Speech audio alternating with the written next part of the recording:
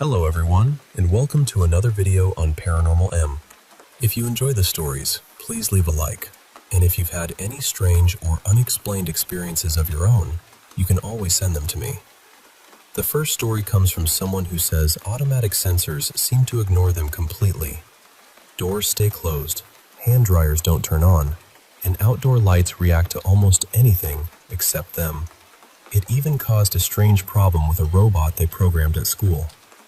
Whether there's a normal explanation or not, it's definitely unusual. Now, settle in. And I hope you sleep well tonight.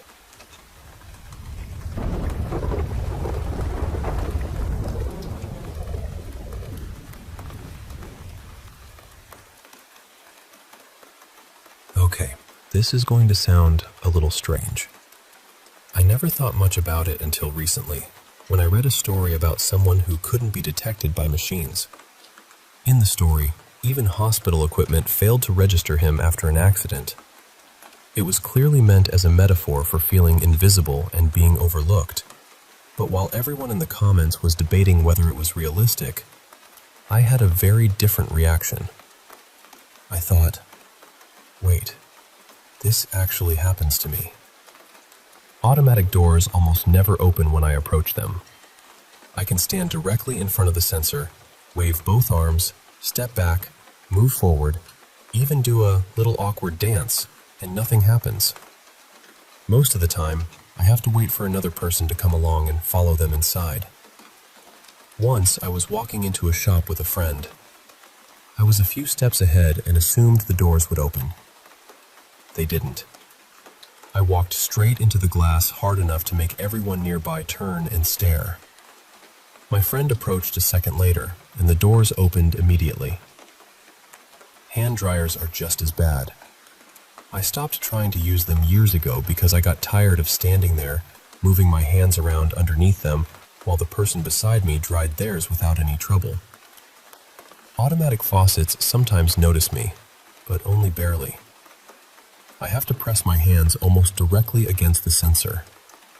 Then the water runs for maybe 2 or 3 seconds before shutting off again, as though the faucet has reconsidered and decided I'm not actually there. Motion-activated lights ignore me too. I live outside the city, where we have security lights around the property. They switch on for stray cats, tree branches, insects, and sometimes what appears to be absolutely nothing. Our dogs can wander past them quietly and light up the whole yard. But when I walk by, the darkness remains completely undisturbed. The strangest incident happened when I was around 16. I had received a scholarship for a beginner robotics and programming course. One of our assignments involved programming a small robot to stop when it sensed a person, turn, and continue along a marked route. My robot refused to stop for me. I checked the code again and again. My instructors checked it too. Everyone looked correct. They gave me another robot, but the exact same thing happened. It rolled straight toward me, as though there was nothing in its path. I kept telling them, half joking and half serious, that the problem was probably me. Eventually, one of the instructors stood in front of the robot while my code was running. The robot detected him instantly, stopped, turned, and continued exactly as it was supposed to. Nobody had an explanation. In the end, another student had to stand in front of my robot so the instructors could grade the assignment. And before anyone asks, normal technology works perfectly well for me. My phone responds to touch. Fingerprint scanners recognize me.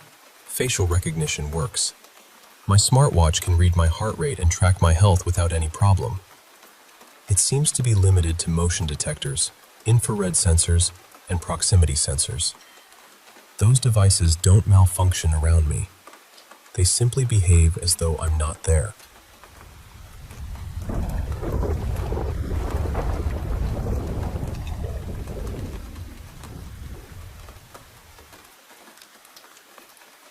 I started having nightmares when I was around 9 years old, and honestly, I had so many of them that normal dreams almost felt rare. The first one I can clearly remember began with me walking toward the living room. Before I could get there, these tall, faceless men started drifting out of the bathroom. They were wearing long coats and wide-brimmed hats, and they moved in this strange, unnatural way. They surrounded me, forced me to the floor, and held me there. I tried to scream, but no sound came out.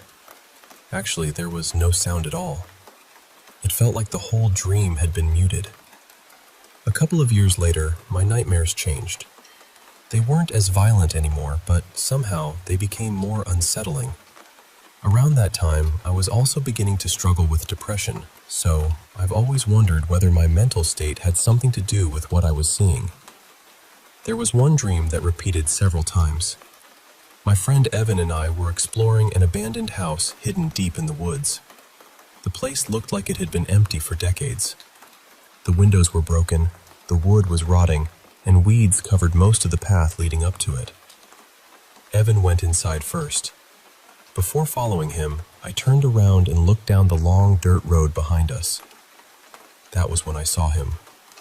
A man in a long black coat and a dark hat was standing at the far end of the road, completely still. He wasn't waving or walking toward me. He was just staring. I had the same dream again a while later. Everything happened exactly the same way, except when I turned around, the man was closer. Then I had the dream one final time. Evan entered the house. I looked back down the road, expecting to see the man again. But he was gone. For some reason, that frightened me more than seeing him. When I was in 7th grade, something happened that I still can't fully explain. Even now, I'm not sure whether it was a dream, a memory, or something in between. I had just gotten home from school, and I was alone in the house. I sat near the end of the couch and started working on an assignment. From where I was sitting, I could see straight through the house and into the short hallway between my bedroom and my younger brother's room. At some point, I looked up. The same man from my dreams walked slowly out of my bedroom, crossed the hallway, and disappeared into my brother's room. I don't remember running away or calling anyone. I only remember sitting there, staring at the hallway, trying to understand what I had just seen.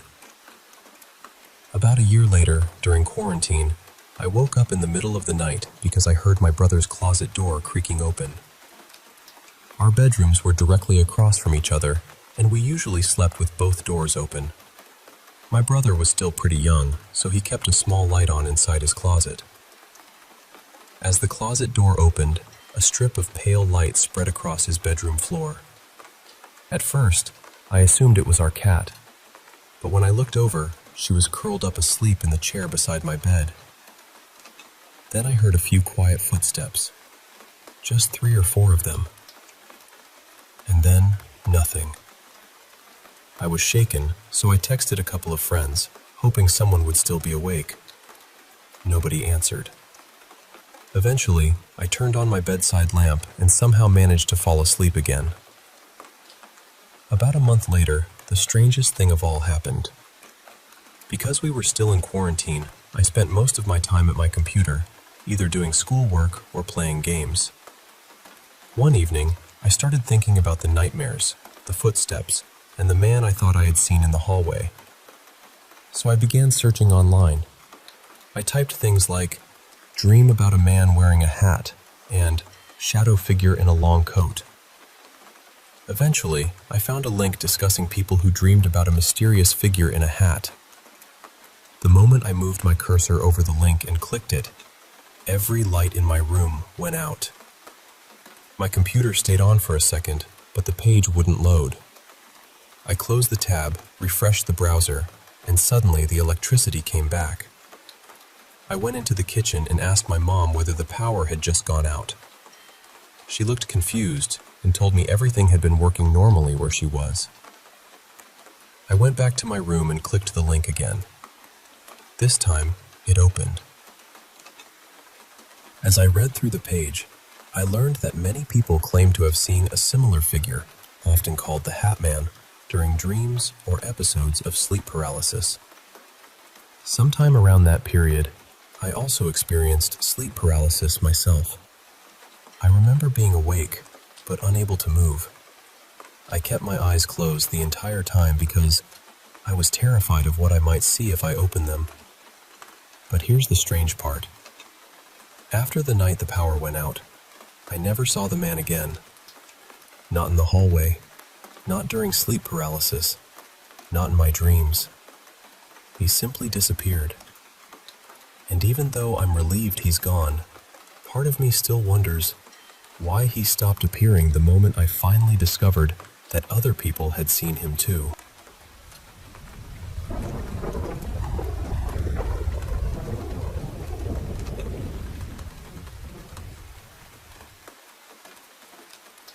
I was about 11 when my mom started dropping me off at my cousin's house almost every day. Her name was Cassie, and we were only a few months apart in age. We grew up more like sisters than cousins. Then, one afternoon, I had a fever and stayed home. That was the day Cassie's house caught fire. No one inside survived. For a long time afterward, I kept wondering why I had been spared. I felt guilty for being alive, even though I knew I hadn't done anything wrong. About a year later, strange things began happening. One night, I was lying in bed with the radio playing softly while I flipped through a comic book. Suddenly, the mattress dipped beside me, like someone had sat down. I assumed it was my dad, and that I just hadn't heard him come into the room. But when I turned around, no one was there. A few nights later, I had what I thought was a dream.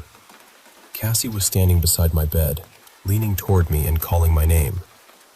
"Daniel, Daniel, wake up." When I opened my eyes, I heard it one more time. "Daniel." It sounded so clear, like someone was standing right beside me. After that, I started noticing movement around the house. A shadow slipping past a doorway, a figure disappearing around a corner. It was never something I could look at directly. I would only catch it from the edge of my vision. That winter, my parents replaced the old windows with thick, reinforced ones. They were the kind that opened outward from the center, and they felt nearly impossible to break. Months later, I spent a night completely alone in the house for the first time. I woke up coughing. The room looked hazy, and at first I thought I was still half asleep. Then I wondered whether someone had burned food downstairs. But the air kept getting heavier, and I couldn't hear a smoke alarm. That was when I realized the house was on fire. I jumped out of bed and ran toward the stairs. The heat felt sharp against my face, and the smoke was so thick that I could barely see my own hands. It didn't drift through the hallway. It poured through it, dark and forceful, filling every space around me.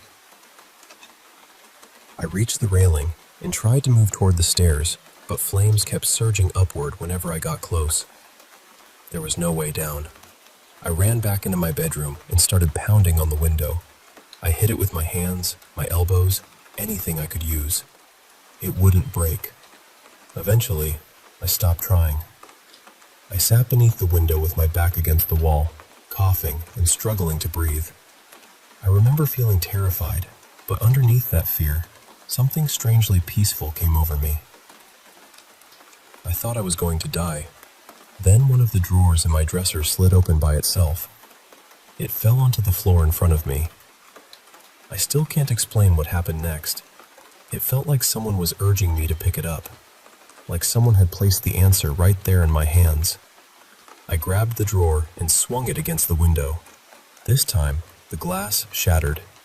I climbed through the opening and pulled myself onto the roof just as the firefighters arrived. They brought me down safely and rushed me to the hospital. I needed 11 stitches in my right arm. After the wound healed, the scar formed a shape that was almost too perfect to ignore. It looked like the letter C. It appeared in the exact spot where Cassie used to joke that she would give me my first tattoo someday. I've carried that scar ever since. And maybe there's a reasonable explanation for everything that happened that night. But in my heart, I've always believed Cassie was there. I believe she came back to make sure the fire didn't take me too.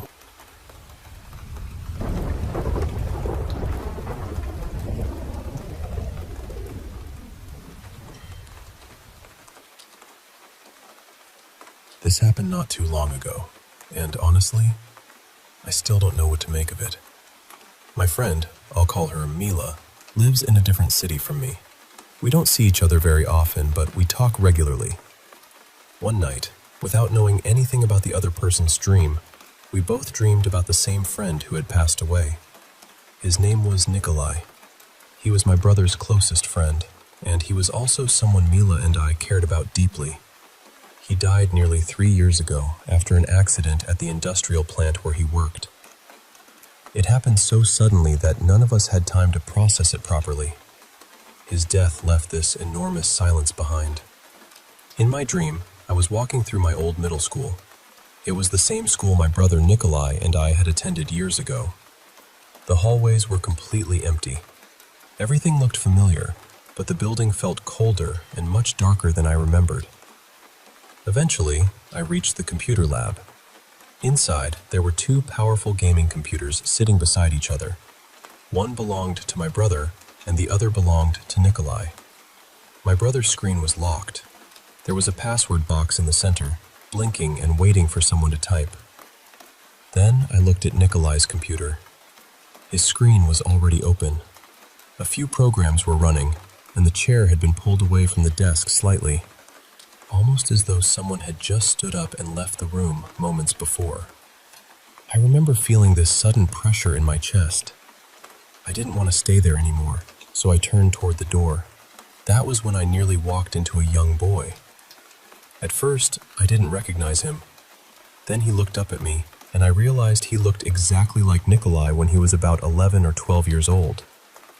Before I could speak to him, everything changed. I was suddenly standing near the place where the accident had happened. Mila was there, waiting beside a small group of people wearing dark coats and wide-brimmed hats. None of them spoke or looked directly at me. I asked Mila what she was doing there. She stared toward the ruined building and said, "They came back to find something." Then I woke up. I immediately reached for my phone. Mila had already sent me several messages during the night. She told me she had dreamed about Nikolai too. In her dream, she, my brother, and a few other people had gone to an old countryside house that once belonged to Nikolai's grandparents. They believed the house had been empty for years, so they found a way inside. While exploring, Mila entered a small bedroom and saw Nikolai's old computer on a desk. It was switched on. His Discord account was open, and someone using his profile was speaking to 2 men in a voice call. One of the men turned on his camera and said something like, "Look who's here." A man appeared on the screen. He looked almost exactly like Nikolai, but not quite. His hair was long and messy, his face was covered with stubble, and he looked exhausted, as though he had been hiding somewhere for a long time. Mila called my brother over and told him to listen. She asked the men whether they knew Nikolai had died. My brother barely reacted. He just told her they should keep searching the house. As they moved from room to room, Mila became convinced that Nikolai had somehow survived the accident and had been living in secret. Eventually, they returned to the computer. Mila spoke into the microphone and said, "Hello, who am I talking to?" The men asked who she was. She told them her name, then asked, "Do you know whose account this is?" They said it belonged to Nikolai. She asked them how they could be speaking to him when everyone knew he was dead. The men calmly answered that they already knew. Mila said they explained something after that, but when she woke up, she couldn't remember the exact words. In the dream, she began crying and ran outside. That was when Nikolai appeared in front of the house. This time, he looked exactly as she remembered him. His hair was neat, his face was clean-shaven, and even his voice sounded completely normal. She asked him, "Why did you disappear? How are you alive? What is going on?" He looked at her and said, "I couldn't stay there waiting for somebody to come back for me." Even in the dream, she didn't understand what he meant. She tried to move closer, but he stepped back into the house and pulled down a heavy metal shutter between them. Mila stood outside crying Just before the shutter closed completely, she saw that Nikolai was crying too. Then she woke up. When we compared our dreams, we were both stunned. We had dreamed about the same person on the same night. In both dreams, Nikolai's computer was still active, almost as though he had never really left. Neither of us had recently spoken about his computer, his old house, or the accident. There's one more thing that still unsettles me. The night before the accident, Nikolai stayed at my family's apartment. It was the last place he slept before going to work the following morning. Since his death, my mother and I have occasionally heard strange sounds in the apartment. Sometimes it's a quiet whistle coming from the hallway. Sometimes we hear a man's voice saying, "Hey," or "Ciao." A few times, I've even heard someone call out to me when I knew I was completely alone. Maybe grief has a way of connecting memories. Maybe Mila and I had both been thinking about him without realizing it, and our minds built similar dreams from the same loss. I really don't know. But two separate dreams, in two different cities, both showing our dead friend beside an active computer? I still can't explain that.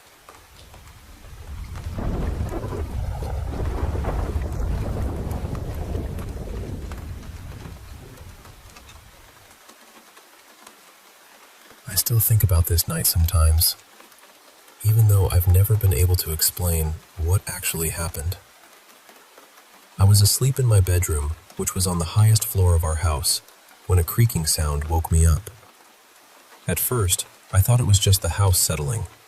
You know how old wooden floors sometimes make sleeves on their own? But then it happened again. And again. The sound seemed to be coming from downstairs, slowly moving closer, almost as though someone was climbing the staircase toward my room. That immediately felt wrong. My parents slept on the floor below me, and they had their own bathroom nearby. There was no normal reason for either of them to come upstairs in the middle of the night. I reached beneath my pillow, found my phone, and checked the screen. It was 3:17 in the morning. By then, I was completely awake. The creaking continued, one stair at a time, until it reached the landing outside my bedroom. Then it stopped. I sat upright in bed, staring at the door and holding my breath. What frightened me most was what I couldn't hear. Usually, when someone came upstairs, I could hear the stairs creaking along with the soft thud of their footsteps. That night, there were no footsteps, only the creaking. For a moment, I convinced myself that someone had broken into the house and was standing outside my room, deliberately moving as quietly as possible. The thought made my whole body go cold. I grabbed my phone and turned on the flashlight, keeping the beam pointed toward the door. Then, just for a second, I looked away. That was when the large canvas bag in the corner of my room suddenly began shaking. It was filled with clothes because I didn't have a proper laundry basket at the time. The whole bag started vibrating so violently that the fabric rattled against the floor. It lasted only 2 or 3 seconds. Then it stopped completely. I didn't pause to investigate. I didn't even think. I threw back the covers, ran across the room, pulled open the door, and sprinted downstairs as fast as I could. The landing was empty. There was nobody outside my room, nobody on the stairs, and nothing hiding nearby. I ran straight into my parents' bedroom. They woke up because I was crying so hard that I could barely breathe. My hands were trembling, and when they asked me what was wrong, I couldn't answer them at first. It was as though fear had taken away my voice. After a little while, I finally managed to tell them about the creaking stairs and the bag shaking in my room. I stayed between them for the rest of the night. There are a few explanations I've considered over the years, but none of them seem to fit. It couldn't have been a draft. My window was shut, and my bedroom door had been closed until I ran out. Besides, the bag didn't gently sway. It shook with so much force that it looked as though something inside it was trying to get out. I also wondered whether it had been our cat climbing the stairs. But when I reached my parents' room, the cat was curled up at the foot of their bed, completely asleep. Maybe there's a perfectly ordinary explanation that I've never considered. But even now, whenever I hear wooden stairs creak late at night, I remember sitting in that dark room, staring at the door, knowing that something had stopped directly outside it. And I still wonder what would have happened if I hadn't looked away.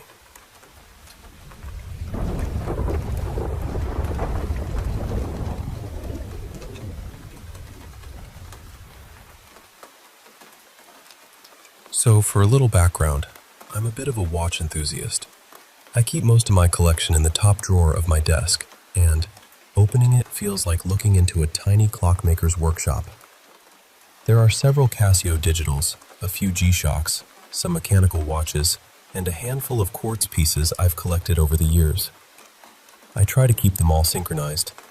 Unless I haven't adjusted one recently, they're usually within a minute or two of each other.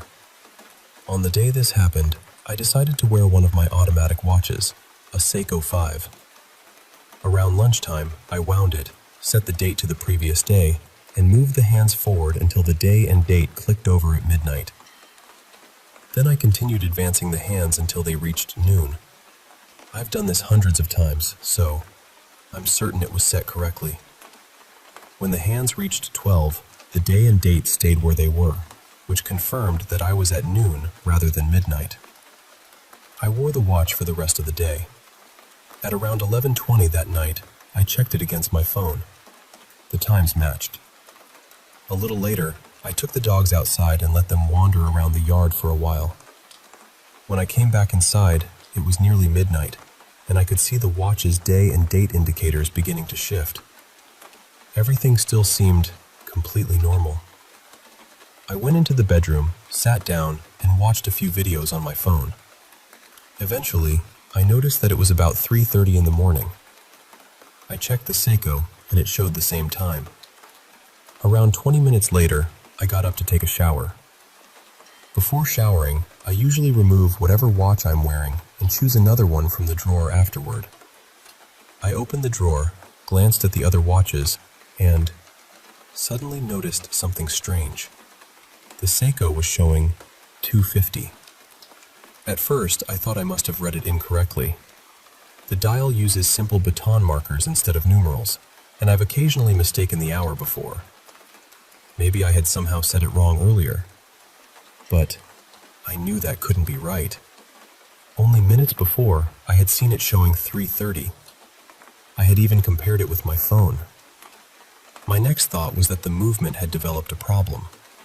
Maybe it had started running irregularly, or had somehow lost time. I decided I would leave it alone and inspect it later.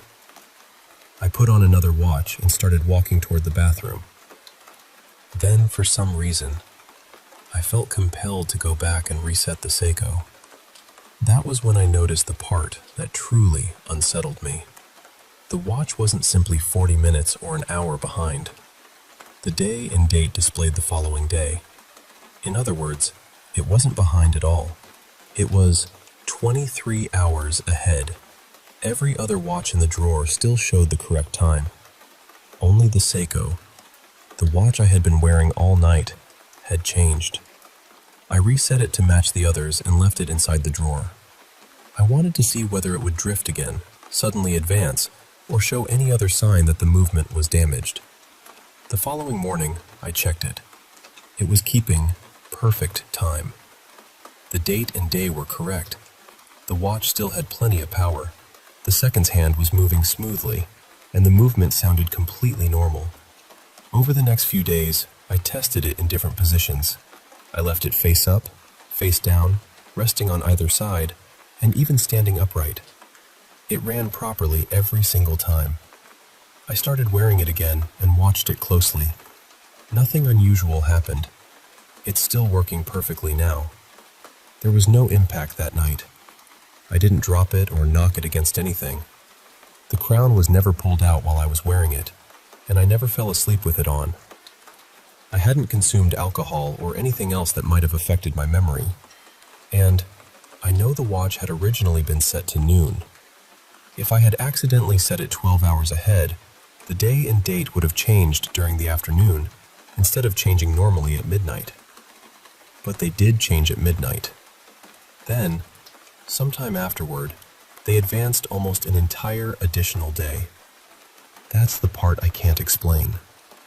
For this to happen manually, the crown would need to be pulled into the time-setting position and turned far enough to move the hands forward exactly 23 hours. The crown on this watch is small and recessed. Doing that accidentally while the watch was on my wrist would be nearly impossible. And if the movement had suffered a mechanical failure, why did it happen only once? Why was the jump so precise? Why has the watch kept perfect time ever since? I'm relieved that the watch isn't broken, but I'm still left with this strange feeling that something happened during those 20 minutes. Something I can't account for. One moment, the watch agreed with every clock around me. The next, it had already lived through tomorrow.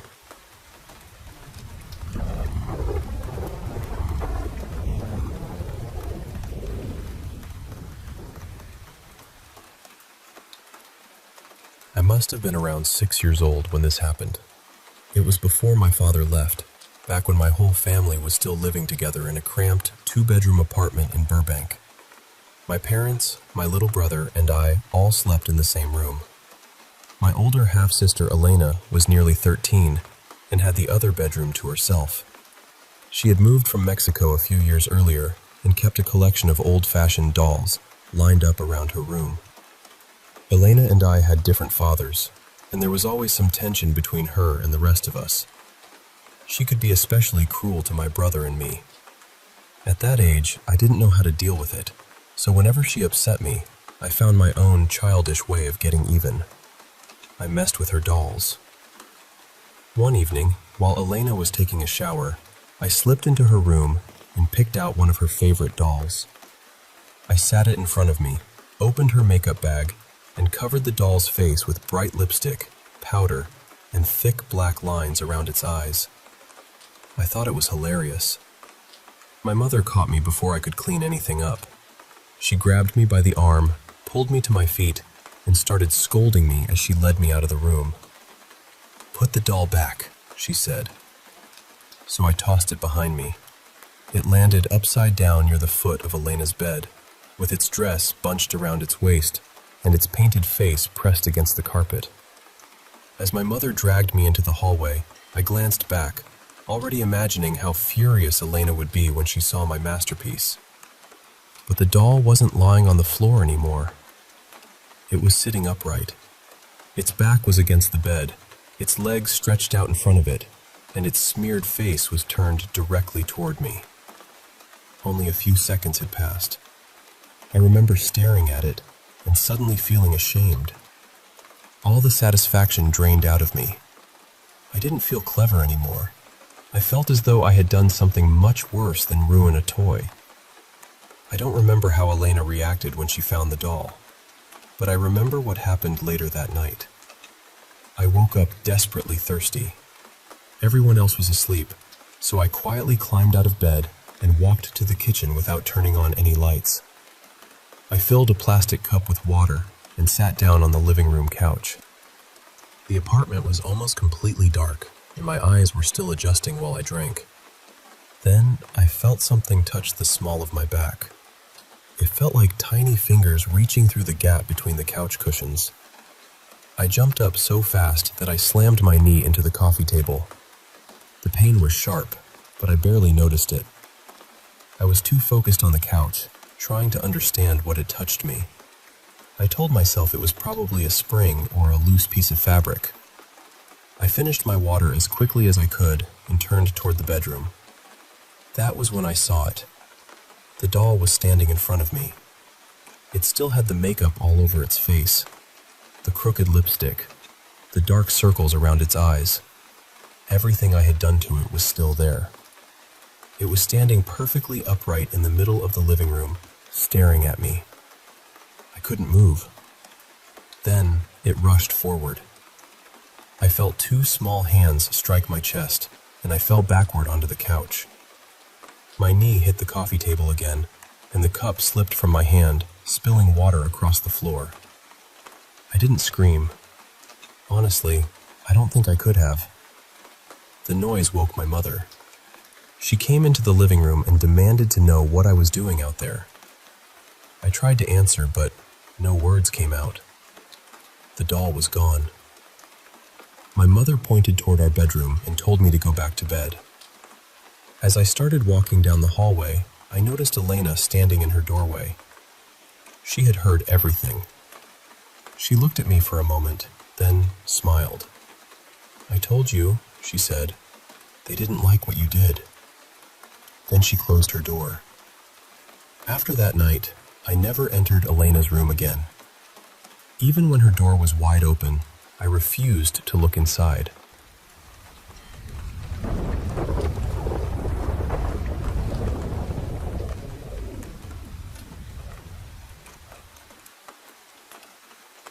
On June 11th, 2026, I got off work much earlier than expected. I didn't have any plans, so I decided to stop by a neighborhood bar and grill I visit from time to time. I figured I'd order something warm to eat, have a beer or two, and enjoy a quiet evening. For the first half hour, I talked with an older couple sitting beside me at the bar.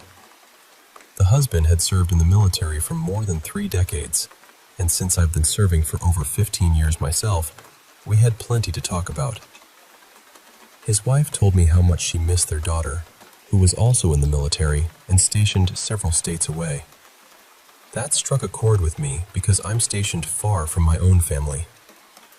Before they left, we exchanged contact information.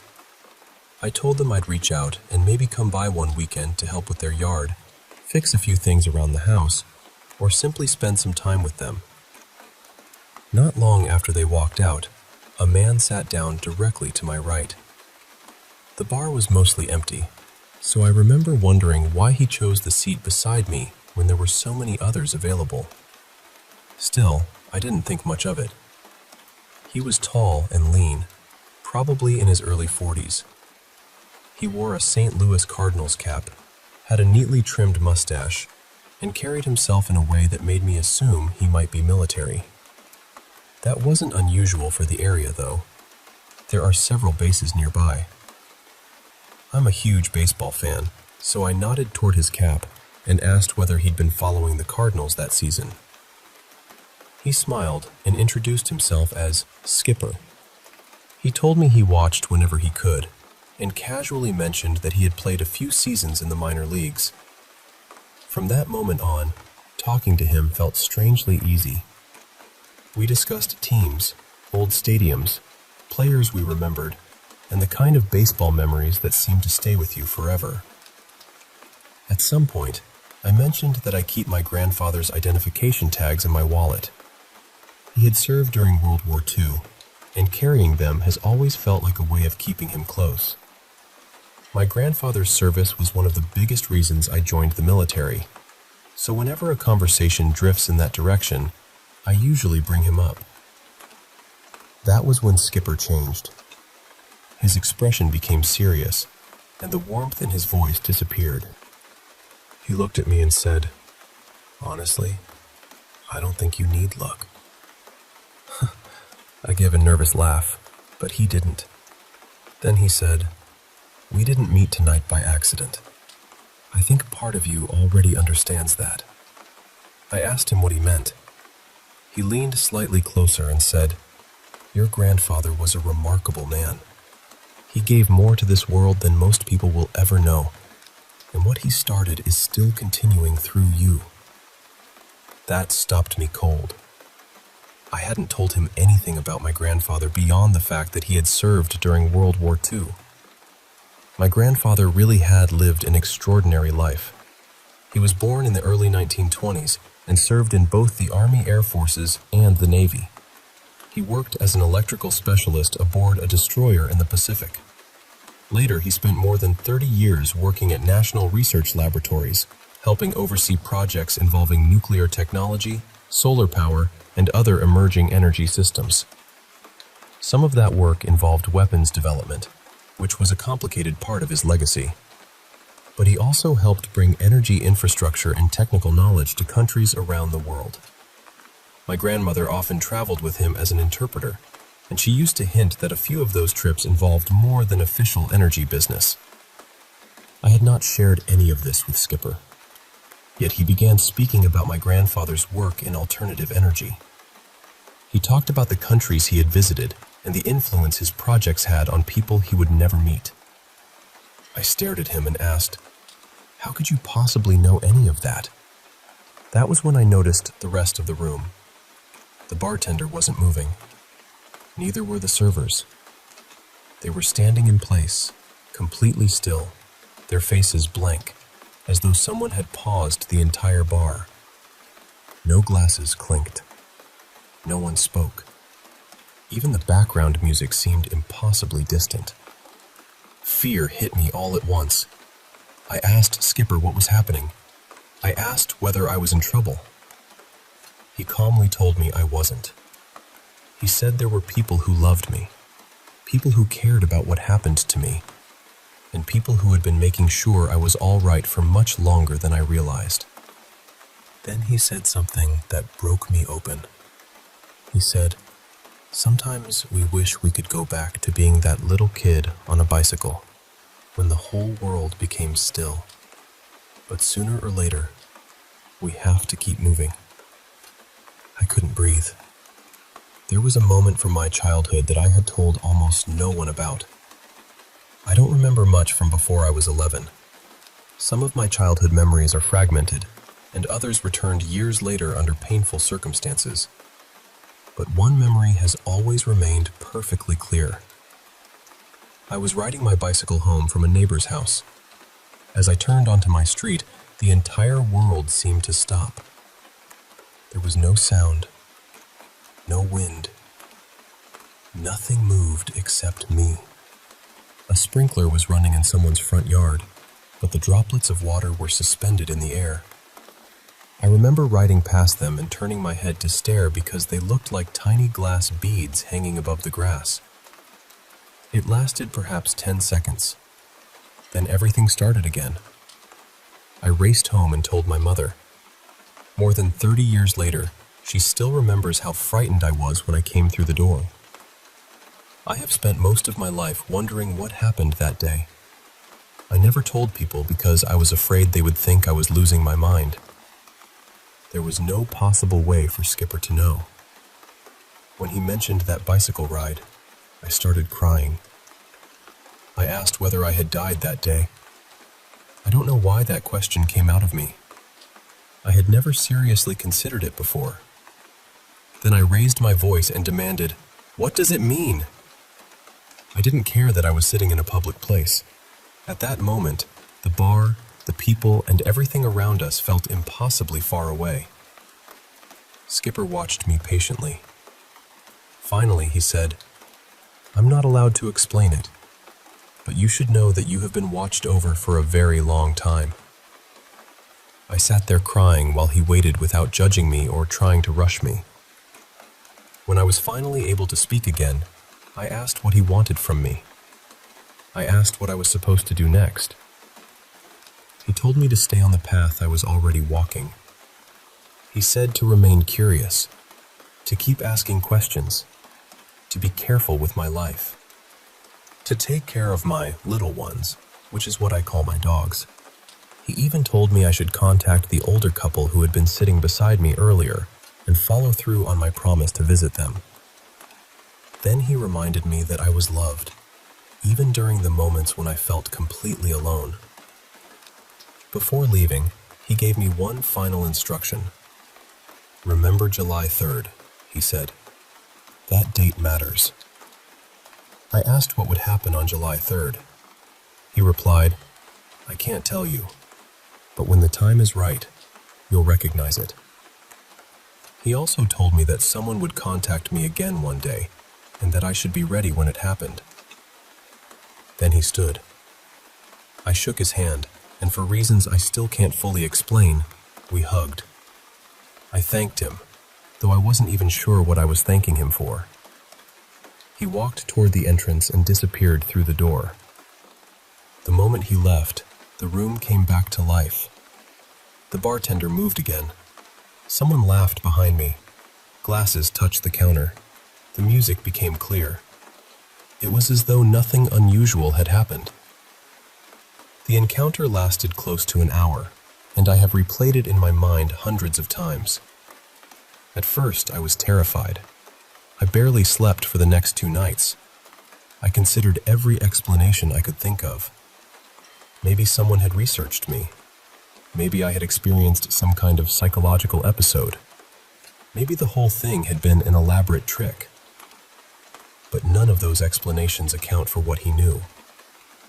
Over time, the fear began to fade because I realized that everything Skipper told me was kind. He didn't threaten me. He didn't ask for money, information, or anything else. He simply told me to keep living, stay curious, care for those around me, and remember that I was loved. Nothing obvious happened on July 3rd. I was disappointed because I hoped it would bring an answer, or at least some kind of sign. But he never mentioned a year. So now, every July 3rd, I'll be watching. I've never considered myself religious. I attended a religious school when I was younger, but that experience left me with more questions than faith. Even so, what happened that night changed something in me. I still don't know who Skipper was. I don't know how he knew about my grandfather. I don't know how he knew about the daytime seemed to stop while I was riding my bicycle. All I know is that he looked at me as though he had known me for years, told me I wasn't alone, and walked away just as the world began moving again.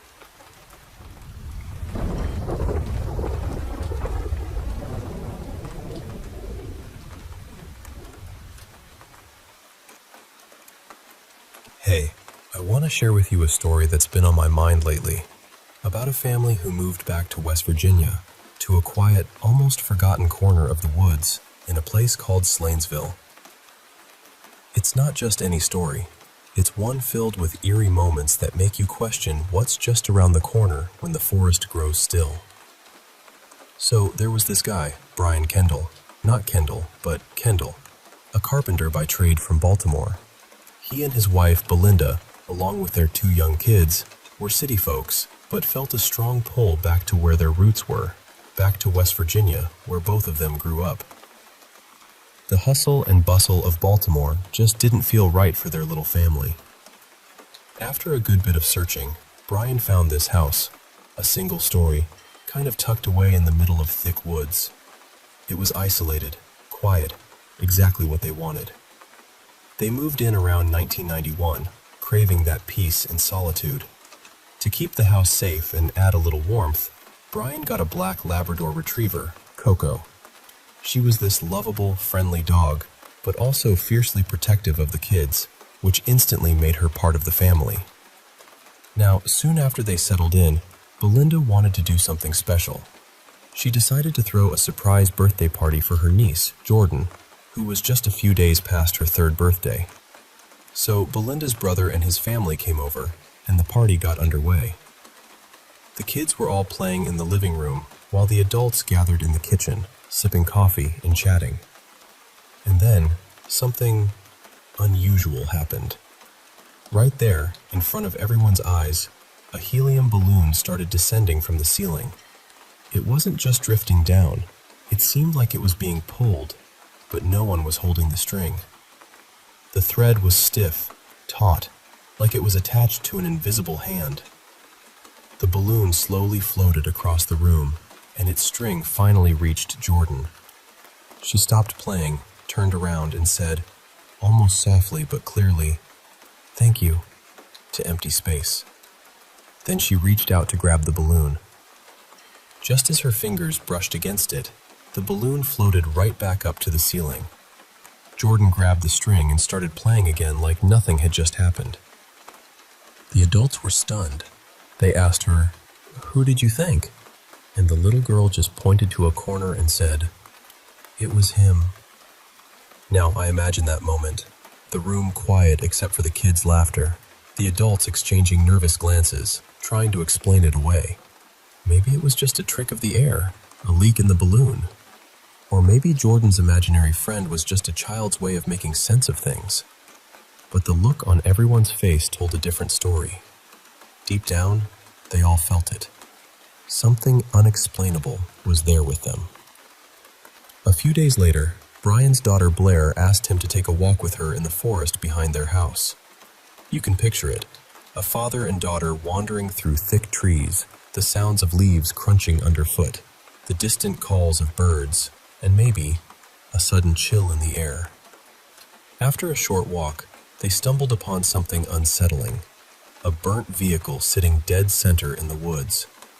It looked like someone had set it on fire, leaving the charred remains of the van blackened and eerie.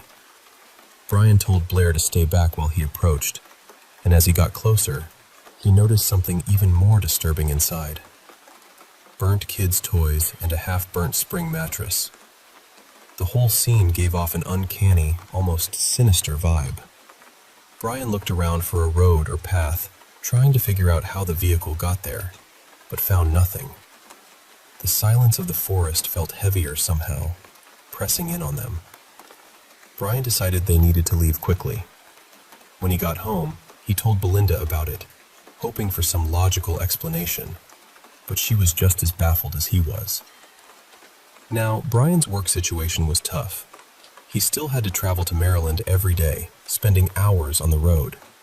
It wore him down, and after about 2 months, he decided to stay at his mother's place during the week to get some rest and avoid the exhausting commute. So from Monday to Friday, Brian was away, and Belinda was alone in the house with the kids, and without a car. Belinda was used to being by herself in the woods, so it wasn't a big deal for her, but the kids struggled. Blair, in particular, was anxious and kept asking to spend a night in their RV camper parked nearby. Belinda finally agreed, thinking it might help Blair adjust to their new life. That night, Belinda sent Blair and Coco to the camper, locked the door, and told her not to open it until morning. The camper had 2 windows, a large one on Blair's right with curtains, and a small one on the door on her left.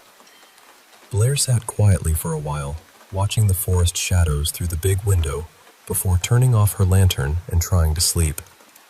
But her sleep was short-lived. A few hours later, Coco started barking, low, tense, and focused on the small window by the door. Blair, half asleep, peeked through it and thought she saw a figure pass by. She assumed it was her mom checking in, but Coco's barking didn't stop. Then Coco shifted her attention to the larger window and started barking again, more urgently. Blair got up and stepped outside the camper, but there was no one there. The house lights were off, and the forest was silent except for the rustling of leaves. Realization hit her. The figure wasn't her mother. She hurried back inside, locking the door behind her. Just as Coco settled back down, she suddenly stiffened again, staring at the curtained window. Blair, heart pounding, crept over and pulled the curtains aside. Right there, on the glass, was the silhouette of a man, standing still and looking right at her. The shadow was dark, unmoving, and terrifying. Blair screamed, then jumped back onto the bed, pulling the covers over her head, trembling. Eventually, exhaustion took over, and she drifted into a restless sleep. Meanwhile, back in the house, Belinda was putting their youngest, Sean, to bed. Sean was only 3, and usually he slept through the night without waking. But that night, he came into Belinda's room, scared and whispering about a monster staring at him through his bedroom window. Belinda figured it was probably a wild animal or shadows playing tricks, so she comforted him and sent him back to bed. But Sean kept returning, scared and insistent that this monster was real. Belinda didn't know yet that what was haunting her children wasn't from this world. It was something far more unsettling. And that was just the beginning. The house in the woods, the burnt van in the forest, the mysterious balloon, and the shadowy figure at the window. They were all whispers of a presence lingering close, watching, waiting. It's a story that's still unfolding, and I can't help but wonder, What's next for the Kendall family in the quiet, dark woods of Slanesville?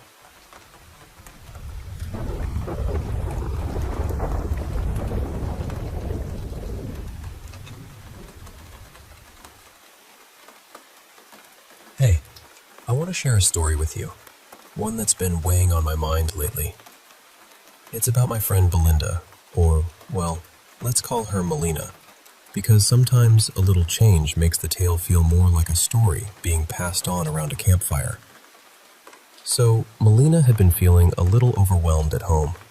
You know, the kind of feeling where the walls start to feel a bit too solid, and the routine just seems to press down on you. That was her. Her sister noticed and offered to come over, just to give Melina a little breather, some space to breathe and recharge. So her sister arrives, and Melina, relieved to have some help with the kids, decides to take a walk into the forest behind her house. It was late afternoon, the kind of light where the sun filters softly through the leaves, making everything glow a golden hue. As she wandered, the peaceful sounds of rustling leaves and distant bird calls surrounded her. But then, just a few steps in, her foot caught on something uneven. Looking down, she found herself in front of a small burial site. 4 tiny headstones, standing silently among the ferns and wildflowers. They had no names or dates, just simple stones. Their size and the way they were spaced suggested they were for children. Melina felt a chill run down her spine. The forest had suddenly grown quiet, like it was holding its breath.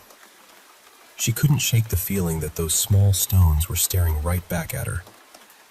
With her heart pounding, she turned and hurried back to the house, the crunch of leaves underfoot echoing in the stillness.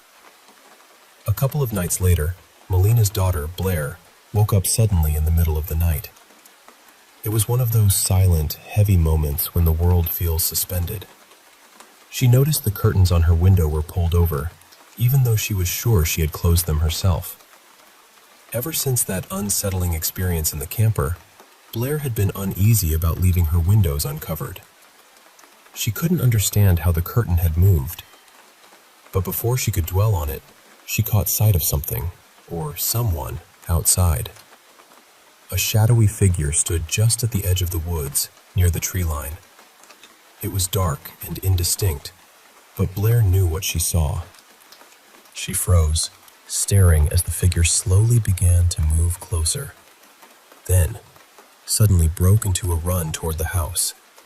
Fear rooted her in place until she finally scrambled away from the window and crawled under her cupboard, her breath quick and shallow. Meanwhile, downstairs, their dog Coco was acting strange, barking and pacing nervously. Melina tried to soothe her, but nothing worked. So she decided to take Coco outside for a walk. The moment she opened the door, Coco darted to Blair's room and calmed down immediately. Melina followed, finding her daughter trembling under the cupboard. When she asked what scared her so much, Blair told her about the figure by the window. Melina, trying to comfort her, suggested it could have been a wild animal, hoping to ease her daughter's mind before tucking her back into bed. Later, as Melina lay in bed with Coco curled beside her, she felt something tap gently on the back of her head. Without opening her eyes, she thought one of the kids was trying to get her attention and whispered for them to go back to sleep. The tapping stopped, but moments later, it began again. This time, Coco stood up and barked toward the window. Melina's eyes snapped open, but she saw nothing. No one was there. She checked on her children, all sound asleep, and realized her mind was playing tricks on her. Or was it? Melina decided she needed to get away for a bit. The next day, she called her mom to borrow her car, the family's only other vehicle since her husband had taken their usual one to work. After locking Coco in her outdoor cage, Melina left with the kids to run some errands. On the way, the gas gauge dipped low, so she stopped at a small, quiet station nestled at the edge of town. There, a friendly local woman struck up a conversation, and Melina found herself sharing where she lived. The woman's face grew serious. She told Melina about the history of the land, how years ago, a family had tragically perished in a fire right on her property. Melina felt a pang of sorrow for them, imagining the lives lost in such a terrible way. Yet, she wasn't frightened. She told herself that if there were spirits around, they meant no harm. But when Melina and the kids returned home later that day, something was wrong. Coco's cage was empty. The lock had been secure, and only Melina had the key. No sign of the dog anywhere. It was as if Coco had vanished into thin air. They searched everywhere, called her name until their voices were hoarse, but Coco was gone. And they never found her again. It's a story that sticks with me. The quiet burial site hidden beneath the trees, the shadow that moves just beyond the window, and the loyal dog who disappeared without a trace. Sometimes, I wonder what lingers in the spaces we think are safe, and how the past never quite lets go. Thanks for listening.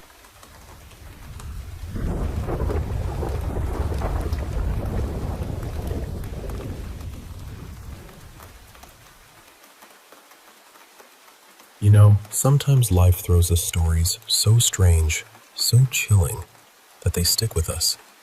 A haunting melody you can't quite forget. I want to share one such story with you, about two brothers, Damodar and Kishan, and the dark, invisible shadows that crept into their lives nearly a century ago. Incredibly bright and warm-hearted boy, just about 10 years old when his new life began.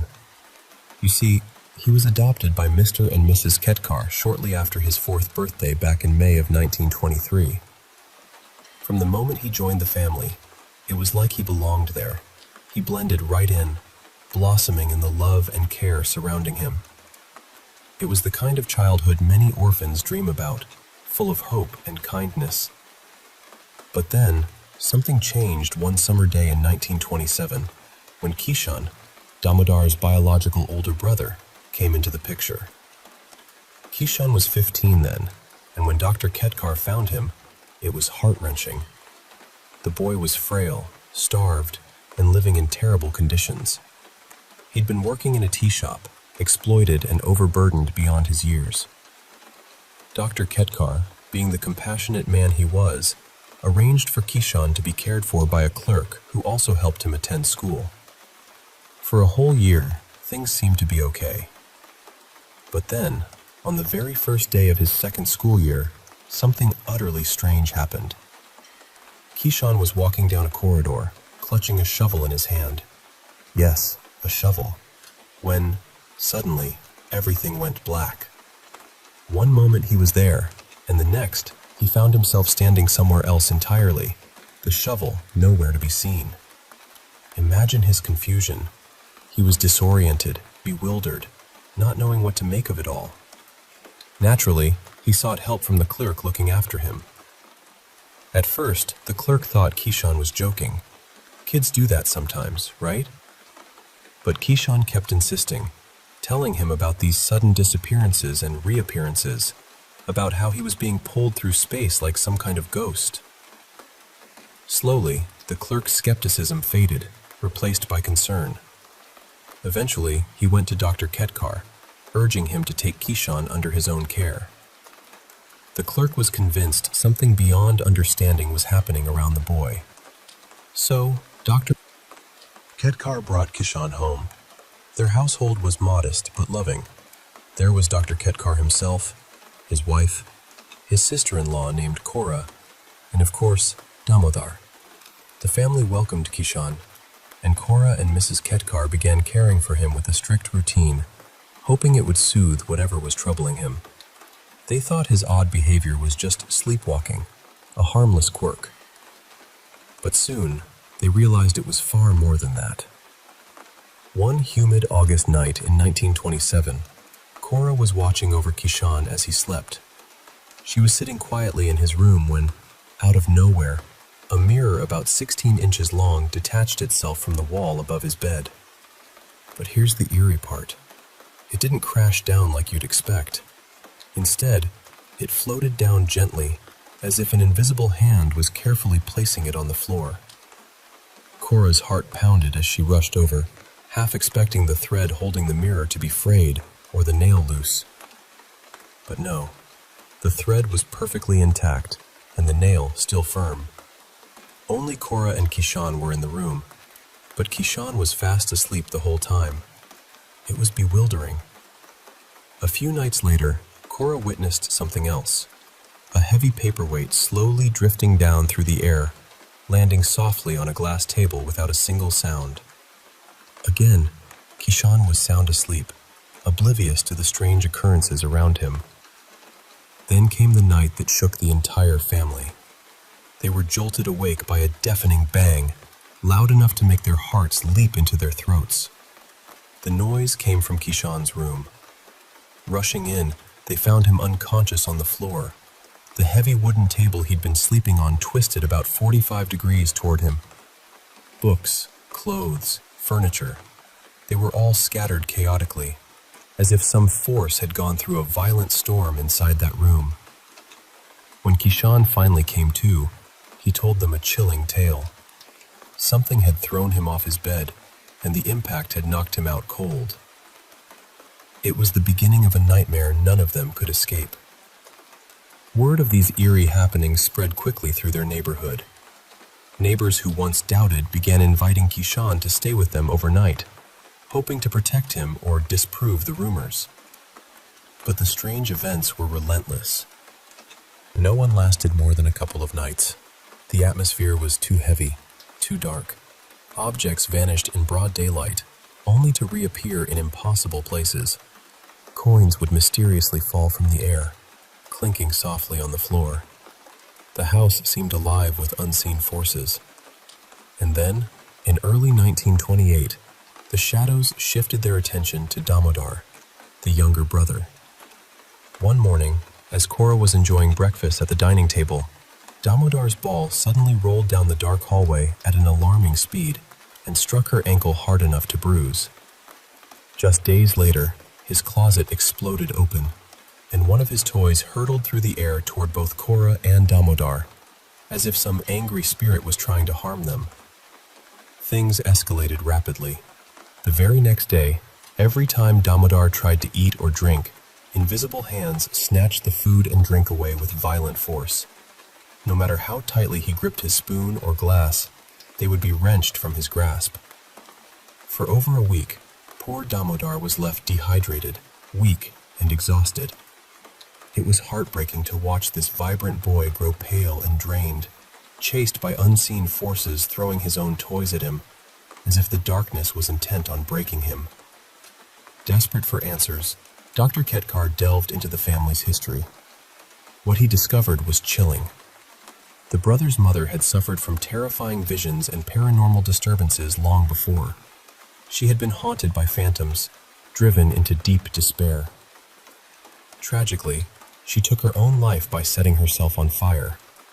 Not long after, the eldest brother, Damodar and Kishan's older sibling, began seeing the same ghosts. But despite his pleas for help, no one believed him. Overwhelmed by fear and isolation, he too ended his life at just 9 years old. It seemed the family was cursed, their roots entwined with darkness passed down like a shadowy inheritance. Kishan bore the brunt of it first, his teleportation and strange occurrences marking the beginning. But with Kishan still alive, the malevolent force turned its gaze toward Damodar, tormenting him relentlessly. Then, on a night etched forever in their memories, August 12, 1928, Mrs. Ketkar herself witnessed the entities haunting her sons. Awakened by soft, eerie whispers, she opened her eyes to see two towering, shadowy figures standing silently over her, their faces empty and emotionless. They vanished after murmuring unintelligible words, leaving an icy chill in the room. From that day, Damodar was never alone. These figures trailed him from the moment he awoke until he fell asleep, whispering terrible things that filled his young mind with terror.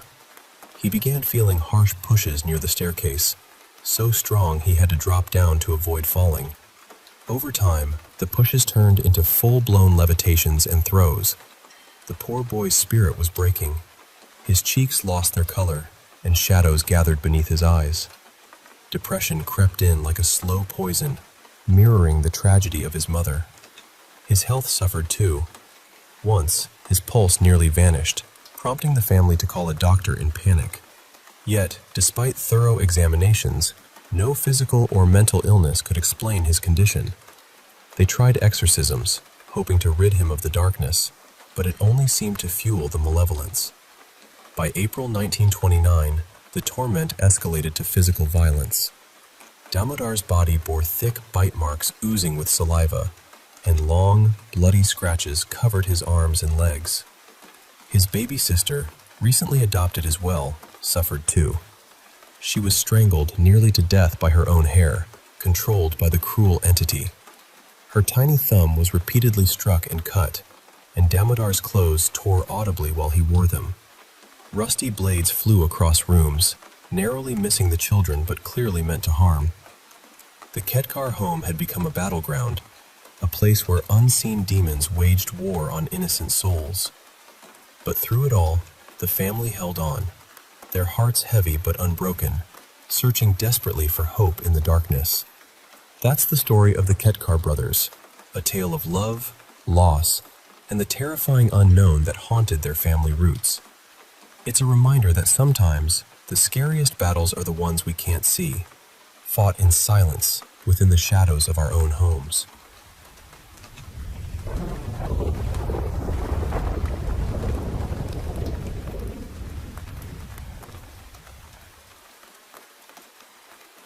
Hey there. I want to share a story that's been weighing on my mind lately. It's about my friend Bill Vale. Yeah, just a slight tweak from the old name. And some truly bizarre experiences he went through after a major life change. You see, after dedicating 15 years as a robotics engineer at NASA, Bill decided to quit in 2002. It wasn't an easy decision, especially since it came right after his divorce. He moved back to Arlington, Texas, to be closer to his brother, and started fresh by joining his brother's water purification company. So picture this. Bill's just settled into this new chapter, trying to keep his head down and make a good impression at work. Just a few weeks in, he's asked to take a Saturday house call. Now, this wasn't just any call. The dispatcher told him the customer insisted he arrive at exactly 5 p.m. Not a minute early, not a minute late. I mean, doesn't that sound strange? Bill thought so too, but he agreed anyway. After all, he wanted to make a good impression. Now, imagine Bill pulling up to the customer's house right on the dot at 5 p.m. The moment he steps up to the doorstep, he's hit with these loud, terrifying screams. But that's not all. Over the screams, there's this woman chanting things that make no sense at all. Words swirl in the air, eerie and nonsensical. But every so often she repeats, "Go away," with this chilling insistence. Bill's a skeptic through and through, but even he couldn't shake the unease creeping into his bones. He's curious and cautious, so he peeks through a slightly cracked door. Inside, he sees 3 men kneeling on the floor, forming a circle. A woman is pacing around them, clutching a book, chanting. The atmosphere is thick, heavy with something otherworldly. Bill's mind races. Is this some kind of ritual? Is it dangerous?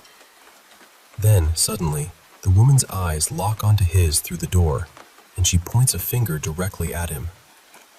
Bill feels a cold wave of fear wash over him, as if she's trying to cast something, some kind of harm. Without thinking twice, he bolts away from the house, heart pounding. Once he's a safe distance, he pulls out his phone and calls the dispatcher, explaining what just happened and firmly asking not to be sent there again. Later that evening, Bill's trying to wind down. He cooks himself a simple dinner and settles in front of the TV. But then, out of the corner of his eye, he catches a flash of movement darting across the room. He figures it's probably a rat or some kind of rodent that sneaked in. He searches the entire house, but it's like it vanished into thin air.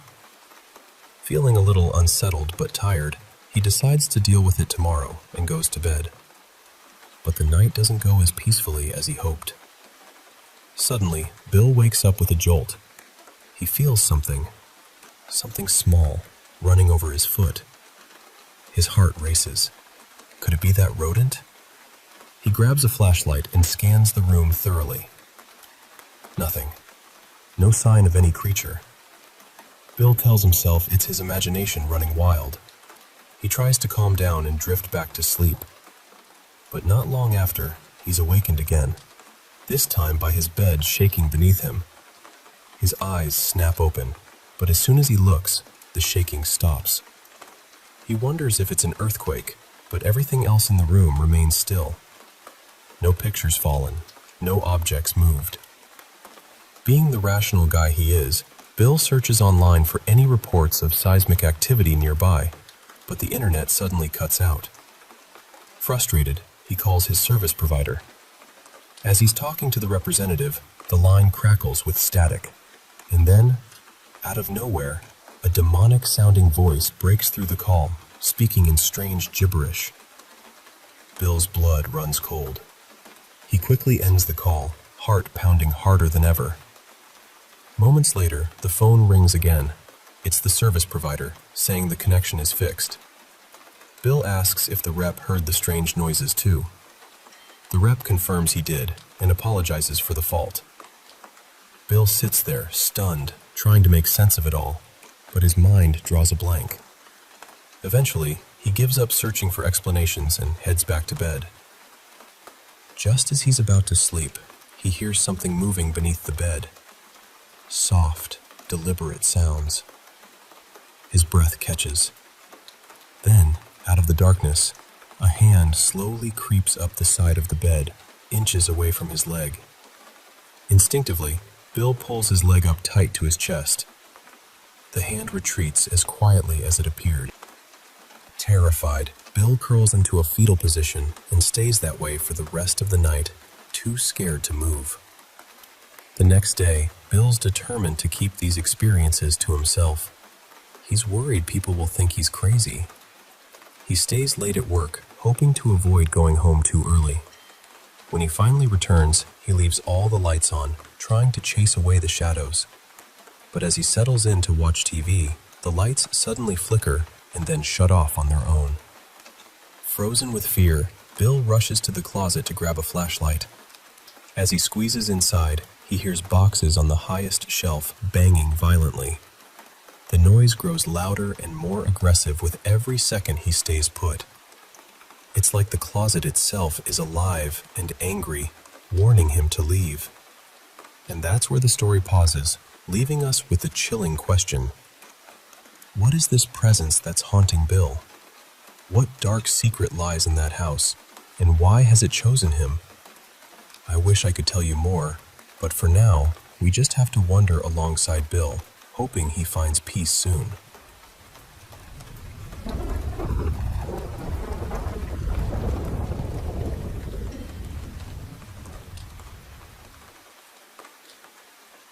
I was 16 the first time I truly believed someone was trying to get into my house. This was around 2001, back when most people still had landlines, bulky televisions, and shelves full of videotapes. My parents had gone out to celebrate their anniversary. They hardly ever went anywhere without us, but my younger sister was staying with an aunt that night, so for the first time, I had the entire house to myself. And honestly, I had begged them to let me stay. I kept saying, "I'm old enough. I'll lock everything. The neighbors are right across the street." At the time, being home alone felt like the greatest kind of freedom. I had frozen pizza, 2 movies from the rental shop, and the cordless phone sitting beside me on the couch. Still, the house felt different without my family in it. Larger somehow. At first, I enjoyed it. I turned the television up far louder than I was normally allowed to, ate chips straight from the bag, and kept the hallway and living room lights on. I told myself it was because I liked the house bright. Really, I just didn't want to admit that the dark made me nervous. Sometime after 9:30, the first movie ended. The moment the credits stopped, the house became painfully quiet. I could hear the old refrigerator buzzing in the kitchen. I could hear the wall clock clicking above the fireplace. Every now and then, the wind pressed against the windows and made the glass creak. You know that kind of silence where every little sound suddenly feels important? That was what it felt like. I got up to take the tape out and put another movie in. And that was when I heard it. A faint, metallic scraping sound. It was coming from the front door. I stopped with the tape still in my hand. There it was again. Scrape. A pause. Then another. Scrape. It sounded exactly like someone was sliding a key into the lock, realizing it didn't fit, and trying another one. My first thought was that my parents had come back because they'd forgotten something. I actually felt relieved. I started walking toward the door, but after 2 or 3 steps, I stopped. My parents had keys that worked. They wouldn't need to keep trying, and they would have called my name. Whoever was standing outside wasn't knocking. They weren't ringing the bell. They weren't saying anything. They were just quietly working at the lock. I stayed completely still, almost as though the person outside might not realize I was home if I didn't move. Then the scraping stopped. That silence was worse. I remember staring at the front door and trying to explain it away. Maybe a branch had brushed against something. Maybe the wind had shifted the welcome sign. Maybe I was letting the movie get into my head. Then the doorknob moved. Not much. Just a small turn followed by a soft click. But there was no mistaking it. Someone had tested the handle. My throat went dry. I backed away 1 step at a time, keeping my eyes fixed on the door. The cordless phone was on the couch behind me. It was only a few feet away, but reaching it felt like crossing the entire house. The knob turned again.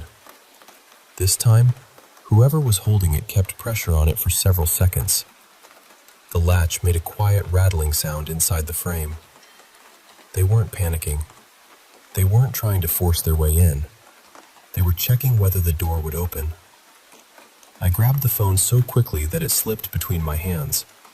I caught it against my chest, but I couldn't decide who to call. I thought about calling emergency services, but then that embarrassed little voice in my head started arguing with me. What if it was nothing? What if it really was my parents? What if the police came and everyone realized I had frightened myself over an old door and a noisy lock? I wish I could say I immediately trusted my instincts. I didn't. For some reason, I was more afraid of looking foolish than I was of the possibility that someone was trying to enter the house. Everything went quiet again. I decided to look through the front window.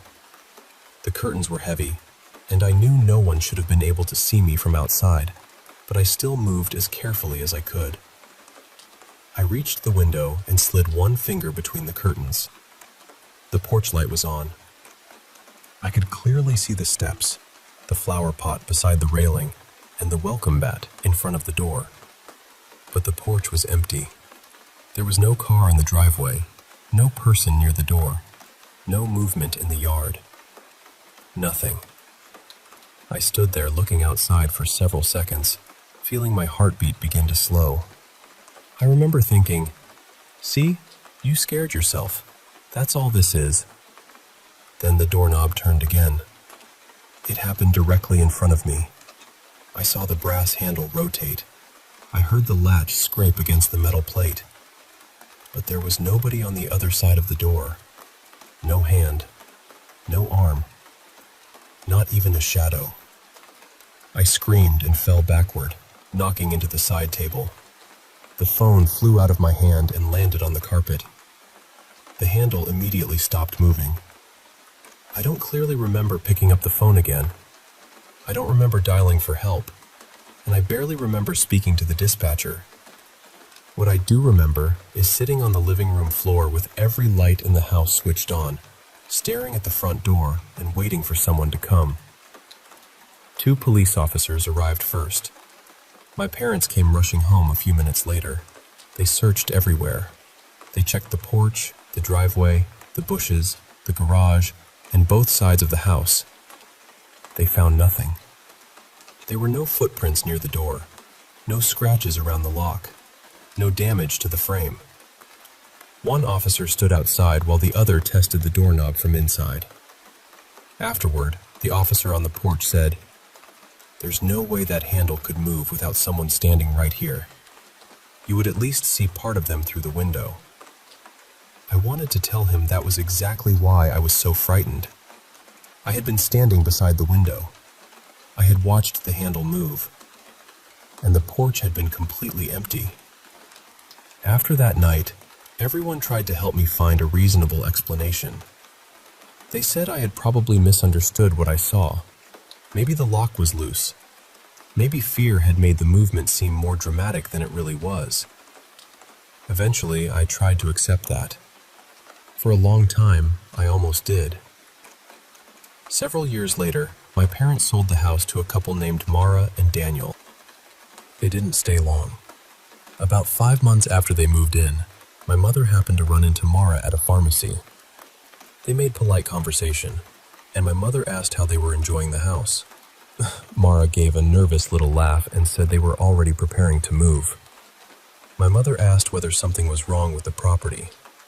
Mara hesitated before saying, "It sounds ridiculous, but someone keeps trying to unlock the front door at night." My mother told me later that she felt cold all over. Mara described a scraping noise inside the lock. Then the doorknob would turn. Sometimes it moved slowly. Other times, it shook hard enough to rattle the latch. My mother asked whether they had ever caught anyone doing it. Mara shook her head. She said, "That's the strangest part. Every time we look outside, the porch is empty." My mother didn't tell her about what had happened to me. She just stood there listening while Mara described the same sounds, the same moving handle, and the same empty porch I had seen years earlier. I still don't know what was at that door. Maybe something was trying to get inside. Or maybe something already inside the house was pretending it wanted to come in. I don't have an explanation. I only know what I heard. I know what I saw. And I know, with absolute certainty, that nobody was standing on that porch.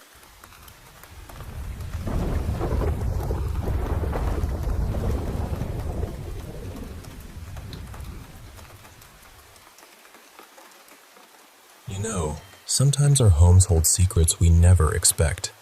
And what I'm about to share with you is one of those chilling tales that really gets under your skin. It all started when my cousin, let's call him Will, was jolted awake by a sudden, loud slam coming from his bedroom closet. Imagine the kind of slam that echoes through the quiet of the night, making your heart pound like a drum. Will didn't hesitate. His fear propelled him to burst out of the closet, his breath shallow and rapid. Without wasting a moment, he grabbed his phone and called his brother Ben, asking him to come over immediately. When Ben arrived, Will was visibly anxious, his eyes darting towards the closet as if expecting it to spring open again. Without saying a word, Will urged Ben to check the closet for himself. Now, Ben was hesitant. Who wouldn't be? The whole situation felt eerie, almost surreal. But after some coaxing, he agreed. Ben stepped into the small, cramped closet, the air stuffy and thick with darkness. He flipped off the light, plunging himself into blackness so complete it felt like the walls were closing in. Then, without warning, Ben felt sharp, forceful strikes against his head and legs.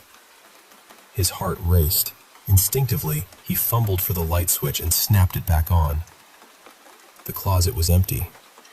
Nothing. Not a hint of what had just assaulted him.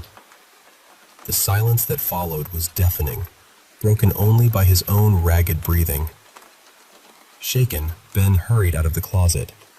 But when Will asked him what he'd experienced, Ben softened the truth, telling him it was perfectly fine inside, hoping to spare him further distress. Will felt a pang of guilt, wishing he'd prepared Ben better, reflecting on how he might have conveyed the strange happenings more clearly. Later that evening, still rattled, Will called his close friend Michael. Now Michael's a sound engineer, and Will needed someone to hear him out, someone who might make sense of the bizarre events unfolding around him. As Will recounted the strange occurrences, his voice trembled with a mix of fear and frustration.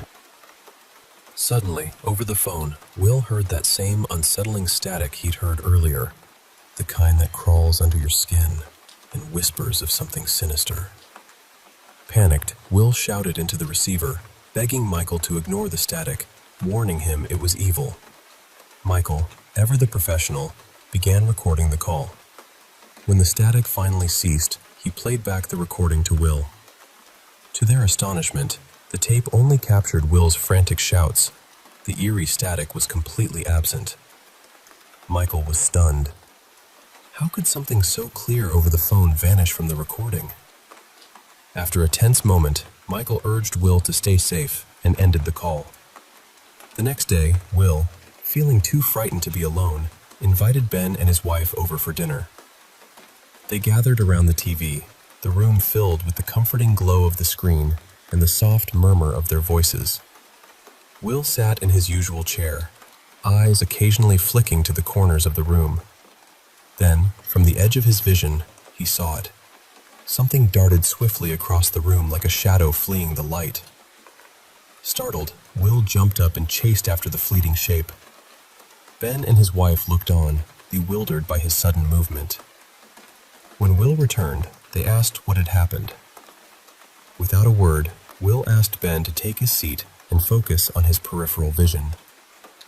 As Ben complied, his face drained of color, and he sprang up, visibly shaken. When Will pressed him, Ben admitted he saw a creature, about 5 feet tall, walking on 2 legs, moving quickly across the room.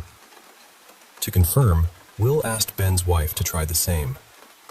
She did, and nodded solemnly, confirming the creature's presence. The room grew heavy with unease. Ben and his wife suggested Will stay with them for a few days, but Will shook his head. He wasn't ready to abandon his home, no matter how unsettling the experience had become. Despite the terror, there was a small comfort in knowing he wasn't alone, that others saw the shadows lurking in his house too. And so, the house holds its secrets, whispering through the closet door and dancing just beyond the corner of the eye, waiting and watching. Sometimes, the scariest thing isn't what you see, but the silence that follows.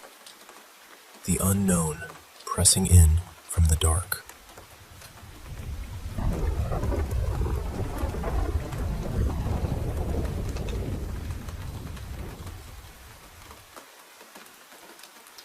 Hey, I want to share a story with you, a chilling one about a man named Bill and the unsettling events that unfolded in his home. Picture this: a group of friends gathered in a dimly lit room, the air thick with unease. They were watching some footage they'd recorded earlier, and as they played it back, a strange, almost ethereal mist began to form right there in the room.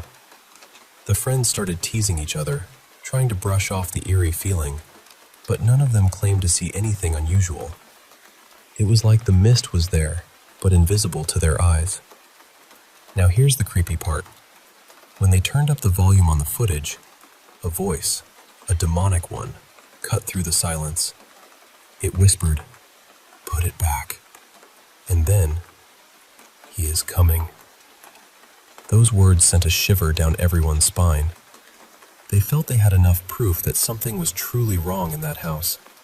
So they hurriedly packed their things, eager to leave. But just before they stepped out, Bill's friend Brian pulled him aside, looking worried. He pleaded with Bill not to stay in that house any longer, sensing a malevolent presence had taken hold there. That night, Bill tried his best to keep the darkness at bay. He left every single light on, filled the rooms with lively music, and curled up in his bed, hoping the upbeat tunes would drown out the fear creeping in. But then, out of nowhere, a loud crash shattered the quiet, a sound like a truck slamming into the side of his house. Bill sprang out of bed, heart pounding, and rushed outside to check for damage. To his bafflement, everything was perfectly intact. No truck, no dents, nothing. Feeling a mix of confusion and dread, he stepped back inside. But then, the same crashing noise echoed again, this time from the dining room. And this was the very spot where he'd glimpsed a strange creature darting moments before. Gathering his courage, Bill bolted into the dining room, searching for the source of the noise. But everything was just as it should be, neat and undisturbed. Before he could catch his breath, a car alarm blared outside, slicing through the stillness. It was then that Bill realized this thing in his house wasn't just a passive presence. It was playing with him, toying with his mind. Summoning every ounce of bravery, Bill shouted at the top of his lungs, demanding the creature show itself. Suddenly, the crashing sounds erupted again, this time from his bedroom. He dashed in, ready to confront whatever was haunting him. But once more, the room was empty, everything in place. Unlike before, the crashing didn't stop when he entered. It grew louder, more violent. The deafening noise overwhelmed him, and he dropped to his knees, clutching his ears, desperate for relief. Finally, the noise ceased. Exhausted and shaken, Bill climbed back into bed, hoping for some peace. But as he lay there, staring into the darkness, a towering figure, about 6 feet tall, emerged from the foot of his bed. It stood silently, its presence heavy in the room. Minutes passed, the tension thick. Then, inch by inch, it crawled onto the bed, closing the distance until its face hovered mere inches from his own. Their eyes locked, and without a word, the figure opened its mouth, revealing enormous, jagged teeth. It let out a guttural grunt, a sound that seemed to echo from the depths of some nightmare, before vanishing into thin air. The next morning, Bill awoke to find deep scratches across his chest and back, injuries that hadn't been there before. This was just the beginning. The creature's violence escalated. Waking up with fresh scratch marks became a terrifying routine. Bill even ended up hospitalized a few times because of the injuries. On top of that, objects would mysteriously fly through the air, thrown by an unseen force. Bill lived in constant fear, feeling as though he was never truly alone. Shadowy figures flickered at the edges of his vision, apparitions darting just out of reach. He tried everything, multiple exorcisms on himself and his home, but nothing seemed to make a difference. When people asked him why he didn't just sell the house and leave all this horror behind, Bill's answer was simple and heartbreaking. He didn't want anyone else to suffer what he had endured. It's a haunting story, isn't it? One that reminds us how sometimes the most terrifying battles are the ones fought in the shadows of our own homes.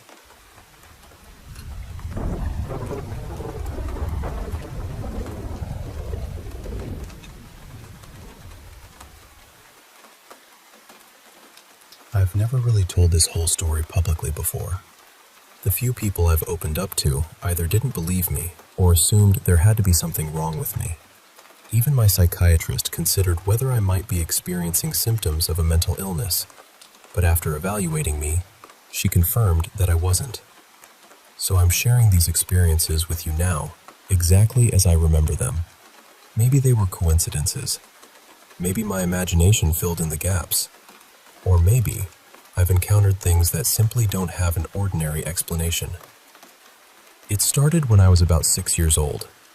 I would hear sounds when no one else was around. Sometimes I caught movement from the corner of my eye, only to turn and find an empty room. Certain people and places gave me an immediate feeling of dread, almost like a stone dropping into my stomach. Maybe I was simply an anxious child. But part of me has always wondered whether I was noticing something other people couldn't. Then the visions began. They weren't dramatic. Most were brief flashes that I forgot almost immediately.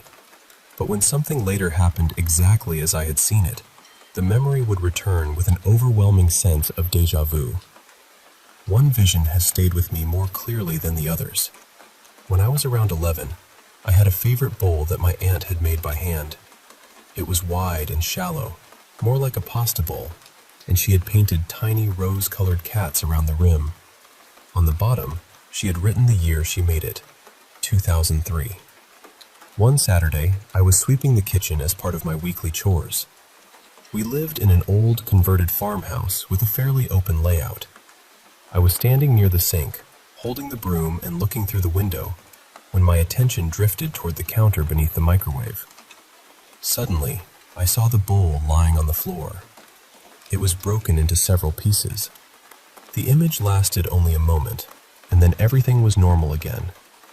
The bowl was still sitting safely in its usual place. A few weeks later, I was standing in that exact spot. It was around the same time of day. My mother was preparing dinner, and my sister was nearby. Then the bowl fell. It landed in the precise place I had seen in the vision, and shattered into what looked like the exact same number of pieces. I remember standing there, frozen. Everyone else saw an unfortunate accident. For me, it felt like I had already lived through it. A few years later, after my grandfather passed away, something else happened. I was around 15 and sitting at a small vanity in my bedroom, practicing eyeliner. It was nighttime, and the only light came from the bulbs surrounding the mirror. While trying to correct a very uneven line, I noticed a shadow behind me. At first, I assumed it was a trick of the light. I ignored it and continued working. But when I looked again, the shadow had taken the shape of a person. I turned around. No one was there. I faced the mirror again and tried to convince myself that I was imagining things. But the feeling of being watched became stronger. When I looked into the glass, the figure was back, standing closer than before. I turned around a second time. Still nothing. When I looked into the mirror again, the figure was directly behind me. This time, I could see his face.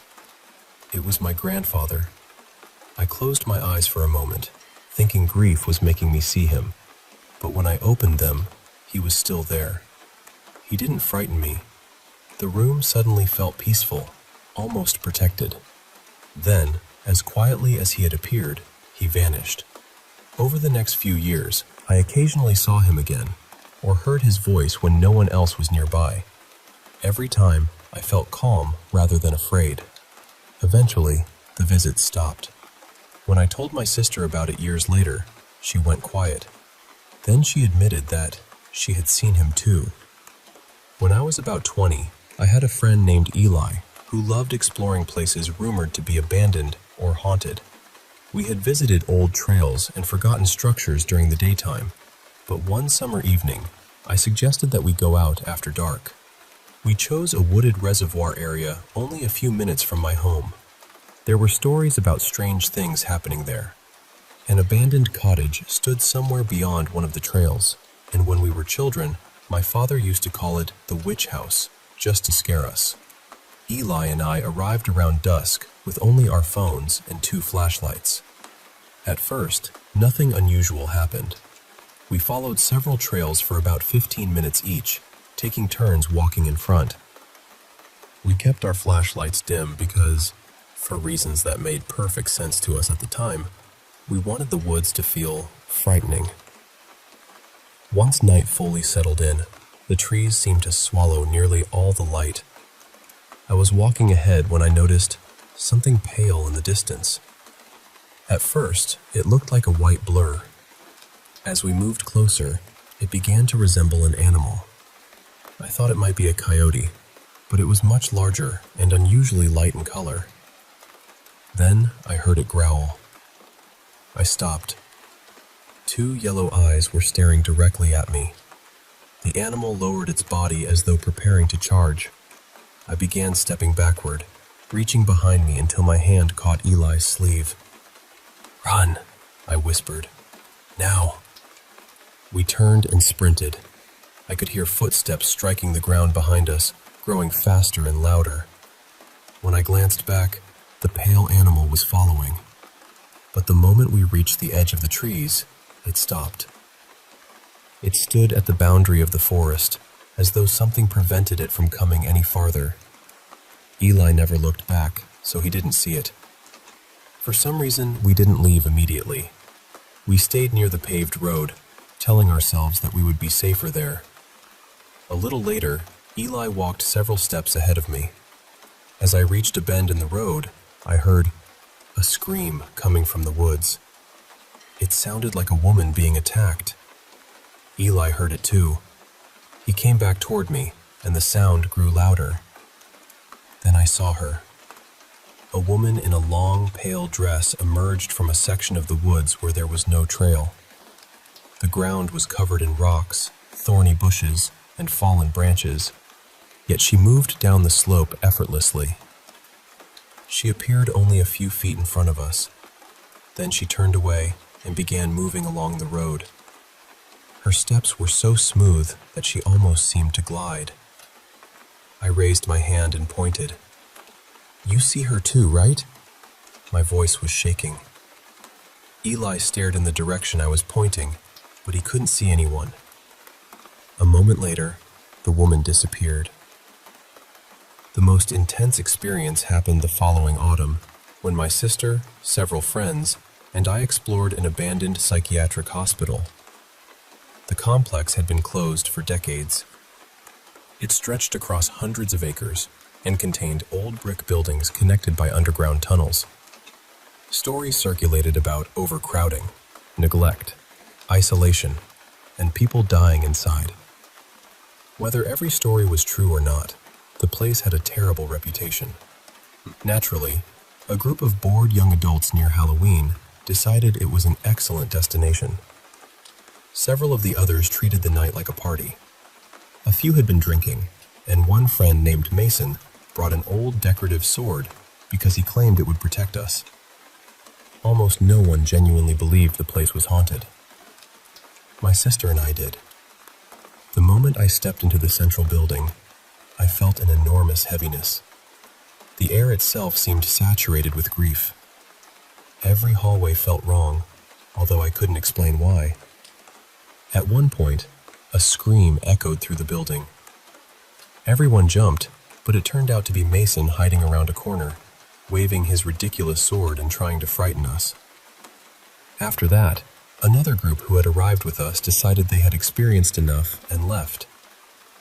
We continued toward a smaller building nearby. The closer we came, the worse I felt. There was no clear entrance, but we heard voices inside. 2 other explorers were conducting some kind of seance. They initially thought we were police because the property was restricted. They showed us a way in through thick bushes and across the remains of a collapsed staircase. Everything in me was telling me not to enter. But my sister was going, and I didn't want her inside without me. The building appeared to have once contained living quarters, although it was difficult to tell through the decay. Pieces of the ceiling had fallen. Doors hung crookedly from their frames. The floor was covered with plaster, broken furniture, and damp debris. Everyone else joked as we walked through the rooms. I felt terrified. The pressure around me was stronger than anything I had experienced before. It felt as though an invisible weight had settled across my shoulders and chest. Then I saw a body lying on the floor. I screamed. My sister and the others rushed toward me. "There," I said, pointing. "There's someone on the ground." They looked at the empty floor and began laughing. They assumed I was trying to scare them. One of them even walked directly through the place where the body appeared to be. But I could still see it. It was a dark silhouette stretched across the floor. Near it, I heard a low voice whispering words I couldn't understand. Then another figure appeared in the doorway. It stood perfectly still, facing me. I couldn't see its features, but I knew it was looking directly at me. The sensation was so intense that it felt as though its eyes were burning straight through me. Every instinct in my body told me that we were in danger. I begged everyone to leave. Most of them dismissed me, but my sister believed that I was genuinely frightened and insisted that they listen. Eventually, they agreed, although some complained that I was ruining the night. As soon as we reached the car, the weight lifted. The despair, the pressure, and the panic disappeared almost instantly. But the feeling of being watched stayed with me for the rest of the night. I've never returned. Part of me is still fascinated by the paranormal. I still watch investigations and listen to other people's stories. But after what happened in that building, I'm much happier observing from the safety of my own home. So that's my story. I still don't know what any of it means. Maybe the broken bowl was coincidence. Maybe grief caused me to see my grandfather. Maybe darkness, fear, and expectation shaped what I saw in the woods and inside that hospital. Those explanations are possible, but they don't fully explain how real those moments felt, or why my sister experienced some of the same things. Maybe there are ordinary answers that I simply haven't found yet. Or maybe, every once in a while, the world opens a door that most people never notice.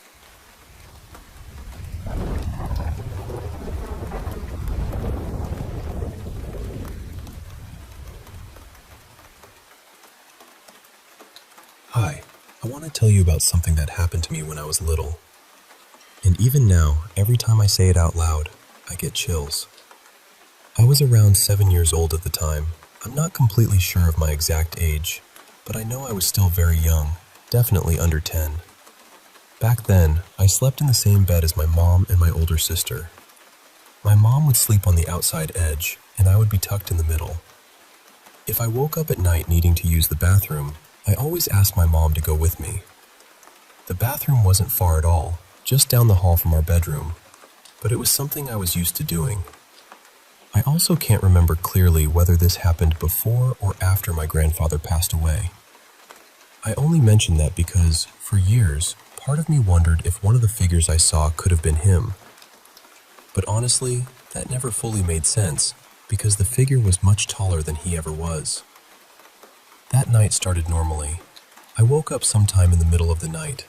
It was dark outside, and I remember hearing dogs barking somewhere nearby. I needed to pee, so I tried to wake my mom. Usually, she woke up right away. But this time, she didn't move. She was in this deep, heavy sleep. I tried waking my sister too, but she didn't wake up either. The strange thing is, I don't remember feeling scared yet. I wasn't really afraid of the dark. I just wanted someone to walk with me because that was my habit. So I started climbing down from the bed by myself. And I want you to picture this clearly. I was a little girl, sort of scooting backward off the mattress, facing the bed while my feet searched for the floor. That's when I saw her. Between my mom's legs, near the edge of the bed, there was a woman's head. Just a head.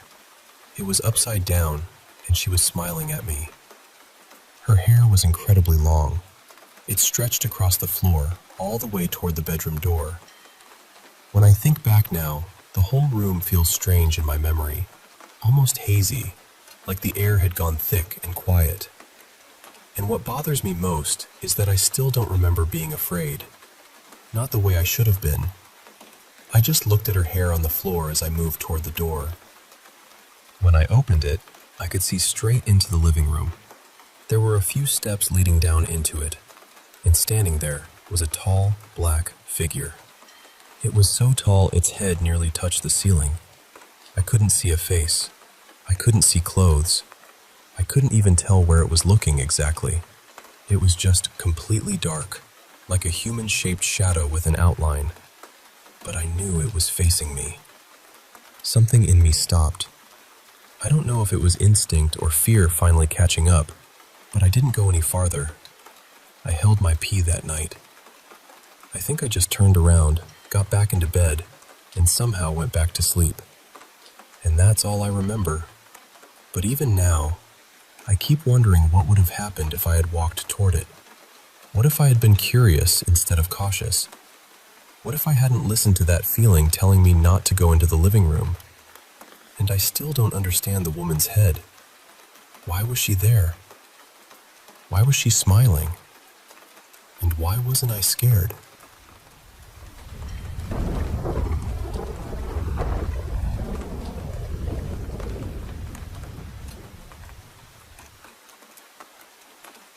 Before I get into what happened, I feel like I should say this first.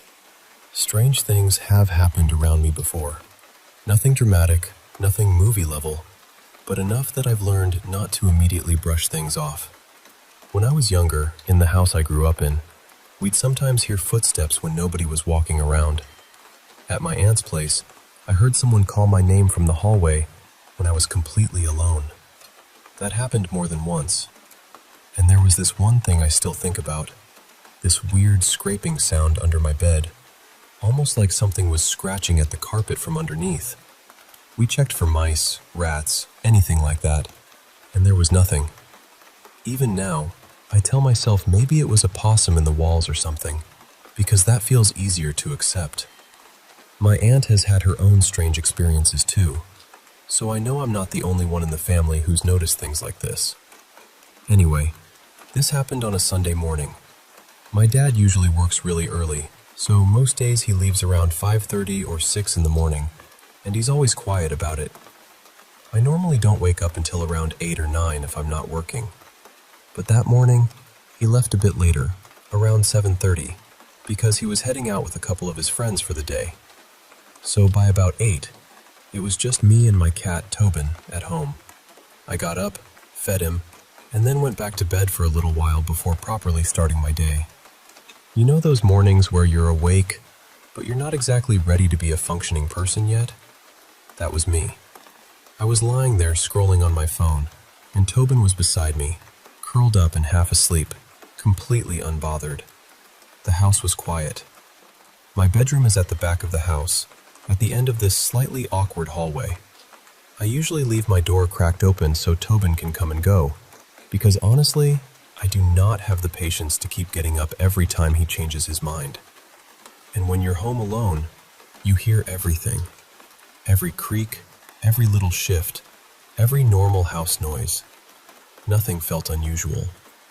Then, around 8:30, I heard one of the kitchen stools drag across the tiles. It wasn't a tiny sound either. It was that very specific scraping noise a stool makes when someone pulls it out or pushes it sideways. And these stools aren't flimsy. My dad brought them home from his work a while ago. They're older, but they're sturdy, not wobbly, and definitely not light enough to just slide around by themselves. The second it happened, Tobin shot up. He went completely still, ears forward, body tense, staring toward the hallway like he'd heard exactly what I heard. And I know cats can be strange. He stares at corners sometimes, or reacts to noises I can't hear, and usually I just tell myself that's normal cat behavior. But this felt different.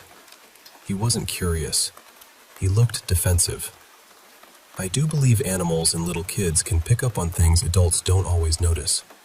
I also believe ghosts are real, although I don't think they show up the way movies make it seem. So, because apparently I have the survival instincts of someone in the first 10 minutes of a horror film, I got up and went to check. And the stool was moved. It was sitting in the walkway between the kitchen and the living area. That was not where it had been earlier when I fed Tobin. I knew it wasn't. It had been tucked in like usual, and now it was out in the open, like someone had pulled it across the floor and just left it there. At first, I felt unsettled. Then I started trying to explain it away, because that's what you do, right? You look for the normal answer first. But I couldn't find one. The front door was locked. The handle lock was locked, and the deadbolt was locked too. I would have heard it if someone came in. The back door was locked as well. My dad uses the garage key when he comes and goes, and there was no sign that anyone had entered. The windows don't open in a way someone could climb through. There were no drafts. Nothing had fallen against it. There were no signs of an intruder, no footsteps, no voices, no movement. Just that sound, And then the stool, sitting somewhere it absolutely had not been. I even took photos from a video I sent my aunt because I needed someone else to see what I was looking at. There was a bag on one of the chairs too, my dad's lunch bag from the night before, and that hadn't moved at all. Only the stool. I still don't know what happened. I keep trying to make it make sense, but I can't. All I know is that I heard it move. My cat reacted instantly, and when I went out there, it was sitting right in the walkway, like someone, or something, had dragged it there.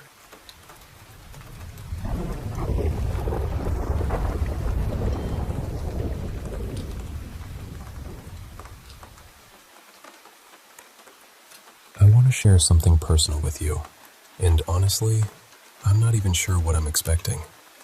Maybe I just want to hear from people who have felt something similar, because this has stayed with me for years. A few years ago, I had moved to a new city, and I was still trying to settle into that life. Around that time, someone I knew was admitted to a psychiatric care facility, so I went to visit him for a few days. His family was also going through something very painful, and one of his relatives had recently tried to take their own life. Being around so much emotional suffering affected me more than I expected. Every time I came back to my rented room, I felt heavy inside.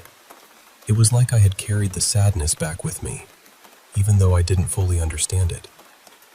During that same period, I was attending energy healing sessions. In one session, the healer suddenly stopped and asked me, "Do you feel someone standing there?" I opened my eyes and looked around, but I didn't see anything. I told her no. Then she said she had seen what looked like a male shadow standing near me, very still, almost as if it was facing me. She said she could even see its outline against the wall behind me.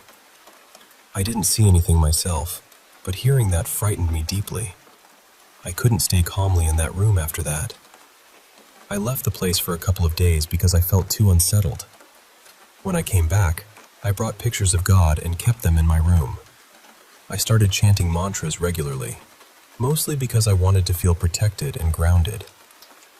Since then, I've had experiences that I don't really know how to interpret. I sometimes dream about family members who have passed away, pets I've lost, and even gods or goddesses. I'm not saying every dream is a sign, but some of them feel different. They stay with me after I wake up. Whenever people talk about spirits, energy, or the unseen world, I feel instantly curious. It's not only fear. Sometimes it feels like a pull, like some part of me wants to understand something deeper. Over the years, I've explored different spiritual practices. I learned tarot for a while, though I never used it professionally or tried to make money from it. I studied numerology, manifestation, and a few other spiritual subjects. I read a lot about these things, and I'm naturally drawn to shows and movies with spiritual themes. But the strange part is, my regular life is completely different. I work in tech. That's my career, and that's how I support myself. Still, deep down, I sometimes feel like my life is not supposed to be only about work, deadlines, and screens. I've even stayed at spiritual places a couple of times for a few days, just to see what that kind of life feels like. And every time I do something like that, I feel peaceful, but also confused. The biggest problem is consistency. I'll start learning one spiritual path and become very interested in it. For a few months, I'll feel completely connected to it. Then slowly, I lose that focus and get attracted to something else. Tarot, numerology, meditation, healing, manifestation, dreams, signs. It keeps changing. It feels like spirituality keeps calling me, but I don't know what exactly it wants from me. I'm not claiming I've seen ghosts. I'm not saying I've had some clear supernatural experience. I genuinely don't know what to believe.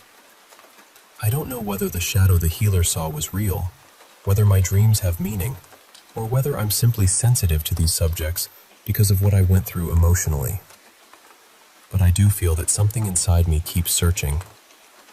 So I'm asking honestly, Has anyone else experienced this kind of pull toward spirituality without knowing where it leads?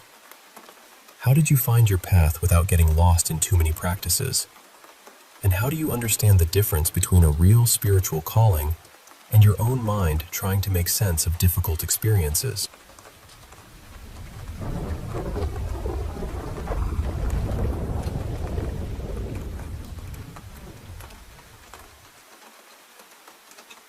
Okay, so I'm a mom of 3. I have 2 girls and 1 little boy, ages 6, 4, and 1. And before all of this started happening with me and the kids, my husband had already grown up around strange things. His whole family has, honestly. They just kind of treat it like background noise now. Radios turning on by themselves, toys making sounds in the middle of the night, his little brother waking up because something told him to go downstairs and play. Rocks from the river somehow making a little path toward the door.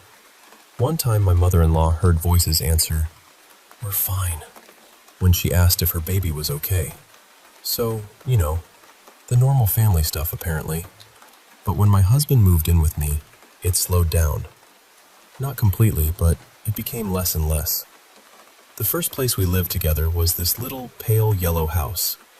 I was pregnant there, and after I had my first daughter, I started waking up in the middle of the night to something running across the ceiling. And I mean running. Back and forth, fast, like heavy feet. My dogs outside would go wild, barking and running under the same spot. So of course we checked the roof, thinking maybe it was a cat or a raccoon or something. But there were no footprints, no signs of anything. And the house was one of those poorly built prefab homes, so there was no way a person could have been up there without coming through the ceiling. After I delivered my daughter, I also started seeing this fog in the room. Not like smoke exactly, more like a little cloud that would drift in and disappear. That happened for a while, then slowly faded. Before my oldest turned 1, we moved into another house. It had 2 floors, and that place felt different right away. When you were downstairs, it sounded like someone was upstairs. When you were upstairs, it felt like someone was watching from outside. Once my daughter started sleeping in her own room, she would wake up and tell us there was someone under her bed. She said they woke her up, and she would tell them, "I need to sleep. Leave me alone." But she said they would tell her no. That house, she called the red house. And in the red house, whatever it was started bothering her more and more. Eventually, we had to move her back into our room. I would catch her talking to someone, but when I asked who she was talking to, she would deny it immediately. It was almost like someone had told her not to say anything. Later we moved again, this time into an apartment with my 2 girls. My in-laws had lived there before us, and even before we moved in, my oldest would say there was a man there. She described him as very tall, almost up to the ceiling, all black like a shadow, and old. She said he stayed in the corner and watched people. She would point right at the spot and say, "He's there." She also said he lived, or hid, inside her grandparents' closet. There was also this smell in the apartment. Tobacco, but not cigarettes. More like old cigar smoke, thick and stale. It would come out of nowhere, then disappear. When we moved in, I cleaned the apartment physically and spiritually. And for a while, it felt good. No smell, no strange sounds, nothing. Then after some time, the smell came back a little. Then the noises started again. So I cleaned again, and everything calmed down. But now, recently, my second daughter Lily, who's 4, has started waking up at night. She comes crying into my room saying she's scared, then falls back asleep. I have a camera in the living room, one of those that turns toward movement. So I checked the footage to see what was going on. She usually wakes up between midnight and 3:30 in the morning. At first, it looks like she's just going to the bathroom. But when I really watched the videos, it seemed like something was waking her up. Every time, it's almost the same. She opens her bedroom door, sticks her head out, and looks around like she's searching for someone.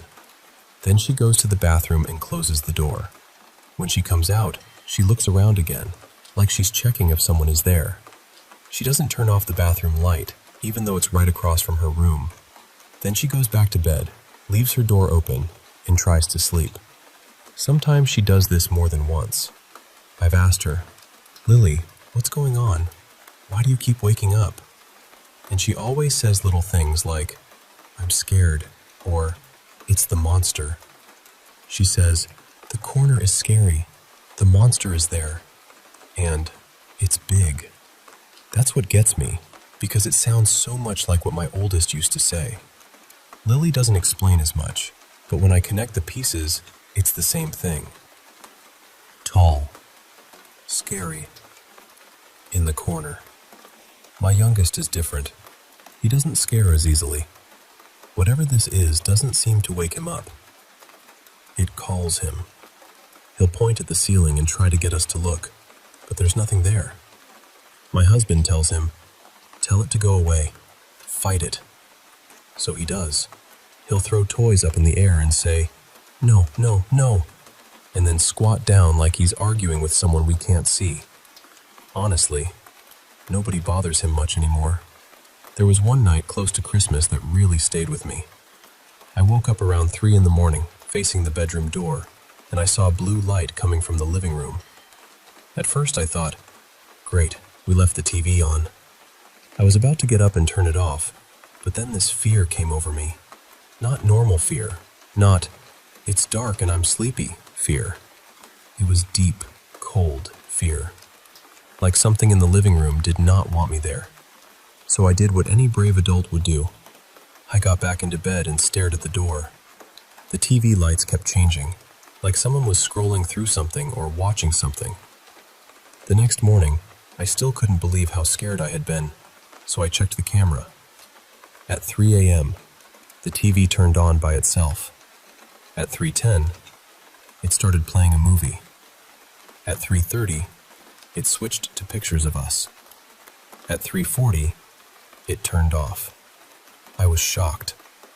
Whatever this thing is, it watches TV and doesn't even help with the bills.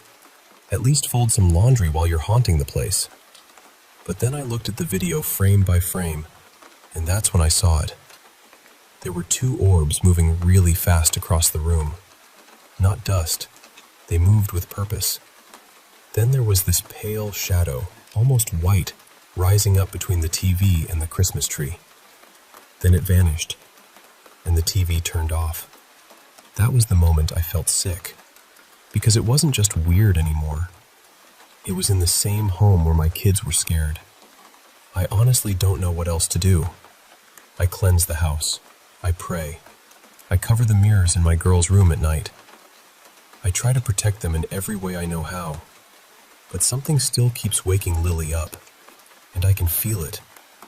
I don't know if it's a person, a presence, or something else, but I feel that something is there. And the part that worries me most is that it's bothering my children. I keep thinking that if I don't stop it, or at least protect them better, it's going to become stronger, more noticeable, maybe even dangerous. So that's where I am right now. I'm trying to stay calm. I'm trying to be brave for them. But deep down, I feel like my protection isn't enough, and I need to figure out what to do before this goes any further.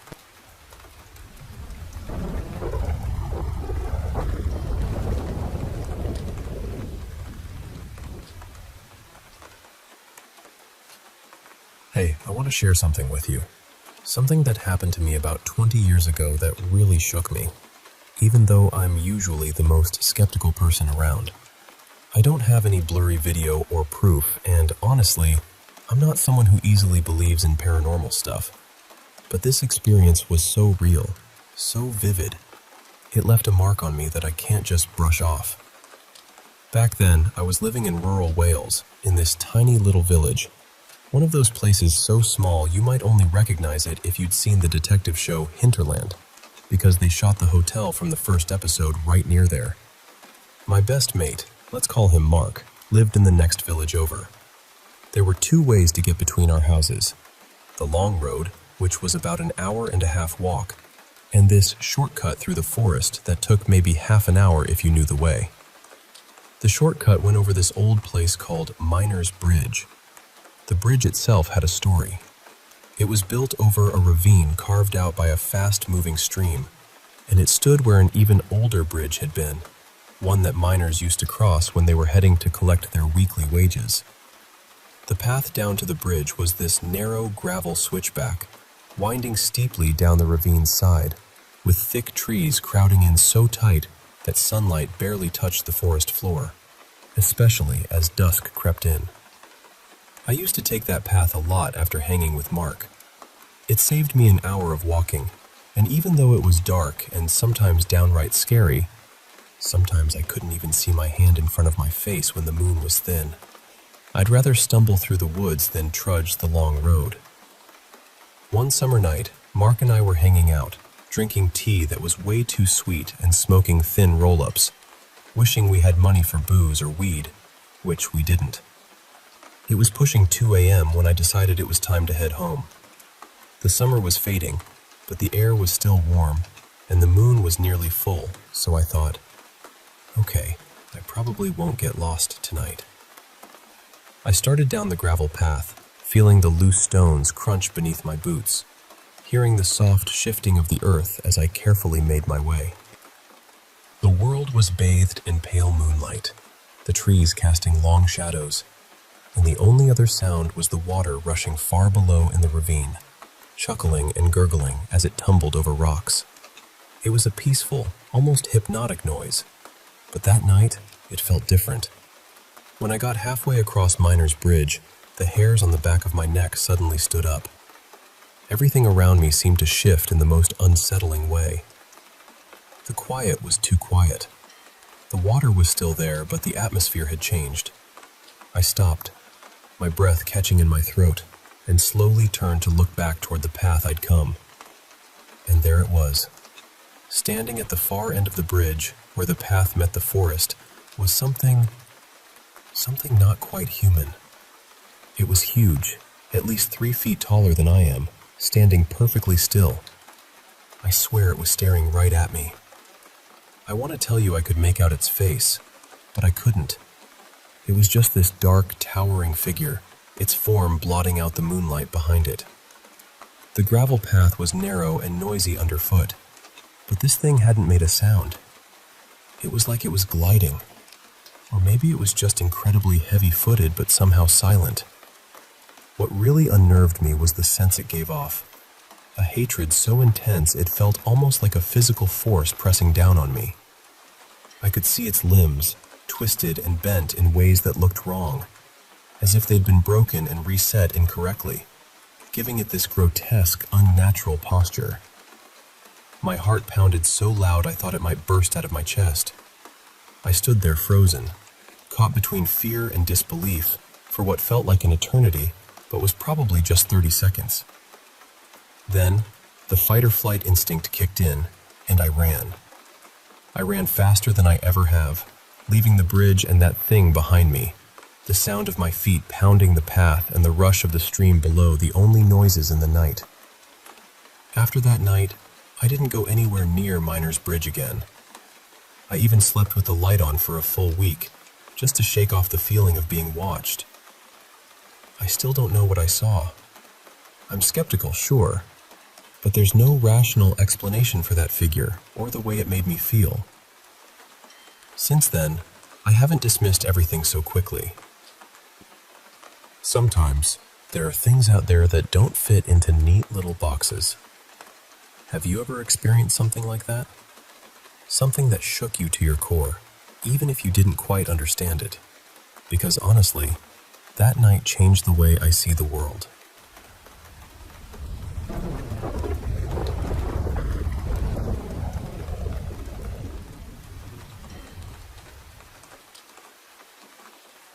Hey, I want to share a story with you. Something that happened to me a while back, and honestly, it still gives me chills to think about it. So, picture this. I was 26 years old, living in a neighborhood just outside Las Vegas with my then-husband Mark and our little boy, who was about 4 years old at the time. Life was pretty routine for us. Mark had a demanding job and left the house early every morning around 5:30 a.m., getting back around 4 p.m. Monday through Friday. I was a stay-at-home mom, so my days revolved around our son and the little routines we carved out. One thing we did almost every evening was after Mark got home, I'd take our son Jamie and head over to the grocery store to grab dinner ingredients. It was a small trip, really, but it gave Mark some time to unwind alone. The grocery store we used was Smith's, and it was literally just a 2-minute drive from our house. It was one of those grocery stores with gas pumps right in the parking lot, which was super convenient. Usually, once a week, I'd fill up the car while Jamie napped in the back seat. So, on one of those typical evenings, I pulled into the gas station, started pumping gas, and noticed a truck pull up at the pump right across from me. The guy was quick about whatever he was doing, filling up, maybe grabbing something from the store, and then he pulled away. But just as I was finishing pumping and walking around to close my car, that same truck pulled up alongside me. The driver rolled down his window and said something that made my skin crawl. He said, "I just needed to tell you the only reason I pulled up here was to get closer to you. I saw you and just had to tell you how beautiful you are." Now, this guy looked, well, like Ted Bundy on some kind of crazy drug. There was something off about him. The way he looked at me, like he was possessed by some dark obsession. I tried to be polite, you know? I smiled and said, "Thank you, but I'm happily married and have a son." I hoped that would be enough to send him on his way. But then, his expression twisted, and he said, "I know. I just had to let you know how I felt." He started to pull away, but then stopped, backed up a little, rolled down his window again, and hissed, "By the way, if you tell your husband what I said, I'll kill him." And with that, he sped off into the night. I was stunned. My heart was pounding so hard I thought Mark would hear it through the phone when I called him immediately after getting into the car. I told him everything. The truck, the threat, how scared I was. He told me not to drive home, just in case the guy was following me. Instead, he said, I should drive to the nearest police station, run the first red light I hit, and if I got pulled over, explain the situation to the officer. So that's exactly what I did. I was shaking the whole way, but when the officer pulled me over, he was incredibly understanding. He even drove me and Jamie home himself, while Mark went to pick up the car the next day. I thought maybe that was the end of it, but deep down, I knew it wasn't. Later, I told Mark how unnerving it was that the guy seemed so sure of himself when he threatened us. The way he said, "I know," when I told him I was married. Did that mean he already knew where we lived? Had he been watching me for days, maybe weeks, before approaching me that night? A few nights later, Mark realized we were out of cigarettes, so he decided to run to the store real quick. It was late, and Jamie was sound asleep in his bed.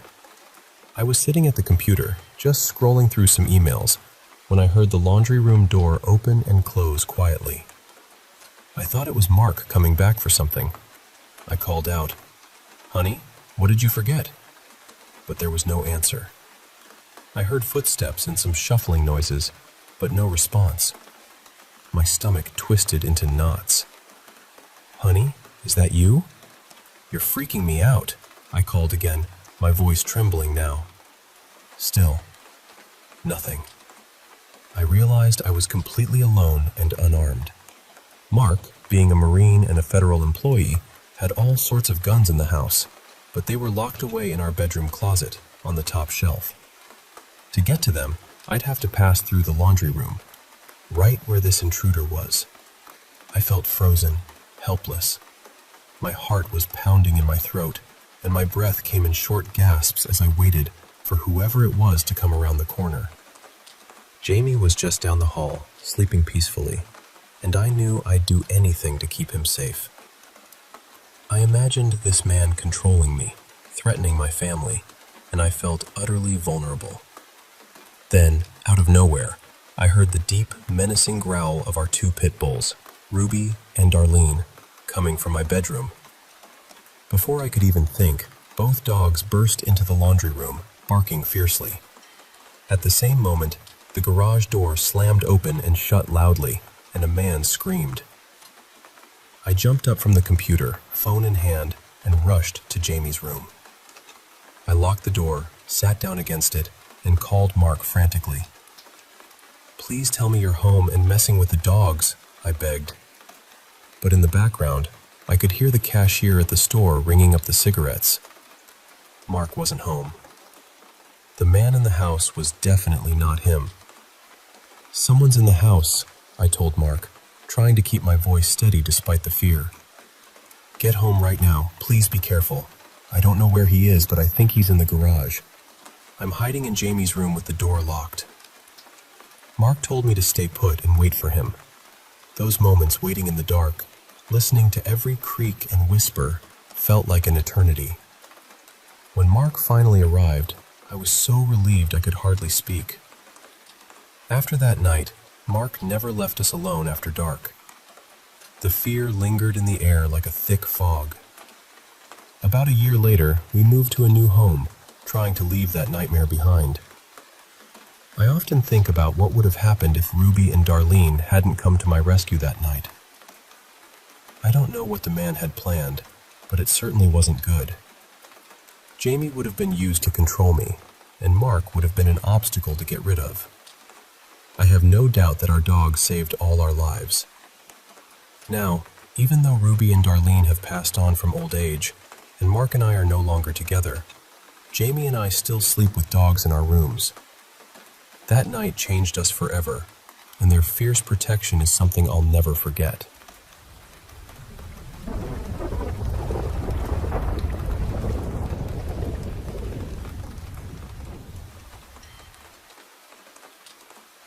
Hey there. I want to share a really strange experience that happened to my husband.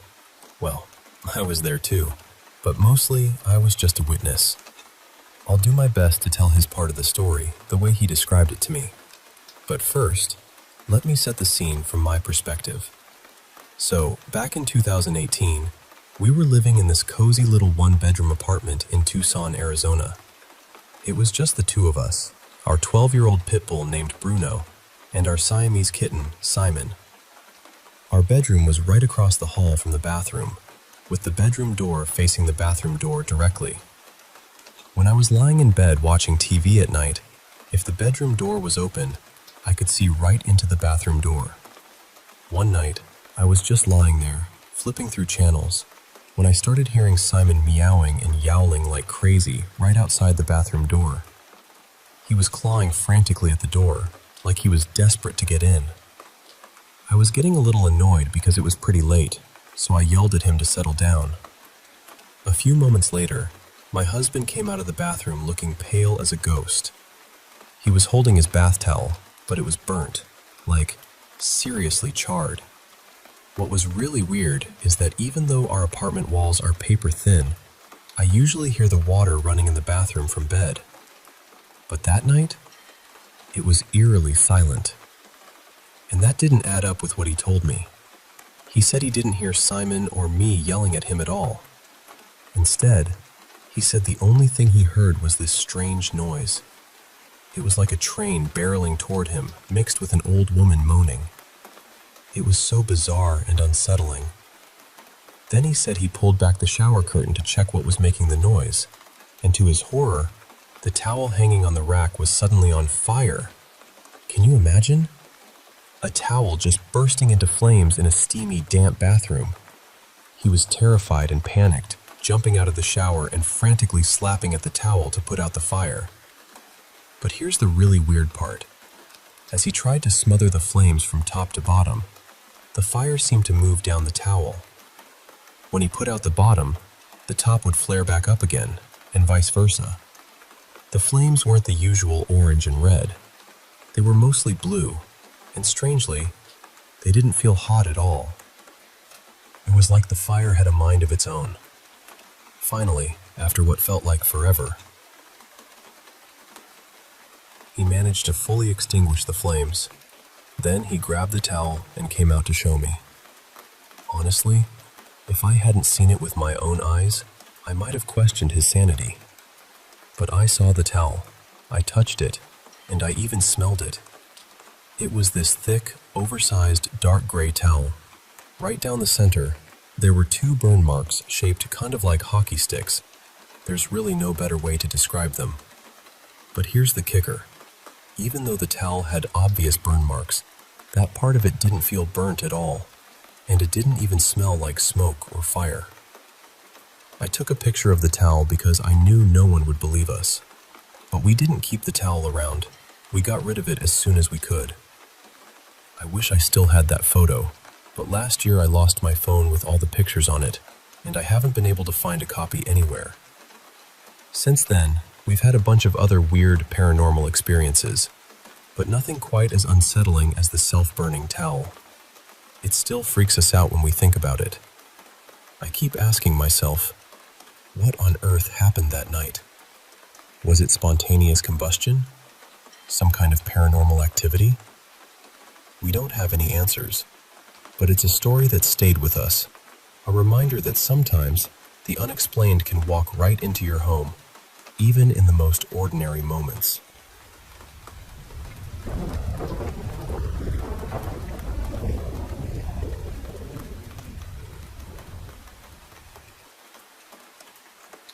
Hey, I want to share something with you. Something that's been on my mind ever since that trip to the woods with my girlfriend, Lila. We've been together for about 2 years now. She's a city girl, through and through. But when I told her I wanted to go up to the camp this year, she was actually excited to come along. We missed going last year, so this trip meant a lot to both of us. So, we packed up my old truck with clothes, food, and all the little necessities. The drive is about 4 hours total. The first hour and a half is mostly highway until you hit Shawhegan, or as some folks jokingly call it, Vegas. After that, you're driving through these tiny towns that feel like they're stuck in time, falling apart a little with every mile you pass. The further you get from the paper mill, the worse these towns look. But strangely, the air smells better. Because honestly, near that paper mill, it smells like a wet skug fart. Not the best welcome.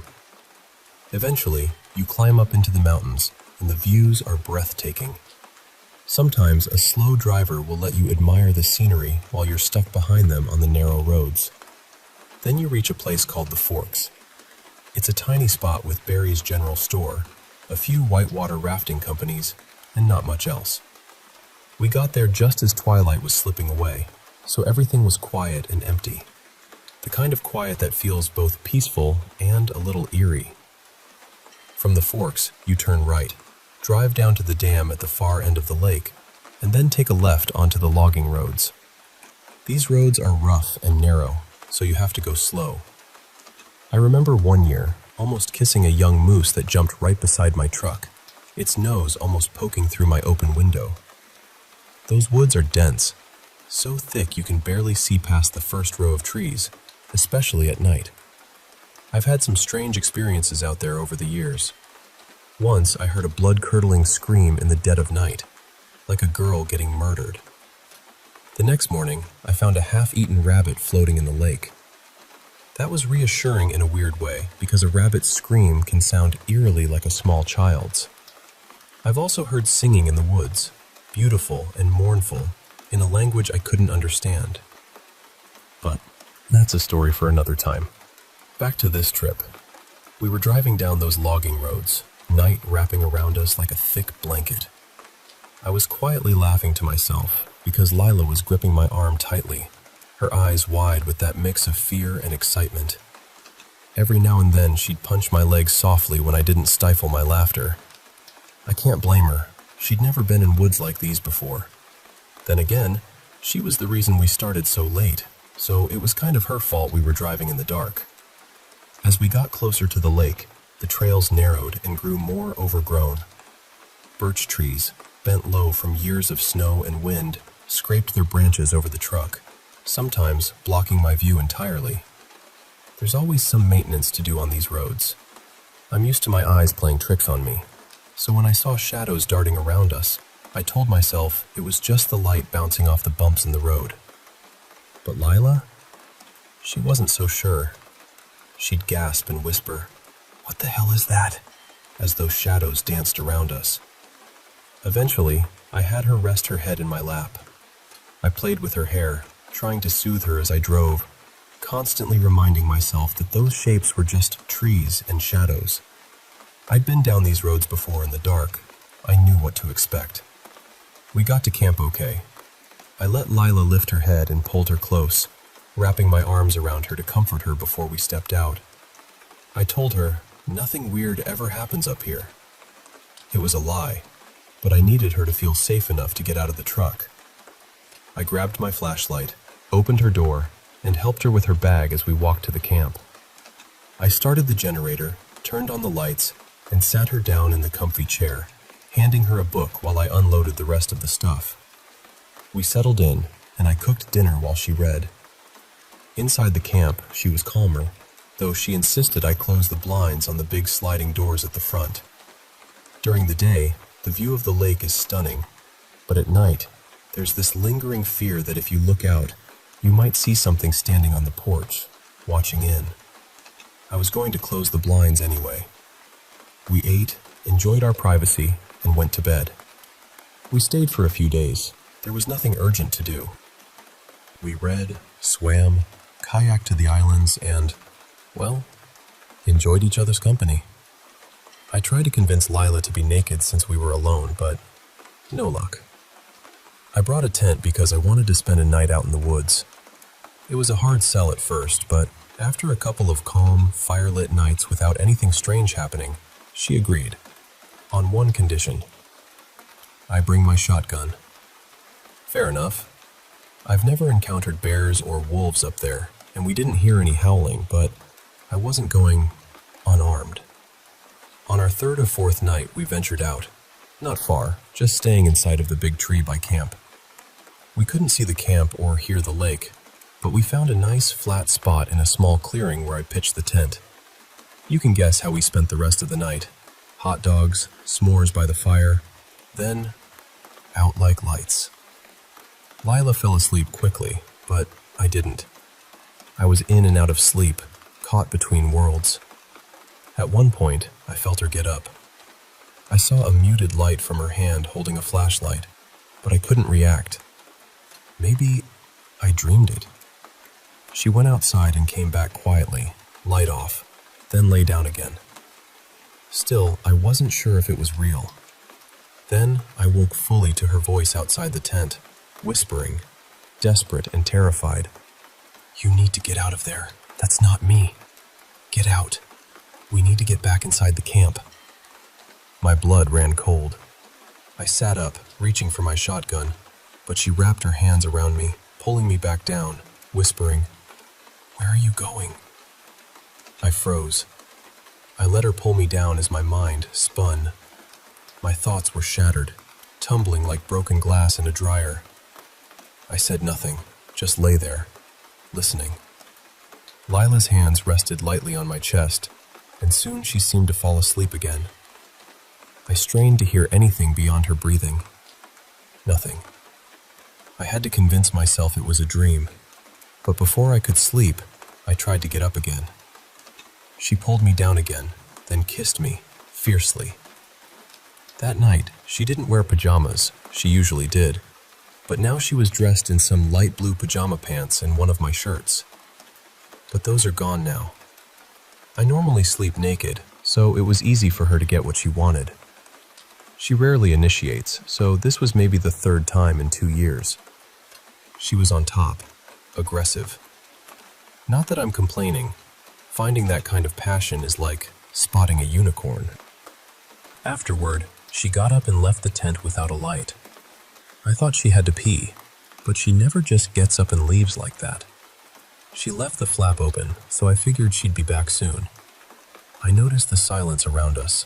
No rustling, no sounds at all. Then I heard footsteps returning. She slipped back in, dressed again. I was about to ask why she left her clothes outside, but she was already asleep, her head resting on my chest. I kissed her forehead, zipped the tent, and finally crashed, listening to the absolute stillness of the woods. Morning came with pancakes and bacon over the fire. I mentioned last night's strange events, but she looked at me like I was crazy. She only remembered waking up to pee, taking the flashlight, then going back to sleep. Not superstitious, she blamed the alcohol and was glad I was happy, and that was that. I started breaking down camp and packed some things for her. I watched her walk into the woods, naked again in broad daylight, giggling at my reaction. She knelt on the rolled-up tent for a while, then walked back toward camp. I was struggling to keep up, but happy she was comfortable. Back at camp, I napped in the sunlit chair. I woke to her being touchy again. Afterward, I passed out hard.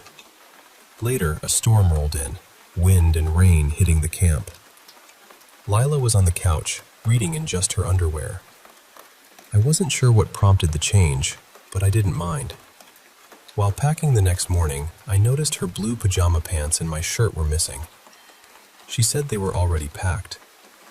I went outside to pee, feeling the rain on me. I thought I heard her calling, but when I checked, she wasn't. Maybe just my imagination.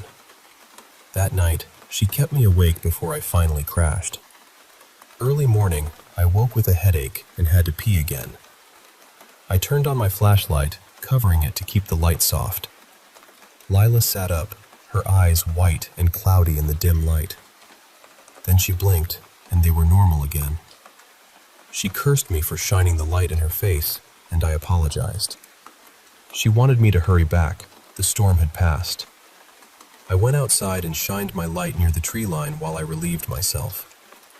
The beam caught a patch of disturbed earth, scratched and dug up, with blood everywhere. No tracks, just signs of a struggle. No carcass either. It was close to camp, which made me uneasy. If whatever it was dragged the body off, I wasn't keen on going after it. The next morning, we packed up and headed home. We talked about the weekend, but Lila's memory was fuzzy. She wasn't that drunk, so I didn't know what to think. She entertained me during the drive, something new for her. Her personality felt different, especially regarding sex, but otherwise normal. When I asked why she was less inhibited, she just shrugged and smiled, saying, "I got over it." Months have passed, and her appetite hasn't slowed. Honestly, I'm struggling to keep up. I'm more tired, noticing white hairs and feeling older. I want to talk to a doctor, but can't afford it. I tell her I'm tired. She just brings out more energy from me, and then I crash. I don't know how long I can keep this up. I even struggled to write this down in peace. If you have any idea what's going on, please, I'm all ears.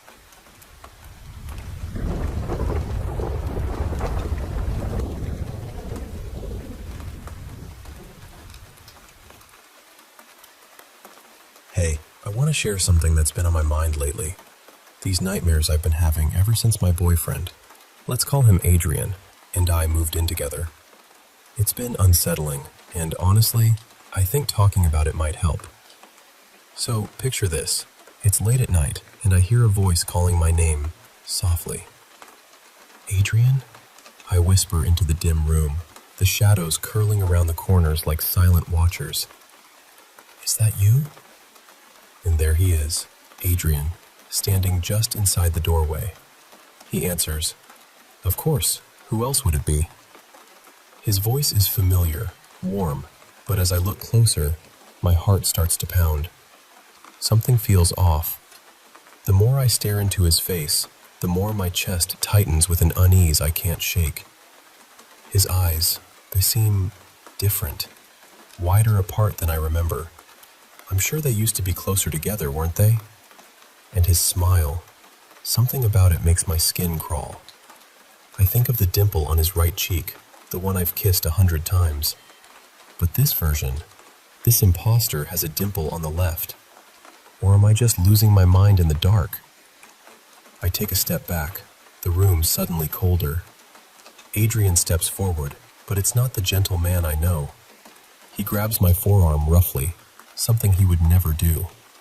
He's pulling me in, his grin stretching wider, more menacing. I scream, but then I'm awake, thrashing in our bedroom.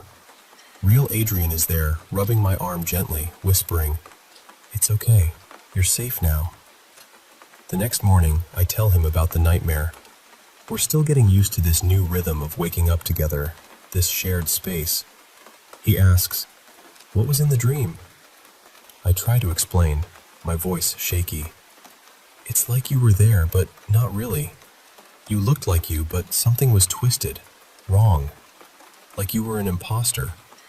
And the more I looked, the scarier you became. I woke up just as you were about to do something terrible." He listens closely, his face softening. "That is creepy," he says. I nod, and then I tell him about my childhood nightmares, how they started when my mom was sick, how I dreamed she looked healthy at first, but then her image would warp, her hair falling out, her skin paling until she became a monster with a cruel grin.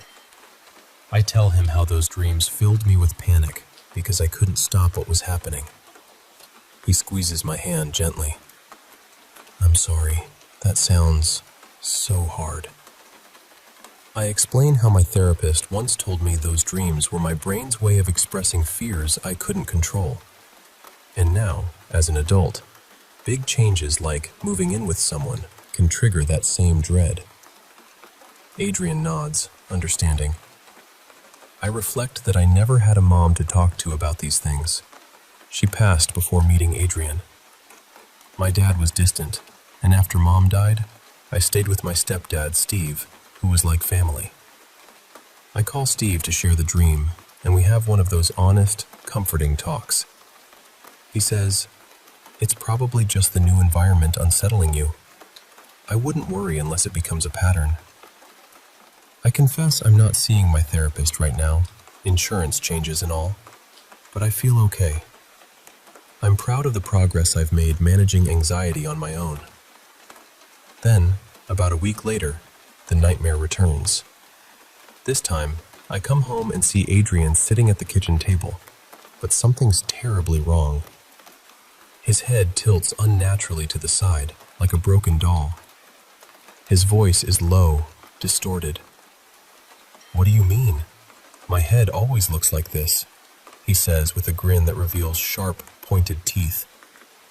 I want to scream, but only manage a terrified silence as his laugh echoes. "What are you so afraid of?" I wake, tears streaming, Adrian rubbing my back, whispering reassuring words. But even as he says it, I catch a glimmering of his teeth, sharp, glinting in the dim light, and I shake my head to dispel the nightmare's residue. After the second nightmare, Adrian becomes more attentive, offering to help me feel more at home or to see my therapist again. I tell him I'm fine, but in a call with Steve, I admit it still feels like I'm not settled. Steve reminds me that it's okay to feel this way. "PTSD isn't a reflection of your strength," he says gently. I think about my attachment issues, how losing my mom made me scared to rely on anyone. Adrian's consistency has been a balm. If he says he'll be there, he is. We moved in together after 15 months, excited but cautious. Our apartment is beautiful. The black-trimmed windows, the tree brushing the bedroom window in the morning light, the quiet that feels like safety. Yet, I can't shake the unease. One afternoon, Adrian surprises me. "I have to run an errand tonight," he says, "but I've got a surprise for you." Later, when he comes home, a bark fills the air, and a furry blur crashes into me. "Did you?" I ask, stunned. He grins. "Yep. I thought a dog might help make this place feel more like home."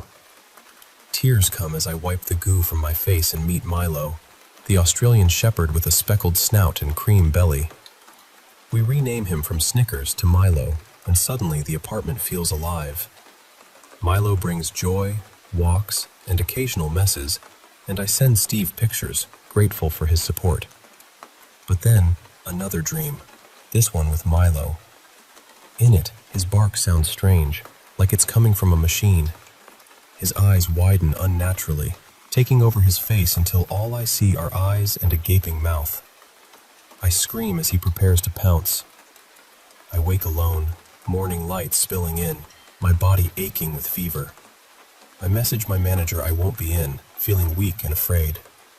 Adrian and Milo come home. I try to smile despite the chills.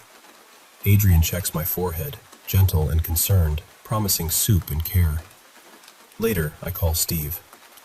I'm not doing so great, I admit, feverish and drained. He listens, his voice steady. Rest up, you're strong. We'll get through this. And I realize, amidst the shadows and fears, I'm not alone. Adrian, Milo, Steve, they're my anchors.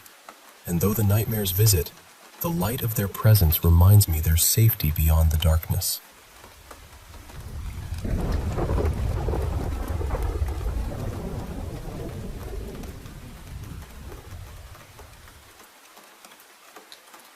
You know, I grew up in Madras, which most people know now as Chennai, down in South India. And not too far from our house, maybe a little over a kilometer away, there was this old neighborhood called Diamante Colony. Everyone in that part of the city knew about it. It had a reputation. Not the fun, harmless kind either. People whispered about old houses, strange incidents, families that had fallen apart in terrible ways, and that heavy feeling some places seem to carry for no clear reason. The kind of place where even the air feels like it is holding its breath. This was years before the movie came out and made the place even more famous. Back then, it was just one of those local stories everyone knew, but nobody really wanted to test too closely. About 15 or 16 years ago, my oldest cousin on my mother's side was getting married. A lot of our relatives flew in from New Zealand, where they had settled, and they brought a few friends along for the wedding as well. So the house was packed. Some people stayed with my grandparents, and a few others stayed at a small guest house nearby. One evening, all of us decided to go out for dinner at a Chinese restaurant that used to be very popular in the area. The funny thing was, the restaurant was on the other side of Diamante Colony from where we lived. There were around 16 or 17 of us, including some older relatives, so we went in 2 cars and 1 auto rickshaw. Dinner was lovely. Loud, warm, chaotic, the usual family wedding kind of evening. Everyone was full and happy by the time we came out. Now, this was before Uber and Ola were everywhere, so getting everyone back home was a bit of a small operation. My father and my brother decided to take the elderly relatives and a few guests first, drop them home, and then come right back for the rest of us. It was barely a kilometer, so they said, "Just start walking along this road. We'll come around and pick you up in 5 minutes."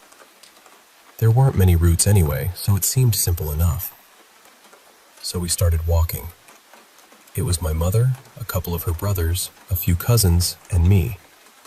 And as we got closer to Diamante Colony, my mother and uncles began talking about the old stories again. Not in a dramatic way. More like people remembering something they had lived near all their lives. They talked about certain houses that had always seemed wrong. About how people avoided walking that stretch after dark. About the strange silence there, and how even stray dogs didn't seem to linger. Naturally, we were all trying to act brave, but I remember that little nervous excitement in the group. We were spooked, yes, but curious too. That dangerous little combination. We walked right through the Colony Road, the whole stretch. And the odd thing was, we didn't see either car. Not once.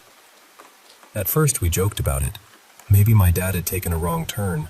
Maybe my brother had stopped somewhere. But then 5 minutes became 10. The road was not long. My father knew those streets very well. He had been driving through that area since the days he was courting my mother, so it was not as if he could get lost there. Still, no car came. The neighborhood felt emptier than it should have. The houses were dark. The road was quiet in a way that didn't feel peaceful. It felt watched. Eventually, we reached the main road on the other side, and there they were. Both cars were parked just beyond the entrance to the Colony Road, hazard lights blinking in the dark. We walked up laughing at first, asking my father what had taken him so long. But he did not laugh.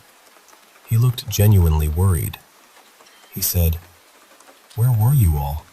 I drove through that road twice. Your brother did too. We even checked the other side in case you had taken a different turn. We couldn't find you." That shut us up very quickly, because we had not taken a different road. We had walked straight through DeMonte Colony, exactly where we were supposed to be. My father said he had even tried calling, but the calls would not connect. And there we were, a group of 6 or 7 people walking together on a narrow road at night. Not exactly easy to miss, but somehow they did not see us, and somehow we did not see them. Later, when the film came out, people started talking about DeMonte Colony all over again. Some began climbing walls and sneaking into the old houses, pretending to be ghost hunters. The properties were said to belong to an old Englishman, Jonathan Demont, or perhaps his descendants, but because of legal issues, the houses stayed abandoned for years. The whole place sat there quietly, right near what used to be one of the city's well-known hotels, changing names over time before eventually being demolished and redeveloped. But for me, none of that really matters. I don't need a movie, or a legend, or a ghost story to make that place feel wrong. I remember walking through it. I remember the silence, and I remember coming out the other side to find 2 cars waiting for us, with 2 drivers who swore they had passed through the same road and never seen us at all. Even now, I avoid that stretch whenever I can, day or night. Some places you just don't argue with.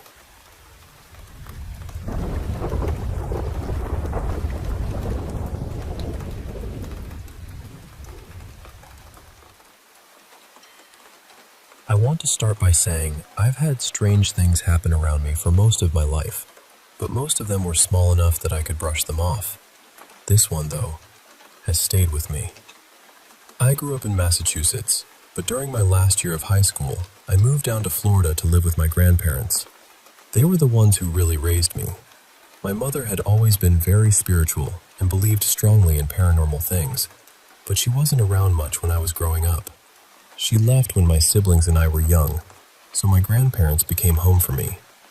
At the time this happened, I was the only one of my siblings living with them. One night, I woke up suddenly because I heard someone screaming my name. And when I say it sounded real, I mean it sounded exactly like my grandfather. It was loud, angry, and almost strained, like his voice was mixed with this deep humming or moaning sound. It sounded like he was calling me to come over, like I had done something wrong. I sat straight up in bed, half asleep and confused, and I remember saying, "What? What did I do?" I genuinely thought I was in trouble. The next morning, I asked my grandparents why they had been yelling for me in the middle of the night. They both just stared at me like they had no idea what I was talking about. My grandfather said he hadn't called me. My grandmother said they had both slept through the whole night. I argued with them because I knew what I heard. It wasn't a dream to me. It was clear. It was close. It was their voice. But they never changed their answer. After that, I messaged my mom, even though we barely talk and getting hold of her is usually difficult. I told her what happened, and her response honestly gave me chills.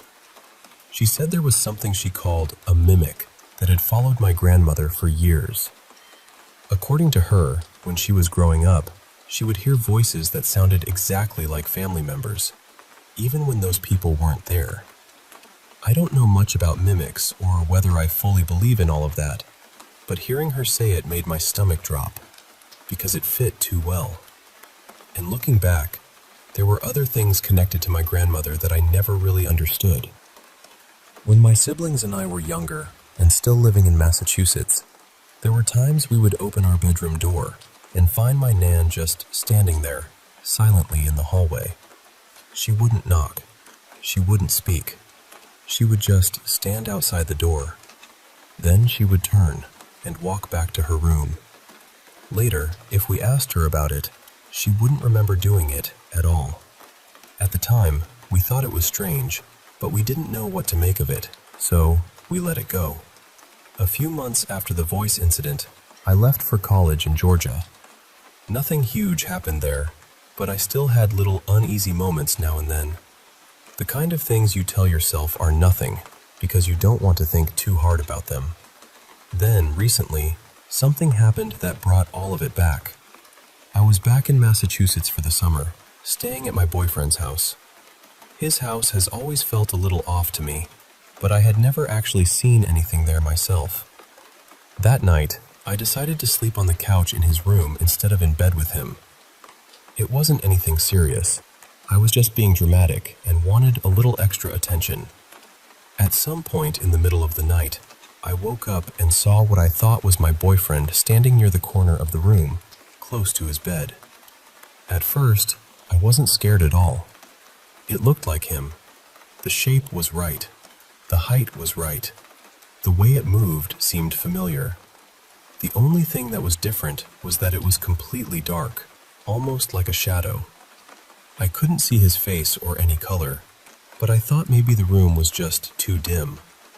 I honestly believed he had gotten up and was coming over to get me from the couch. I even started reaching my hand out to him, because we have this little routine where I pretend I'm about to fall off the couch, and he comes over, picks me up, kisses me, and brings me back to bed. But this figure didn't come toward me. It just stood there for a moment. Then it started moving strangely. The best way I can describe it is almost like dancing, but not in a normal way. The movements were unnatural, slow, and odd, like they didn't belong to a real person. I was staring at it, trying to make sense of what I was seeing. Then something in my head clicked, and I looked over at the bed. My actual boyfriend was still asleep, so whatever was standing there was not him. I froze. I started whispering his name over and over until he woke up. When he realized how scared I was, he got scared too. He pulled me into bed with him, and I remember telling him to stay quiet because, for some reason, I didn't want whatever I had seen to know that I was afraid. I still don't know what to think. Maybe there's a normal explanation. Maybe there isn't. But between the voice that sounded like my grandfather and the shadow that looked like my boyfriend, I can't shake the feeling that something has been copying people around me. And I'm wondering if anyone else has ever experienced something like this.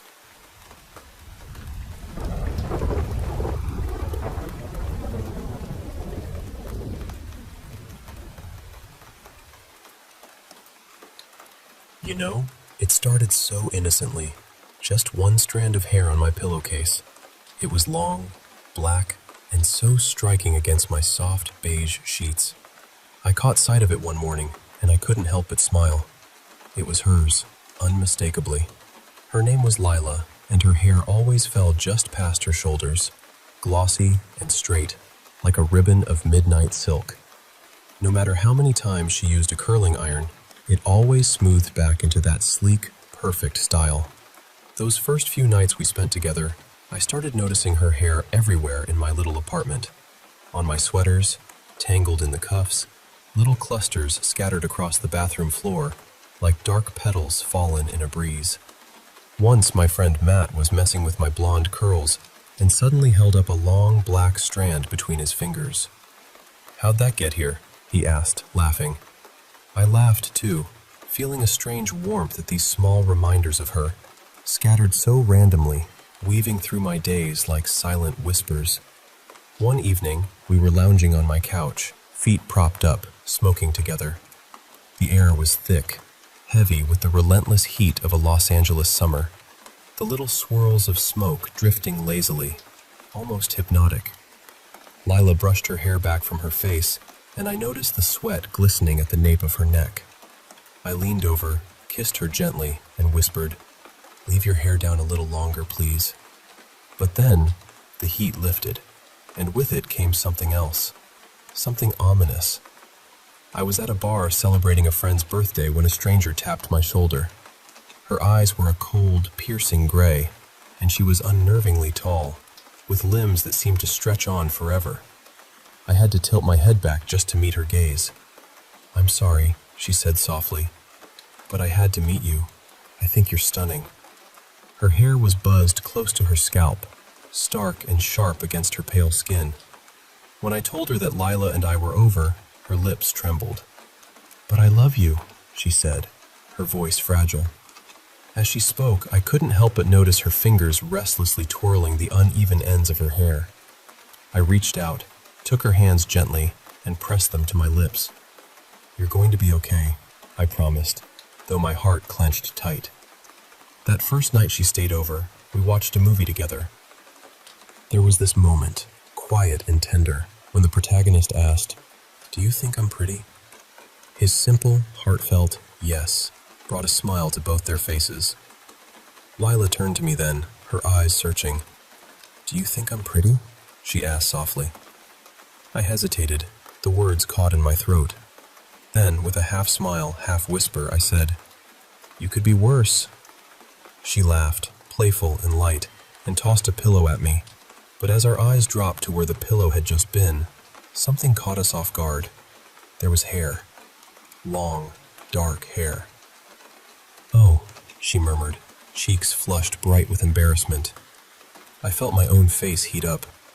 "I'm sorry," I stammered, grabbing the strands and jumping out of bed. "My ex, she had this thick, long hair. It always got everywhere. I guess I missed a spot." Lila smiled, though her tone was tight. "Well," she said, "there's nothing a good wash can't fix." But the hair kept appearing. On my kitchen table, in my car, tucked inside my purse. Week after week, month after month, it was there, like some haunting echo. One evening, Lila's voice broke through my mounting anxiety, sharp and angry. "We need to talk." "I swear," I insisted, throwing my hands up, "I haven't seen her since we started dating. Check my phone, my social media. I haven't spoken to her in months." "Then how do you explain all this hair?" she demanded. I felt a rising panic and decided to confront my ex. I used GPS to find her apartment, something that should have been second nature, yet suddenly felt alien. I knocked frantically. "Hey, open up. I know you're in there."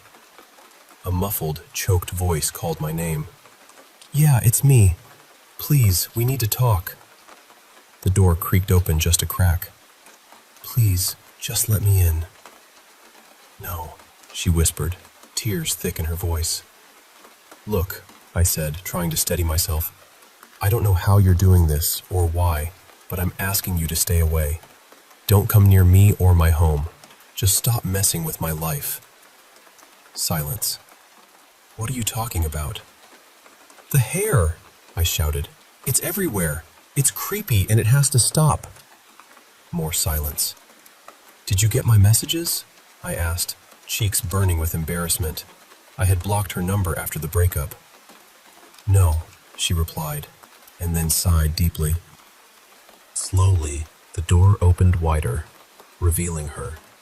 Thin, pale, with sunken skin and dark circles that told stories of endless nights. She looked as if time had aged her 10 years in just 6 months. "Cancer," she said quietly. I stared, the word hitting me like a thunderclap. "I tried texting, calling," she explained, voice breaking. "But you never answered. Is this some sick joke? You heard the news and came here to mock me? To play a prank?" No," I stammered, overwhelmed. "I didn't know. I had no idea." "I haven't been near your place," she insisted. "I don't know what you're talking about." As she spoke, I noticed her hair, once thick and shining, had thinned to fragile wisps. She caught me staring and slammed the door shut. As I walked away, I heard her scream through the door. "You're going to be okay, I promise." After that, the hair came in waves. It clogged my pipes, first the shower, then the kitchen sink. When the plumber came, he glanced at me oddly, asked if I had a dog, and hurried out without explanation. I found hair in my dryer, in the carpet, even in the dishwasher. I stopped having people over after Lila left me. "You're sick," she spat one day, storming out after finding clumps of hair in her gym bag. I thought, I'm not the sick one, but I kept my silence. A month later, I took a bite of a sandwich and felt something strange. I pulled out a tangled ball of hair from my mouth, disgusted, spitting it onto my plate. "Stop it!" I screamed at those dark strands. "Just make it stop." But deep down, a chilling truth gnawed at me. The hair stopping would mean something far worse. And that thought? That terrified me more than anything else.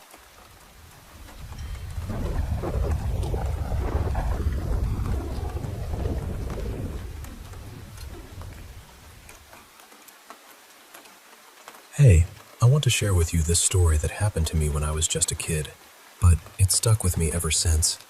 It still gives me and my dad the chills whenever we think about it. I never got a clear answer about what really happened, and honestly, my dad didn't push it either after he saw what happened himself. So, here goes. I'm from the south of Minas Gerais, Brazil. My uncle owns a spare parts store, and he needed to make a trip to Sao Paulo to pick up some supplies. Since he wasn't familiar with the city, my dad went with him to help out, and I tagged along too. My dad knew Sao Paulo well, so it made sense. After a long, exhausting day wandering through one of the busiest streets in Sao Paulo, 25 de Março, a place packed with shops and people, we stopped at this Arabic restaurant. I was probably around 8 or 10 years old, though I'm 26 now, so it's a bit fuzzy. Anyway, I really needed to use the restroom and grab a bite, so we went inside. My dad waited outside while I went in. Now, here's where things get really strange. When I came out of the restroom, I wasn't where I expected to be at all. Instead of the restaurant, I found myself in this old, tall building's lobby. It was quiet, kind of cold, and everything looked worn down, like something from a different time. I remember thinking, what on earth? One moment I was in this lively restaurant, and the next, I was somewhere completely different. I tried to go back inside the restroom, hoping to just walk back out and be where I was supposed to be. But every time I opened that door and stepped through, I was back in the same old lobby. I did this about 3 times, desperately trying to find my way back. It was creeping me out, and I had no idea what to do. There's something else I can't quite shake from my memory. A man. I think he was a receptionist, sitting on a chair in the lobby. I tried to talk to him, to explain what was happening, but he didn't respond. And honestly, whether because I was scared or confused, I just ignored him and moved on. Finally, I decided to try to find the restaurant from the outside. I was tempted to cross the street. I honestly think if I had, things might have ended differently. But I stayed on the same sidewalk and turned left. After walking a bit more, I found the restaurant again. Some of the details in my mind are blurry, like how long I'd been in that lobby or exactly how I got back. It all feels like a dream that I'm trying hard to remember. My dad told me later that maybe I had just come out into a different hallway and gotten turned around. But the restroom door was right there, and he saw me come out. It doesn't add up. The restaurant's restroom entrance was pretty straightforward, nothing complicated or hidden. I even looked up the place. Raful, it's called, on 25 de Março.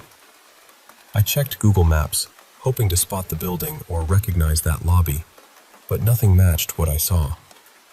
Sometimes I wonder if I slipped into some kind of alternate reality, like a glitch in the Matrix, or maybe a place from a Brazilian urban legend, like the 7 Alem. Now, on a different note, something else spooky happened to me recently. It was Sunday night, October 9th. My dogs were really on edge, staring out the windows like they saw something I couldn't. So I let them outside. My house has this setup where you go through one set of doors from the main house into 2 additional rooms, then another set of doors to the backyard. When I let the dogs out, the door was open, but locked in place with the lock keeping it from closing. I was sure I was the last person to touch the door, and I definitely closed it properly. So, why was it locked open? It made me nervous, but I brushed it off and went about my night. Around midnight, I went to sleep, but at 2 a.m., my dog started barking wildly at something in my room. I looked, half asleep, and saw a tall figure standing there. I didn't know what it was. It didn't register clearly, just this looming presence. I was so scared that I hid under my blankets and started crying like a kid. For the rest of the night, I barely slept because I was so anxious. I told my mom and sister about it. They said it was probably nothing, just my imagination. Some friends suggested it might have been sleep paralysis. I tried to believe them and went on with my day, but I was still uneasy. The next night, I was so anxious that I slept with the lights and TV on. Thankfully, I slept okay, and nothing strange woke me or my dogs. But when I woke up for work that morning, something else freaked me out. One of my evil eye bracelets had fallen off. Now, it wasn't broken or slid off. It was fully intact. The only way it could have come off was if it was unclasped. But I don't remember unclasping it. And here's the weird part. I toss and turn a lot in bed, but I found the bracelet neatly underneath me on the bed, not on the floor. It felt like it had been placed there. I don't know if these things are connected, or if it's just my mind playing tricks on me. But between the strange restroom incident from my childhood and the eerie things happening now, I can't help but wonder if I'm being haunted somehow. Honestly, it's unsettling. But sharing it with you here makes me feel a little less alone in all this.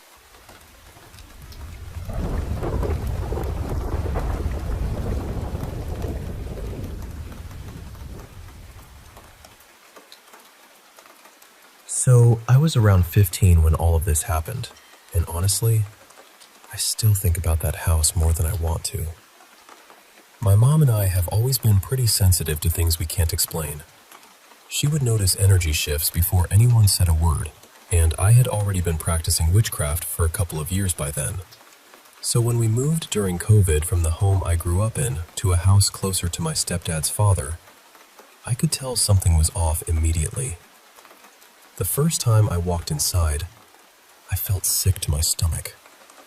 Not nervous, not just uncomfortable. Sick.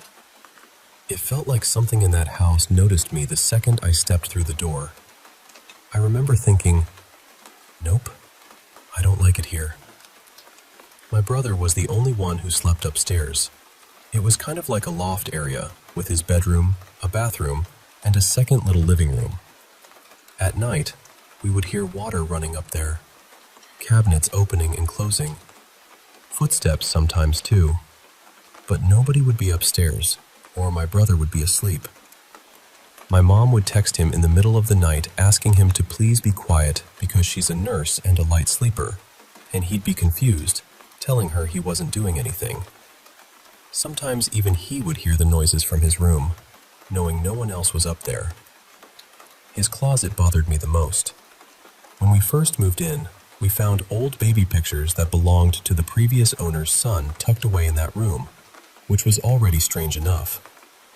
But whenever I was upstairs alone, I felt like something was watching me from inside that closet. I hated being in his room unless he was there, or unless I was on FaceTime with someone while playing Minecraft just to feel less alone. Then I had sleep paralysis in that house. Twice. I had never had it before that house, and I haven't had it since. The first time, I saw a woman standing in my room. She had long, dark hair and a long, pale dress. She didn't come toward me or do anything aggressive.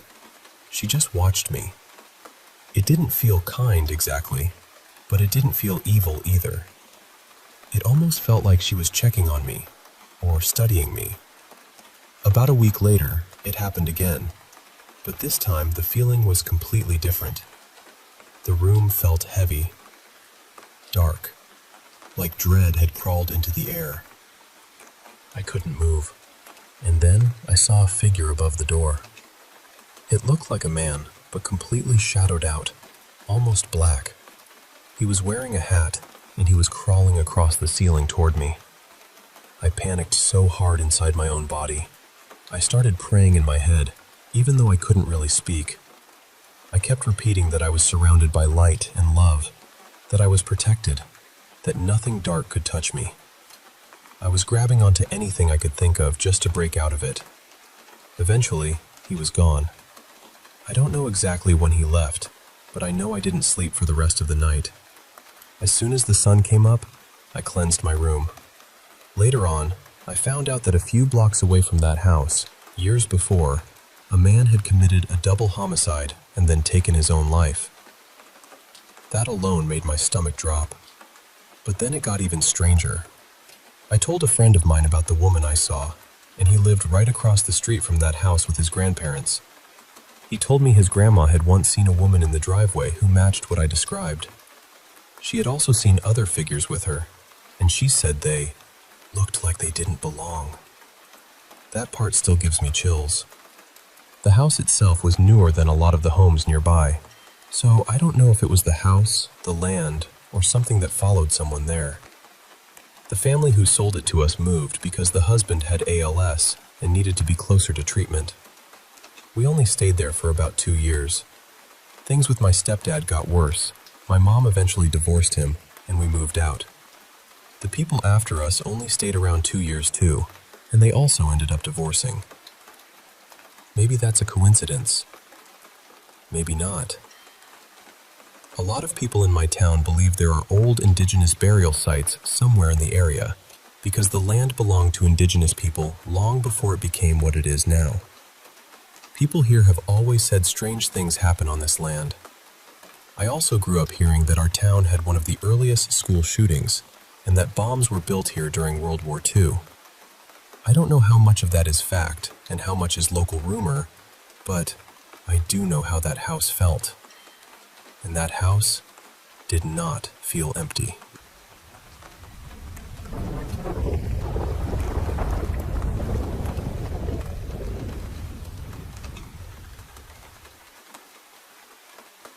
I'm a mother of 3. I have 2 little girls and 1 little boy. My girls are 6 and 4, and my youngest is still just a toddler. And I want to say this from the beginning. I'm not sharing this because I think it's fun, or because I want attention. I'm sharing it because I honestly don't know what else to do anymore. Before we had children, my husband had already experienced a lot of strange things. Not just once or twice either.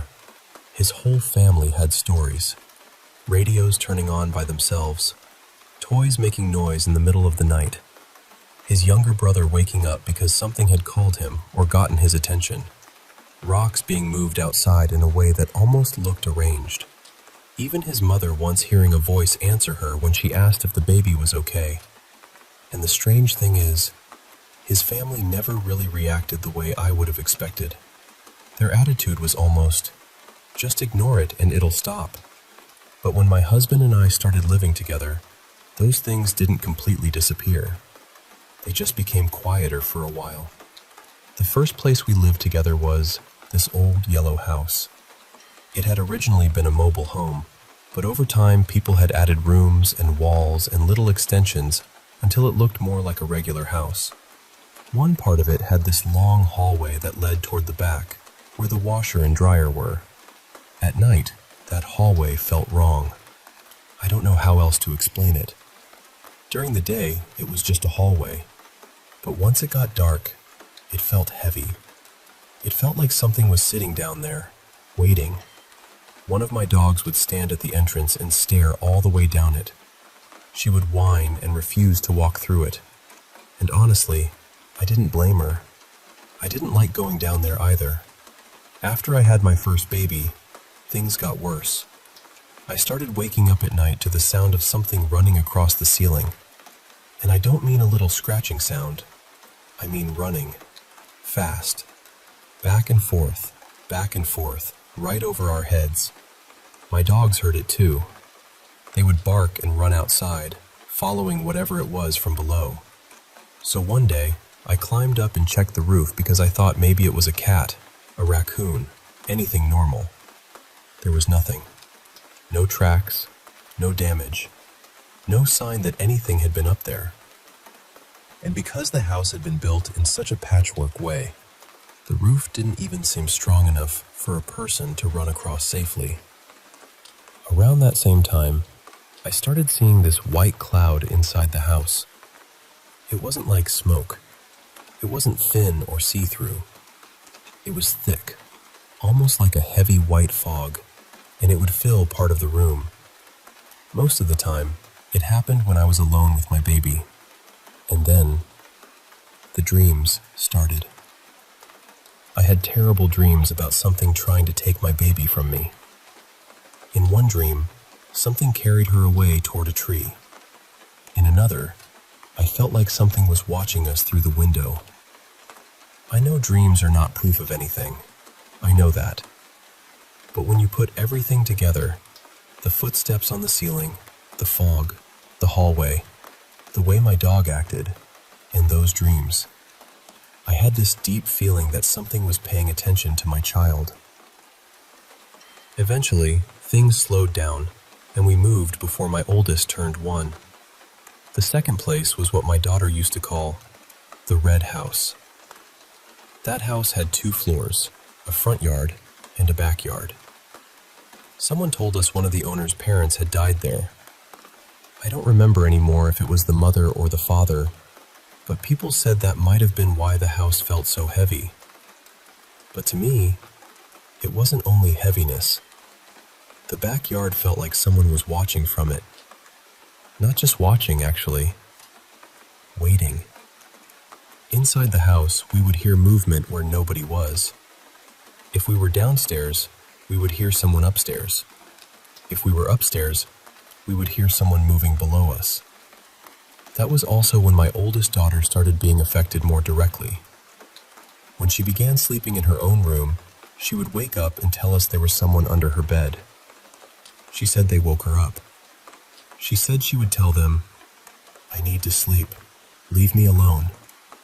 And according to her, whoever it was would say, "No." After that, she would come into our room. It kept happening until she didn't want to sleep alone anymore, and we finally moved her into our bedroom.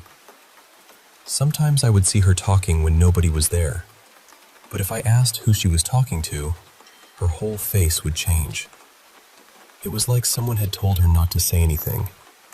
She would immediately deny it and say she was just playing by herself. I also had my own moments in that house. Sometimes I would feel a hand touch my shoulder. Other times I would suddenly feel, with total certainty, that my husband was standing beside me or behind me. You know that feeling when someone familiar is close to you, even before you look? That's what it felt like. But when I turned around, nobody was there. After that, we moved again. By then, we had 2 daughters. We moved into a 1-story apartment with 2 bedrooms. My husband's parents had actually lived there before us, so we had visited that apartment many times before moving in. Even back then, my oldest talked about a man she saw there. She said he was very tall, almost as tall as the ceiling. She said he was completely dark, like a shadow, and old. She said he would stand in the corner and watch. Sometimes she would point right at the corner and tell us he was there. Then she would move her fingers slowly, like she was following him as he walked. She also said he stayed in her grandparents' closet. Another strange thing in that apartment was the smell. Every now and then, there would be a strong tobacco smell. Not cigarettes. It smelled older than that, like cigars, like stale smoke from somewhere far away. It would appear out of nowhere and then vanish. When we officially moved in, I cleaned the apartment from top to bottom. I also prayed and spiritually cleansed it. For a while, it felt peaceful. No tobacco smell, no noises, no strange feeling. Then slowly, little things started again. So I cleaned and cleansed the place again, and once more it became calm. Now my second daughter is 4. I'll call her Cece. Recently, Cece started waking up at night and coming into my room crying. She would say she was scared, then crawl into bed and fall back asleep. We have a 360-degree camera in the living room. It detects movement and turns to follow it. So I started checking the camera footage to see what was happening at night. Cece usually wakes up sometime between midnight and around 3:30 in the morning. At first, I thought she was just getting up to use the bathroom, but after watching several recordings, I noticed she does almost the same thing every time. She opens her bedroom door. She sticks her head out and looks around the living room, almost like she's searching for someone. Then she goes into the bathroom and closes the door. When she comes back out, she looks around again. She checks the room before going back into her bedroom. She leaves the bathroom light on, leaves her bedroom door open, and goes back to sleep. Sometimes she does this more than once, going back and forth. But the part that really bothered me was the camera. When Cece comes out, the camera follows her like it's supposed to. Then suddenly, it turns away from her and points toward another part of the living room. There is nothing there. Then it turns back to Cece. Then it moves back again toward the empty area. It looks like the camera is tracking her, and then tracking someone else that I can't see. I asked Cece why she keeps waking up. Her answers are always simple because she's still little. She says, "I'm scared." She says, "The monster is there." She says, "The corner is scary." She says, "It's big." That is what made my stomach drop, because it reminded me of what my oldest used to say. Tall, dark, scary, in the corner. My son is different. He's much harder to frighten. With him, it doesn't seem like something wakes him up. It's more like something calls him or gets his attention. Sometimes he points up at the ceiling and calls us over to look. There's never anything there. My husband has taught him that if something bothers him, he can tell it to go away. So now my son will throw toys upward and say, "No, no, no." Then he'll squat down and argue with empty air like he's scolding someone. And strangely enough, whatever it is doesn't seem to bother him much anymore. There was also one night close to Christmas that I can't stop thinking about. I woke up around 3 in the morning, facing my bedroom door. From where I was lying, I could see blue light coming from the living room. At first, I thought we had left the TV on. I started to get up, but then this fear hit me. It wasn't normal fear. It wasn't just being startled in the dark. I felt cold all over. I felt terrified of the living room, or whatever was in it. So I stayed in bed and stared at the doorway. The light from the TV kept changing, like someone was browsing through things or clicking around. The next morning, I checked the living room. The TV was off, so I went straight to the camera footage. At around 3 a.m., the TV turned on. Around 3:10, a movie started playing. Around 3:30, it switched to pictures of our family. Around 3:40, the TV turned off by itself. When I watched the video closely, I saw 2 very fast little lights moving around. I know people say dust, bugs, reflections, all of that, but these moved differently. They crossed each other quickly, almost too quickly. Then, near the space between the TV and the Christmas tree, I saw something pale and shadowy rise up. It looked like it expanded for a second. Then the TV went off. I even joked afterward because I didn't know what else to do. I thought, so whatever this is can watch TV, but it can't help with the bills? But really, I was scared. And now things are still happening. Just this morning, around 5, my husband was getting ready for work. He was in the living room near the girls' bedroom. Their bedroom door opened. He waited because he thought Cece was coming out, but nobody came out. He waited again. Still nothing. So he went into their room to check on them. Both girls were completely asleep. That's where I am now. I have cleaned the house. I have prayed. I cover the mirrors in my girls' room at night. When I cleanse the home, things calm down for a while, but then they slowly come back. And lately, it almost feels like the more I try to cleanse, the more active everything becomes. I don't know if this is one thing following us, or several different things. I don't know if it's connected to my husband's family, to the houses, or to my children. But what scares me is the pattern. In the yellow house, before my oldest could even explain anything, I had this awful feeling that something was interested in her.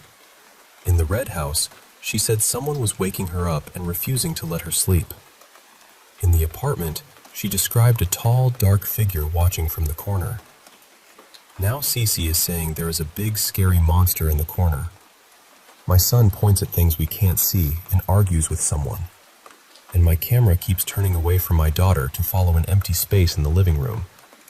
My biggest fear is my children. I feel like if I don't find a way to protect them, this will keep growing until it becomes more serious.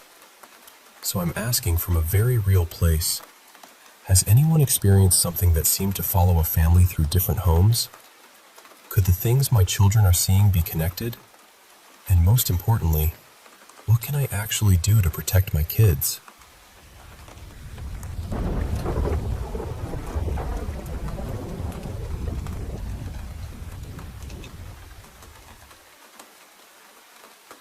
I grew up in a small, Tier 3 city in India, the kind of place people usually forgot about unless they had to pass through it. Before I left for college, that city was my whole world. Our neighborhood was quiet most days, but there was one house nearby that everyone talked about. It belonged to a family from the Mali community, people who traditionally sold flowers for puja. I think there were 6 or 7 people living there when I was younger, but over the years, strange things kept happening in that family. Her husband became paralyzed. Her only son passed away. Later, her daughter-in-law also died. Then her elder brother-in-law and his wife died too. And the strangest part was that none of these deaths were connected in any clear way. They happened at different times, in different places, for different reasons. It was never one accident or one illness that explained everything. Every time something happened, the whole locality would start whispering again. Some people said the family was just terribly unlucky. Others were convinced there was something darker behind it. A few of the cases were even investigated by the police, but nothing suspicious was ever proved. No evidence, no clear answer, nothing. Still, once a rumor settles into a neighborhood, it grows roots. The woman herself scared me a lot as a child. She was short, usually dressed in a dark sari, often black or deep maroon, and she wore a big red bindi right in the middle of her forehead. She chewed pan almost all the time, so her lips were always stained a deep red. During festivals or religious days, she would come to our house to deliver flowers for puja. My mother would call me and say, "Go outside and take the flowers from Kamla auntie." And I hated doing it. I don't know how to explain it properly, but just standing near her made me uneasy. I used to feel like she already knew I was scared. Whenever I went to collect the flowers, she would look straight into my eyes and smile. Not a normal smile. It was slow, sharp, and silent. She never said anything threatening. She never touched me. But somehow, that smile made my stomach twist. It felt like she enjoyed watching me feel afraid. The neighbors had their own theories. Some openly said she practiced black magic. Some believed she had something to do with the deaths in her own family. Others said people were being cruel and turning tragedy into gossip. And honestly, nobody had any proof. But when you hear the same kind of whispers again and again as a child, they start living inside your head. Still, the rumors were not the only reason I feared her. A few months before she died, I saw something that genuinely shook me. Even now, when I remember that evening, I feel a chill run through my body. That moment deserves its own story, because after that day, I could never look at her the same way again.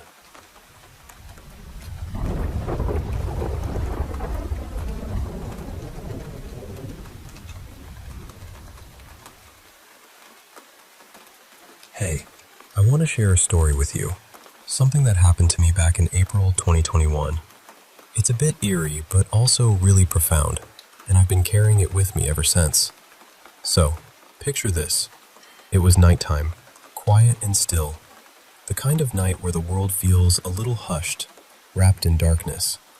I was just drifting off when, suddenly, in my dream, I felt this presence, like someone was hovering right above me in the sky. I couldn't see him, he was invisible, but I just knew it was my friend, someone really close to me. Now, this wasn't like any normal dream. There was this urgency in the air, almost like a desperate plea. He was trying to get through to me, and I could feel it deep inside. He said, clear as day, I was murdered. I've been trying to reach out, but no one else can hear me. You're the only one spiritual enough for me to get through. Can you imagine? Hearing something like that from someone you care about, even if it's just in a dream. At first, I was completely lost. How was I supposed to help? I didn't understand. The confusion was so overwhelming that I woke up, heart pounding, mind racing. It was such a strange, unsettling dream, unlike anything I'd ever experienced before. I was puzzled, honestly, but I pushed it aside and told myself it was just a weird dream. But here's the thing. I had no idea then that my friend had actually passed away. Just a few days later, between 3 and 7 days after the dream, I got the news. He was gone. I tried to find out how, but nobody would tell me. Out of respect, I didn't press anyone.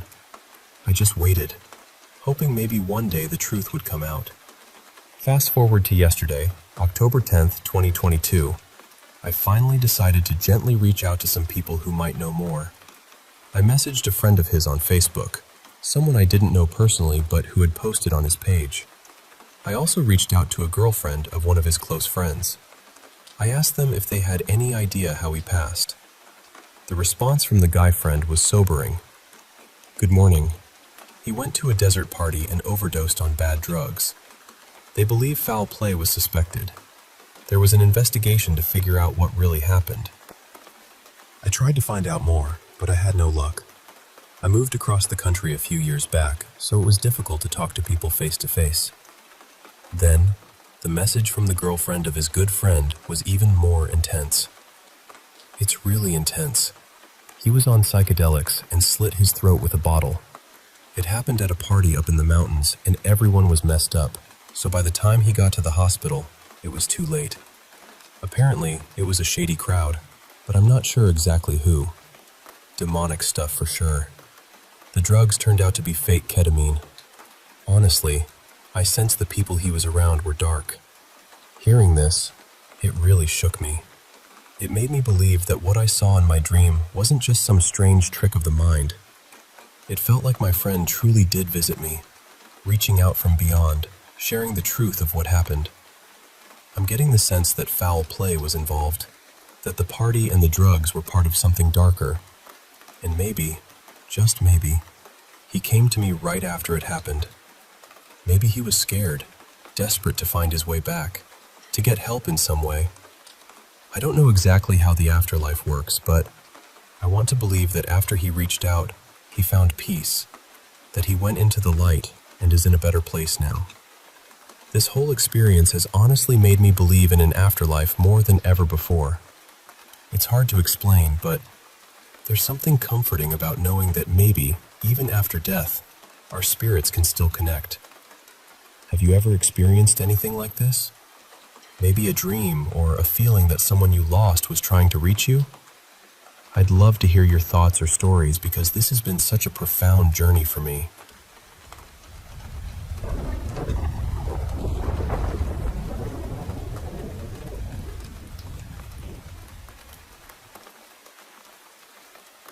Hey, so I want to share something pretty personal with you. Something that's stuck with me for a couple of years now. It all happened on Halloween Day, October 31st, which, is already a day loaded with meaning for a lot of people. But for me, it carries an extra weight. This year actually marks 2 years since it happened. Back in 2016, my granddad, who was more like a dad to me, passed away. He lived in this small, cozy house out here in a quiet little town in the south of Ireland. I had actually lived there with him for a few years before he passed, so it wasn't just his house. It was like a second home to me. When he died, It hit me and my family pretty hard. It was devastating, really. Because of that, we kind of avoided going back to the house for a while. It was too painful, too full of memories. All the laughter, the stories, the moments we shared. It made walking through those rooms feel like stepping into a ghost of the past. Fast forward to Halloween 2 years ago. Our vacuum cleaner at home broke down. Now, buying a new one right away wasn't really an option for us. We're not exactly flush with money. So my mom said she was thinking maybe we could use the vacuum from my granddad's house. I told her, look, I'll go get it, because I didn't want her to have to go through that emotional trip herself. I even asked a close friend of mine, who I'll call Harry, to come with me. Harry's known me since primary school, since 6th class, so about 8 years. He used to come over all the time, knew the house and my family well. We arrived at the house around midday, maybe closer to 2 p.m. The sky was a bit overcast, that typical Irish light that makes everything look kind of soft and a little melancholy. We stepped inside, and honestly, nothing seemed out of the ordinary. The house was silent, almost hollow. It was like the walls themselves were holding their breath, missing my granddad's presence. Harry and I wandered through the rooms in this quiet, nostalgic way. Every so often, we'd exchange a memory or a story. Little things that brought a brief smile or a flicker of warmth to the day. Eventually, we made our way to the back door and stepped out into the garden. The air smelled earthy, a bit damp from recent rain. The old trampoline sat a little crooked, but still there, and the wooden shed where we had spent countless hours playing as kids was still standing. The shed was packed with old stuff from our past. Boxes of forgotten treasures, dusty tools, things that felt frozen in time. After we finished looking around outside, we decided to head back in. As I locked the shed door and then the garden gate behind us, a phone started ringing. It was a sharp, clear ring that echoed a bit in the quiet garden. I didn't think much of it at first. I'd noticed the next-door neighbors had their back door open just a few minutes before, so I assumed it was their phone. But then Harry called my name, and when I turned to look at him, he was standing right by the back door of the house. I was about 5 meters away. He looked at me with this blank, almost stunned expression and said simply, "The phone." I said, "Yeah, it's probably the neighbors." But he shook his head and said, "No, it's inside the house." And then he turned and walked inside, quick and sure. I was confused but followed him. Now the back door opens into this small porch area, maybe a meter square, just enough space to step inside and take off your shoes. From there, you enter the kitchen, which takes up the entire back half of the ground floor. The kitchen connects straight to the sitting room, which is much smaller. When I stepped inside the kitchen, I saw Harry standing next to my granddad's old chair, the one he sat in every day for as long as I can remember. Next to the chair was a small wooden table, and on it sat the landline phone.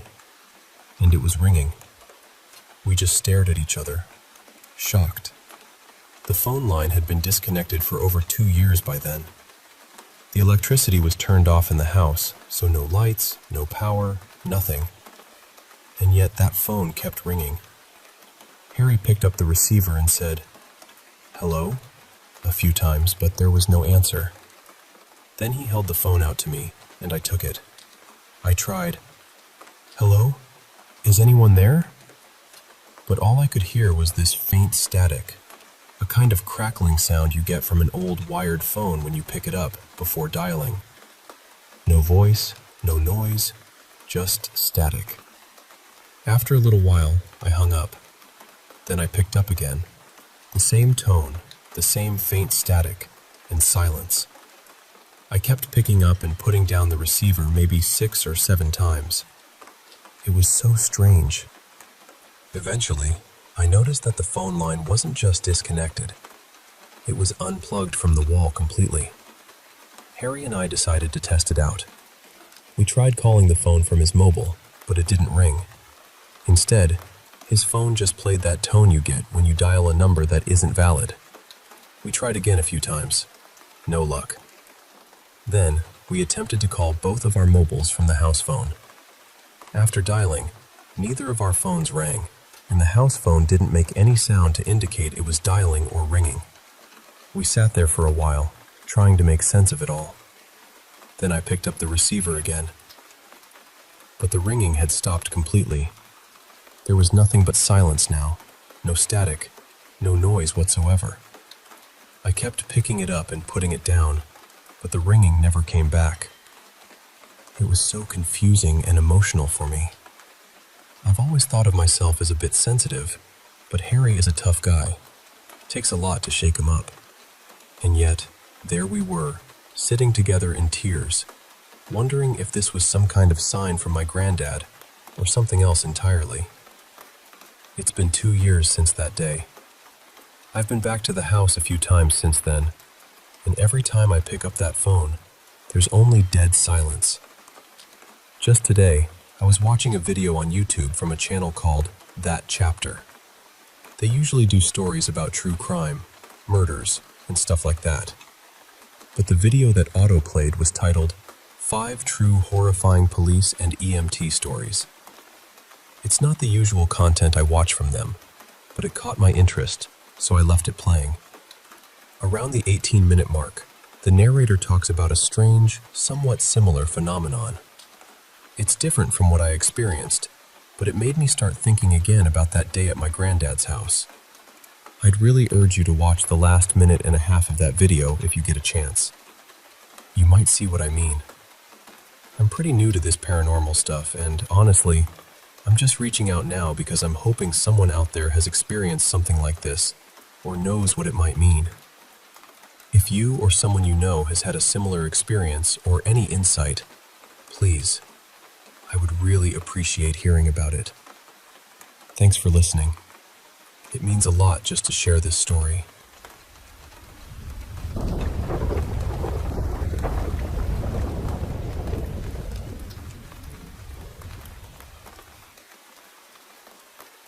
Hey, I want to share something pretty incredible that happened to us. Something that really changed the way I see the world. So, my husband, let's call him Aaron. He has this rare gift. He can communicate with the dead, something he inherited from his mom. She was a kind-hearted, skilled witch who passed away when Aaron was just a teenager. Losing her so young was heartbreaking, but she left Aaron with this amazing, mysterious ability. Now, a while back, we took a trip to my hometown, which is a quiet, rural place about a 3-hour drive from where we live now. There's this old cemetery there, just a few miles from my parents' house. It's famous locally for the story of a little girl who died tragically in 1886 at only 2 years old. I won't say her name out of respect, but here's what happened. She and her mom had made some apple butter together, and one night, the little girl sneaked into the kitchen to taste what was left in the pot. The pot was made of lead and had been corroding, poisoning her without anyone knowing. It's such a sad story. The grave is marked by this life-sized statue of the girl, carved from stone, modeled after a portrait taken right before she died. The statue is about 7 feet tall, with her hands folded gently in her lap. What's eerie is that the statue always seems to hold fresh flowers in those hands. No one ever sees who puts them there or takes the old ones away. They're just always there. There's a local tale that if you steal the bouquet at midnight, you can hear the girl crying. I've always been fascinated by ghost stories, but was too scared, and honestly, too sad, to try it myself. Aaron had never been to my hometown before, so when we went, he wanted to visit the cemetery to see if he could connect with the little girl. As we got closer, Aaron said he started hearing a faint voice, a little girl whispering, "My feet hurt. My feet hurt." It was strange because, well, she was only 2 years old. Why would she say that? The voice got clearer as we walked further into the cemetery. When we finally reached her grave, we were stunned, and honestly, a bit shaken. The statue's feet had been vandalized, knocked right off. It was chilling. I remember feeling this cold wave of shock wash over me. It made me realize just how real Aaron's gift is. There have been other moments, sure, but this one, It was unforgettable. Aaron misses his mom every day. I wish I'd known her, because from everything I've seen and felt, a part of her lives on in him. It's like she's still here, but not in the way we usually think. More like a quiet presence, guiding and protecting him. And through him, a little bit of that magic touches my life too.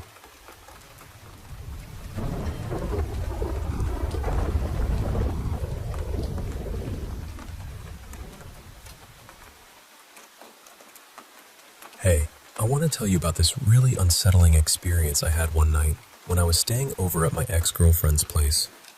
Let's call her Emma for the sake of the story. So, it was around 1 a.m., and I was up in her bedroom, working on some music on my laptop. Emma was downstairs, buried in her college coursework. The whole house was deathly quiet, like the kind of silence where every little creak or whisper sounds amplified, and the air feels thick and still. The music I was making felt almost too perfect, too clean for a night like that. Suddenly, out of nowhere, Emma's bedroom door slammed open with a huge bang against the sideboard. The noise echoed through the room like thunder, and honestly, it scared the hell out of me. My heart jumped, and I could almost feel the silence shatter around me. Just as quickly as it swung open, the door began to close, but then I caught it. There was this faint, girlish giggle coming from the corridor outside her room. At first, it was barely audible, just a soft tittering. But as I focused, it got louder and clearer, almost teasing me. I thought, okay, Emma's messing with me, so I decided to play along. I started counting down out loud from 10, telling her that when I opened the door, I was going to come out and tickle her. As I counted down, 10, 9, 8. The giggling turned into full-on laughter, playful but with this eerie edge, almost maniacal. The volume grew, filling the quiet hallway, and with every number I said, the door started to shake like someone was banging against it from the other side. By the time I was at 5, 4, 3, I was creeping closer to the door, heart pounding, a mix of fear and adrenaline pushing me forward. The laughter was almost inviting, like it was daring me to open up and face whatever was there. I reached up, my hand trembling, gripped the door handle, and with everything I had, swung the door open. I leapt through the doorway, planning to land on Emma and give her a good tickle. But the moment my feet hit the floor, the laughter stopped, just like that, silent, as if someone had flipped a switch. I looked around, but the corridor was empty. No Emma, no prankster, just the cold, empty hallway. I stood there, frozen for a few seconds, trying to make sense of what just happened. Slowly, the unsettling realization crept in. Emma was never there in the first place. I started pacing, peering down the hallway, searching for any sign of her. My heartbeat was pounding in my ears, and I felt like something unseen was trailing me, just out of sight. I kept glancing over my shoulder, half expecting to see her standing there, grinning. Then I bolted down the stairs and burst into the living room. There she was, sitting hunched over her books, headphones on, completely engrossed in her revision. I yanked the headphones off her, startled her, and asked if she'd been upstairs laughing by her bedroom door. She looked at me, genuinely surprised, and swore she hadn't moved from in front of the TV since she started studying hours ago. I told her everything. The door, the laughter, the prank I thought she was playing, and she didn't even look shocked. That threw me off completely. Then she told me something that chilled me to the bone. Her whole family had experienced encounters with a little girl in the house. This wasn't just a one-time thing. It was something that had been happening for years. Fast forward a couple of months. I was back at Emma's house, this time outside in the garden, just casually petting their cat. Emma nudged me and pointed toward her bedroom window. There, framed against the glass, was the faint silhouette of a little girl standing and watching us. I was stunned. My skin prickled, and a cold shiver ran down my spine. But to Emma and her family, it was just another normal day. Her mom knew I was curious, and a few weeks later, she ended up taking some photos with her phone of Emma's bedroom, apparently to sell the bed. These pictures captured something I can't explain. They showed shadows and shapes that didn't belong there. I have the photos in the order they were taken, and honestly, I'll let them speak for themselves. It's strange how sometimes the scariest moments aren't the loud crashes or obvious ghosts, but the quiet, lingering presence that makes you question everything you thought you knew. That night, with the giggling girl, was one of those moments for me, one I'll never forget.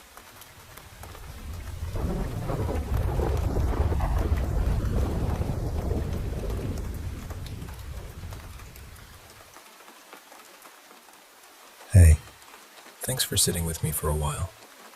I want to share something pretty personal. It's about these moments when I just can't tell if I'm dreaming or awake. It's this strange, foggy space where reality and dreams blur, and it's been a part of my life for as long as I can remember. So, I grew up in a house that was, let's just say, definitely haunted. Nothing super wild all the time, but enough little things that made me question what was really there. And what's weird is, even after moving out, I kept experiencing similar things, like echoes of those old hauntings following me around. About a year ago, I met with a medium. She told me I have the sight, that I can see and interact with spirits, but I'd somehow put a blindfold over myself. Like I'd shut down that part of my perception because of fear. That really made sense to me because there was this whole week in my life where I was scared out of my mind, and it ended with me asking a pastor to bless my house. So yeah, that fear definitely dimmed my abilities for a while. But the thing I want to talk about today is dreams, especially those moments where it's hard to tell if I'm really awake or still dreaming. I've definitely experienced sleep paralysis, and for me, when it happens, I can't open my eyes at all. It's like I'm trapped in my own body. That's the scariest part, honestly, because it makes the world feel unreal and threatening at the same time. Usually these episodes start with me dreaming that I wake up. If I don't have sleep paralysis, I can open my eyes and I'm always in the exact room where I fell asleep, even if I'm visiting someone else's place. That's what makes it so confusing. It's like I'm stuck in a loop where I'm never quite sure if the world around me is real. The first time this happened was back in the haunted house. It was during that terrifying week I mentioned, and I'd wake up feeling like I was outside my body, looking down at myself lying there. My body felt unbelievably heavy, like it was made of lead, and I couldn't move a muscle. I could see the room perfectly, but there was this overwhelming, horrible feeling hanging in the air. I just knew, deep down, that something was trying to possess me. Whenever I realized that, I'd fight so hard to open my eyes. When I finally did, all the bad feelings would vanish. Sometimes I'd wake up like this 3 times in a row before I was really awake. It was exhausting and terrifying. Later, when I learned I could push away negative energy on my own, I spent a night doing just that, and those dreams stopped for a long while. That was a relief. Then, 2 years later, there was another episode, but just once. I was living in a different place then, and I couldn't open my eyes or even move my fingers. But my roommate was right there beside me with the light on, so it didn't feel as scary. And that was the last time sleep paralysis came for me. Years passed, and then came the scariest episode of all. I was at my mom's house, not the haunted one, sleeping in my brother's room. I had to sleep on the trundle bed because the dog had somehow peed on my shopping bag and soaked through the mattress. It didn't smell, but it was definitely wet, so I moved over to the trundle. I remember feeling kind of uneasy, but I went to sleep. In the middle of the night, I woke up to go to the bathroom. When I came back and got into bed, just as I was about to drift off, there was this loud knock on the wall. It startled me so much, I was wide awake. I didn't want to be alone after that, so I got up and went to my sister's room. She has a futon there. Now, here's the weird part. I was definitely dreaming when I lied down there because her room was spotless. And trust me, it never is. I started to fall asleep again, but then something else scared me awake. When I opened my eyes, I was actually awake, back in my brother's room, on the trundle. I have no idea when the dream started or ended. That night, I didn't get any real sleep. That was about a year ago. Now, just last night, I had a new experience in my current home. I woke up and turned over, and I noticed the bedroom door was open, but I was sure I had closed it before going to bed. I felt this chill of fear and tried to calm myself down, thinking maybe my husband had gotten up for water and forgot to close it. I kept glancing at the door because it made me feel uneasy. Eventually, I fell back asleep. But in the morning, the door was closed again. I asked my husband about it, and he said he hadn't gotten up at all. So he thinks I must have dreamed the door was open. And honestly, I don't know what to think anymore. These dreams and moments are so ordinary, but just off. Like a slight tilt in reality. Has anyone else felt this way? Oh, and one last thing that might be important. A few years ago, when I was dealing with bad anxiety, I was seeing an acupuncturist. She's amazing, way beyond just acupuncture. Early in our session, she said she could feel something attached to me, something blocking my energy. She promised to release it, and that night, I felt so much better. Funny thing is, the client she saw after me came back the next day and told her she'd had her first ever sleep paralysis experience that very night. It's like these energies and experiences are all connected in ways I don't fully understand yet. Thanks for listening to me ramble about all this. Sometimes just putting it into words helps me make sense of it all.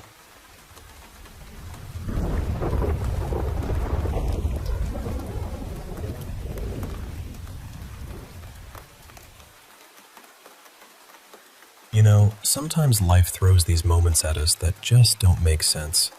But somehow, they feel so real, so profoundly real, that they change the way we look at everything. I want to share 2 stories with you. Stories about love, loss, and those moments when the veil between worlds feels thin. Let me take you back to 2015.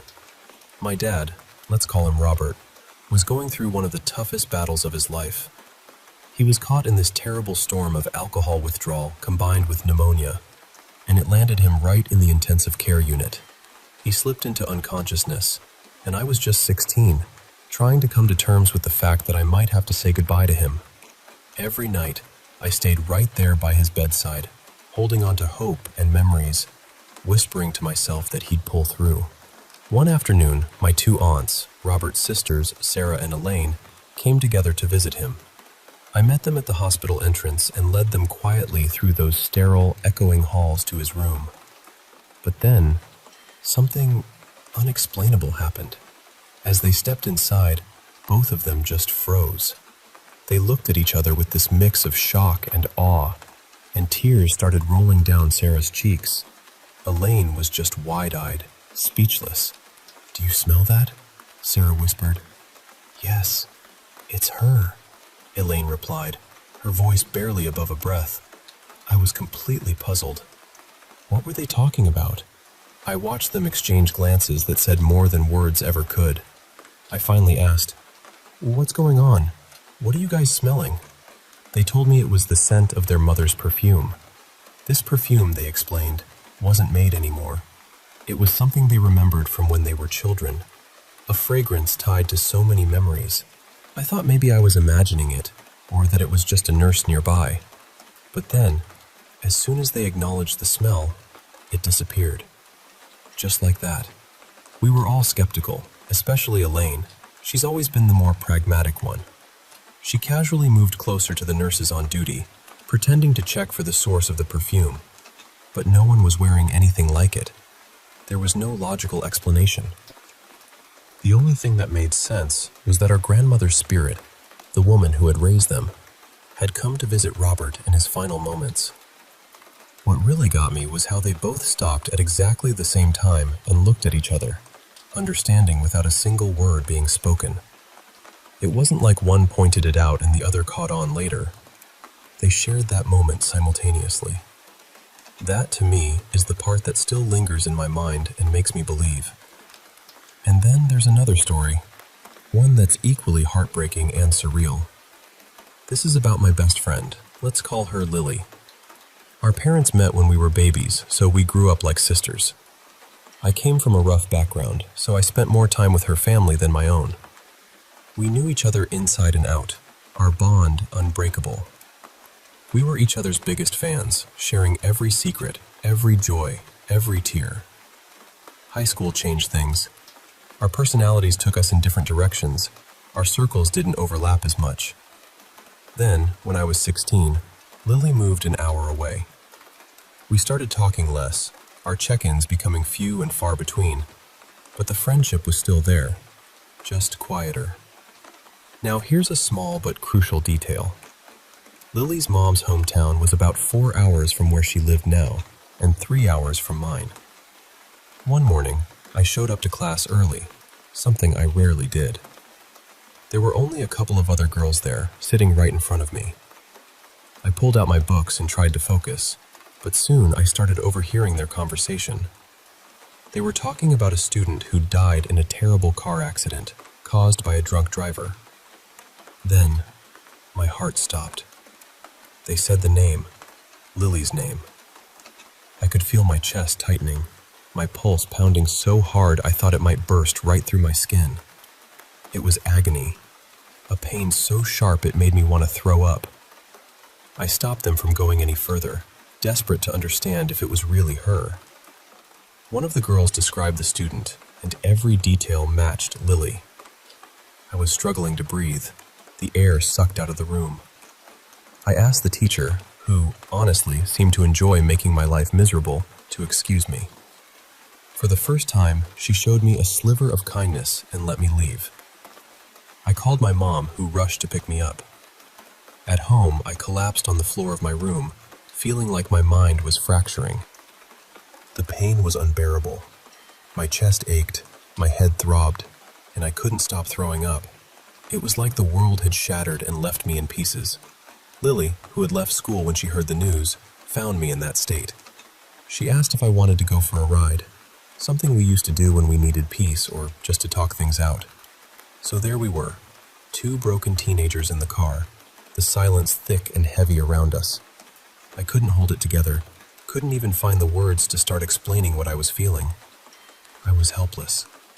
Then I decided to search online, hoping to find some clarity. That's when I learned that Lily's parents were in critical condition in hospitals near their new home. The reality hit me like a punch, and I started throwing up again. We knew we had to see them. They weren't my biological family, but they were the ones who'd raised me, who had loved me through everything. Driving to a city 3 times the size of ours, we didn't realize how many hospitals there were, or about privacy laws that kept us from getting any information. I came home feeling defeated. When I walked through the door, my mom saw the wreckage I'd become and just wrapped me in the warmest hug. I ugly cried, releasing all the pain I'd been holding in. That was my first funeral, my first real encounter with death. I found out the funeral would be in Lily's mom's hometown, 3 hours away from both of us. My friend who had supported me through the worst day of my life, the day Lily died, came with me to the service. The drive there was heavy. The closer we got, the heavier it felt. I kept thinking about Lily's parents. How could I even begin to imagine their pain? They were the kindest people I knew, and now, this. But here's the thing about these stories. Even in the darkest moments, there's a thread of something unexplainable, something that connects us beyond the physical world. Whether it's the scent of a grandmother's perfume filling a hospital room, or the quiet support of a friend during unbearable loss, love leaves its mark in ways we might never fully understand. And that's why I hold on to these memories so tightly, because they remind me that even in goodbye, there can be a visit, a presence, a whisper of love that never truly fades.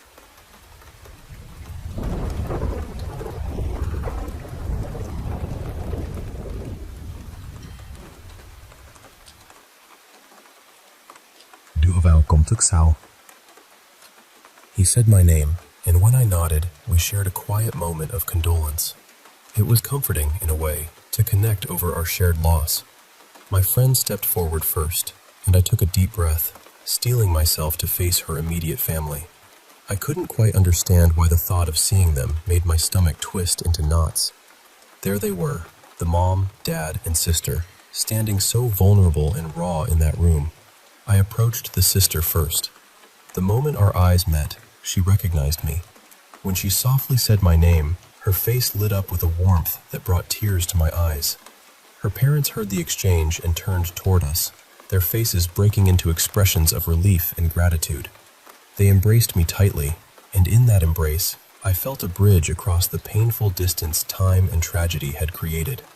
Walking back to the car with my friend, I was utterly drained. I sat there and let the tears fall, each one carrying away a bit of the weight. But soon, even crying felt like too much. The silence that wrapped around us for the next 3 hours was profound, an emptiness we both shared, heavy and quiet. When I finally got to my bed that night, sleep came without dreams, just an empty void where my mind should have been busy. The days that followed were a blur, a haze of numbness and exhaustion. And I want you to remember, my childhood wasn't easy. I grew up in a home shadowed by violence. My dad used to lash out at my mom, right in front of me and my brother. Because of that, I live with PTSD. Nightmares often invade my sleep, stealing peace away. But that night, something was different. I found myself back at school, the hallways packed with noisy students, their chatter filling the air like a relentless tide. I was standing by the stairs when suddenly, she appeared, my best friend. She didn't say a word, but seeing her made my heart swell, and I just hugged her tightly, whispering how much I missed her. She simply smiled, taking it all in silently. And then it hit me like a cold wave. This couldn't be real. She wasn't supposed to be there. Panic pushed me toward the stairs, my mind scrambling to make sense of what was happening. I rushed into a classroom that was unusually crowded, filled with students chatting away. Then she walked in, pulling up a seat right across from me. Suddenly, the bustling noise around us vanished into deafening silence. We just stared at each other, an unspoken conversation hanging in the air. I couldn't take it. I got up and fled through the door. The hallways that had been so full were now eerily empty. But then, I stopped dead in my tracks. How could I run from my best friend? I turned, and there she was, standing right in front of me. It felt like she was speaking to me, not with words, but something deeper, like telepathy.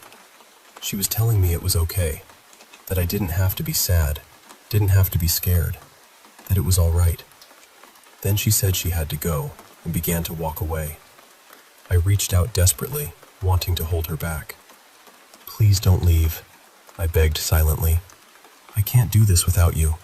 I'm lost without you." With every step she took, she faded a little more, until I was standing there, completely alone. Years later, after I had my daughter, I ended up working for her mom as a personal assistant. One day, we shared our experiences, those strange, heart-wrenching moments that words often fail to capture. Her mom told me that my best friend had come to her too, but in person. Different experience, but the same comforting message. And you know, sometimes in the quiet moments, when the world feels heavy and your heart is aching, those whispers from beyond remind us that love doesn't really die. It lingers, gently guiding us through the darkness.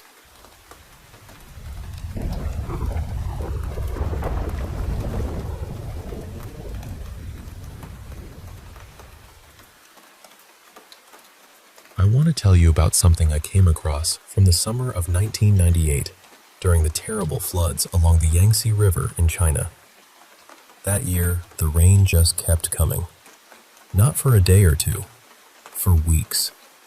The sky seemed exhausted, but it would not empty itself completely. The river rose higher and higher, spilling over farmland, tearing at embankments, and pushing into villages that had lived beside it for generations.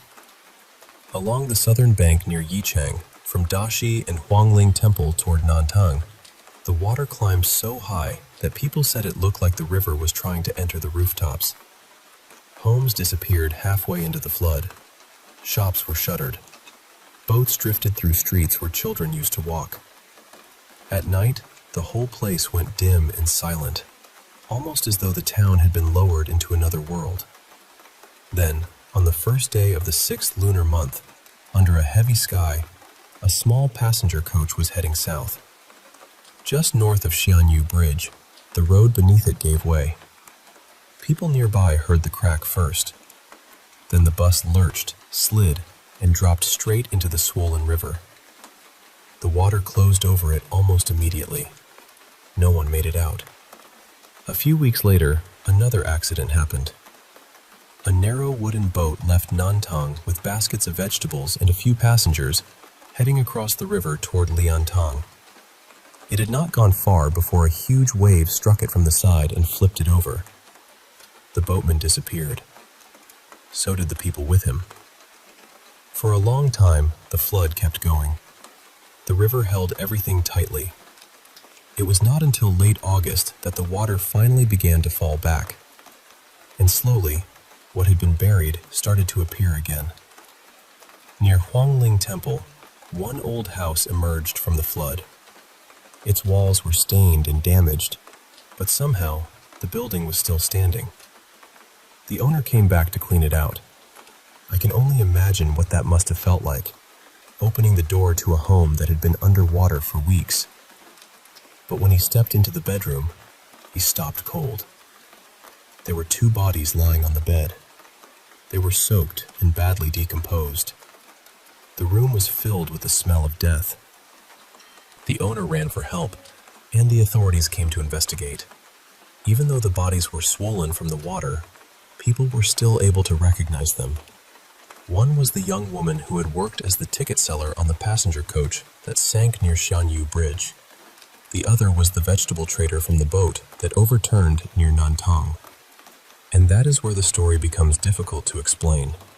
Those 2 accidents happened in different places. The bus had gone down at one point on the river. The boat had capsized somewhere else.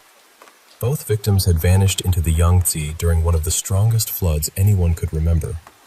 But the house where they were found was far upstream. So how did their bodies travel against the current, through miles of violent floodwater, and end up together on the same bed inside a stranger's house? Nobody had a real answer. Some people said the flood currents must have been strange that year. Maybe the water twisted back on itself. Maybe debris and pressure carried the bodies in some impossible-looking direction. But others did not believe that. They felt the dead had been brought there. There was an old comment written about the event that stayed with me. It said that great floods are like the anger of heaven. They swallow boats, break homes, and carry off the voices of the living. But water has a path, and the dead have no strength to choose their own way. So if the drowned move against the river and gather in one place, can we really call it chance? I do not know what happened. Maybe it was only the strange mathematics of floodwater. Maybe their bodies were caught in hidden currents no one could see. Or maybe, in a way we are not meant to understand, something guided them there.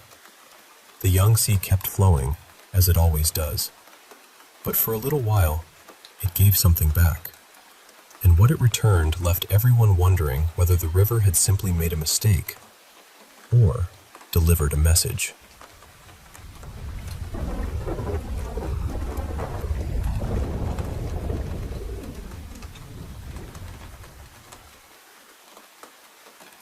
I'm from southeastern Ohio, not too far from the Kentucky line, and a few mornings ago, I decided to go fishing by myself. Usually, I'd have my younger brother with me, or maybe one of my buddies, but it was early, around 8 in the morning. Everybody was still asleep, and I figured there was no reason to wake anyone up just to go sit by a pond. I'm 20, and I've been to that pond more times than I can count. It's one of those places where you feel like you know every bend in the bank, every shady spot, every little cove where the bass might be hiding. So going alone didn't bother me at all.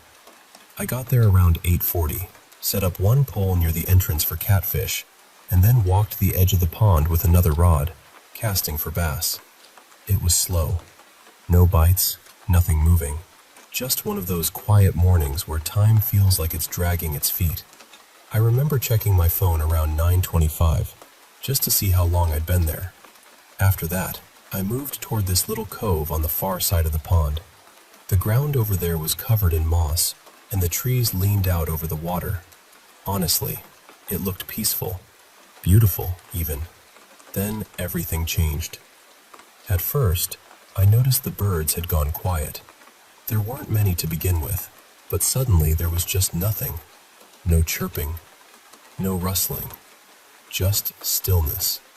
There had been a small plane passing overhead a little earlier, so I tried telling myself maybe that scared them off. But then I got that feeling. You know when your body seems to notice something before your mind does? My skin started crawling. I felt anxious all at once, like somebody was watching me from the tree line. I'm not usually scared of the woods. Animals don't really bother me. People do. So my first thought was that maybe there was a game warden nearby, or maybe somebody else had walked up without me noticing. I even checked my wallet to make sure I had my fishing license on me. Maybe 10 seconds after that, I heard it. A deep growl. And when I say deep, I don't mean a dog. I don't mean a coyote. It sounded bigger than that. Not quite like a lion you'd hear in a video. Not that loud or heavy, but close enough that my brain went there immediately. Like a smaller version of that sound, low and rough, coming from behind me. I froze for just a second. Then I reeled in fast. I started making my way back around the pond toward where I'd left my catfish pole. I wasn't exactly panicking yet, but I was definitely done standing in that cove. At the time, I was trying to reason with myself. I thought, maybe there's a tiny chance it's a mountain lion. I know that sounds dramatic, but being that close to Kentucky, my mind went there. And I'll be honest, part of me was doing that dumb thing where you tell yourself, well, if it came at me, I could probably fight it off, which is ridiculous. But in the moment, your brain will hand you some very stupid confidence just to keep you moving. When I got closer to the entrance, I decided to cast one more time. That's the part I keep replaying, because I don't know why I did that. I wasn't comfortable anymore. I knew something felt wrong, but I made one last cast anyway. The second my lure hit the water, back near the spot where I had just been standing, maybe 70 feet away, I heard a sharp crack. It sounded like a thick branch snapping, or something hard being slammed against a tree. Maybe a rock hitting wood. I can't say exactly what it was, but it was loud enough and sudden enough that I didn't try to explain it anymore. I packed up and left. When I got home, I told my parents about it, and they immediately went to Bigfoot. They swear that's what it was. I can't really get myself to believe that, though. I'm not saying people don't see strange things, but Bigfoot just isn't where my mind goes first. Still, I haven't been back to that pond since, and honestly, I don't know if I ever will. I'd rather have a real explanation than sit around assuming it was a cougar, or a mountain lion, or something else that may or may not even be around here. All I know is what I heard, what I felt, and how fast that peaceful little pond stopped feeling peaceful.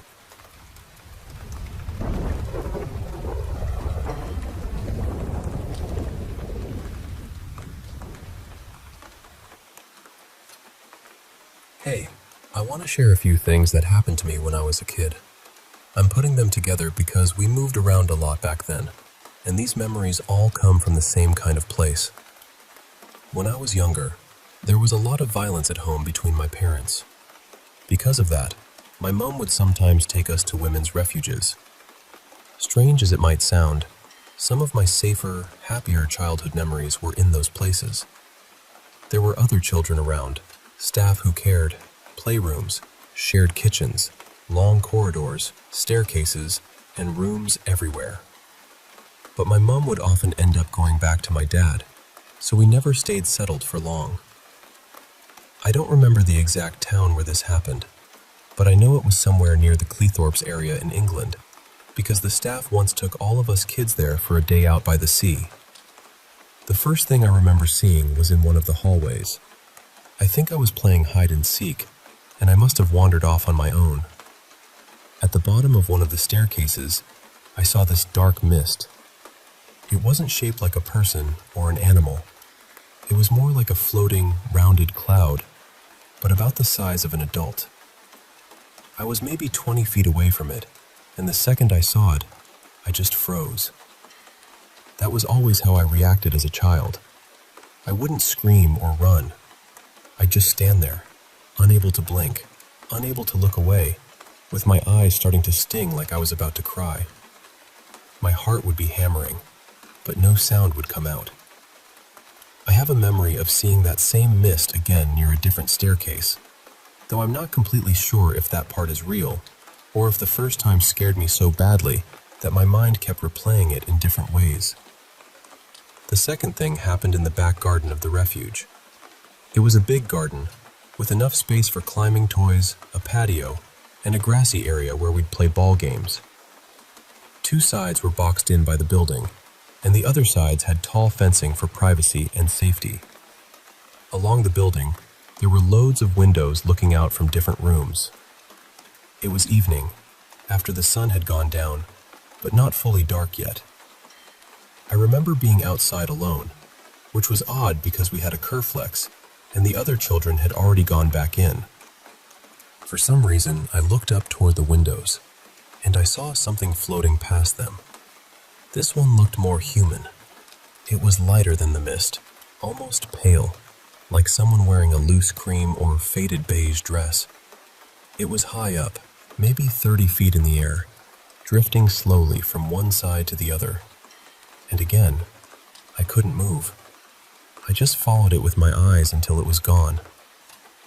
The third thing happened in the bedroom I shared with my mom and my siblings. Our window looked over the garden, but because of the way the building was laid out, you could also see part of one of the downstairs hallways from there. It was after curfew, so everyone should have been in their rooms. The hallway light was on, and while I was looking out, I saw feet walking across the floor. Just feet, no legs, no body, nothing above them. They moved like someone was walking normally through the hallway, except there was nobody there. I know it sounds almost ridiculous now, but at the time, I was around 9 years old, and it scared me in that deep, silent way where your whole body goes cold.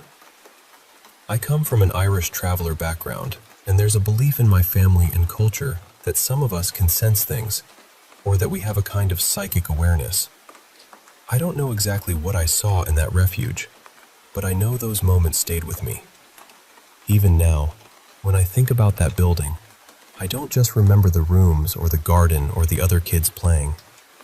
I remember the stairwell, I remember the windows, and I remember those feet walking through a hallway where no one was supposed to be.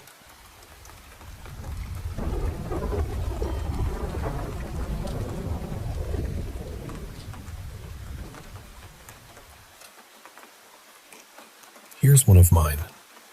When I was little, I grew up in a small, single-wide trailer, the kind of place where every creak at night felt louder than it should. And almost every night, I would see the shadow of a little boy in my room.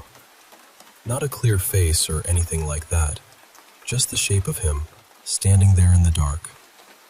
I would also hear footsteps moving through the trailer when everyone was supposed to be asleep. Later on, my mom told me something I never really knew how to process. She said my baby brother had passed away at home before he was taken away. The strange part was, he died as an infant, but the shadow I kept seeing never looked like a baby. It looked more like a small child. My dad was always skeptical about things like that. He didn't really believe easily. But one time, the trailer had shifted off part of its foundation, and he had to crawl underneath it to jack it back up. While he was under there, he swore he heard a child's footsteps and then a grown man's footsteps walking from one end of the trailer to the other. Nobody else was inside at the time. That one always stayed with me. I never knew what to make of it. Sometimes I wonder if it really was my brother, just appearing at an age I couldn't understand. Then, years later, I was at a friend's house and saw something completely different. This wasn't a shadow. It looked more solid, almost like a real person. It was an older woman coming down the stairs. I remember asking her, "What are you doing?" She just stopped, looked right at me, and then vanished. The next day, I told my friend what I had seen. His mom got quiet and said, "The woman who lived there before them had died in the house after falling down those stairs." That experience was strange, but it didn't scare me the way you might think. She didn't feel threatening. She felt more lost than anything, like maybe she just hadn't moved on yet. But the experience that affected me the most happened in October of 2023. My dad was a double amputee and used a wheelchair, and one night he was having trouble getting into the bathroom. He got stuck, and then his heart rate started climbing. He told my mom and me that he couldn't feel his arms. Then he collapsed forward onto the floor. The EMTs came, but they said he was gone. We found out later it had been a massive heart attack. When he passed, I saw something rise up through the ceiling and disappear. It happened so fast, but I remember the color. It was this strange blue light, unlike anything I had seen before. I've always wondered if that was his soul leaving. After his funeral, things started happening around the house. Objects would fall for no clear reason. One day, I found a penny lying heads up right in the middle of the floor, and the year on it was my mom's birth year. I would smell my dad's cologne in different rooms. At night, I'd sometimes hear low, muffled voices, like someone speaking from far away. Then one evening, I was playing with my cat. It was around 9 at night, sometime in the fall, so it was already dark outside. She started walking toward the kitchen, then suddenly froze. I looked up, and near the closet door, not far from the place where my dad had collapsed, I saw a shadow figure. But this one was different. It looked like my father. Not just a random shape, it had his build, his presence. And what shocked me most was that he had legs. I didn't know how to react.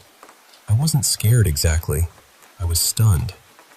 All I could say was, "Wow, that's actually kind of cool."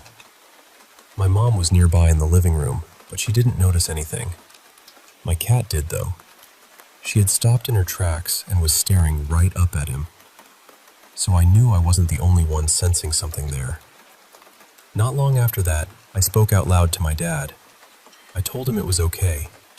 I told him it was time for him to move on and go wherever he needed to be. And after that, everything stopped.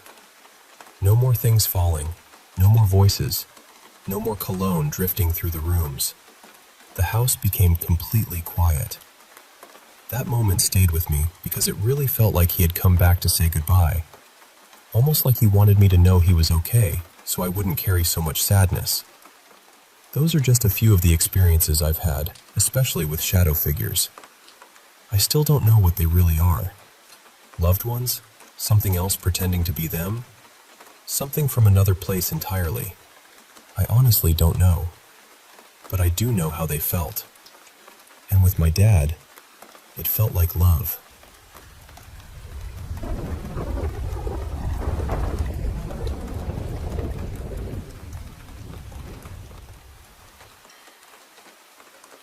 You know, sometimes the smallest decisions can lead to the most unexpected nights. Like, take that night a while back. I was fighting off insomnia, as usual. It must have been around 2 in the morning when I realized, much to my dismay, that my cupboards were completely bare of snacks. And you know how it is when you're wide awake and craving something crunchy or sweet. It's almost impossible to resist. So, I thought, why not head out to the corner store? It was just a few blocks away, open all night, and I figured a little walk might help pass the time. The air was crisp, a little chilly, but nothing unbearable. I kept my coat unzipped, enjoying the cool night breeze brushing against my face. The streets were completely deserted, silent except for the steady rhythm of my footsteps on the pavement. It felt oddly peaceful, the kind of quiet that only city nights can offer when everyone else is asleep. As I walked, I was scrolling through my phone, clearing out some notifications, when out of the corner of my eye, something caught my attention.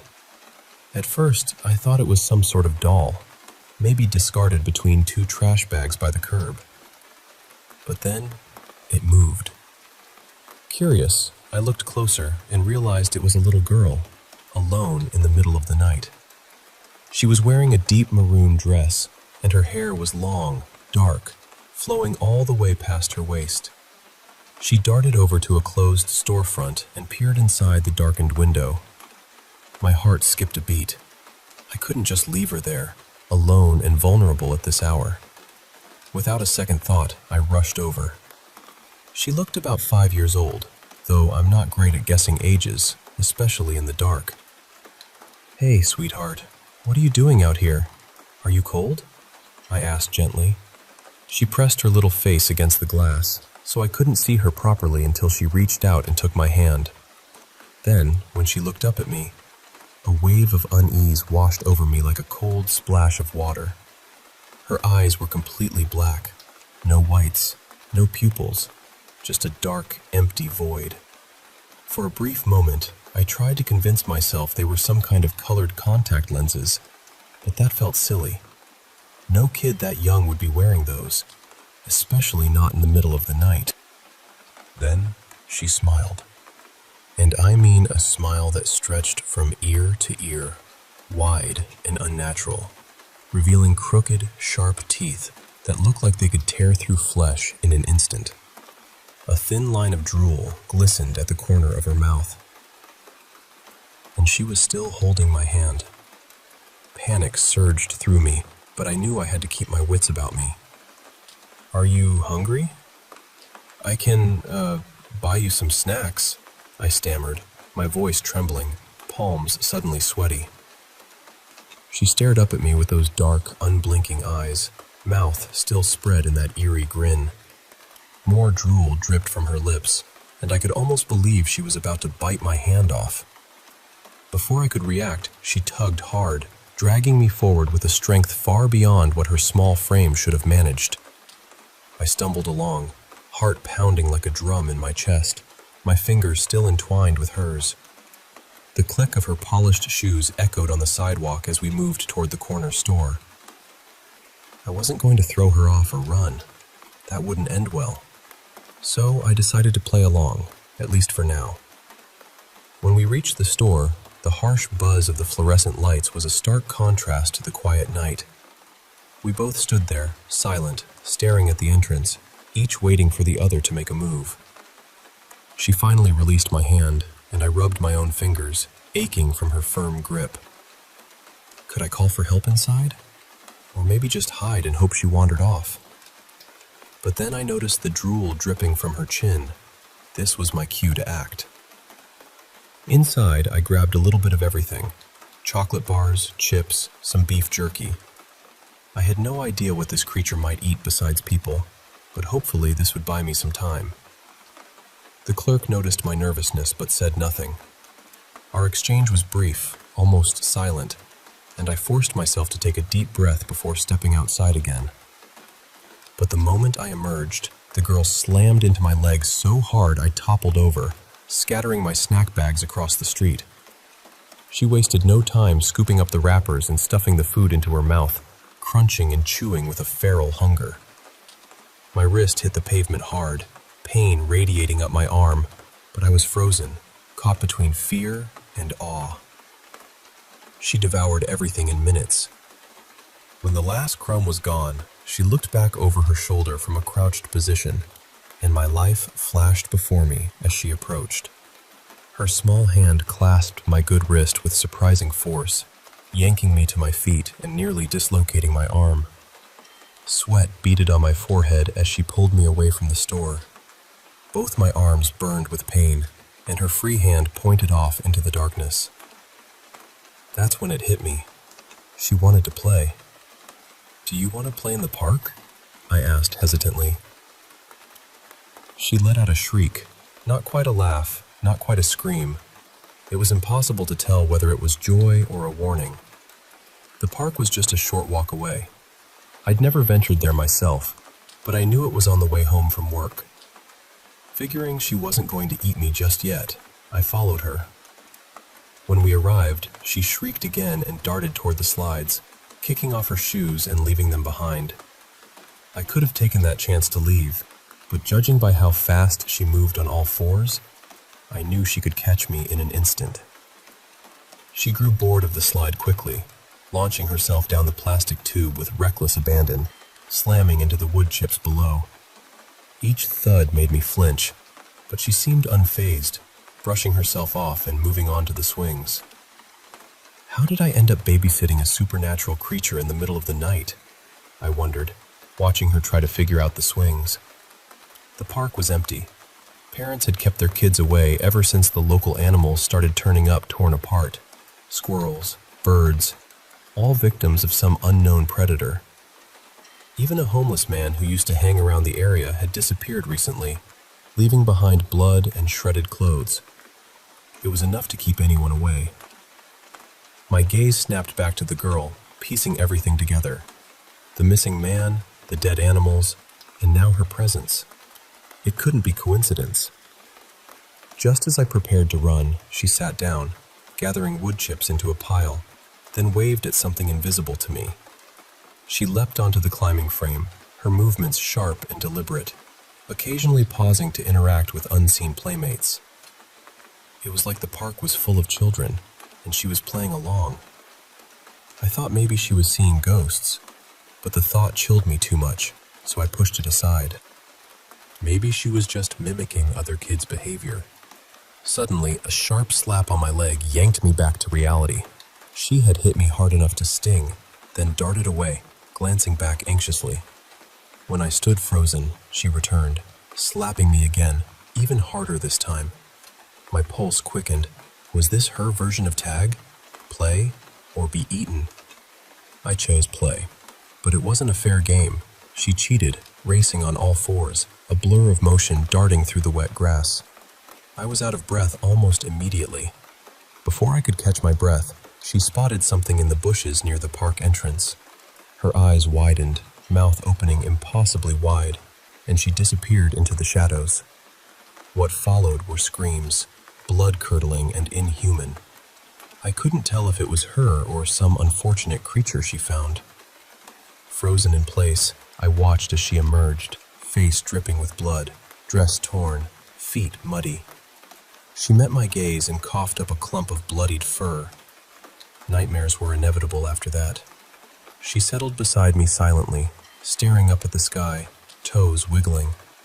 Then, breaking her trance, she smiled, this time less menacing, and waved at me a few times before looking back up. Did that mean she was done with me? Testing my luck, I took a few steps away, nearly making it out unscathed. Then, foolishly, I said, "If you're ever around, you can come see me anytime." Why I said that, I'll never know. She smiled and waved again. That was my cue to leave. Back home took only minutes. I kicked off my shoes and collapsed into bed, mind racing, unable to sleep. No one would believe my story, so I kept it to myself. Nearly a week later, I fell asleep before dawn, a rare occurrence. When morning light filtered through the windows, I woke groggy, needing the bathroom. That's when I noticed the door was open. I never left it that way. Then, at the foot of my bed, there was a lump beneath the blankets. I told myself it was a stray cat, but the shape was too big. I pulled back the covers. There she was, the same girl, curled up like a cat, with a dead bird lying beside her, its neck twisted unnaturally. I begged myself to believe it was a dream, but it wasn't. Half asleep, she nudged the bird toward me as if offering a gift. "No, thanks. You keep it," I said, voice trembling. Without hesitation, she snapped the bird up in one bite. The crunch of bones echoed through the room, making me curl tighter, heart pounding. Her head fell back to the mattress, and I thought she might finally be asleep. I bolted to the bathroom and locked the door. I could have called the police. I could have done anything, really. But somehow, I let her stay. 2 days have passed since she arrived. Besides the occasional bird, she eats normal food. She lounges on the couch watching cartoons or nests in blankets on my bed. I managed to bathe her and clean her dress as best as I could, but I'll need to get her some new clothes soon. Every time she crushes a bird's brittle bones, a chill runs down my spine. I know if I upset her, I could be next. She might stay for a while or disappear tomorrow. Monsters are unpredictable. And yes, I made another mistake. I gave her a name. This creature who's been decimating the local birds and threatening my life will now only answer to Sweetheart.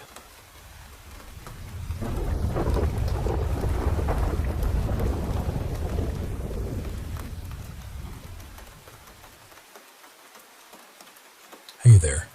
I want to share some pretty strange experiences I've had over the years. Things that are really hard to explain. But since having my little boy and seeing how he's reacted to some of these events, I feel like I need to reach out. Maybe someone else has felt or seen the same things, or can at least understand what I'm going through.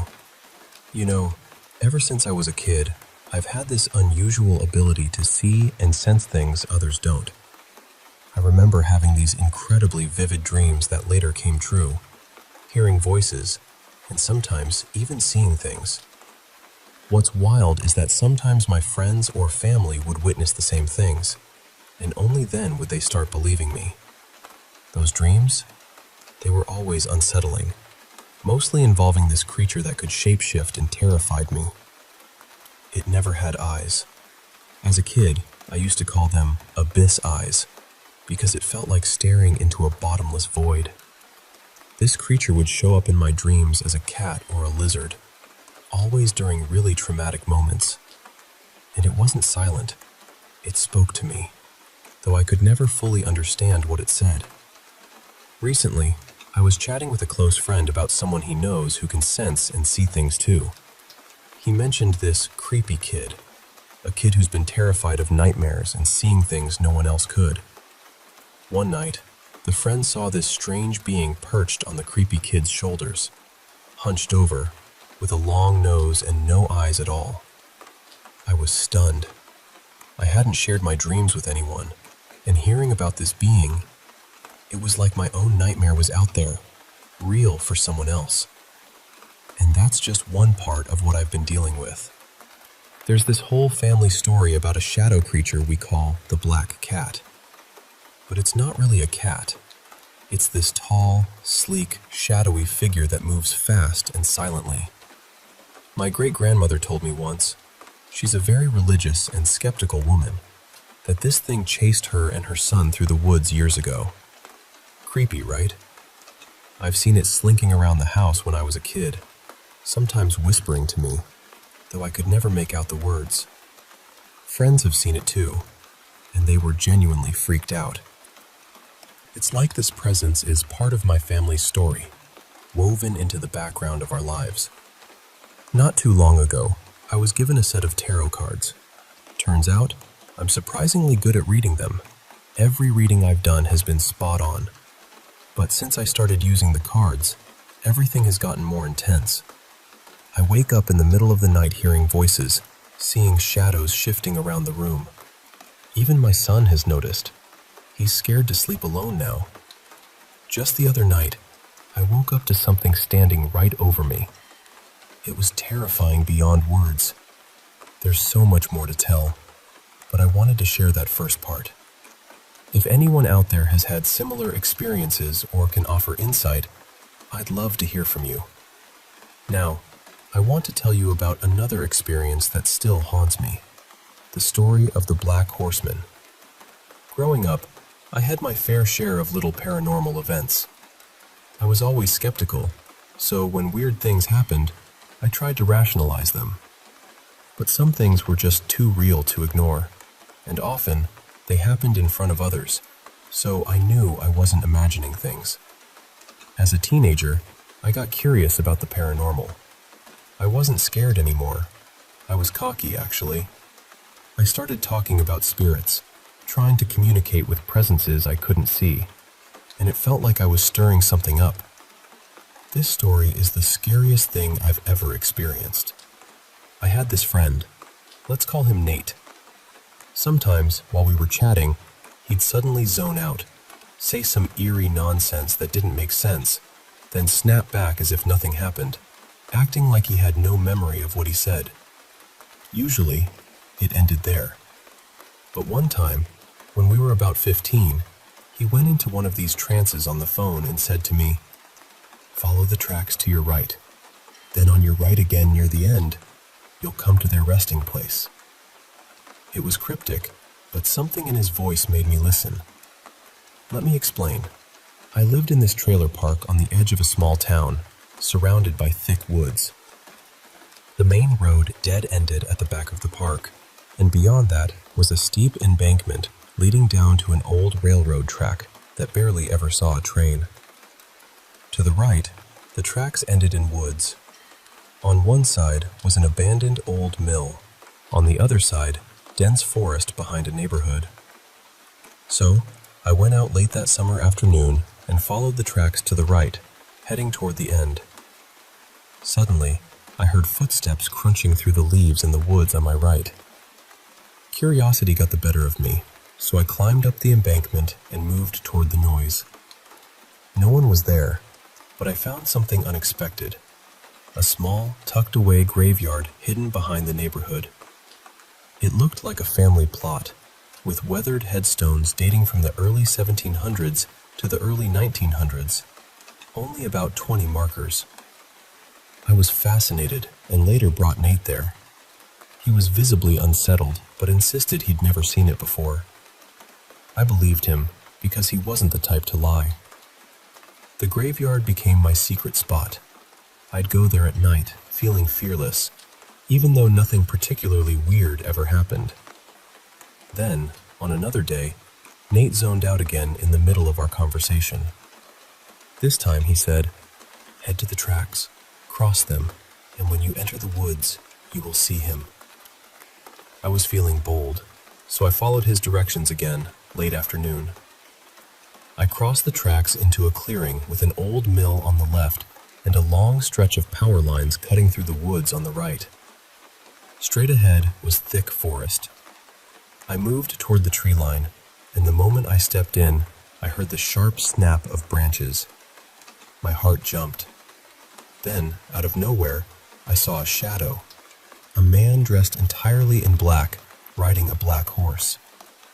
He galloped through the woods ahead of me, moving fast and silently, disappearing into the trees to my left. It was shocking. Horses weren't common around my town. But I was too curious, and maybe a bit reckless, so I followed the direction he came from, moving along the edge of the tree line beneath the power lines. There, I found a collapsed old horse stable, completely isolated. I called Nate the next day, told him what I'd seen, and brought him along to prove it. And you won't believe this. As we entered the woods where I had seen the horseman the day before, we both saw him again, taking the same path. It was broad daylight, clear as day. There was no way we both imagined it. We were both shaken but kept going, and I showed him the stable. The strangest part? I brought a few other friends there later, and each time, the black horseman appeared to us. These experiences have stayed with me, shaping how I see the world. I'm sharing this because I believe that sometimes, when we open up about these strange moments, we might find others who understand, and maybe even find some answers together.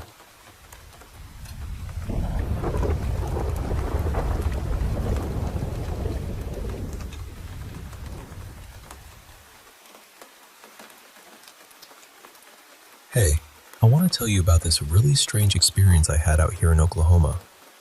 See, where I'm from, there's this old Catholic church that's kind of infamous around these parts. It's out in the middle of nowhere, like 30 minutes from the nearest town, and honestly, that town hardly even shows up on maps. The church itself is huge and kind of grand, with these beautiful stained glass windows and crosses everywhere. But here's the weird part. Nobody really goes there. Only priests and monks seem to live there, and from what I can tell, outsiders aren't exactly welcome. There's also this big cemetery right next to it, fenced in by this black metal gate that looks like it's been there for ages. So, it was Friday, September 23rd, just past 11 p.m. Me and 3 of my friends thought it would be a cool idea to check out the cemetery, because, it was late, spooky season, and we were looking for a little adventure. We wandered around, looking at the gravestones in these old mausoleums from way back in the 1910s. It was eerie but fascinating. Then one of my friends noticed this kind of hidden path. It was barely noticeable, just overgrown grass and some debris covering the entrance. Curious as we were, we decided to follow it. We walked for almost a mile, deeper into the woods, and eventually, the path opened up into a clearing.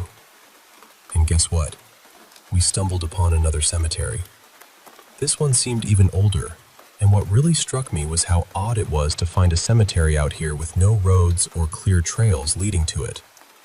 It felt like it was forgotten, or maybe even deliberately hidden. We didn't want to stop there, though. To the right of this second graveyard, we found another path through the woods and took it. Not even half a mile in, I started hearing something strange. Drums, low and heavy, like those deep bum, bum, bum, bum beats you'd expect in some ritual. It was rhythmic, almost hypnotic.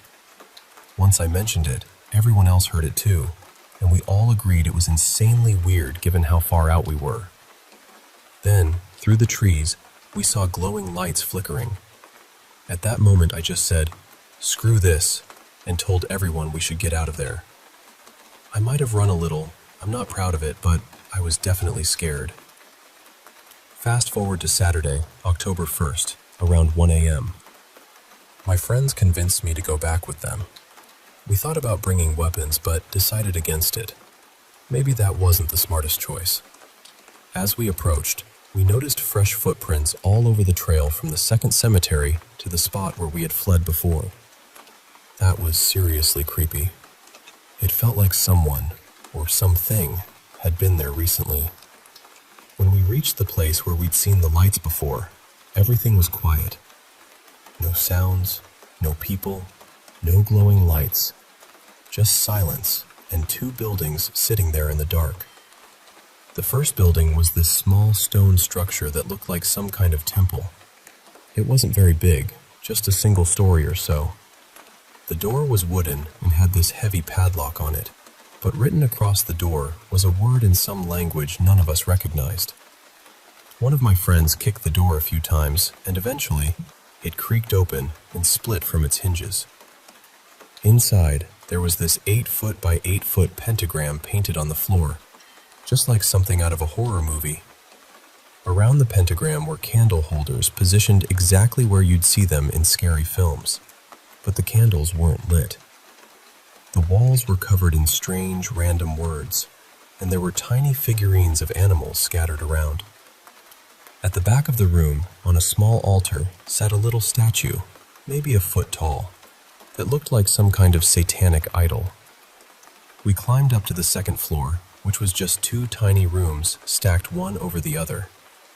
It looked lived in a way. There were cups, plates, lighters, a bottle of red nail polish, and some jars filled with crystals, salts, and strange liquids. But what really sent chills down my spine was seeing a cowl with a hood, the kind monks wear, just resting there like someone had taken it off and left. The second building was a little bigger, kind of like an old house from the 1890s, but completely empty inside. It had 2 stories, a swept floor, windows that were closed and unbroken, and a door that still functioned smoothly. There was an attic too, but we couldn't get inside. It was just out of reach, adding to the mystery. After we checked everything out, we left quickly. The whole experience still haunts me. I keep thinking about those drums and the strange temple, and I wonder, what exactly is going on out there? Is it some cult? A secret society? Or just old stories coming alive in the night?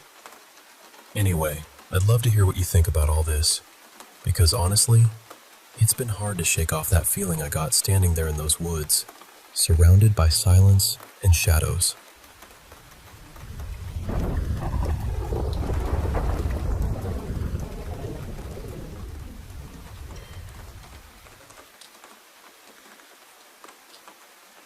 few experiences in my life that I still don't really know how to explain. I'm not saying they were supernatural, and I'm not trying to make them sound bigger than they were.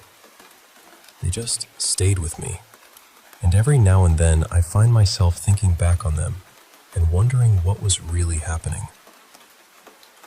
The first one happened when I was a kid, probably around 7 years old. I was at the beach, playing close to the shoreline, not really paying attention to how strong the water was. Then this wave came in much harder than I expected and knocked me completely off my feet. I remember being pulled under and rolled around in the water. My first thought was something like, I can't stop this. I'm just being carried. And then, for just a moment, it felt like I wasn't inside my body anymore. I could see myself from outside myself, almost like I was watching from a few feet away, seeing this small kid tumbling around in the wave. It only lasted a couple of seconds. Then the wave pushed me back toward the sand. I was fine, and suddenly I was back in my body again. I've wondered about that for years. Maybe it was just fear. Maybe it was my brain trying to protect me from panic. I don't know. But the memory is so clear that it never really faded. The second thing happened years later when I was in high school. I took a nap one afternoon, and I had this dream that interrupted whatever else I had been dreaming about. It felt almost like a radio signal cutting through static. Suddenly, I saw one of my old pet fish, a fish I'd had for a long time, swimming in a circle. I was looking down at it from above. After it completed one circle, it kept swimming. But now there was a tiny fish beside it, almost like a little copy. They swam together in the same pattern, and then I woke up. I remember feeling strange right away, so I went downstairs to check the aquarium. At first, I noticed all these tiny dark specks floating around. I got closer and thought they looked almost like tadpoles. For a second, I genuinely wondered if somehow a frog had gotten into the tank and laid eggs. Then I noticed one of my newer fish resting against a plant, breathing heavily and looking thinner than usual. The funny thing is, the day before that, I had actually decided I was probably going to return that fish. It had been chasing the others during feeding time, and I thought it was just being aggressive. I had also noticed it getting bigger, but I assumed I had been feeding the tank too much. Pregnancy never even crossed my mind, mostly because I had tried to breed fish before when I was younger, and nothing ever came of it. But those little tadpoles were baby fish. Looking back, maybe the dream was just a coincidence. Maybe my mind had picked up on details I hadn't consciously understood yet. But the timing of it felt so odd, and the image of the fish swimming with the smaller one has always stayed with me. The third experience was more recent. I had an important practical exam coming up, and I was originally assigned to one examiner. About a month before the exam, though, I had a dream that I was taking it with someone completely different. An examiner named Mr. Calden. I had only met him briefly before, and from what I'd heard, he had a reputation for being pretty tough. But in the dream, he wasn't intimidating at all. He was relaxed, smiling, laughing a little, and guiding the oral part of the exam in a calm way. When I woke up, I remember thinking, that was interesting. I'm actually glad I don't have him though, because everyone says he's intense. Then, about a month later, my original exam got canceled because of scheduling changes. When they reassigned me, it was to Mr. Calden, the exact examiner from my dream.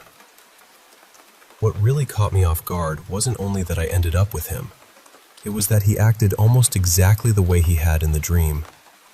I had expected someone serious and intimidating, especially because people had warned me that he liked to go deep into scenario-based questions.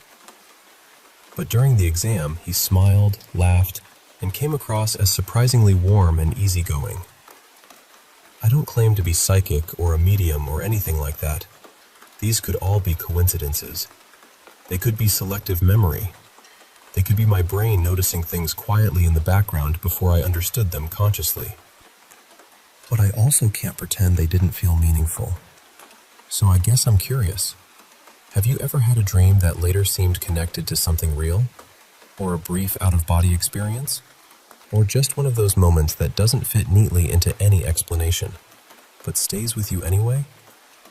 I'd really appreciate hearing how other people make sense of experiences like this.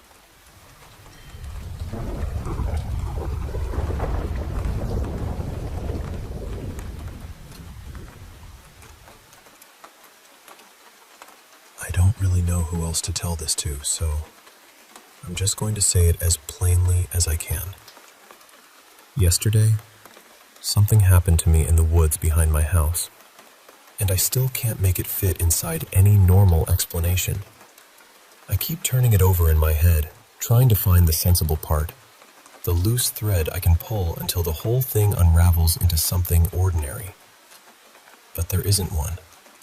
Those woods are not unfamiliar to me. I've cut through them plenty of times to get to the little service station near the main road. It usually takes about 12 minutes, maybe less if I walk fast. Nothing about it has ever felt strange before. But yesterday, I had only been in there for a couple of minutes when I heard music. At first, it was just a heavy thudding sound, like a kick drum echoing through the trees. Then I heard a guitar over it, rough and sharp, and after a moment, faint vocals underneath. I stopped walking and listened. I didn't recognize the song. I still don't. I probably should have kept going, but curiosity got the better of me. It sounded close, like there was some small live show happening somewhere in the woods, which made no sense. There had never been music out there before. No gatherings, no events, nothing. So I followed it. The closer I got, the clearer it became. More drums, a bass line, something like a keyboard. The vocals were louder too, though I still couldn't make out the words. And then, suddenly, I saw the clearing. That's the first thing that bothers me. I know those woods. I really do. And I had never seen that clearing before. It was a round patch of grass, almost perfectly circular, surrounded by trees like they had grown there on purpose to hide it. In the middle of it stood a band. There were 12 of them altogether. At first glance, they looked almost normal. They were all dressed in matching dark suits, the kind a band might wear if they were trying to look old-fashioned and sharp. But they were all bald, and each of them wore the same flat cap pulled low on their head. The most noticeable one was a woman standing at the front. She wasn't singing. She was dancing. And I don't know how to explain this properly, but her dancing was wrong. She could move. It wasn't clumsy. It was just inconsistent, like her body kept changing its mind halfway through every motion. One second she was swaying, the next she was jerking her shoulders, then spinning too slowly, then stepping in a rhythm that didn't match the song at all. The music itself had this hard rock sound, loud and gritty, almost like an old AC/DC track, but not one I knew. I was standing higher up from them, near this raised part of the woods where the ground drops suddenly. It's not exactly a cliff, but it feels like one when you're standing at the edge. There was maybe a 15-foot drop between me and them, and they were far enough away that I didn't think they had noticed me. So I watched. Aside from the dancer, there was a lead singer, a backing singer, 2 guitarists, a bassist, a drummer, someone playing a small synthesizer, another person at what looked like a DJ table, one man standing beside a metal keg hanging from a branch with rope, and another man holding a big red button in both hands. That part looked almost ridiculous at first, like a prop, like something from a meme. A huge red button just sitting there in his hands. I watched for maybe a minute. The strangest part is that they were actually good. The song had a hook, and I remember one line from the chorus. "You were never mine to keep." Then the man with the button pressed it. The sound that came out was unbearable. It was like a microwave beep stretched into one long scream, except 20 times louder, piercing straight through my skull. I clapped my hands over my ears and cried out before I could stop myself. It hurt. I mean, it physically hurt. Then it stopped. And when I looked back down at the clearing, all 12 of them were staring at me. No music, no movement, no blinking that I could see, just staring. That was when I noticed their faces. None of them had mouths. They had eyes, they had noses, but where their mouths should have been, there was only smooth skin, flat and sealed over, like they had never been born with that part of the face at all. I reached for my phone. I thought if I could take a picture, at least I'd have proof. At least I wouldn't have to sound insane when I tried to explain it. But the moment I looked down to open the camera, something changed. When I looked back up, they were no longer in the clearing. They were directly below me. All 12 of them stood at the base of the drop, looking straight up at me. They hadn't climbed. They hadn't run. Their bodies still had that same frozen posture, like statues that had simply been placed closer when I wasn't looking. The only thing left in the clearing was the metal keg, still hanging from the tree. I remember looking at the drummer most clearly. I don't know why him. Maybe because his eyes were wider than the others. Maybe because he looked angry. Not annoyed, not curious, angry, like he hated me for seeing them. My mouth went dry, and my legs felt heavy in that awful way they do right before panic takes over. Then something in me snapped loose, and I ran. I ran back through the woods as fast as I could. I fell twice. I scraped my palms. I looked back more than once, but I never saw them following me. That didn't make me feel better. I got home, locked the door, and I haven't gone near those woods since. I still haven't told anyone in person. How would I even start? I saw a band in the woods. Sounds harmless until I explain the mouthless faces, the button, the way they moved without moving, the woman dancing like something was pulling invisible strings through her bones. And honestly, that isn't even the worst part. The worst part started last night. Every time I closed my eyes, I saw them again. Not in a memory, not in a dream. It was like closing my eyes opened another set of eyes somewhere else. I was back in those woods, floating at the edge of the clearing, watching them play pieces of songs I had never heard before. Songs I'm not sure exist anywhere. I could see everything clearly. The suits, the caps, the woman dancing, the drummer, the man with the red button. I didn't sleep at all. I kept thinking, what happens if he presses it again while my eyes are closed? What if that sound starts and never stops? Tonight, it happened again. The third time I closed my eyes and saw them, I couldn't take it anymore. I spoke out loud from my bedroom. I know how that sounds, but I was desperate. I said, "Please leave me alone. What do you want from me?" The band stopped playing. All of them turned toward me. Then the singer answered. His mouthless face didn't move. Nothing moved. But I heard him as clearly as if he were standing beside my bed. He said, "We are you. We are all of you. We are every thought you buried, every feeling you swallowed, every face you learned to wear. We are everyone." Then they went silent again. I don't think I was supposed to see them. I don't know what I did wrong. I don't know if they're ghosts or something worse, or something that doesn't have a name. All I know is that I'm afraid to close my eyes, and I'm afraid that when I finally do, they'll still be waiting.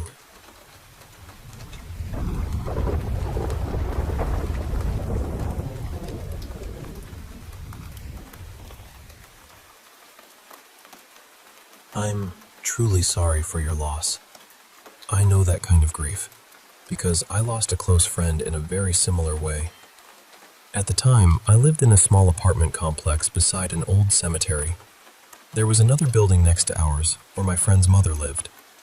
Behind the apartments was a narrow parking area, then a high metal fence, and beyond that, rows of trees and headstones. One night, my friend stayed with his mother.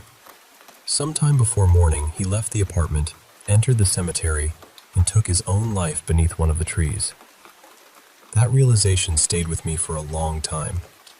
While I had been sleeping safely in my bed, he had been only a short distance away. I kept wondering whether there had been some moment when I could have heard him, seen him, or somehow known that he needed help. The following afternoon, I was at work and stepped outside for a break. Almost immediately, I noticed a bird chirping nearby. At first, I ignored it. Birds were always around, so there was nothing unusual about hearing one. But this bird would not stop. Every time I moved toward the building, its calls became louder and more urgent. It honestly felt as though it was trying to get my attention. Not just anyone's attention. Mine. I remember saying out loud, "All right, what is going on with this bird?"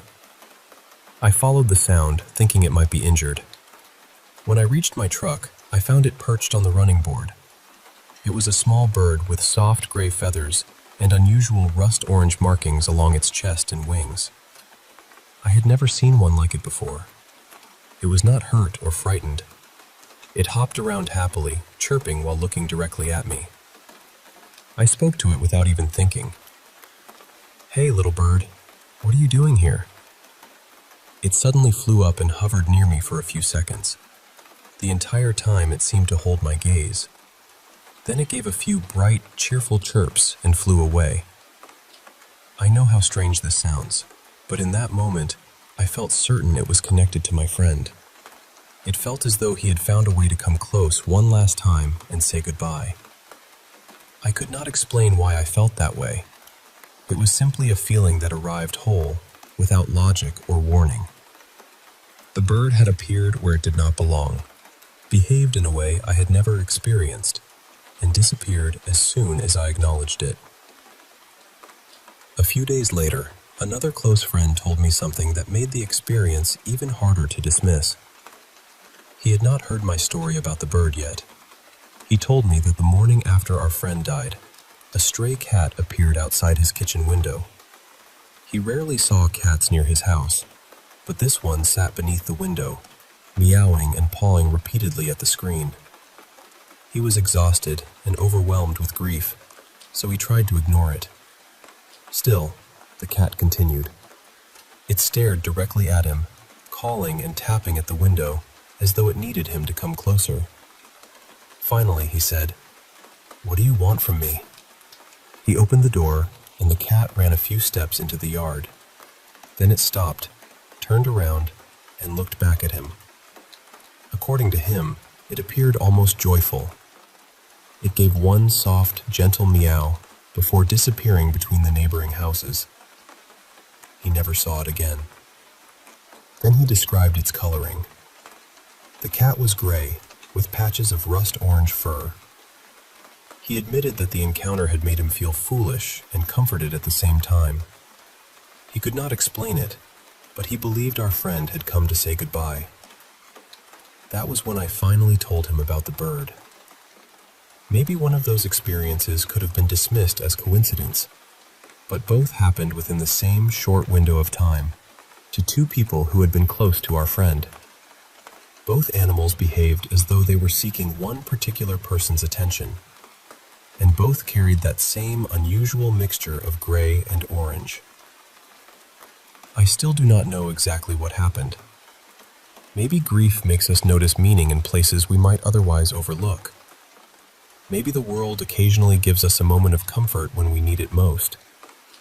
Or perhaps our friend really did find two small, unexpected ways to visit us before moving on. Whatever the explanation, I have never forgotten that bird. And a part of me will always believe it was his final goodbye.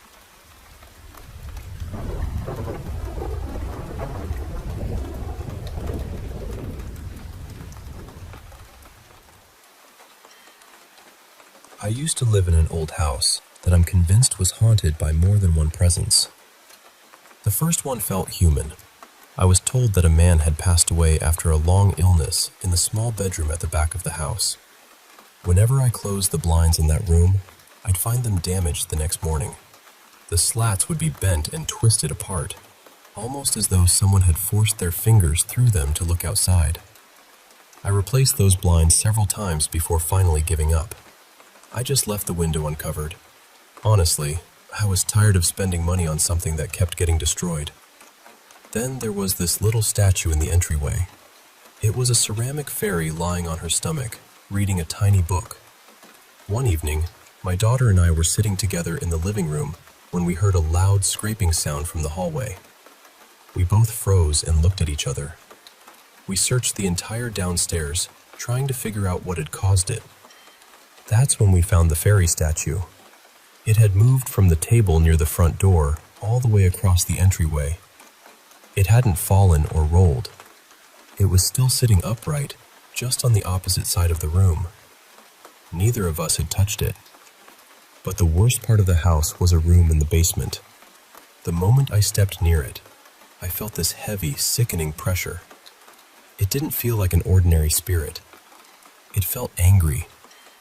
I avoided that room whenever I could. One night, I woke up and saw something inside my bedroom closet. It wasn't shaped like a person. It was more like a mass of darkness, darker than the room around it. I could feel it watching me. Then, without warning, it rushed toward the bed and slammed into me with this overwhelming sense of hatred and rage. I can't properly explain what it felt like. I just knew it wasn't human. I stayed awake for the rest of the night, praying and asking the relatives I had lost to stand around my bed and protect me.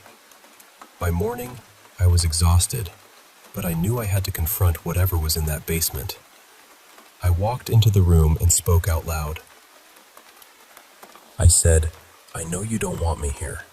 I'll respect your space, but you need to leave me alone." After that, it never entered my bedroom again. Still, whenever I passed the basement door, I could feel it down there, waiting. And when I say it, I don't mean the spirit of someone who had died. This felt like something else entirely. There were smaller incidents too, although they didn't feel small at the time. The kitchen had an old ceiling fan with pull cords hanging from it. I'm only about 5'2", and the ceilings in that house were unusually high, so I couldn't reach the cords. I never used the fan. One afternoon, it suddenly switched on by itself. It started spinning faster and faster. Because it hadn't been used in years, it was badly unbalanced. The whole fixture began wobbling so violently that I thought it might tear itself out of the ceiling. I had to hit the wall switch and cut the power to stop it. That frightened me more than I'd like to admit. Then, one day, a woman knocked on my front door. She explained that she and her brother had grown up in the house and wondered whether they could come inside to see how it had changed. Their father still lived nearby, and I knew him, so I felt comfortable letting them in. They were lovely people. We walked through the rooms together while they shared memories of growing up there. Eventually, one of them hesitated and asked, "Has anything strange ever happened to you in this house?" When I began telling them what I had experienced, their faces lit up with recognition. They had stories too. A lot of them.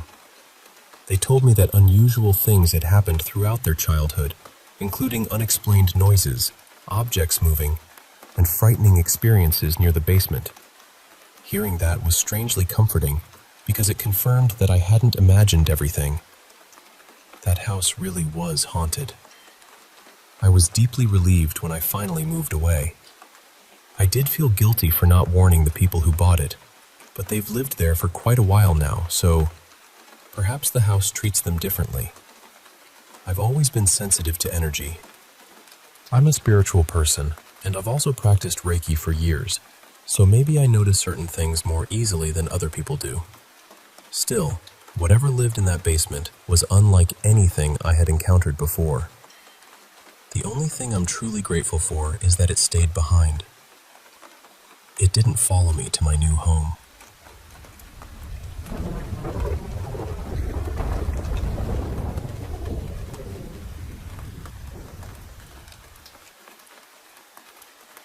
I don't think the house I grew up in was always haunted. Honestly, most of my childhood there felt completely normal.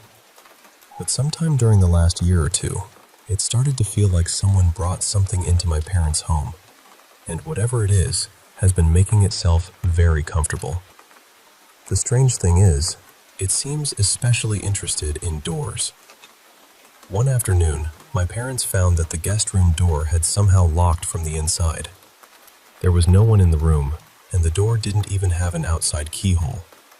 My mom and dad both tried the handle, but it wouldn't move. Then, I walked over and tried it. The door opened immediately, almost like it had never been locked at all. My mom stared at me, completely stunned. I just stared back at her with the same expression, because neither of us had any idea what had happened. I practice witchcraft, so part of me wondered whether that had something to do with why it opened for me, but I still can't explain it. Another night, a door near that same room was sitting halfway open. There were no fans running, no open windows, and no noticeable breeze. Still, the door slowly began swinging back and forth, making this long, dramatic creaking sound. Of course, it happened while I was alone watching a horror movie after midnight. I finally turned toward it and said, "You need to stop that right now. I am not doing this tonight." And the door stopped. Completely. There was also the evening my parents were away for a few days. My brother and I were downstairs eating dinner when we heard loud noises coming from their bedroom upstairs. It sounded like someone was dragging suitcases across the floor and shifting heavy furniture around. We thought maybe one of our other siblings had stopped by to pick something up, so we went upstairs to say hello. The bedroom was empty. Nothing had been moved, and there was no one else in the house. My dad has experienced things too. One morning, he told my mom and me that he had woken up during the night because someone seemed to be tugging on his ankles. He assumed one of us was playing a strange prank on him, but when he opened his eyes, there was nobody there. My mom was still asleep beside him. We told him very sincerely that pulling him out of bed by the ankles was not exactly our idea of a good joke. The incident that upset me the most involved a deck of cards. My dad had traveled to Portugal and brought home a beautiful traditional playing card deck for me because I practice cartomancy. I absolutely loved it. Whenever I get a new deck, I carry it around for the first few weeks so I can become familiar with it and let it absorb some of my energy. Then, one evening, the deck disappeared. I searched everywhere. I emptied drawers, checked bags, looked beneath furniture, and stripped my bed completely. My mom helped me search too. We shook out the blankets, lifted the mattress, checked between the bed and the wall, and searched my room more than once. The cards were nowhere. I even looked online to see whether I could order another deck, but the shop didn't ship to our country. I felt terrible. I had only just received them, and I was convinced I had already lost them. I ended up crying before I fell asleep. The next morning, I woke up and reached beneath the covers for my phone. The deck was lying right beside it. Not underneath the mattress, not hidden inside the blankets. It was sitting in plain sight, exactly where both my mom and I would have seen it the night before. We had completely taken that bed apart. There was no reasonable way those cards had been there the entire time. But the strangest experience happened before a family brunch. We live in a 2-story house, and my bedroom is the first room at the top of the stairs. From my front window, I can clearly see anyone approaching the house. My mom had invited 2 of my aunts over for brunch because one of them was moving to another city. The meal was planned for noon, but at around 10 in the morning, I looked outside and saw my Aunt Serena walking through the front door.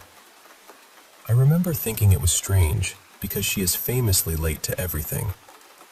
Seeing her arrive 2 hours early felt almost more supernatural than anything else. Still, I went downstairs to greet her. Only my mom was there. I asked, "Where's Aunt Serena?" My mom looked confused and said, "She isn't here yet." I told her I had just watched Serena enter the house. I had clearly seen her long, unmistakable curls. There was no chance I had mistaken her for somebody else. My mom began calling her sister's name and checking the rooms. No one answered. At noon, my other aunt, Mara, arrived. She asked where Serena was, and we told her she still hadn't shown up. Mara frowned and said, "What are you talking about? I could hear her laughing in the backyard when I walked up." That was the moment the three of us became genuinely frightened. I had seen Serena enter the house. Mara had heard her voice, but Serena wasn't there. The real Serena finally arrived almost 2 hours later, late as usual, and completely unaware that some version of her had apparently visited before she did. I still don't know what is inside that house, or whether all these events are connected. Maybe there are explanations for some of them, but there is one thing I know for certain. Whenever I visit my parents now, I keep a very close eye on the doors.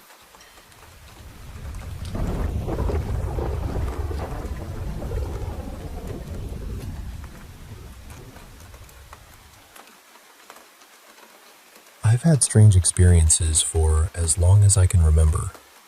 Sometimes what I saw looked completely solid, like an ordinary person standing right in front of me. Other times, it was transparent, almost like the air had briefly taken on a human shape.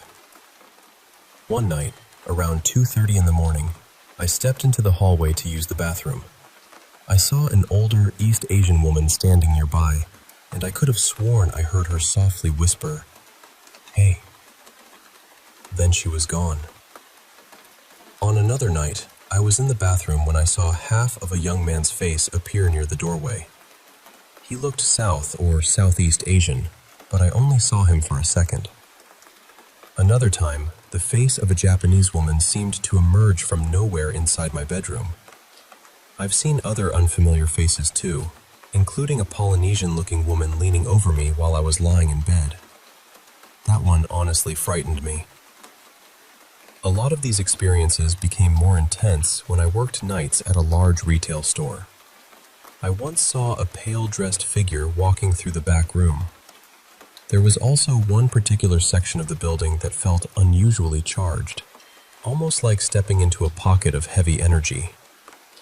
I later heard rumors that the property may have been built near an old burial ground, though I never knew whether that was true. In the employee bathroom, I saw a pair of feet wearing flip-flops beside me.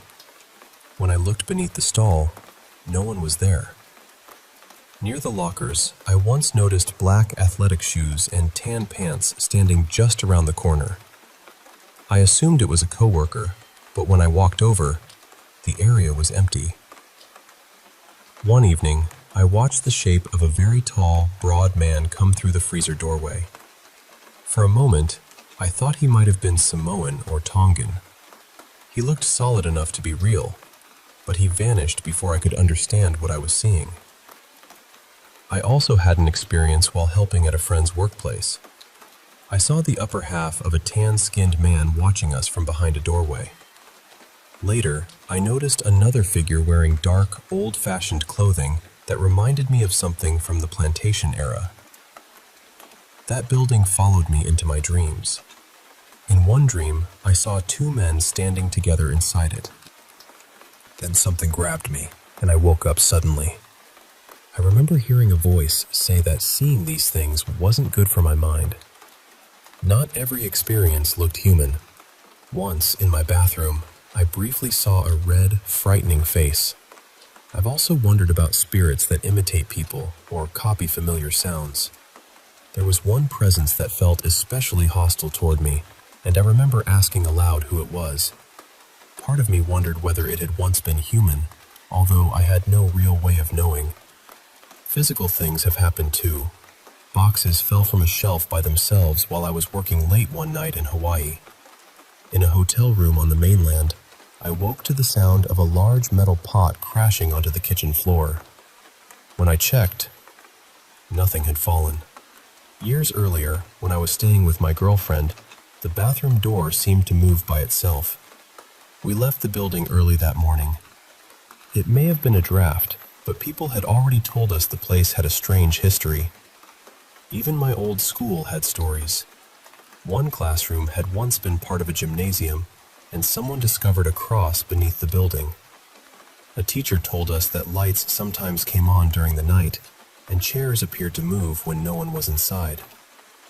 During an extremely stressful period in 2025, when I was being financially scammed, I felt something unusual near my front door, almost as though someone were trying to open it. Around that same time, I dreamed about a woman in a black dress who seemed angry that I was checking my bank account. I woke after feeling a sharp poke against my body. While staying at a resort near Waikoloa, I woke with the lights still on and saw a short, greenish figure moving on the bed. It wore a white shirt and brown shorts, but I couldn't make out a face. During that trip, I also thought I saw a woman and a large Hawaiian man standing in the room. One night at home, the living room suddenly seemed to glow as I walked toward the kitchen. I've also recorded footage that appeared to show a dark, trench-coated shape emerging from the den.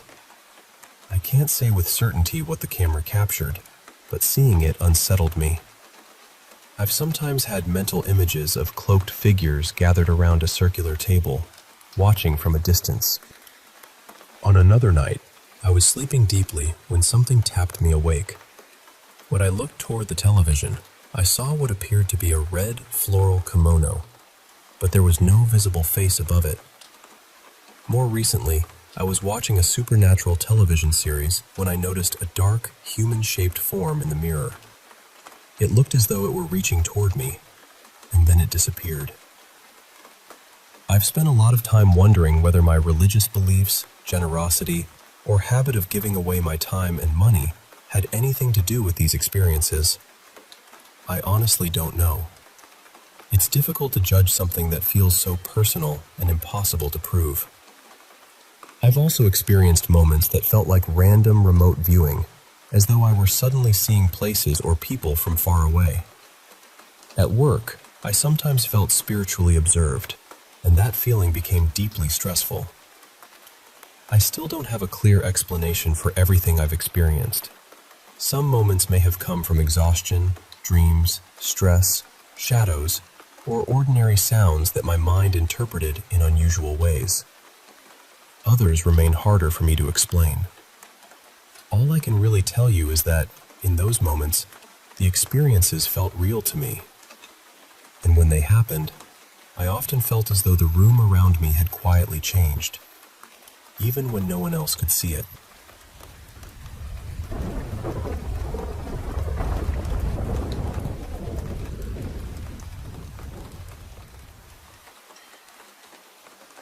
I honestly don't know how to explain what I've seen without sounding a little strange. The best way I can describe it is that they seem out of place. It's usually not because of their clothes or anything obvious. It's more about where they're standing. You'll notice someone lingering in a spot where nobody would naturally stop, and the environment doesn't seem to respond to them. The grass doesn't bend beneath their feet. Leaves and dust move straight through them. Sometimes, the light around them looks slightly wrong, and they don't always appear as people. Every now and then, it's more like a distortion in the air, almost like the ripples you see above hot pavement in summer. You can make out the suggestion of a shape, but not enough detail to say exactly what you're looking at. I've never seen glowing halos or anything dramatic like that. In fact, seeing a complete, full-bodied figure is incredibly rare. Most of the time, you only catch part of something. A shadow, a pale outline, a strange patch of mist, a flicker of light that seems to move with purpose. I think that's probably why people describe so many different things. Some report transparent figures, dark silhouettes, glowing shapes, people in white clothing, angels, demons, or things they can't name at all. Maybe they aren't all the same. Maybe we're simply trying to describe something we don't fully understand. I do believe they can see us, although I can't prove it. Most of them don't seem interested in interacting. They don't rush toward you or hover around waiting to be noticed. They appear to be occupied with their own lives, or whatever remains of those lives. It reminds me of watching strangers pass one another at a market. Everyone has somewhere to be, and nobody pays much attention to anyone else. Sometimes I wonder whether some of them even realize they're dead. People who study paranormal activity often talk about residual hauntings, where the same moment repeats over and over like a recording. I understand the idea, but I've never personally seen the same figure repeatedly appear in one place or reenact a specific event. Nothing I've seen has ever approached me. I've never been startled by something suddenly appearing in my face. I can't communicate with them, and I don't sense their emotions. A close friend of mine has almost the opposite experience. She sometimes hears things or feels a presence, but she can't tell where it's coming from. I occasionally see something, but I don't hear or feel anything. Between the two of us, it's almost as though we each received half of the same strange ability. What I can say with confidence is that my experiences have never looked like anything you see on television. I haven't seen grotesque injuries, missing limbs, demonic faces, or creatures changing shape. Usually, the figures look ordinary. They're slightly transparent, almost like a projection. Other times, they appear as vapor or a ripple in the air, but there's still a clear enough outline to know that something is there. One of the clearest figures I ever saw was an older man standing behind an elementary school near the edge of a playground. He was wearing a dark jacket and neatly pressed trousers. He stood beside a wooden fence, staring toward a row of pine trees beyond the field. He looked calm, almost thoughtful. What caught my attention was everything moving through him. Tiny seeds were drifting through the air that afternoon, and they passed straight through his body. Children ran around nearby without noticing him. Parents talked among themselves, and not one person glanced in his direction. He stayed there for at least a minute. My friend finally asked what I was staring at. I turned toward her and said there was a man standing near the fence. When I looked back, he was gone. There was nowhere nearby he could have walked without me seeing him leave. That was one of the few times I've ever seen a complete figure from head to toe. Of course, maybe we're imagining all of it. Maybe our minds are filling in gaps or noticing patterns that aren't really there. I'm willing to admit that possibility. All I know is that nothing waits beside my bed at night. Nothing whispers my name or tries to contact me. I don't spend my evenings hearing footsteps in empty rooms or watching objects move by themselves. It's mostly just the occasional strange sighting. A person who doesn't quite belong. A shape that disappears when I look away. A moment that has no comfortable explanation. After a while, you stop panicking. You notice it, you wonder about it for a moment, and then you continue with your day. I'm sorry if this sounds like rambling. It's difficult to put something like this into words. But hopefully, it gives you a clearer idea of what these experiences have really been like for me.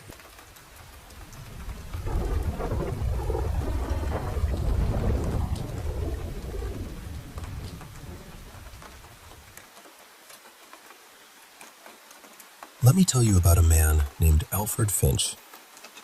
Investigators believed he may have harmed dozens of vulnerable children, some as young as 3. He deliberately targeted those he thought society would overlook: children from struggling families, children with disabilities, and children from marginalized communities. He reportedly believed that no one would search very hard for them. That thought alone tells you almost everything you need to know about him. Finch was a predator, a torturer, and a murderer. But one of the most disturbing parts of his story came years after a young girl disappeared. Her name was Gracie Benton, and she was 10 years old. Finch had approached her family using a false name and an invented story. He presented himself as friendly and respectable, brought food to their home, and gained the trust of Gracie's mother. He then offered to take the girl to a birthday celebration. Her mother agreed, believing her daughter would be safe. Gracie never came home. For years, her family lived without answers. They did not know where she had been taken or what had happened to her. Then, one day, Gracie's mother received a letter.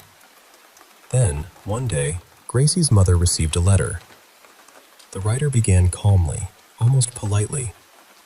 He told a long, bizarre story about a sailor who had supposedly traveled overseas during a famine and returned with horrifying appetites. The story was likely invented, but Finch used it to explain the thoughts he claimed had consumed him. Then the letter shifted. He reminded Gracie's mother of the afternoon he had visited her home. He mentioned the meal they shared and the small gifts he had brought. He described how Gracie had trusted him, sitting beside him and treating him with innocent affection. And then he confessed. He admitted that he had taken her to an abandoned house outside the city under the promise of attending a party. Gracie picked flowers while he went inside. When he called her upstairs, she quickly realized that something was terribly wrong. She tried to escape. She cried for her mother, but Finch overpowered her and killed her. The rest of the letter contained descriptions so cruel and calculated that they devastated Gracie's family and shocked even experienced investigators. He claimed to have dismembered her and consumed portions of her remains over several days. Whether every detail was true remains uncertain. Finch was known to invent stories and exaggerate his crimes, but investigators later found evidence connecting him to the abandoned property, and Gracie's belongings were discovered there. The letter had finally exposed the person responsible for her disappearance. Alfred Finch was arrested, placed on trial, and found guilty of murder. Despite questions surrounding his mental condition, the court sentenced him to death. At 66 years old, he was executed in the electric chair. But this story should not end with him. It should end with Gracie, a child who trusted an adult because she had been taught that adults were supposed to protect her. A child whose family never stopped wondering where she was. And a child whose name deserves to be remembered for more than the terrible things one man chose to do.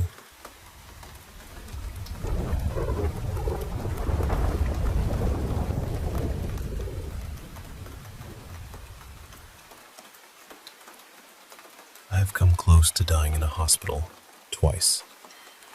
The first time was during labor. I had been trying for hours, but nothing was progressing. The baby was simply too big, and I was beyond exhausted. I remember thinking, I can't do this anymore. I'm so tired. Then, the monitor started beeping. My vision blurred, and the room slowly turned a soft, misty gray. My final clear thought was about my baby. I just wanted to know that he was safe. Later, I learned that my blood pressure and pulse had dropped so severely that the medical team briefly lost me. But while that was happening, I saw something strange. The room suddenly seemed full of very tall visitors. They were standing around the edges of the room, and in my confused state, I thought some of them were standing on cabinets.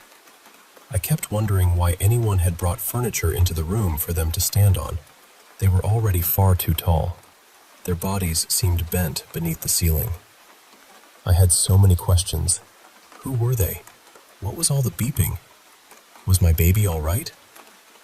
It probably lasted only a few seconds, but everything felt stretched out.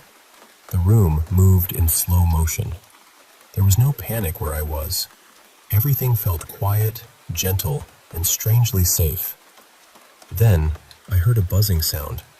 It was as though the sound had always been there at 0 volume, and someone suddenly turned the dial all the way up. It rose from silence to overwhelming noise in an instant. After that, everything disappeared into the gray mist. The next thing I remember is waking up in recovery many hours later. I'd had an emergency C-section. There had been seizures and complications, but the doctors managed to bring me back. What stayed with me most was the feeling I had around those visitors. They seemed concerned about me, but not in a frightening way. Their presence felt calm and almost protective. The second time happened during another pregnancy.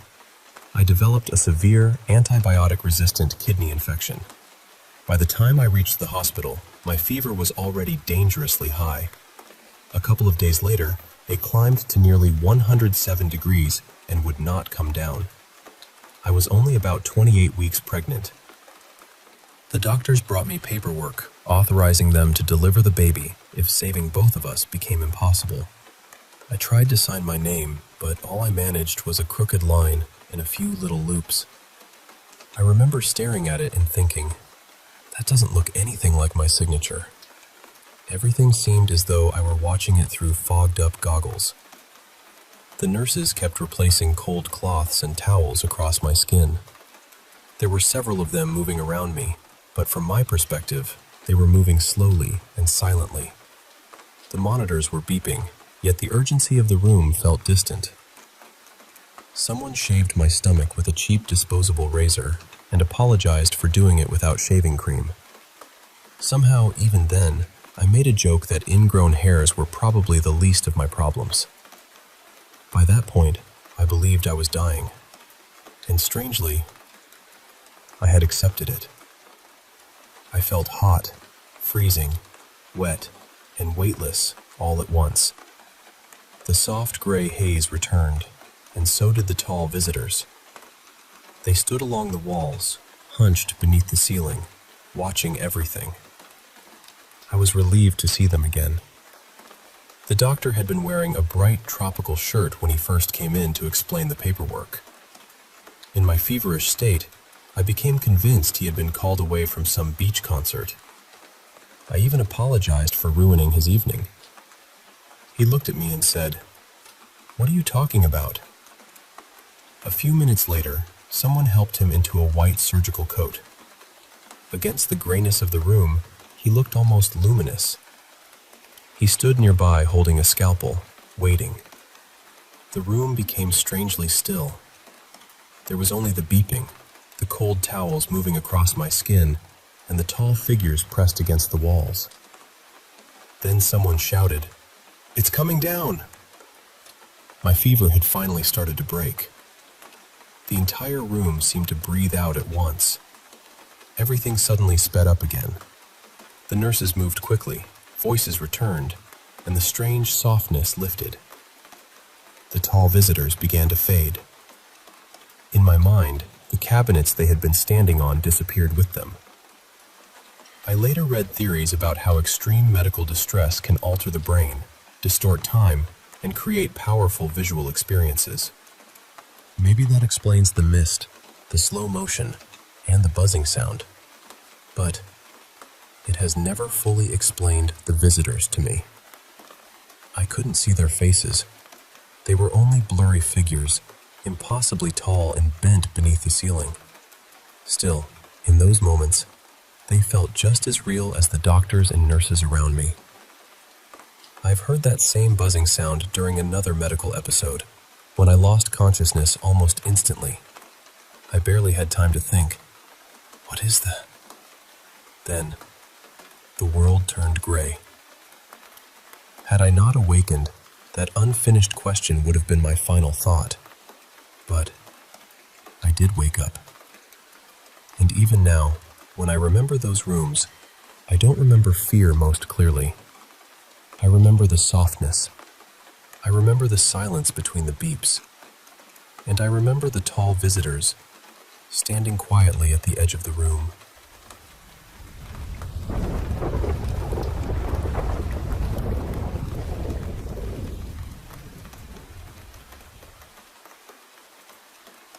I found my mom on her couch just a few hours after I had left her. When I walked out that day, she was alive and seemed completely herself. Coming back and realizing she was gone was a shock I still struggle to put into words. The following evening, I was walking through the room where she had died when something stopped me in my tracks. A warm, electric sensation moved through my entire body, and every hair on my arm stood up. Both of her cats froze at exactly the same moment. They were staring toward the ceiling as though they could see something I couldn't. It lasted perhaps 15 or 20 seconds, and then it was gone. The cats relaxed, I could move again, and the room felt ordinary. I've always believed that was my mom saying goodbye. I haven't experienced anything else quite like it. She has appeared in a few of my dreams, but only in the background, the way people we miss sometimes wander into ordinary dreams. There was never a clear message or a moment when I knew I was truly speaking with her. My son's experience was very different. He and my mother had always been incredibly close, but he was away when she passed. Calling him to tell him what had happened was one of the hardest things I have ever done. He was heartbroken.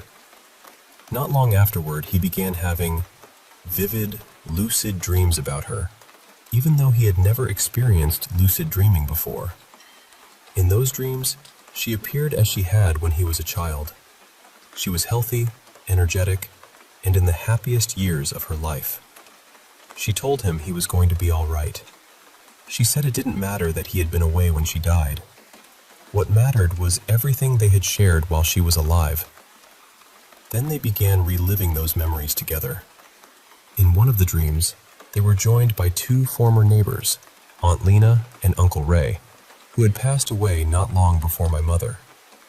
Their own children had grown up and moved away, so they had treated my son like a nephew. He had spent countless afternoons with them when he was young. Aunt Lena had died after living with Alzheimer's disease. For years, she had barely seemed aware of where she was. Yet in the dream, she was completely herself again. The four of them sat together between their adjoining backyards, talking and laughing as though no time had passed at all. My son still considers those dreams a gift. They gave him a kind of comfort and closure that I don't think anything else could have provided. Strangely, experiences like this seem to run through the women in our family. A few weeks before my grandmother died from a stroke, she dreamed about my grandfather, who had already passed. They were standing in a bright field with a fence separating them. She told him she was going to climb over. He said, "No, you can't come across yet, but very soon, there won't be a fence." She woke up annoyed with him because he wouldn't let her climb over. Still, after that dream, something in her changed. She seemed calmer and more prepared. A few weeks later, she was gone. My mother also said she had seen both of her parents after their deaths. She described them as full, solid figures, rather than shadows or fleeting shapes. They didn't speak or deliver a message. They simply appeared. There is one more family story that has always stayed with me. My great-grandmother became convinced that she and my great-grandfather were going to die in a car accident. She even warned the family not to organize the surprise anniversary celebration they were quietly planning for them. In the autumn of 1947, they visited my grandparents. On the morning they were due to leave, my great-grandmother became deeply upset. My mother was only 3 years old and asleep in bed, and my great-grandmother held on to her so tightly that the family practically had to pull her away. On the drive home, their car left the road and struck a concrete barrier. Cars were far less safe then, and the windshield was not made from modern safety glass. My great-grandmother was thrown through it and died from her injuries. My great-grandfather survived the crash, but he was never truly well again, either physically or emotionally. He died about a year later. The family said that, near the end, he repeated her name again and again until he finally passed. I don't claim to understand any of these experiences. Maybe grief reaches into dreams. Maybe love leaves impressions we can still feel. Or perhaps the people we lose sometimes find a way to remind us that the bond hasn't disappeared. All I know is that my mother's goodbye seemed to come as a brief current of warmth, while my son received whole conversations and memories. Different goodbyes, perhaps, but the same love.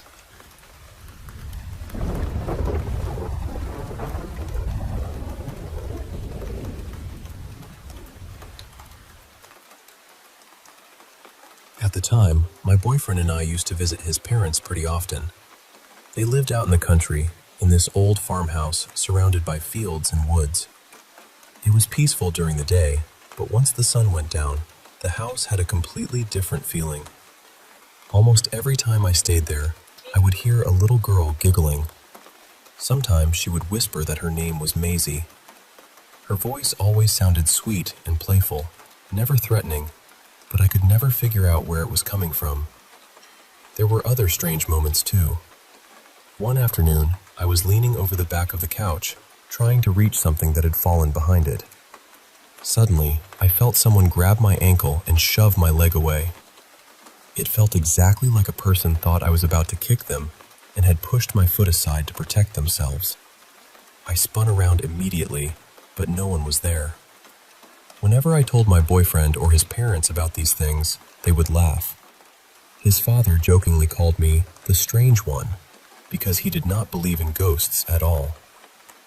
Honestly, it never bothered me that they did not believe me. I knew what I had heard, and I knew what I had felt. One weekend, my boyfriend and I decided to stay overnight.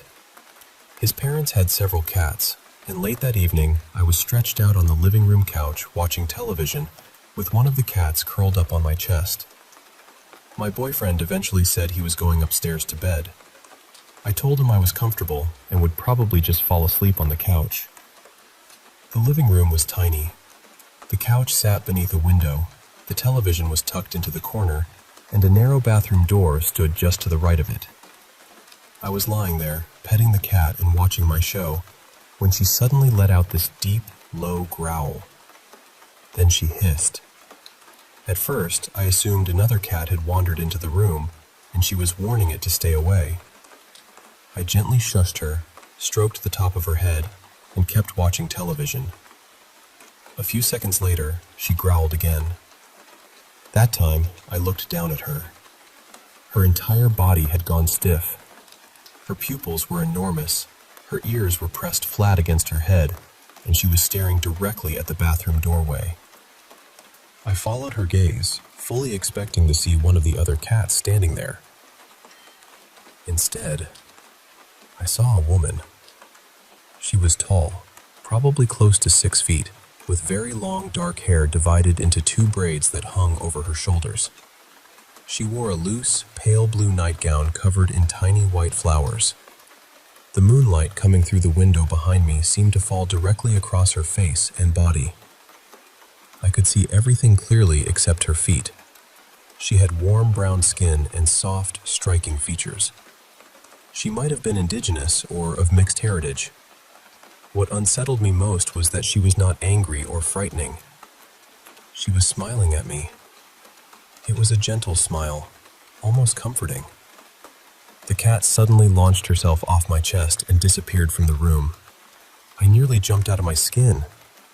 I yanked the blanket over my head and began whispering the Lord's Prayer, asking whoever was there to please leave me alone. After a while, I slowly lowered the blanket. She was still there. She stood silently in the bathroom doorway, smiling at me and holding a small white flower between her hands. I pulled the blanket back over my head and stayed that way. Somehow, despite being terrified, I eventually fell asleep. The next morning, I told my boyfriend and his parents exactly what I had seen. For once, his father did not laugh. He looked at me and said, "You know this area used to have a large indigenous community, don't you? Someone died in this house a long time ago. I always heard she belonged to one of the families who lived on this land." Years later, after the family suffered the loss of their daughter, they began experiencing strange things in the farmhouse themselves. They heard footsteps, saw doors move, and noticed objects appearing in places where no one had left them. After that, they finally believed me. And whenever I think about the woman in the blue nightgown, I still remember her smile. I was terrified that night, but looking back, I do not think she wanted to hurt me. I think she simply wanted someone to know she was still there.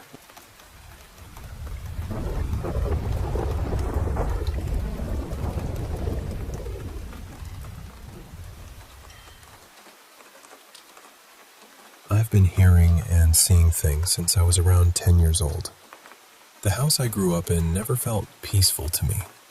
There was something there that looked like a small child, except it was completely black, almost like a shadow cut into the shape of a person.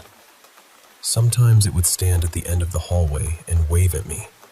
Then, the moment I blinked or looked away, it would disappear. At night, I would feel it tap the bottom of my foot while I was lying in bed. My bedroom lights would switch on and off by themselves. Even when I was taking a shower, my radio would jump rapidly through different stations before stopping on loud static. Whenever I pulled the shower curtain back to look, the room would be empty. I spent years counting down the days until I could leave that house. My older brother saw things too. He was about 3 years older than me, and he often talked about seeing a tall man walk past his bedroom door late at night. It happened so frequently that, eventually, neither of us could pretend the house was normal. When I was 19, my grandfather died. He had been a cruel and deeply abusive man. He had hurt several members of our family, including my father's sisters, and when I was a little girl, he had tried to hurt me too. So when I heard that he was gone, I didn't feel grief.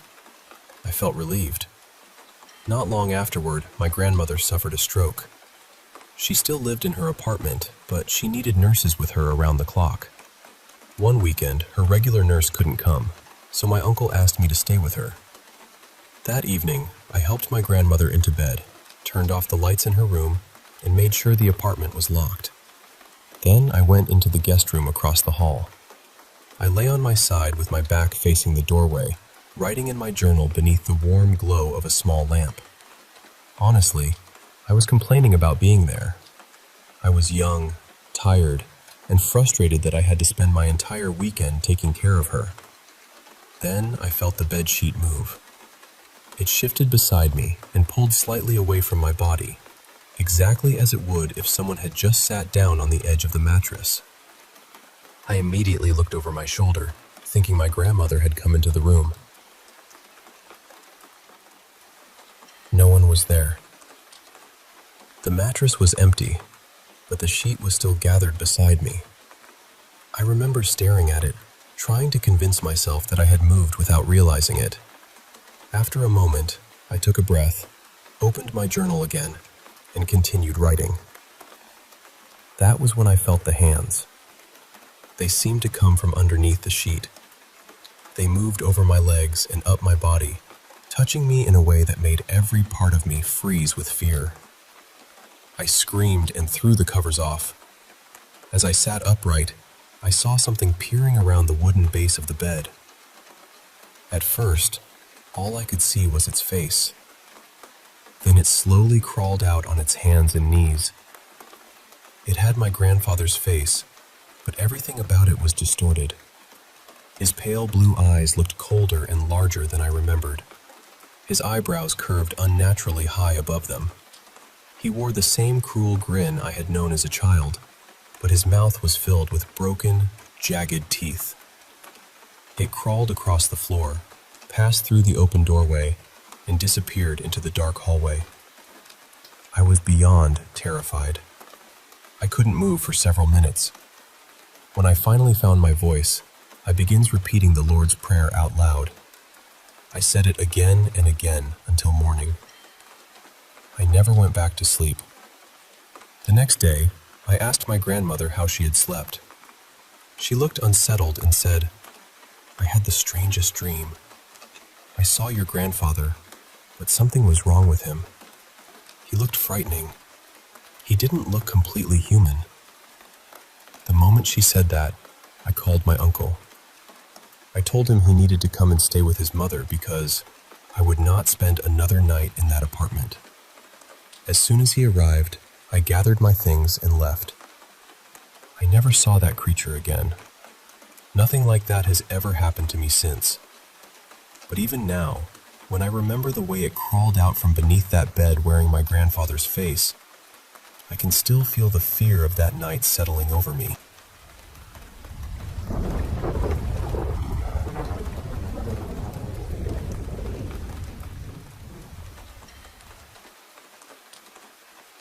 Last story for tonight. My stepdad had been raising me since I was 2 years old. To me, he wasn't my stepdad. He was simply my dad, the only father I had ever known. I adored him. Honestly, I was closer to him than I was to my own mother. This happened in 2016.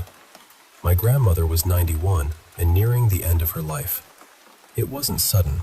She had been slowly fading for weeks in a hospice facility.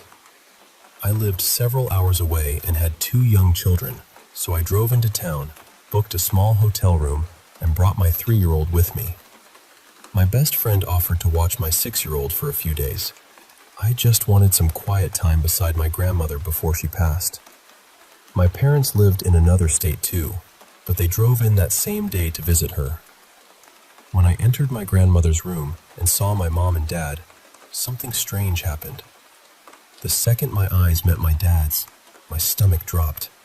It was that intense, panicked feeling I usually got when I was extremely nervous. But I wasn't nervous. I had already accepted that my grandmother was dying. I worked as a nurse, so death wasn't unfamiliar to me. I had sat beside patients and relatives during their final moments. My faith had always helped me see death as a passage rather than an ending. Still, every time I looked at my dad, that awful feeling returned. I asked him to watch my little boy while I hurried to the bathroom. It happened 2 or 3 times.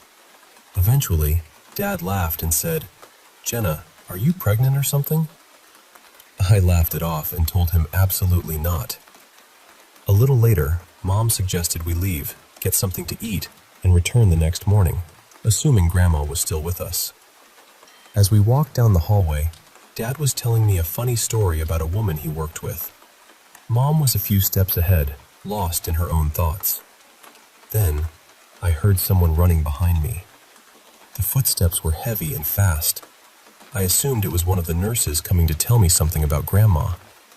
I interrupted Dad and said, "Hang on, I think the nurse needs me." He looked confused. Before I could turn completely around, a voice spoke directly into my right ear. "Prepare yourself. You are going to lose your father before your grandmother." I spun around. There was nobody there. The hallway behind us was empty. I turned back toward Dad, and he stared at me like I had lost my mind. "What on earth is wrong with you?" he asked. I didn't know what to say. I knew what I had heard, but it made no sense. Dad wasn't sick. He didn't have any serious health problems. I convinced myself that grief and exhaustion were playing tricks on me. We went to dinner together, and afterward, Mom hugged me goodbye. Dad had already started walking toward the door. I called after him. "Hey, you forgot my hug." He let out that big, hearty laugh of his, turned around, and wrapped his arms around me. Okay, he said. "I love you." "I love you too, Dad." For some reason, the fact that he had almost left without saying goodbye stayed with me. I strapped my little boy into his car seat and drove back to the hotel. The radio was off, the windows were closed, and snow had begun falling outside. That voice kept replaying in my mind. Finally, I began speaking out loud. "God, I feel like I'm losing my mind. But if that warning was really from you, please tell me again. Make it clear this time." A few moments later, I heard rustling in the back seat. I assumed my son was moving around, but when I checked the mirror, he was sound asleep. Then the voice came again, louder and firmer than before. I said, "Prepare yourself.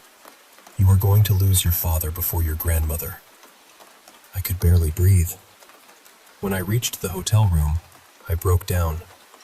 I stood by the window watching the snow fall and begged God not to take my dad. Please, not him. My mother can't lose her mother and her husband at the same time. I still need my dad. We all need him. After a while, an unexpected calm settled over me. I felt reassured that I would have time to process what was coming and that, somehow, I would survive it. Then I started trying to bargain with the warning. I thought, I'll call Mom and tell her to take him to a doctor. But it was already late, and they were probably home asleep. So I decided I would call first thing in the morning and insist that Dad get checked. The next morning, My 3-year-old had the biggest meltdown of his young life. Nothing calmed him down. I became overwhelmed, rushed, and completely distracted.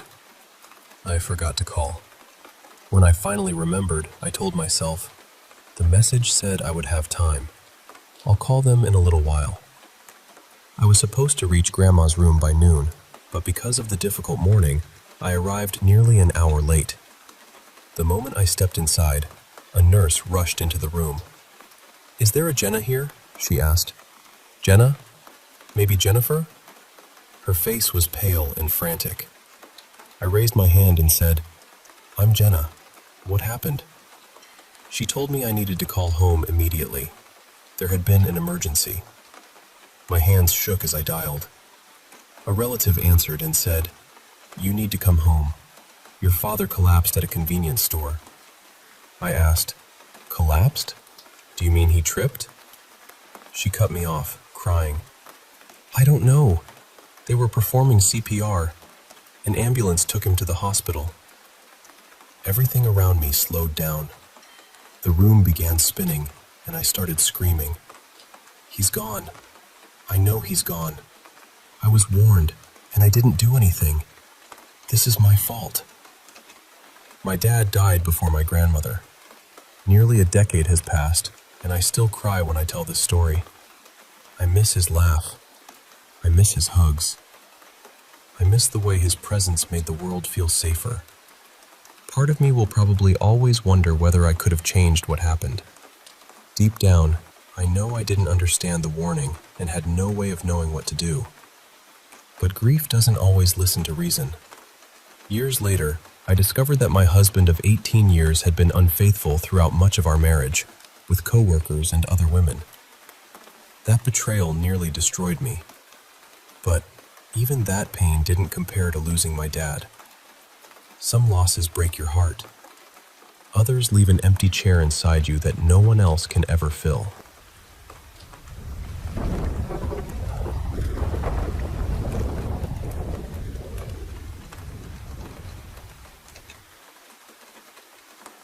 I've had quite a few strange experiences, but there's one I still think about whenever it snows. I've always loved walking through the woods after a fresh snowfall. Everything feels peaceful and untouched, and I enjoy following animal tracks to see where they lead. One winter afternoon, after several inches of snow had fallen, I drove to a nature preserve just outside town. When I arrived, mine was the only car in the small gravel parking lot. I followed the main trail into the woods, stopping every so often to examine deer prints in the snow. It was still daylight, and I felt completely relaxed. Nothing seemed unusual or threatening. Farther along, the trail curved sharply to the right. Just before the bend stood 2 enormous trees. The one on the left was beside a steep ravine, while the tree on the right bordered a dense stretch of woods. As I approached them, I heard a faint rustling sound ahead of me. I stopped and looked up, but I couldn't see anything. After a few seconds, I lowered my eyes and continued searching for tracks. Then I heard it again. This time, when I looked up, I saw a man peering at me from behind the tree on the right. He had light brown hair, pale eyes, and he appeared to be crouching. He was wearing jeans and a dark green jacket with a gray stripe running down one sleeve. The moment I realized he was watching me, he suddenly darted across the trail in a low, hunched position and disappeared behind the tree beside the ravine. I froze. Every peaceful feeling I'd had vanished. I was alone, unarmed, and far enough from the parking lot that no one would hear me easily. My first thought was that he had been waiting for someone to come down the trail.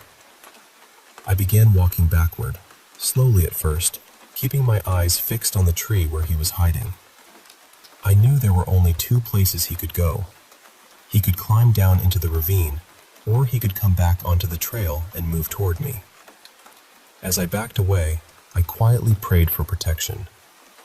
Then, through the stillness of the snowy woods, I heard tires crunching over gravel in the parking lot. The snow made every sound seem unusually clear, almost as though it were traveling through a tunnel. A minute later, I heard footsteps behind me. A man appeared on the trail with a large golden retriever. As he passed, he politely said, "Excuse me." That was my chance. I immediately turned around and followed close behind him. Probably much too close. He glanced over his shoulder and gave me a confused look, but he kept walking. I stayed right behind him as we approached the bend. I was certain the crouching man would still be hiding behind that tree. But when we passed it, no one was there. I stopped and stared.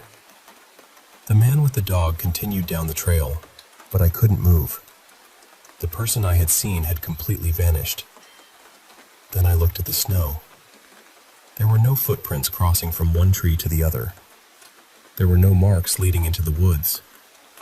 There were no tracks going down the ravine. Nothing. The snow was deep, smooth, and completely undisturbed. That was the moment the hair rose on the back of my neck. There had been nearly a foot of snow on the ground. Any human being crossing that trail would have left clear footprints. But there weren't any. I ran all the way back to my car, locked the doors, and drove away. I never returned to that park.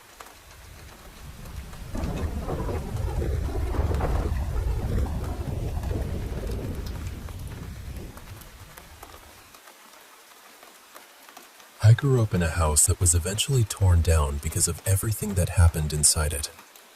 My family did not demolish it.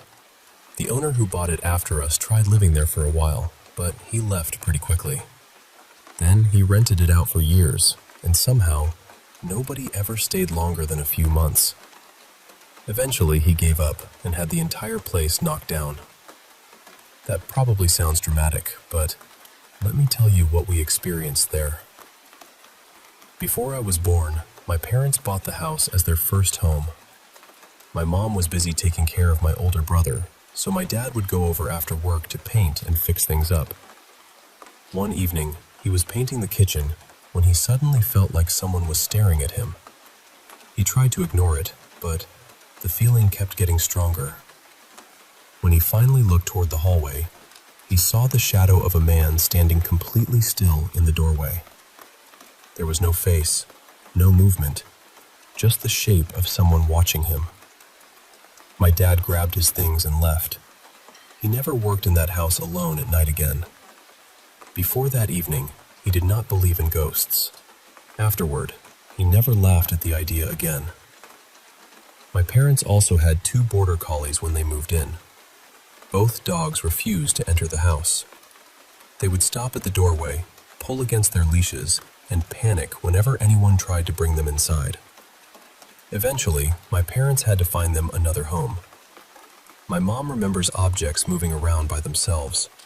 Things would disappear from one room and turn up days later somewhere completely different. I have one memory from Thanksgiving that is still perfectly clear. There was a candle sitting in the middle of the dining table. Everyone was talking when the candle suddenly slid several inches across the tablecloth. The strange part was that the cloth underneath it did not move or wrinkle. Everyone saw it. The entire room went quiet. When I was 4, I received a large stuffed doll for Christmas. On Christmas Eve, we opened one present before visiting my grandmother. When we returned home, every gift with my name on it had been ripped apart. The wrapping paper was shredded. Boxes were torn open. A few toys were damaged. My brother's presents were untouched. The worst incident happened when I was 5. There was a narrow crawl space connecting my bedroom to my older brother's room. Each side had a sliding wooden door with a small hook and ring latch. One afternoon, I crawled inside because I wanted to sneak into his room and scare him. Somehow, both doors became stuck. I do not remember any of this, but my family does. They even took photographs afterward. I was trapped in that crawl space for hours. My parents could hear me screaming, but neither door would open. Eventually, the police were called. Then, without anyone understanding how, one of the doors suddenly slid open. When they pulled me out, my voice was almost gone from screaming. There were long scratches covering my back. They looked like claw marks from a large animal, but the crawl space was fully drywalled. There were no exposed nails, sharp beams, or loose pieces of wood that could have caused them. That was the moment my parents decided we were leaving. We moved out a few weeks later.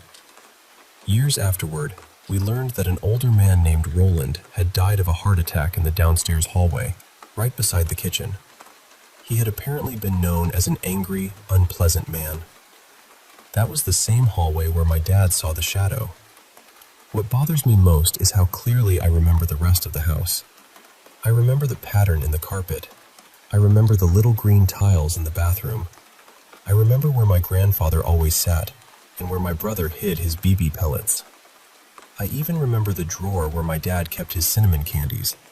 But I cannot remember a single moment from inside that crawl space. There is just nothing there. My parents would not let me go near the property for years. My uncle still lives a few streets away, and even though the house is gone now, we still take the longer road whenever we visit him. The strange thing is, I am a skeptic. I question everything. I look for faulty wiring, old pipes, shifting foundations, drafts, sleep paralysis, and every other ordinary explanation before I consider anything paranormal. That is actually why I became a ghost hunter. People often assume ghost hunters want every strange noise to be a spirit, but I am usually the person trying to prove that it is not. Most experiences have explanations. This one does not. I cannot explain the shadow my father saw. I cannot explain why the dogs refused to enter. I cannot explain the candle, the destroyed presents, or the marks on my back. And I cannot explain why my father still looks frightened whenever someone mentions that house. Some people are curious about the paranormal because it sounds exciting. For my family, it was never exciting. It was something we survived. And even now, with the house reduced to an empty patch of land, none of us wants to drive past the place where it once stood.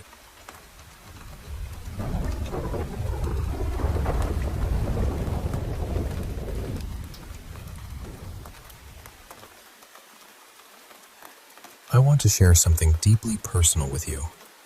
These events happened to my family and me in a home we once lived in near Thunder Bay, Ontario. Even now, looking back on it, there are moments that are difficult to put into words.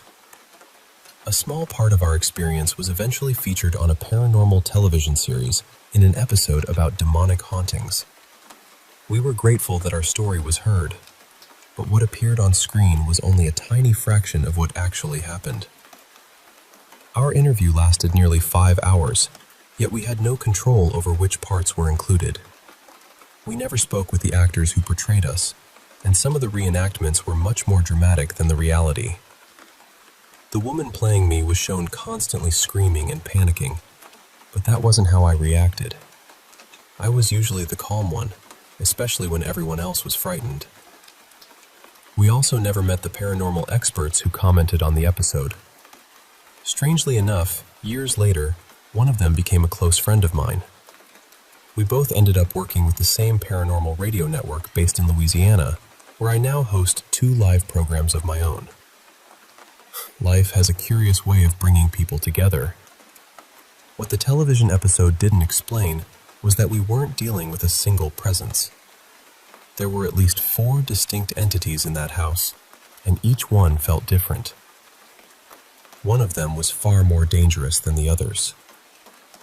One evening, my partner Damien was suddenly lifted and thrown nearly 12 feet across the kitchen. He struck the floor so violently that I honestly thought I was going to lose him. After that night, we stopped allowing the entire household to sleep at the same time. Usually, I stayed awake. I would sit quietly and listen while everyone else slept, watching the hallways and checking each room to make sure they were safe. Every creak made my body tense. Every shadow seemed to move when I wasn't looking directly at it. I was exhausted, but sleeping felt too dangerous. Over the years, we were scratched, bitten, burned, choked, and shoved by things we couldn't see. Sometimes we woke with marks on our bodies that hadn't been there the night before. Other times, the attacks happened while we were fully awake. And it wasn't only our family. Friends, relatives, and visitors witnessed things too. Some heard voices calling their names. Others saw figures moving through rooms, or felt something touch them when no one was nearby. A few people refused to return after spending only one evening inside the house. We endured those experiences for years. They changed the way we slept, the way we trusted our surroundings, and the way we understood the world around us. I know some people may find this difficult to believe, and I understand that. Before living in that house, I might have felt the same way. But we know what happened to us. We lived through it. And although we eventually left that home behind, there are certain memories that never completely leave you.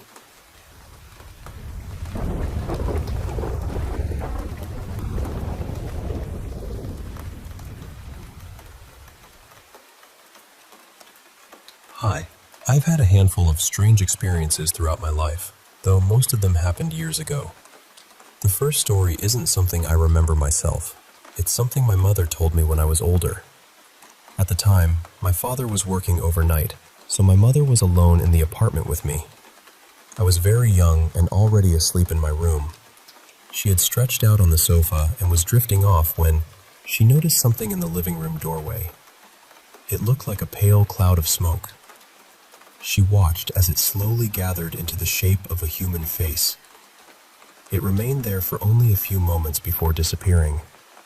She never saw it again, but the memory stayed with her for years. That apartment was unsettling in other ways too. My mother said the kitchen cupboards would sometimes swing open and slam shut without anyone touching them. Most of the strange activity seemed to happen around her. The whole place had a heavy atmosphere. Even as a child, I could feel it. Walking through the rooms sometimes felt like stepping into air that was too thick to breathe. There was always this quiet sense that something wasn't right. My father was also drinking heavily during that period. Most of the time he was gentle and loving, but when he drank too much, his personality could change completely. His face, his voice, even the way he carried himself felt unfamiliar. It frightened me, although I understand now that the alcohol was probably responsible. Eventually, we left that apartment and moved somewhere else. That's where I had an experience of my own.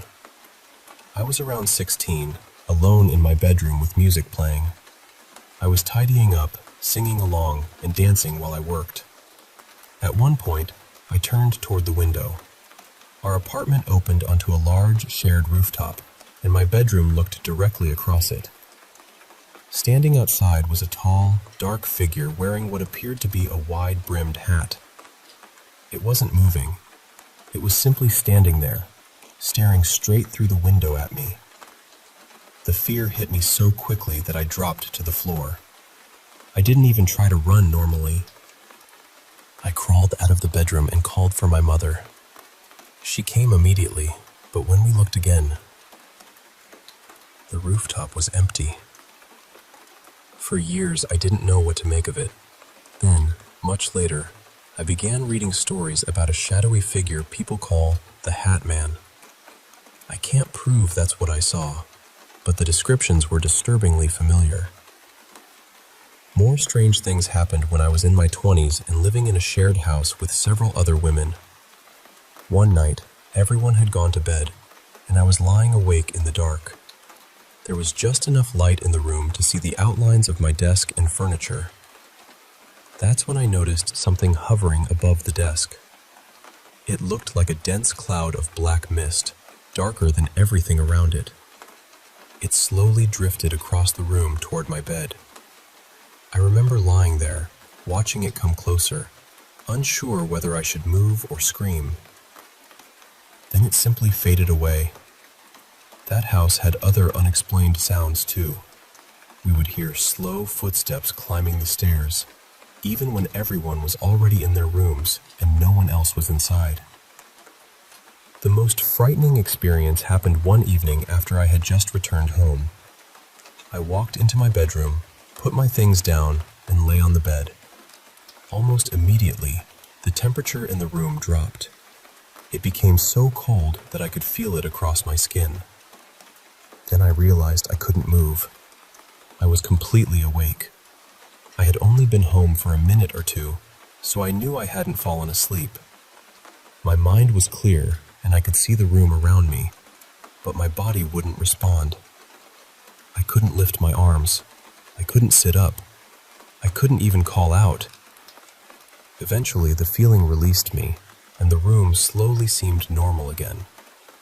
I know some people would explain that experience as sleep paralysis, and perhaps they're right. Maybe there are ordinary explanations for all of these things. Still, when you're the one standing in the room, watching something impossible happen in front of you, it doesn't feel ordinary. Would I call these experiences paranormal? I think I would. I can't say exactly what I saw or why these things happened, but I've always believed that the world contains more than what we can easily see or understand.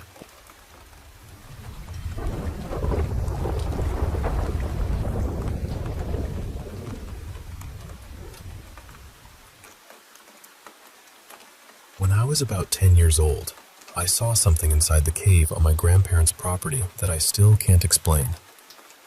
I know how that sounds. Honestly, I don't even believe in creatures like Wendigos. At least, I never did before this happened. But after all these years, I still haven't found a normal explanation for what we saw. The cave was in an area where indigenous hunters had once traveled.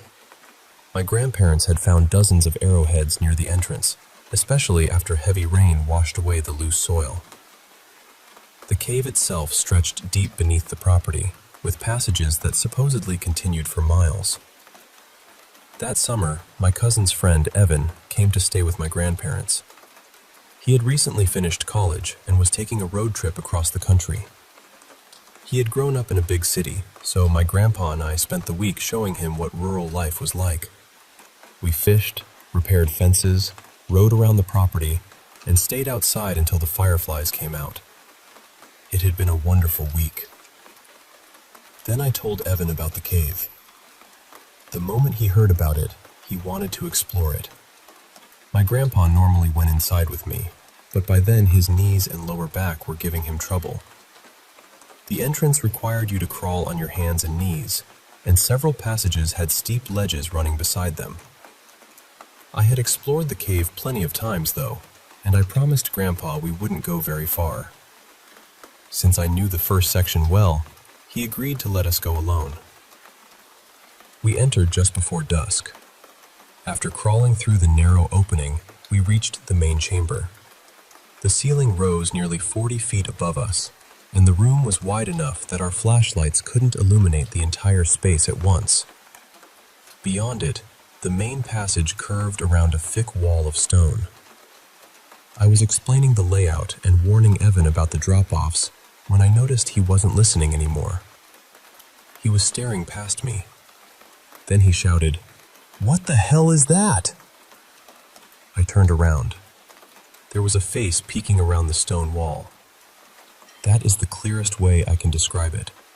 Just a face, watching us from around the corner. Its skin was unnaturally pale, almost gray-white.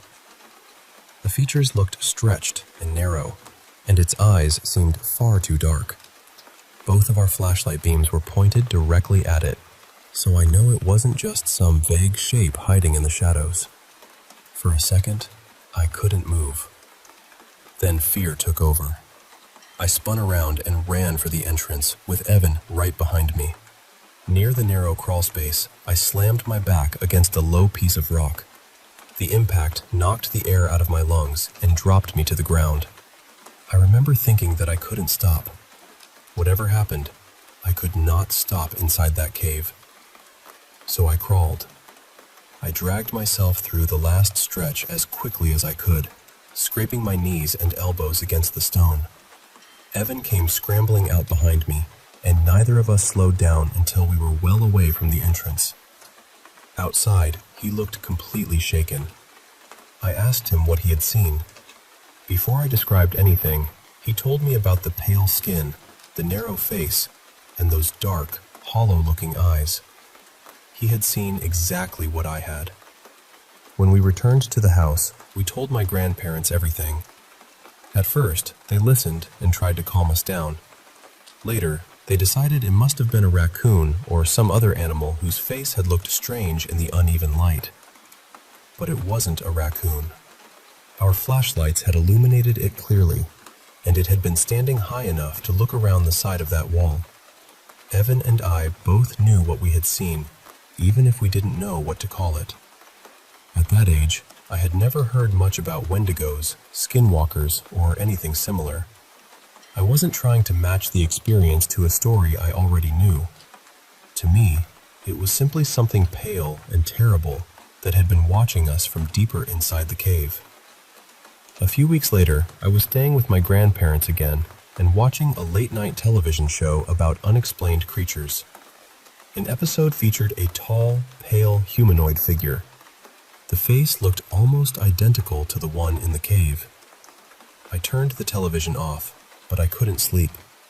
I stayed awake until sunlight began coming through the windows. My family still jokes about the whole thing. They say Evan and I frightened each other and turned an ordinary animal into a monster. Most of the time, I laugh along with them because it's easier than arguing. But I still remember that face. I remember the way it leaned around the wall, perfectly still, as though it had been waiting for us to notice it. I've returned to the cave several times since then, always with a group and proper safety equipment. I never enter alone, and I never go in unprepared. We haven't seen the creature again. And, truthfully, I hope we never do.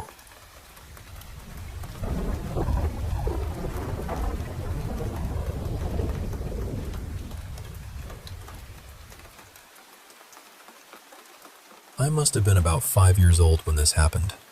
Not long before, I'd been badly hurt in an accident at home, and everyone assumed what came afterward was connected to that. The first time I saw him, I was lying in bed when something suddenly woke me. I looked toward the closet and saw a man standing there in the darkness. Strangely, I wasn't afraid at first.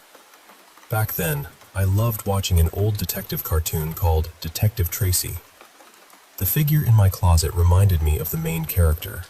He wore a wide-brimmed hat and a long trench coat, but his whole body looked dark and shadowy. I couldn't make out his face at all, so I tried talking to him. "I know who you are," I said. "You're Detective Tracy." He seemed surprised that I could see him. "Why are you speaking to me?" he asked. "No one ever speaks to me." The moment I heard his voice, I knew he wasn't the cartoon detective.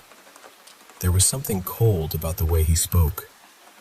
Then he disappeared back into the closet. The following night, he returned.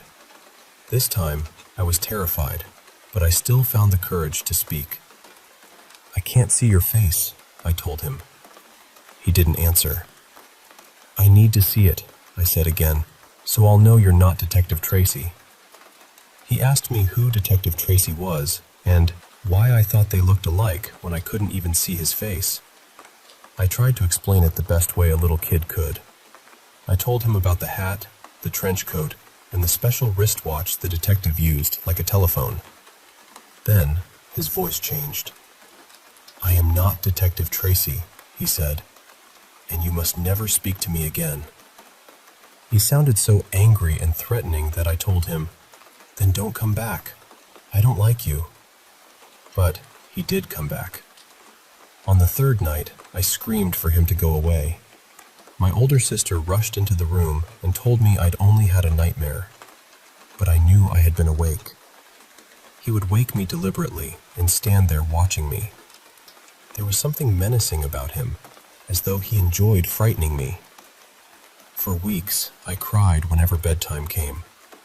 I begged not to be left alone, so my sister started sleeping beside me. Even then, the man returned. I would open my eyes and see him near the closet while my sister slept beside me. I'd shake her and whisper, "He's back. He's in there."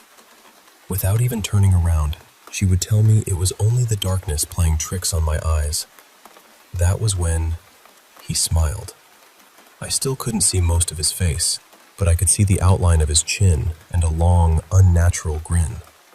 A faint glow seemed to come from inside his mouth. It felt as though he wanted to make absolutely certain that I saw him, almost as though he found it funny that my sister didn't believe me. Eventually, my sister said she couldn't keep sleeping in my room because I woke her so often. Once she stopped, I became even more frightened, and I started wetting the bed. The adults became frustrated with me. Since the accident had happened several weeks earlier, they thought the nightmares and bedwetting were just ways of getting attention. They told me I needed to behave, and because I had described the figure as looking like Detective Tracy, they decided that proved I had invented the whole thing. They thought I was claiming the cartoon character was hiding in my closet, but that wasn't what I meant. I kept trying to explain that he only dressed like the detective. He wasn't the hero from the cartoon. He felt more like one of the villains. It seemed to go on forever. Night after night, I worried that he would return. Then one evening, my father finally marched into my room.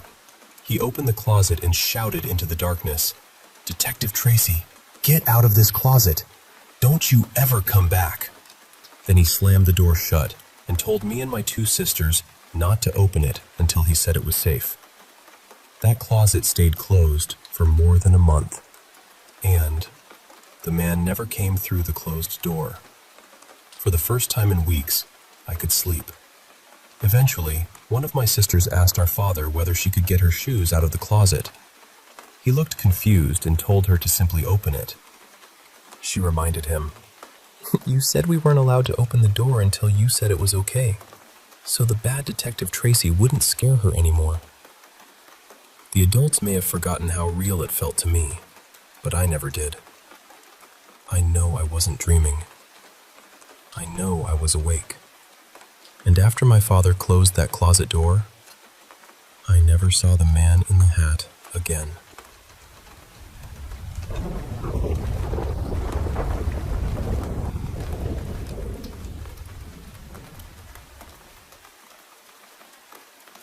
When I was about 9 years old, I lived in the English countryside with my dad for a couple of years. We shared the place with a former royal protection officer who had once worked closely with Princess Diana and later became involved in one of my father's business ventures. And the house itself, well, calling it a house doesn't quite do it justice. It was an old, two-story chapel with a thatched roof, built sometime around the 14th century. According to the locals, members of the royal court had occasionally used it as a countryside retreat hundreds of years earlier. It stood on this enormous stretch of green land, with ancient trees, wild gardens, and a narrow stream winding through the property. Stonehenge was less than half an hour away. It was beautiful, peaceful even. But the moment we arrived, our new housemate skipped all the usual pleasantries. He didn't ask whether the journey had been comfortable or offer to show us around. He simply looked at my dad and me and said there was one rule we had to follow. Just one. He told us, "You're going to see things in this house. Quite a lot of things, actually. Most of them are harmless. Some are even friendly. But upstairs, there's a hallway. At the entrance, you'll see 2 bedrooms, one on each side. Farther along, there are paintings on the walls, narrow tables covered with books, and little decorations." Then his expression changed. Halfway down the hallway, all of that stops. No pictures, no furniture, nothing. Beyond that point are 2 more bedrooms. Whatever you do, do not walk into that empty part of the corridor. It isn't safe. Now, you have to remember, I was 9 years old. In my mind, I was completely indestructible. I had also grown up hearing strange stories because of my dad's work. I'd already experienced enough unusual things that ghosts and unexplained noises didn't frighten me. So the second this man told me not to go down that hallway, I knew I had to see it. Before either of them could stop me, I ran upstairs. And there it was, exactly as he had described. The first half of the corridor felt warm and lived in. There were framed portraits, shelves of books, small wooden tables, and old ornaments. Then, at a certain point, everything ended. It was almost as though an invisible line had been drawn across the floor. Behind me, I could hear my dad calling for me to come back downstairs, but I kept walking. I reached that dividing line and stepped across it. Only one step. Every hair on my body stood up at once. The air became freezing cold. I could suddenly see my breath drifting in front of my face, even though the hallway had been perfectly warm a second earlier. And then I felt something I've never been able to properly explain. It was as though my own thoughts were no longer inside my head. I could hear them around me, screaming, "Turn around. Run." So I did. I ran back down that hallway and flew down the stairs as fast as my legs could carry me. Until that moment, I don't think I had ever felt real terror. Not nervousness or childish fear, but the certainty that I had stepped into the presence of something that did not want me there. I never crossed that line again. The strange thing is, the rest of the house wasn't frightening at all. It felt more like a supernatural village, with generations of unseen residents quietly carrying on with their routines around us. We would hear billiard balls rolling and striking one another in the games room when nobody was inside. Kitchen cupboards opened and closed by themselves, as though someone were preparing a meal. In the downstairs bathroom, if you left the tap running and walked away, something would turn it off. And if you forgot to close the bathroom door behind you, the door would slowly swing shut on its own. Nearly every morning, we would find the dining chairs balanced upside down on top of the breakfast table, stacked together in a careful pyramid. It looked exactly like something from an old ghost film, except after a while, it simply became part of our morning routine. There were dozens of other incidents, far too many to describe in one sitting. Footsteps, moving shadows, objects appearing in different rooms, and the constant feeling that the house was crowded, even when only 3 of us were home. But apart from that forbidden hallway, none of it ever felt cruel or threatening. It was simply a very old building filled with echoes of people who, for whatever reason, had never completely left. Sometimes I wish every skeptic could spend just 5 minutes inside that old chapel. Not an entire night. Not even an hour. 5 minutes would be enough. Because I honestly believe that anyone who entered that beautiful old place would leave understanding that the world contains far more than what we can see.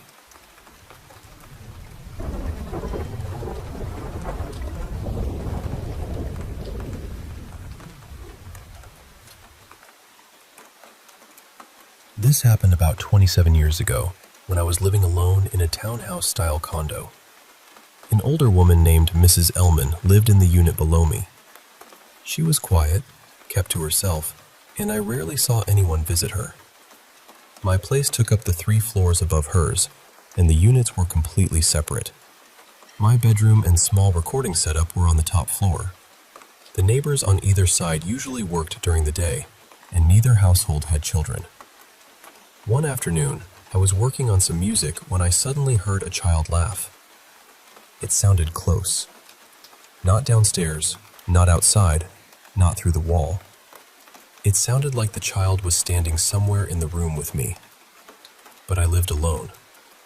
I didn't have any pets, and there was no television or radio playing. The laugh itself was cheerful, just a quick burst of genuine laughter.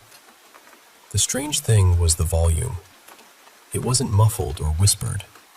It was more like someone had recorded a loud laugh and then played it back quietly. There was a small playground outside the building, about 4 floors below my window. When the window was open, I could sometimes hear children down there, but those sounds were always distant and blurred together. This didn't sound anything like that. I looked outside anyway. The playground was empty. I checked the room, even though there really wasn't much to check. Nothing was playing. Nothing had fallen or shifted. Eventually, I went back to work. A few minutes later, I heard the laugh again. It wasn't exactly the same laugh, but it sounded like the same child. I stopped the music and listened. Then it happened again. I couldn't tell where it was coming from. Every time I tried to focus on a direction, it seemed to come from nowhere in particular. It still sounded close, almost as though the sound itself was inside the room. I checked the playground again. Still empty. This continued for nearly an hour. Sometimes I heard it while the music was playing. Other times, I heard it when the room was completely silent. After a while, I stopped trying to understand it. The child didn't sound frightened or upset. The laughter sounded happy, so I just carried on with my work. Eventually, it stopped. I didn't even notice right away. A few days later, my cousin called me. She told me that another cousin of ours had lost his 6-year-old son. That cousin had briefly lived with my family when I was young, before moving back to his home country. He later married and had several children. I asked when his son had died. After the call, I worked out the time difference. They lived on the other side of the world. It was the same day I had heard the laughter. Then I remembered something my parents had told me after visiting relatives there. They had met the little boy. They described him as bright, polite, and playful, but said he had a serious heart condition.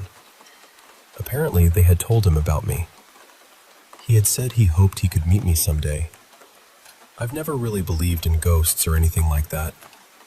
My cousin, though, believed the boy had come to visit me before he left. I lived in that condo for almost 10 years. I never heard anything like it before that day, and I never heard it again. To this day, I still don't know what it was.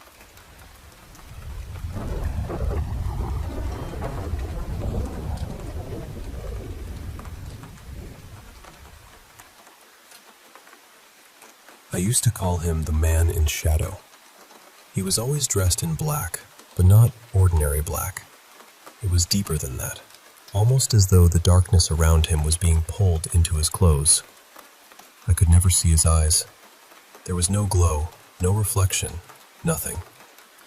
Just 2 empty spaces beneath the brim of his hat. And for some reason, I always felt he carried an old pocket watch.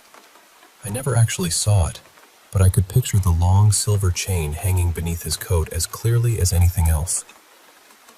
The whole thing started when I was about 16. My older cousin, a few girls from the neighborhood, and I decided to fool around with a spirit board one evening. We treated it like a game. We laughed, accused one another of moving the pointer, and acted as though none of us believed in it. Later, we started trying to hypnotize each other. One of the girls, Mara, seemed to fall into a trance. Maybe she was pretending. I honestly hoped she was. But while she was under, her whole body went rigid. She said there was a man standing in the hallway. None of us could see anyone. Mara began crying and begging us to wake her up. When she finally opened her eyes, she refused to look toward the hallway again. Not long after that, my cousin's little boy began having trouble at bath time. He had always been independent, but suddenly he refused to bathe alone. He would scream until his mother came into the room. Eventually, he told her that his invisible friend had asked whether he could hold him beneath the water. We never knew whether that invisible friend had anything to do with the man Mara saw. Still, something had changed. A few years passed. By then, I was 19 and had my own car. One evening, my cousin and I drove out to an abandoned farmhouse that had once belonged to our family. Mara had planned to come, but she was still underage and could not get permission. On the drive home, the road was dark and nearly empty. Without warning, a figure appeared directly in front of my car. I slammed on the brakes because I was certain I had hit someone. I felt no impact, heard no sound, but I knew what I had seen. When I turned toward my cousin, she was pale. she whispered. "What did you just hit?" We both looked behind us. There was nobody in the road. The figure had looked exactly like the man in shadow. We did not get out of the car. We kept driving, and I have always believed that if Mara had been with us that night, something much worse would have happened. After that, he seemed to belong to me. I began seeing him in my rearview mirror. I would be driving alone at night, glance upward, and find him sitting silently in the back seat. He never moved. He never spoke. He simply watched from beneath that hat, his face hidden in darkness. It happened several times until I eventually wrecked that car. When I bought another one, I thought the problem was over. I convinced myself that whatever I had been seeing was somehow attached to the old vehicle. Then, one night, while driving home from the city, I looked into the mirror. He was there again. By that point, fear had started turning into anger. I shouted at him, sometimes aloud and sometimes only inside my head. "What do you want? Why are you following me? Why won't you leave me alone?" He never answered. That car was destroyed in an accident too. Years went by. I moved to another state and built a new life. But every so often, usually while driving at night, he would return. I finally told 2 close friends about him. The worst encounter happened while the 3 of us were working a job that required a lot of travel. My friends were in one car, and I was driving mine. We were moving through an unfamiliar city, passing each other on the highway and talking over the phone. After losing sight of them for a few minutes, I glanced toward the car beside me. There was a man sitting in the passenger seat. He was not wearing the black coat or the hat, but the moment I saw him, I knew. It was him. The man in shadow, only this time, he looked completely human. A wave of dread passed through me so strongly that I could barely breathe. I pressed the accelerator and sped away. I drove recklessly for several miles before realizing I needed to get off the road. I pulled over, called my friends, and broke down crying.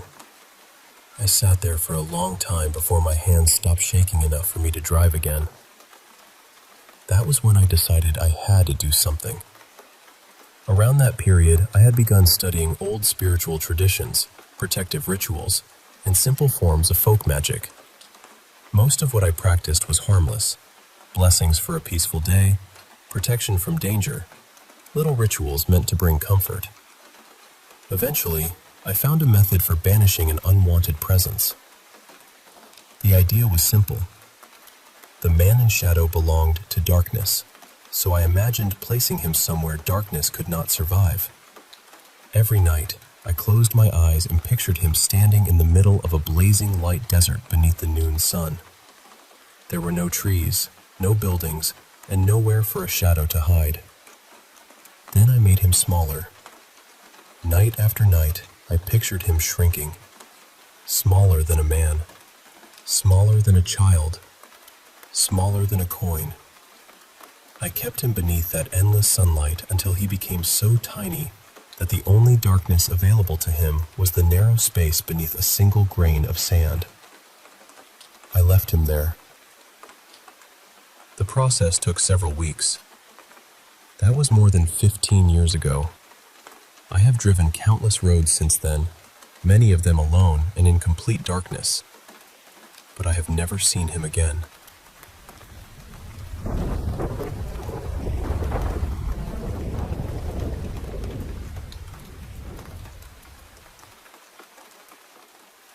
This happened a long time ago, when I was about 14. My family had gone out for an all-night movie marathon at an old drive-in theater, so I had the house completely to myself. I remember curling up on the living room couch with a horror novel, determined to enjoy the peace and quiet. But I couldn't concentrate. I would read an entire paragraph, reach the end, and realize I hadn't understood a single word. So I'd start again, only for the same thing to happen. It felt as though the meaning disappeared the moment my eyes passed over the page. At first, I was annoyed. Then, for no sensible reason, That annoyance turned into this intense, boiling anger. I wasn't just frustrated with the book. I was furious. My hands were shaking, my face felt hot, and I kept staring at the words as though they had personally betrayed me. I recognized every letter, but my mind refused to make sense of them. That was when our 3 dogs came racing down the hallway. Normally, when my parents were gone, the dogs would spend the whole night asleep on their bed. They rarely bothered with me. But that night, all 3 of them rushed into the living room and scrambled onto the couch. I barely looked up. I assumed they were chasing each other or reacting to some noise outside. Then our oldest dog, Mabel, climbed across my stomach and pressed her entire body against me. She was small, but she held me down with surprising force. A deep growl started in her chest. I got even more irritated. I thought she was growling at the 2 younger dogs, who were trembling behind my head along the back of the couch. Finally, my anger boiled over, and I looked up to see what her problem was. The anger vanished instantly. Mabel wasn't looking at the other dogs. She was staring across the room. Her lips were pulled back, her teeth were exposed, and foam had gathered around her mouth. I had never seen her that frightened before. She wasn't acting territorial or aggressive. She looked terrified, and yet she refused to move away from me. The way she had positioned herself made something very clear. She was protecting me. She was putting her little body between me and whatever she saw, as though she had already decided she would die before she let it come any closer. That was when I noticed how strange the room felt. My entire body tingled as though I had walked through thousands of invisible spiderwebs. The air felt thick and solid, almost like a wall pressing against my chest. I couldn't breathe properly. I couldn't organize my thoughts. I felt tiny, helpless. And then I saw him. He was standing beside the television cabinet, studying the framed family photographs on the wall. One hand rested beneath his chin, and his posture seemed almost exaggerated, as though he were pretending to be deeply interested in them. It felt like he had been waiting for me to notice him, not hiding, not sneaking, waiting. There was something smug about the way he stood there, as though he knew that nothing in that room could challenge him. It felt like he was enjoying our fear, letting it build before finally acknowledging us. He was darker than any shadow I had ever seen. Not simply black, but so unnaturally dark that the light around him seemed to fade. Somehow, though, I could still make out the shape of his coat, his shoulders, and the wide-brimmed hat on his head. Then he turned toward me. His eyes were red. For a few seconds he just stared. His shoulders began to tremble slightly, almost as though he were silently laughing. Then he smiled, and I saw his teeth. I remember blinking because the spiderweb sensation had spread across my face and into my eyes. When I opened them, he was gone.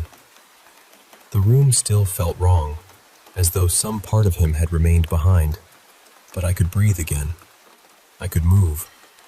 The pressure in my head began to lift. The dogs were still terrified.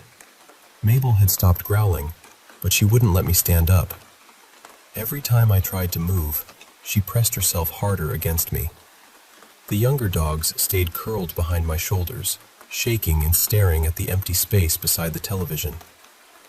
Eventually, I grabbed my cheap little prepaid phone and started sending message after message to my dad. I didn't tell him what I had seen. I didn't know how to explain it without sounding ridiculous. I just begged them to come home. Thankfully, the movie lineup wasn't as good as they had expected, and my family returned much earlier than planned. Years have passed, and I still don't understand what happened that night. I've never experienced that kind of mental fog again. I've never felt an emotion take over my body so suddenly or completely, and I have never felt that strange spiderweb sensation before or since.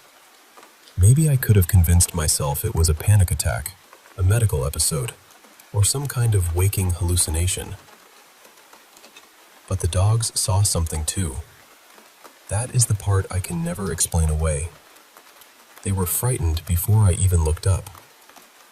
And Mabel was ready to protect me from something I hadn't yet realized was standing in the room.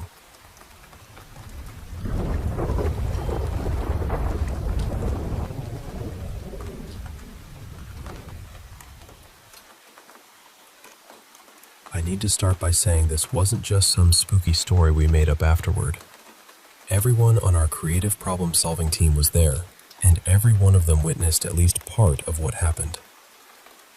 It was the summer of 2001, and our team had traveled to a university in the Midwest for a national competition. I wasn't a student there. We were simply staying in one of the older residence halls for 4 nights. From the moment we arrived, something about that floor felt wrong. On the first evening, the boys were divided between 3 rooms, while the girls had 2 rooms farther down the hall. Sometime after dark, a guy from one of the other rooms suddenly came rushing through our doorway. His face had gone completely pale. He asked whether he could sleep in our room. Naturally, we wanted to know why.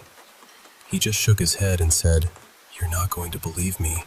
It'll be easier if I show you." So we followed him back to his room. His 2 roommates were sitting at their desks, quietly working on their part of the team project. Nothing looked unusual.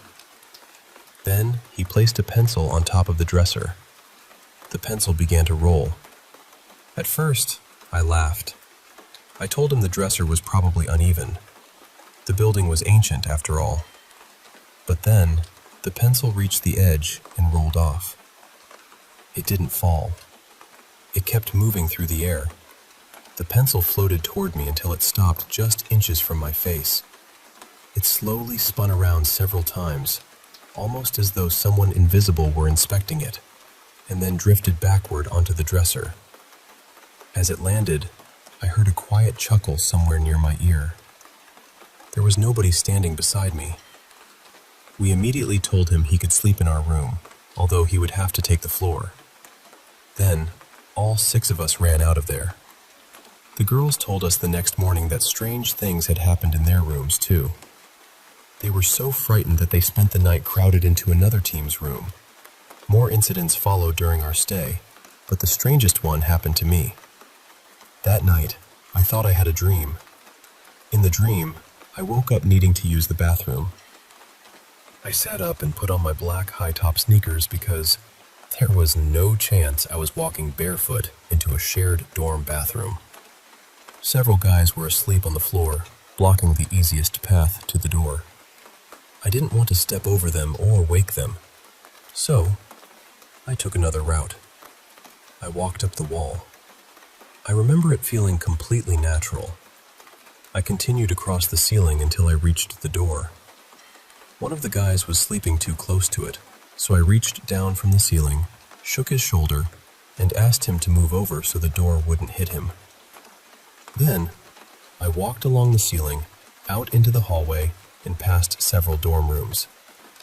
I went all the way to the bathroom, still upside down, used it, and returned the same way. I walked back across the ceiling, down the wall, and into bed. Then, everything went dark. The next thing I remember was hearing voices, as though I were deep underwater. They were distant and muffled at first, but gradually became louder. For a while, all I could see was blackness. Then a faint gray light appeared. Slowly, shapes and colors returned.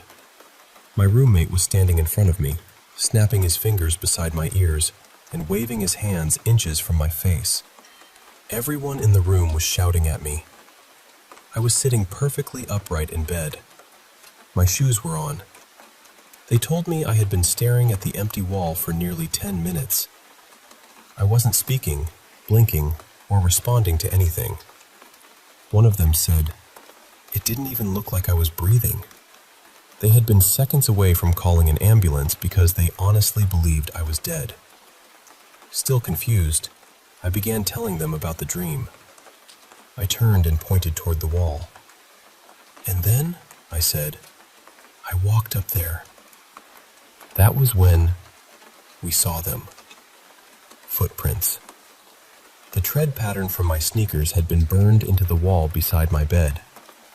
The marks continued upward to the ceiling, crossed the room, passed through the doorway, and stretched down the hall toward the bathroom. Then, they came all the way back. They weren't dusty prints or muddy smudges. The rubber pattern looked scorched into the paint, dark and sharp, as though someone had pressed a heated branding iron against every surface I had walked across in the dream. Later that afternoon, one of the university student advisors gave us a tour of the building. We hadn't told him what happened. As we reached our floor, he casually mentioned that students had reported strange activity there for decades. According to him, a student who once lived in that exact room had died after jumping from the window during final exams. People believed his spirit still wandered the hallway, moving objects and frightening anyone who stayed there. The advisor described him as more of a prankster than a violent presence. I wish I could believe that was all it was, but after what happened to me, I've never been convinced that I was simply dreaming. I think something entered me while I slept, and for those 10 missing minutes, I think it was the thing sitting upright in my bed.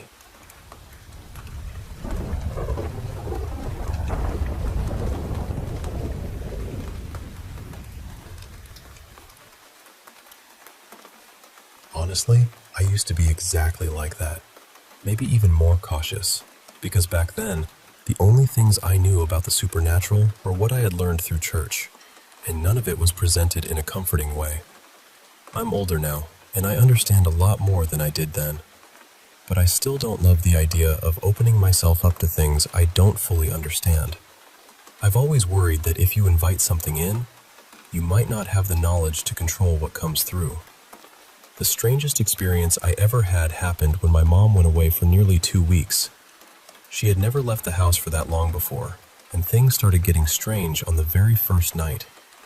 At the time, my boyfriend was living with us. What my family didn't know was that he had become abusive behind closed doors.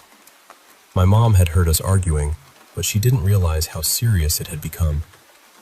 Whatever was in that house, though, seemed to know exactly what kind of person he was. That first night, he suddenly woke me up and whispered, "Something's wrong. There's something in the room watching me." I sat up, still half asleep, and almost immediately, something dropped from the ceiling and landed directly on him. If I had still been lying down, it probably would have hit me too. I switched on the lamp and saw a chunk of plaster and drywall on the bed. The ceiling was old, but nothing had ever fallen from it before. My mom lived in that house for more than 20 years, and it never happened again afterward. He wasn't badly hurt, but dust got into his eyes, and he completely panicked. Before going to sleep, we had both checked the windows and doors several times. My mom had made us promise to keep everything locked while she was gone, so we were unusually careful about it. The next morning, I woke up to the unmistakable sound of the front door opening.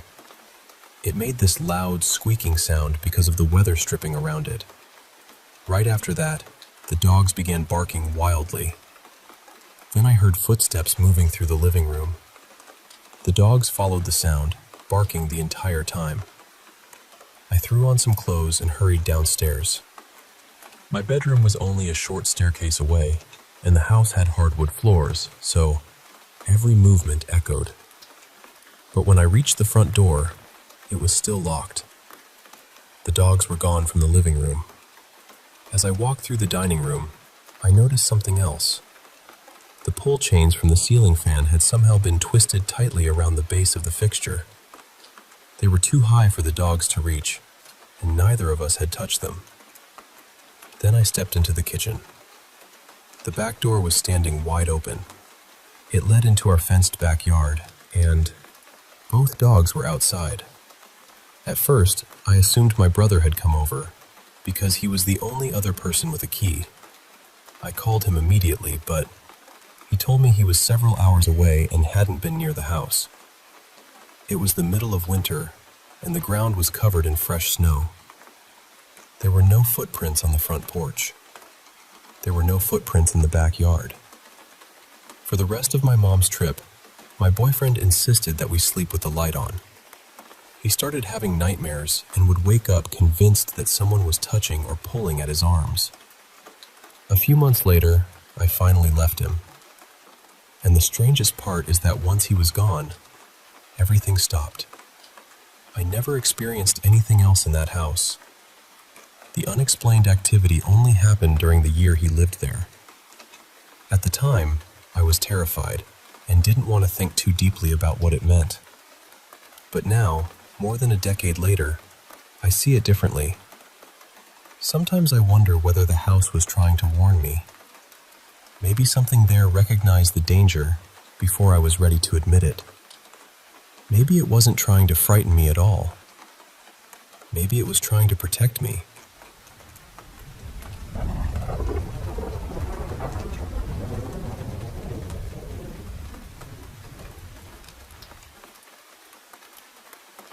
I need to tell you about something I witnessed near the docks in Mumbai, because even now, I'm not completely sure how to explain it.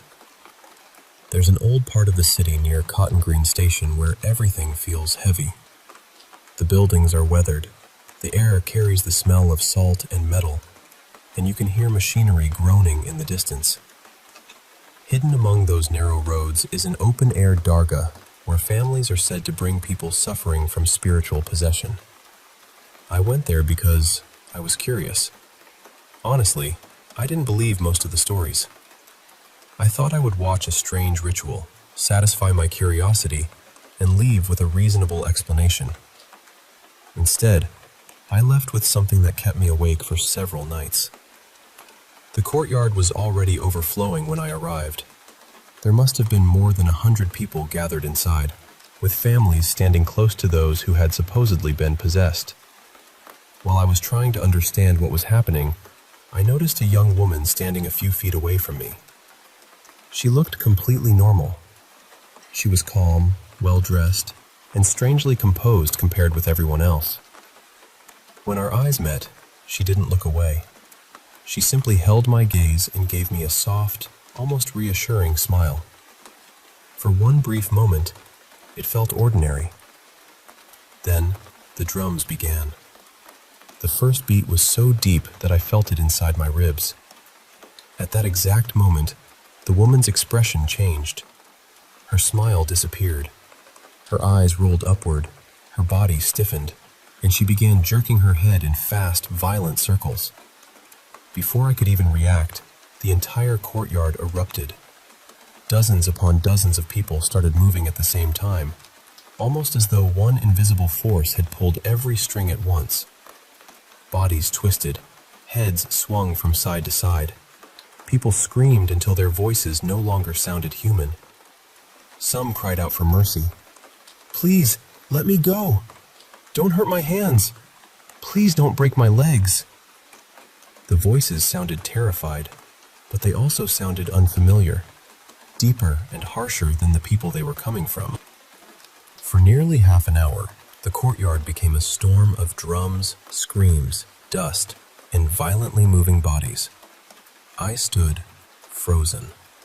The woman beside me was no longer smiling. She was thrashing, so close that I could hear her breathing between the screams. I wanted to leave, but my legs wouldn't move. Then, the drumming stopped. Not gradually. It ended with one final beat. The entire courtyard fell silent. Almost everyone who had been moving collapsed at once. For several seconds, nobody reacted. Then family members rushed forward, lifting people from the ground, wiping their faces, calling their names, and trying to wake them. One by one, they opened their eyes. They looked confused and completely exhausted, as though they had returned from somewhere very far away. An elderly man standing nearby noticed how shaken I was. He placed a hand on my shoulder and told me not to be afraid. He said his sister had once suffered from the same condition. His family had brought her there 4 times. After the final visit, he claimed that whatever had been tormenting her was gone. She came back to us, he said quietly. Completely well. I know he meant to comfort me, but as I walked back into the humid Mumbai night, I couldn't stop thinking about the young woman. I kept remembering the way she had looked directly into my eyes, that calm expression, that gentle smile. And one question has stayed with me ever since. When she smiled at me before the drums began, was I looking at an ordinary person who had no idea what was about to happen? Or was something inside her already awake, watching me and patiently waiting for the first beat?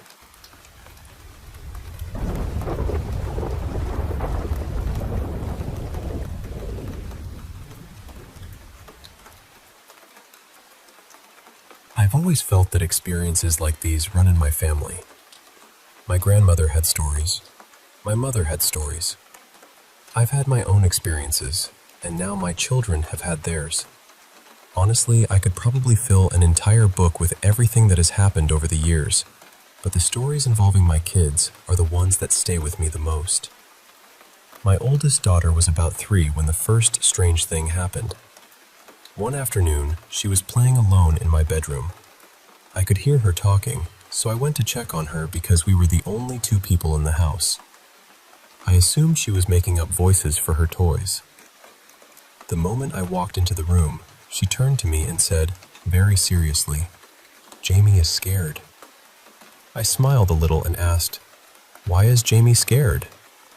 Her whole expression changed. She looked genuinely worried. "He fell from a window," she told me. "He got hurt really bad.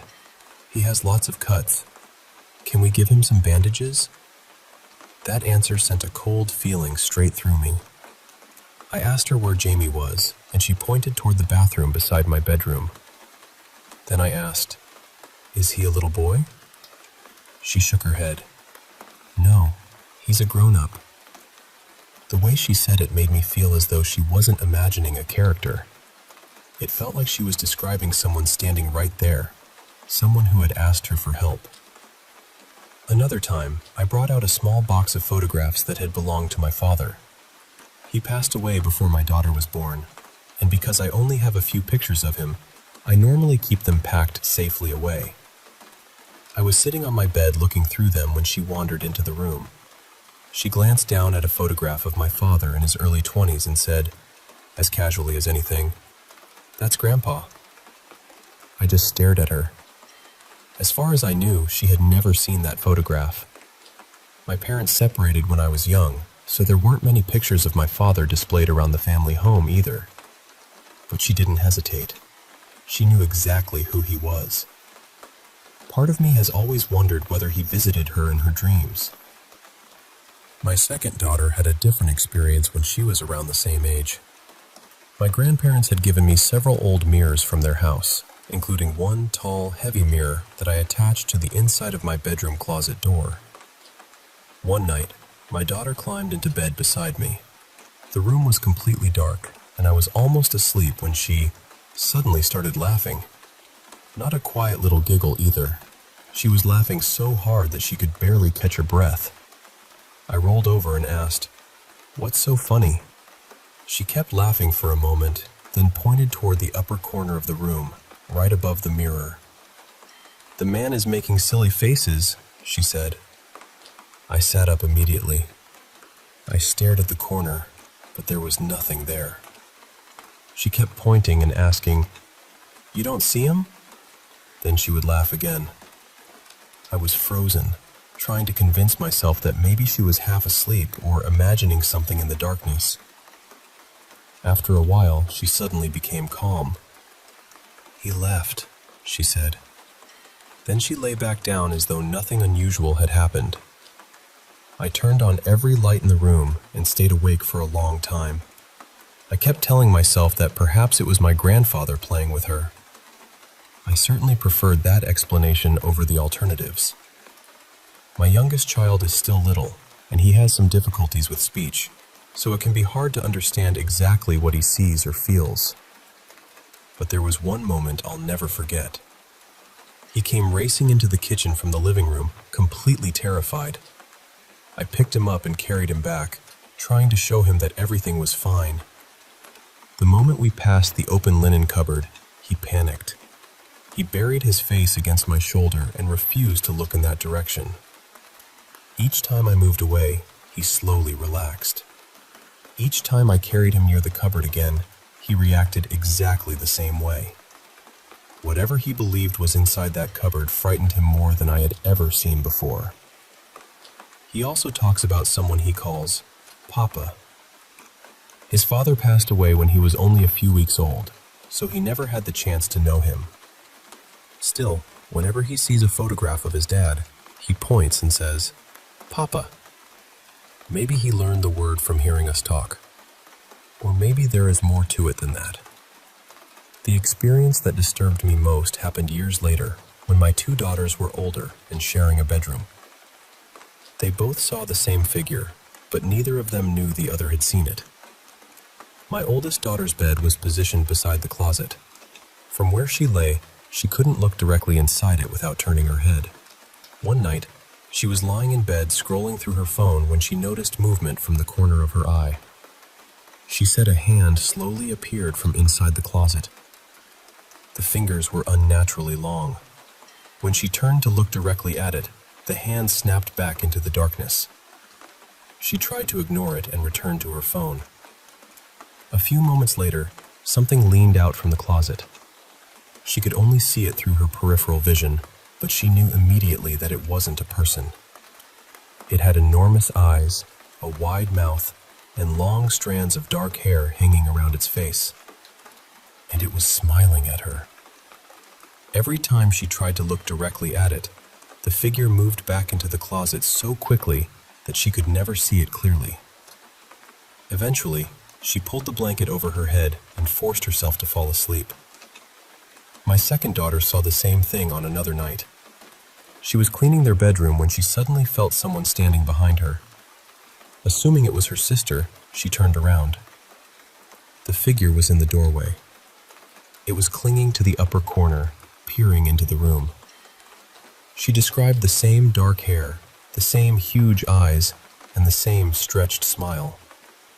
She looked away, convinced that when she looked back, it would be gone. It wasn't. It was still there, watching her. She said it felt as though they stared at each other forever, even though it was probably only a few seconds. Finally, she forced herself to look away again. When she turned back, the doorway was empty. Neither of my daughters told the other what had happened because each one was afraid of frightening her sister. We only learned the truth during a family visit, when we were all sitting together and talking about the strange experiences we'd had over the years.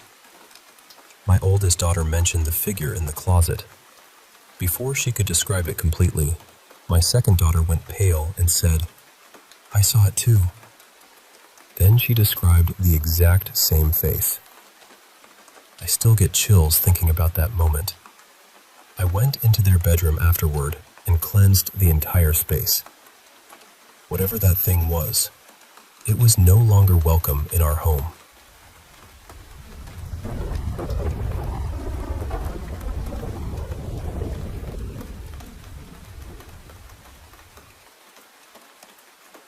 Alright, let me tell you about something that happened when I was around 11 years old, back when my family lived near Claremore, Oklahoma. My father had spent most of his life importing European antiques. His warehouses were packed with everything imaginable. Carved beds from old estates, enormous dining tables, royal wardrobes, battered tavern furniture, strange fossils, ceremonial masks, and countless other objects that had survived hundreds of years. Every now and then, he would bring one of the more interesting pieces home. One evening in the late 1980s, he arrived with a portrait painted sometime in the 1700s. It showed a pale woman in a dark dress, sitting against an almost black background. He hung it above our fireplace. You know those paintings where the eyes seem to follow you around the room? This one was different. It didn't just feel like she was watching you. It felt like she knew you were watching her. From the moment it went up, the house felt wrong. My dad and I both admitted that the painting made us uncomfortable, and before the night was over, He said he would take it back to the warehouse first thing in the morning, but we didn't make it until morning. Late that night, I was sitting on the living room floor playing a video game. My dad was behind me in his favorite chair, quietly reading the newspaper. Without warning, this crushing feeling of dread came over me. It felt as though something hateful was staring straight into my back. Every instinct in my body was telling me that I was in danger, and somehow, I knew exactly where it was coming from. I slowly turned toward the fireplace. My dad had already lowered his newspaper. He was staring at the portrait too. We looked at each other, and he didn't ask me what was wrong. He just stood up and said, very calmly, "Put your shoes on. We're getting that thing out of here." It was close to midnight when we loaded the portrait into the back of the car and drove toward his storage building outside Tulsa. When we arrived, my dad carried the painting inside, locked the building, and came back to the car. Then we started for home. For the first few minutes, neither of us said anything. Then my dad glanced into the rearview mirror. His face changed. I looked too. The woman from the portrait was sitting in the back seat. She wasn't moving. She wasn't smiling. She was simply sitting there with her hands folded in her lap, staring at us through the mirror. I spun around. The seat was empty. When I faced forward again and looked into the mirror, she was there. My dad saw her too. Every time we looked behind us, there was nothing. But every time we checked the rearview mirror, the woman was sitting in that seat, perfectly still. My dad suddenly turned the car around so sharply that the tires screamed against the road. He drove back to the warehouse faster than I had ever seen him drive. The moment we stopped, he opened the glove compartment and pulled out an old hunting knife. He told me to stay in the car. Then he ran inside. A few minutes later, he returned, breathing hard. He wouldn't tell me everything at first, but later he admitted that he had slashed the portrait again and again until the woman's face was completely destroyed. We drove home. The back seat remained empty. The woman never appeared in the mirror again, and for years we convinced ourselves that whatever had been attached to that painting was gone. And maybe it was. At least, that's what we believed. Until nearly 30 years later.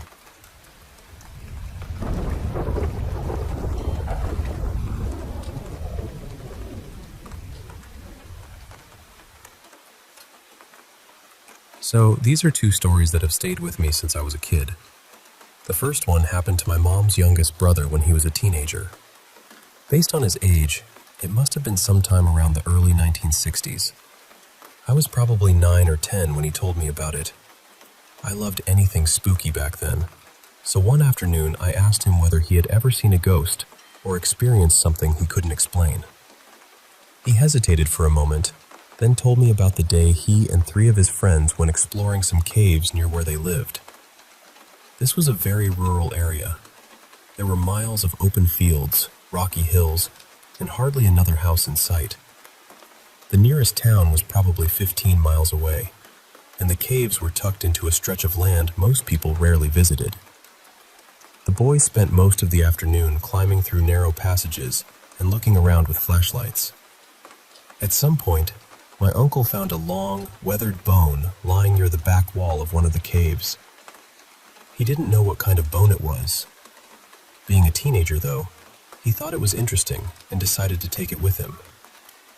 After a few hours, everyone got hungry, so they drove into a small nearby town and stopped at a family-owned diner.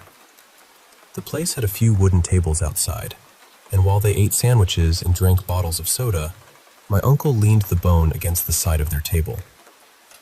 That was when he noticed someone watching him. A man was standing beside an old tree about 25 feet away. He looked like he was wearing a faded military uniform, the kind my uncle had only seen in old photographs. The strange thing was that the man was missing one of his legs. He didn't speak. He didn't move closer. He simply stared at my uncle. Then, very slowly, The man lifted one hand and pointed directly at the bone. My uncle turned to his friends and asked, "Do you see that man over there?" They looked toward the tree, but none of them saw anyone. When my uncle looked back, the man was still standing there, still pointing. Suddenly, the whole world seemed to tilt. My uncle became dizzy and fell beside the table. His heart was racing, and he could barely explain what he had seen. He had always been a quiet, nervous person, and the experience frightened him badly. One of his friends stayed with him while the others wrapped the bone in an old cloth and drove it back to the cave. My uncle never saw the soldier again. I remember trying to ask him more questions. I wanted to know what the uniform looked like, how long the man had been standing there, and whether my uncle believed the bone had belonged to him. But my mom stopped me. She could see that her brother was becoming anxious, and she gently told me to leave the subject alone. The second story happened to my dad when he was a boy. He grew up on a ranch that had been in his family since the 19th century. It covered more than 100 acres and was surrounded by undeveloped land. At night, there were no streetlights, no traffic, and no nearby neighbors. Just open country and darkness. My dad experienced several unusual things on that ranch, but this was always the story that frightened me most. He was around 9 years old when it happened, sometime in the late 1940s. One evening, after supper, he went to rest in a sitting room across the courtyard from the main part of the house. The rooms in those old ranch houses weren't always connected, so you sometimes had to step outside to move from one part of the home to another. The sitting room was empty. My dad closed the thick wooden door behind him, lay down on a woven rug, and shut his eyes. He wasn't asleep. He was simply resting. A few minutes later, he felt something touch his face. It felt like a warm, furry paw resting gently against his cheek. He sat up immediately and looked around. There was nothing there. The door was still closed, and it was so old and heavy that it made a loud creaking sound whenever anyone opened it. There was no way an animal could have entered without him hearing it. The family didn't own a dog either, and the nearest neighboring ranch was miles away. After a while, he convinced himself that he must have imagined it. Then, a few weeks later, it happened again. He returned to the same room after supper, closed the door, and lay down in nearly the same place. At some point, he felt the furry paw press against his cheek. This time, he was ready. Without opening his eyes, he reached up and grabbed whatever was touching him. He told me he could feel it clearly in his hand. It felt like the lower leg and paw of a large dog, maybe even a coyote. There was fur beneath his fingers, and for one brief second, it felt completely solid. Then it began to disappear. Not pull away, disappear. He said it dissolved inside his grip until he was holding nothing but empty air. When he opened his eyes, the room was still empty, and the wooden door was still firmly shut. He never found out what touched him. That story has always stayed with me because it wasn't something he simply saw from a distance. Whatever it was, he felt it. And for one impossible moment, he actually held it in his hand.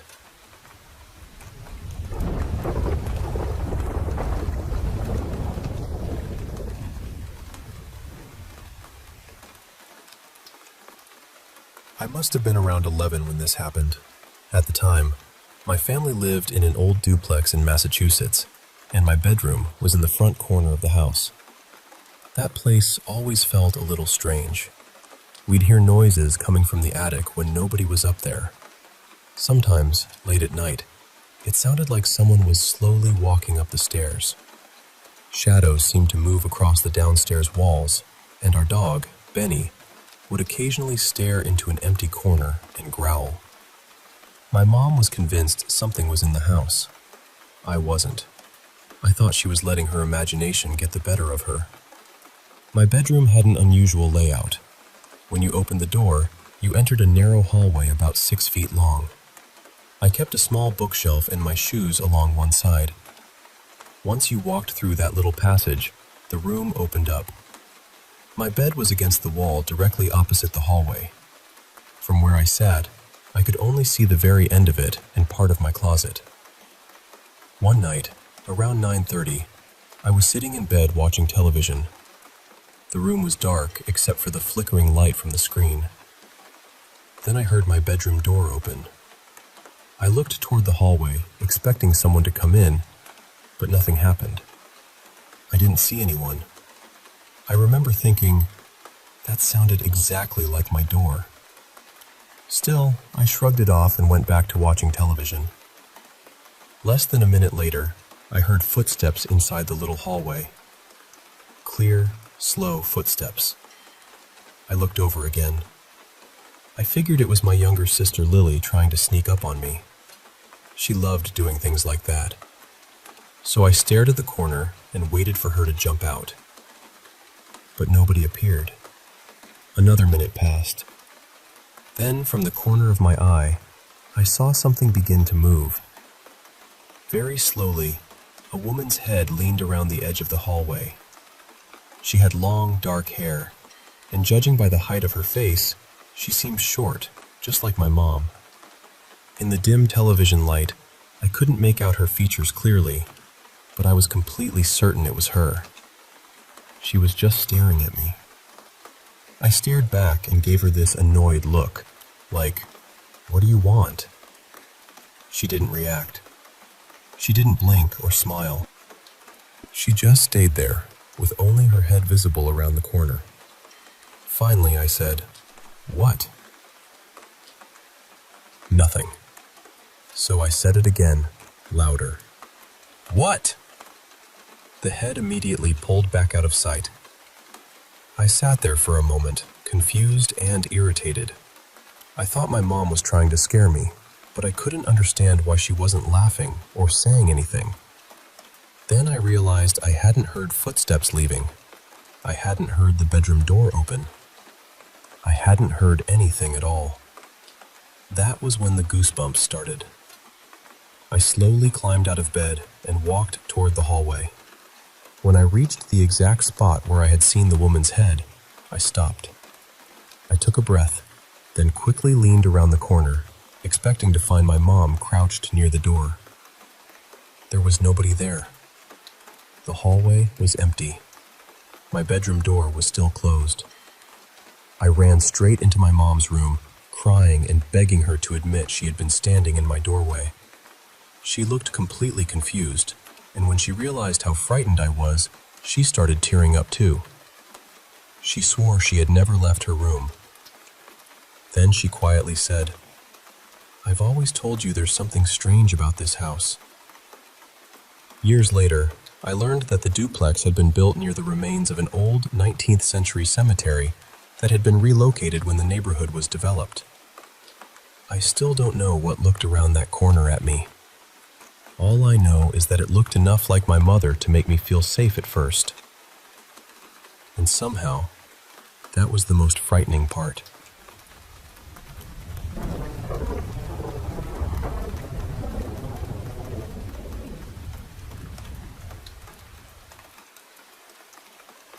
Since we're talking about dreams, there's one experience I've carried with me for years. I think it happened sometime between 2010 and 2014, but I honestly couldn't tell you the exact year. It was nighttime in the dream, just as it had been when I went to sleep. I was in the bedroom of the house where I lived back then, several floors above the street. At first, I heard something near the window. It may have been knocking or tapping, or even just a sound my mind interpreted that way. I can't be certain anymore. Then I noticed a figure outside. There was a woman's voice asking me to let her in. She spoke calmly at first, almost as though she were making an ordinary request. But I could only see her outline against the darkness, and there was nothing ordinary about her shape. She looked deeply inhuman. Her entire form was darker than the night around her, almost unnaturally black. Years later, The closest image I could compare her to was a shadowy depiction of Kali, although this creature seemed far less human. When I didn't let her in, her voice changed. The calmness disappeared, and I could feel anger building in her. What I remember most clearly is how aware I became. It didn't feel like a normal dream, or even one of those lucid dreams where you realize you're asleep and begin controlling what happens. This was different. It felt like being half-conscious and suddenly realizing you were in immediate danger. Everything sharpened at once. And then I felt something I have only experienced 1 or 2 times in my life. I felt death. Not fear of death. Death itself. It was almost physical, like heat against the skin or cold sinking into your bones. I knew, without anyone telling me, that if I allowed her inside, I would die. The whole thing seemed to happen within seconds. Then there was a violent crash. The window shattered, and suddenly she was inside my room. But this is the part that has stayed with me. She was lying on the floor, completely motionless. She wasn't speaking. She wasn't trying to stand. And her appearance had changed. The creature outside the window was gone. In its place was an incredibly beautiful young woman. She looked pale, with delicate features and long, dark hair. She seemed small and almost fragile. Even in the dream, I remember noticing how strikingly beautiful she was. I don't remember what happened after that. At some point, I woke up. For years, I've tried to understand why she became motionless after entering. Part of me wondered whether it was because I had never given her permission. Maybe, in whatever strange rules governed that experience, entering without an invitation left her powerless. I've also wondered whether the dark creature outside was her true form, and the beautiful woman was something she transformed into for protection. Maybe she believed that if she appeared harmless, I wouldn't try to hurt her. That's one reason I've always connected the dream with vampires, although I've also thought of her as something demonic. In my mind, the two possibilities became almost indistinguishable. There have even been moments when I've wondered whether she was a real person somewhere in the world, someone who somehow crossed into my dream. Maybe it was telepathy. Maybe it was something else entirely. I know how strange that sounds. The strangest part is that I've sometimes wondered whether she will ever return. You would think that after feeling certain I was about to die, I would never want to see her again. But there is still a kind of curiosity there, a pull toward the mystery of it. I know that probably isn't a healthy feeling, but it's the truth. I should also mention that I had already seen the original Salem's Lot and read the book long before this dream. Some parts of the experience do resemble it, especially the figure appearing outside the window, so I can't completely dismiss the possibility that my mind borrowed from those images. Still, the dream felt different. About a year later, I learned about the stories of black-eyed children, or BEKs. People described children appearing outside homes, asking to be let inside, then becoming angry when refused. The similarity unsettled me. The request for permission, the sudden anger, the overwhelming sense that letting them inside would lead to death. At the time of the dream, I had never heard those stories, and I had never told anyone about what happened. Even if the black-eyed children are only an urban legend, the connection still feels uncanny. I rarely speak about this experience. Sometimes I get the uncomfortable feeling that talking about it draws attention to me, as though the woman somehow knows when I remember her. But I'm not afraid. Not exactly. So that's the story of the woman outside my window, and the dream I still think of as my vampire encounter.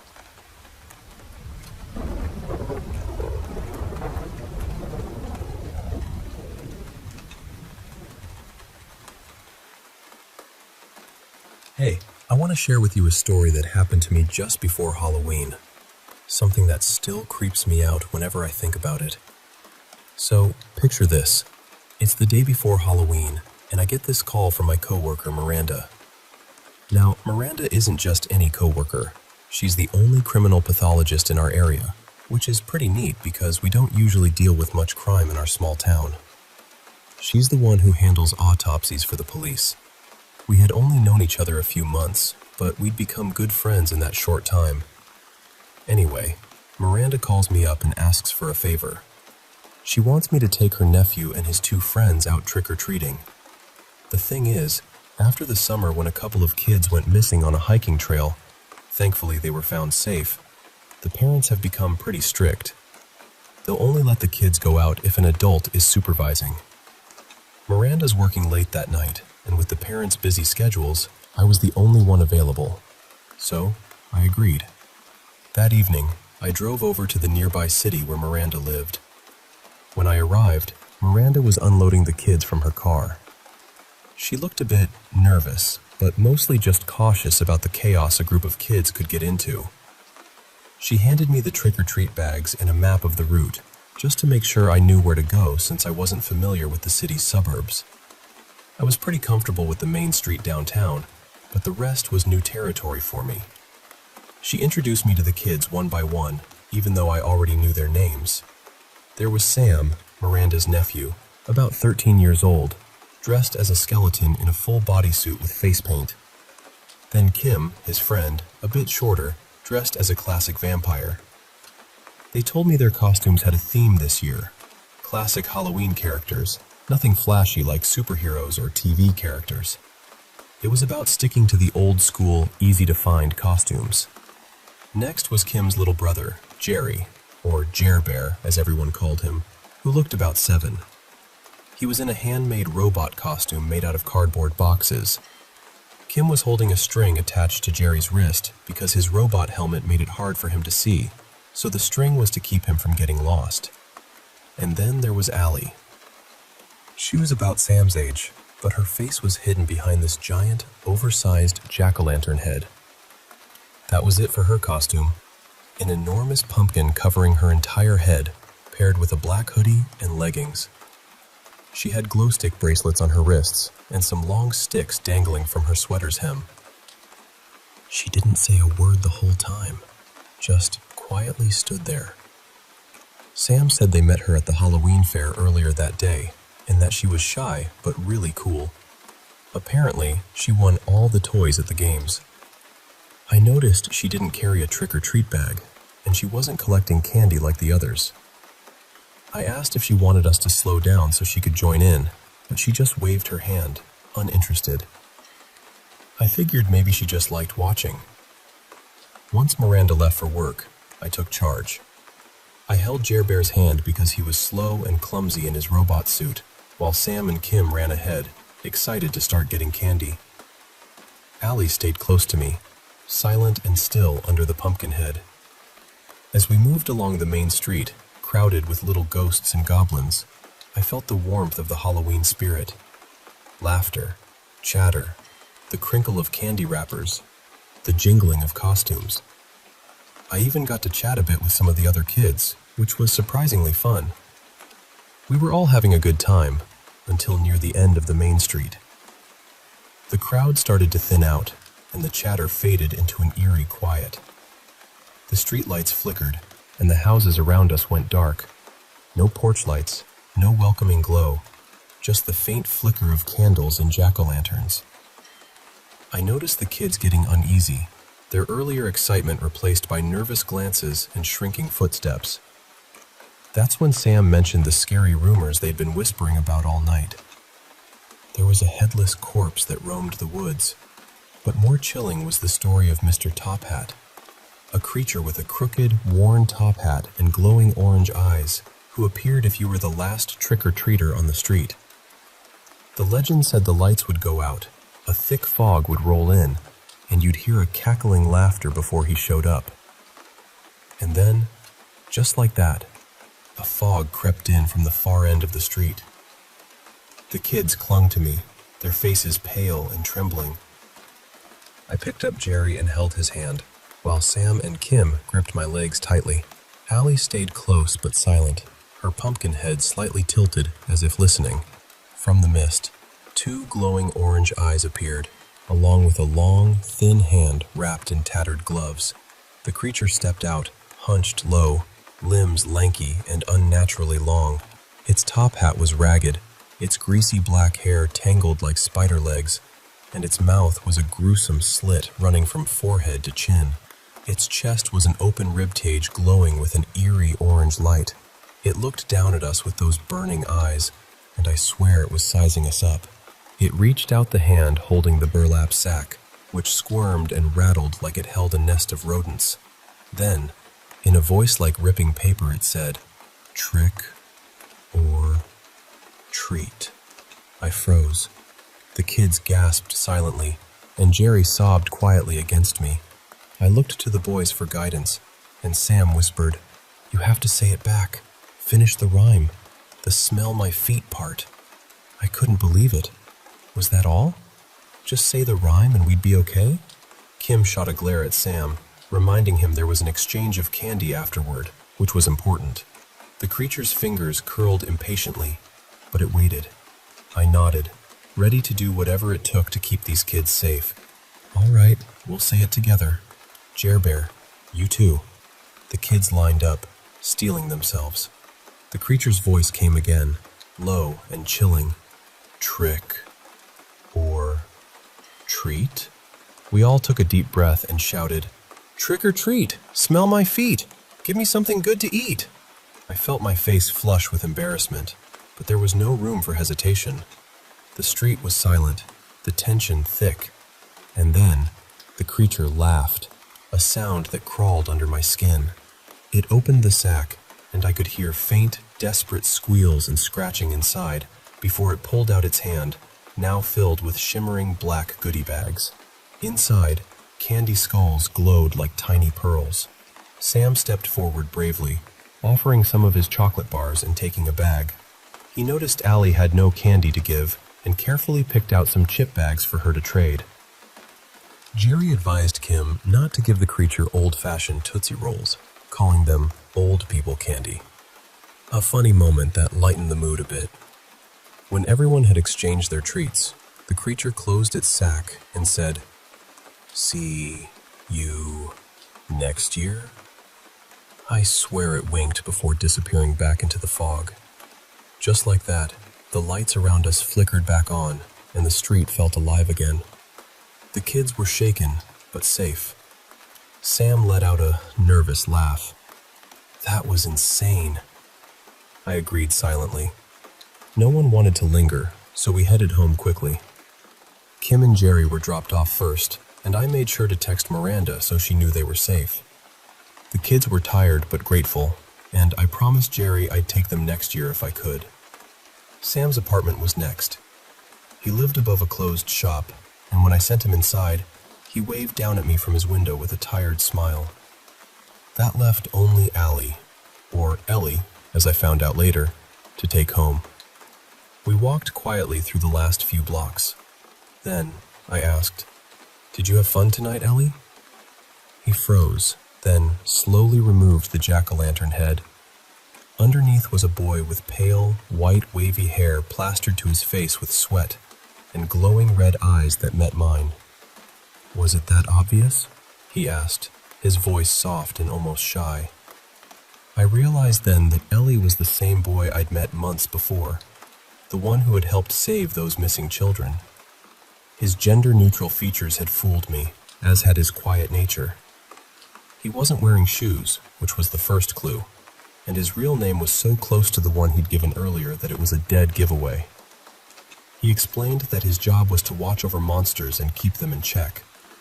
The creature we met was one he created last year, designed to be scary but fair. A way to keep Halloween fun yet thrilling for kids without letting fear get out of control. He said, "Sometimes rumors can create facts. I wanted to control this one before it grew too terrifying." I admired how thoughtful that was. Kids' imaginations can run wild, and without rules, the monsters they'd imagine could become unstoppable horrors. Ellie wanted to keep that balance. As we stood outside a closing cafe, I ducked in to grab a few treats. When I returned, I knelt beside Ellie, hiding the candy behind my back. His eyes lit up with curiosity. "You need to say it," I said gently. With hesitation, Ellie held out his empty pumpkin and whispered, "Trick or treat." I smiled and filled his bucket with candy apples. It was the first time I'd ever seen him enjoy trick-or-treating, and I think, in that moment, I wanted to adopt him right then and there. So, that's the story. A Halloween night filled with friendship, fear, and a little magic. And if you're ever the last one trick-or-treating on your street, maybe keep an eye out for Mr. Top Hat. Just remember the rhyme, and you might just be okay.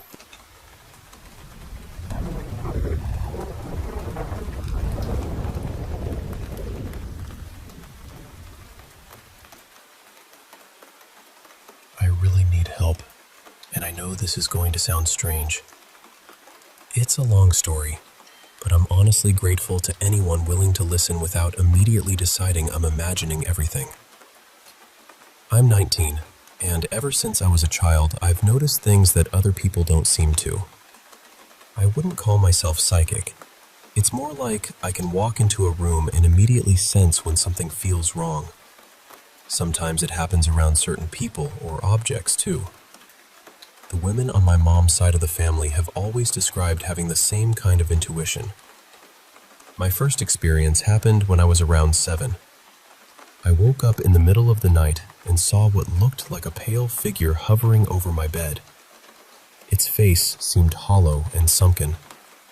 I was young, so maybe it was just a nightmare, but I can still remember it clearly. As I got older, I would occasionally see shadows moving in doorways or across walls. Most of the time, I could convince myself there was a normal explanation. Things changed during lockdown. At the time, I was struggling with my faith. I would lie awake at night and speak out loud to whatever might be listening, asking for some kind of sign that I wasn't alone. Looking back, I wish I hadn't done that. It felt like I had opened a door without knowing what was on the other side. At first, I began smelling my great-grandfather's aftershave in my bedroom. It was a very specific scent, warm and slightly spicy, and it made me feel safe. I thought maybe he was watching over me. Then the smell stopped. Not long after that, I started noticing a tall, dark shape moving around the corners of my room. I would see it out of the side of my eye, but whenever I turned toward it, it disappeared. It followed me for months. I would feel it standing behind me in hallways, or watching from the doorway while I was trying to sleep. Whatever it was, it didn't feel comforting. It felt patient, almost as though it had used the familiar scent to make me lower my guard. About a year later, I started praying consistently and asking God to remove anything harmful from my home. Eventually, the figure stopped appearing. I thought it was over. But during the past year, that feeling has returned. I don't see the figure as clearly anymore. Somehow, that's worse. It feels like it has learned how to hide. I'll enter a room and feel the atmosphere change instantly, like the air has become heavier. Sometimes I can sense it following me down the hallway and into my bedroom. For a while, I tried to ignore it. I thought that refusing to react might make it leave. Then it began getting closer. A few months ago, I was lying on my side in bed, mindlessly scrolling through my phone, when I saw something low to the ground moving toward me. It looked like a shadow crawling across the carpet. The moment I sat up, it vanished. Until then, I had never felt as though it was trying to approach me physically. The last few nights have been much worse. 3 nights ago, I felt a sudden burning sensation along my calf. I assumed I had scratched myself without noticing, but there wasn't a mark when I checked. By the next day, a thin cut had appeared. It's shallow, but it has become more irritated instead of healing. The following night was quiet. Then, last night happened. I was sitting in bed with my little dog curled beside me. He was asleep while I was looking at my phone, Suddenly, the entire bed began shaking. It didn't feel like a small vibration. It felt as though someone had grabbed the frame and rattled it. My dog immediately stood up and stared at the floor beside the bed. Then he jumped down, crossed the room, and sat near the door. I tried not to panic. I said a prayer and continued scrolling because I didn't want to give whatever was happening a reaction. A few minutes later, while my dog was still sitting across the room, I felt the mattress sink beside me. It felt exactly like something had climbed into bed. I turned on my flashlight and searched the blankets, the floor, and underneath the bed. There was nothing there. Then I felt it beside me again, and I could hear breathing. It was slow, close, and coming from the empty space next to my shoulder. Today there were 2 loud knocks from inside the wall near the kitchen. My mom and my younger brother both heard them. Even the dogs reacted and started barking, so I know that part wasn't only in my head. My mom and grandmother have both admitted that the house feels different lately. They describe it as tense and heavy, but part of me keeps wondering whether we're frightening one another and interpreting ordinary things as something more sinister. I feel terrified, but I also feel embarrassed. I don't know whether something paranormal is happening, whether there's a medical or environmental explanation, or whether I need to speak to a mental health professional. I just need someone to take me seriously and tell me what the safest next step is, because right now, I don't feel safe sleeping in my own room.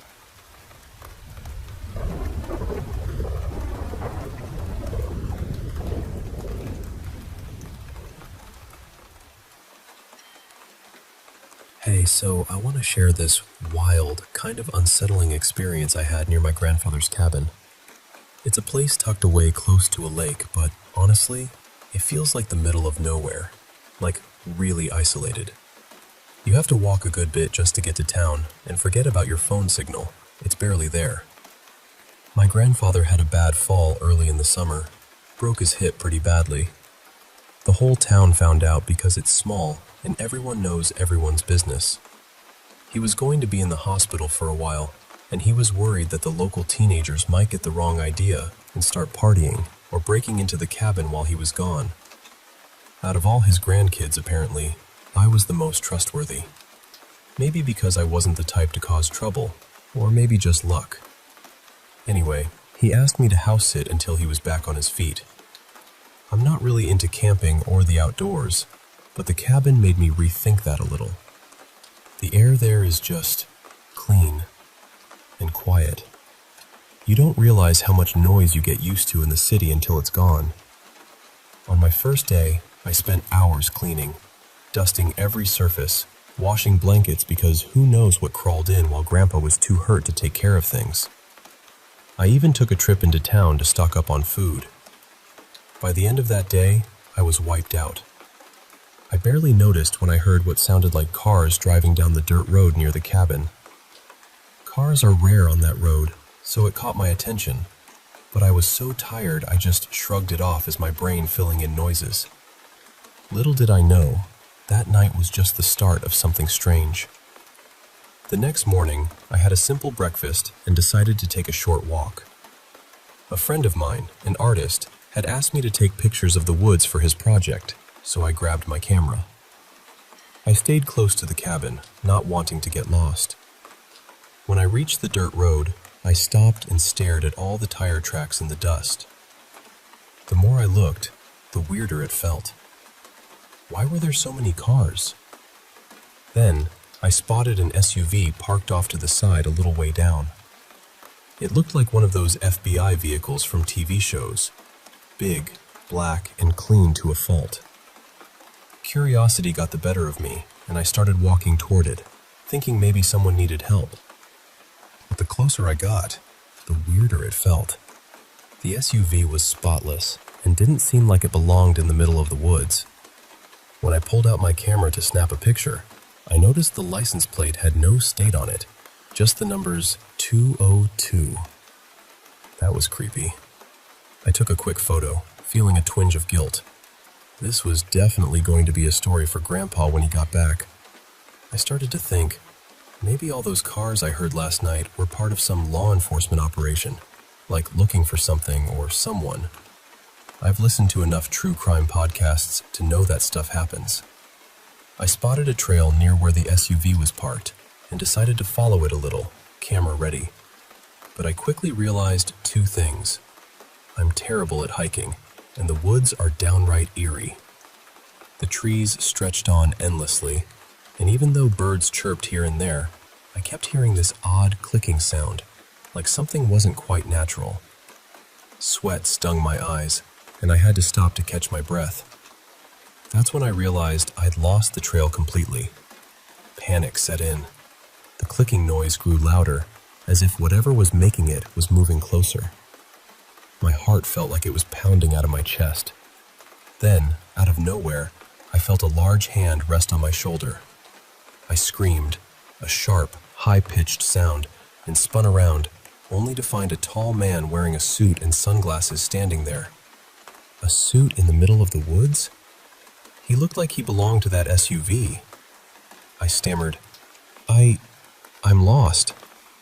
He didn't say a word, but started guiding me back with his hand still on my shoulder. I was freaking out internally, but tried to look calm. He smelled like some secret government agent. Sunglasses, suit, the whole package. I couldn't help but make a nervous joke about my last name being Anderson, and if his name was Smith, it would be like the Matrix. He didn't laugh, but his grip tightened, and I could tell he was serious. He asked, "How did you know my name?" I blurted out, "Your car, the license plate?" He eased up a bit and warned me to stay out of the woods for a few days. We didn't talk the rest of the way back, and when we reached the road, he let me go. Then he asked to see my camera, wanting to delete the photo of the SUV. I was hesitant and a little defensive, but he was polite enough that I let him. Oddly, he deleted one extra photo, just a shot of some trees I'd taken before getting lost. When I questioned it, he claimed it was a slip of the finger. I didn't press it. I tried to get him to tell me what was going on. Were they hunting for bodies? Aliens? He just said, "Aliens." With such deadpan seriousness, I almost believed him. After he left, I went back to the cabin, my mind spinning with questions. I spent the afternoon in the town library, searching for anything strange about the area. Nothing. The locals hadn't seen any black SUVs or men in black suits prowling the woods. I even found out the diner had the best meatloaf. Silver lining, I guess. That night, I was exhausted and fell asleep quickly. But then, in the dead of night, I woke up to noises downstairs. My heart was racing. I grabbed a flashlight and crept down the stairs, every creak making me want to bolt. In the kitchen, I saw pots and pans clattering. Something big was rummaging through the cupboards. When I shone my flashlight, a dark shape crashed down, knocking over chairs and leaving deep scratch marks on the floor. It darted out the back door, slamming it hard. I called the cops. They showed up an hour later, a bit annoyed but polite. The officer joked that raccoons have hands and probably let themselves in. We laughed, but the damage was real. The only thing missing was a punctured box of table salt. I still don't know why it wanted salt, but okay. The cops helped me fix the door temporarily and gave me a contact for a repair guy. I paid the guy with 2 six-packs, a fair trade. After all that, I couldn't resist following the tracks outside to the tree line. But I didn't want to get lost again, and the agent's warning echoed in my mind. I took a walk down the dirt road, the summer sun blazing overhead. I heard families splashing in the lake nearby and birds singing. Then, out of nowhere, 3 black SUVs came down the road. People in black suits jumped out and disappeared into the woods. I tried to follow, but they were gone before I could catch up. Then, from the trail, the agent appeared. He saw me and made a shooing motion. When he got close, he scowled and warned me again to stay out of the woods. I teased him a bit, but he just told me not to press my luck. He opened the back of an SUV and pulled out a heavy black metal box, asking if I could carry it. I tried, but it was way too heavy. He picked it up effortlessly, probably enjoying the moment.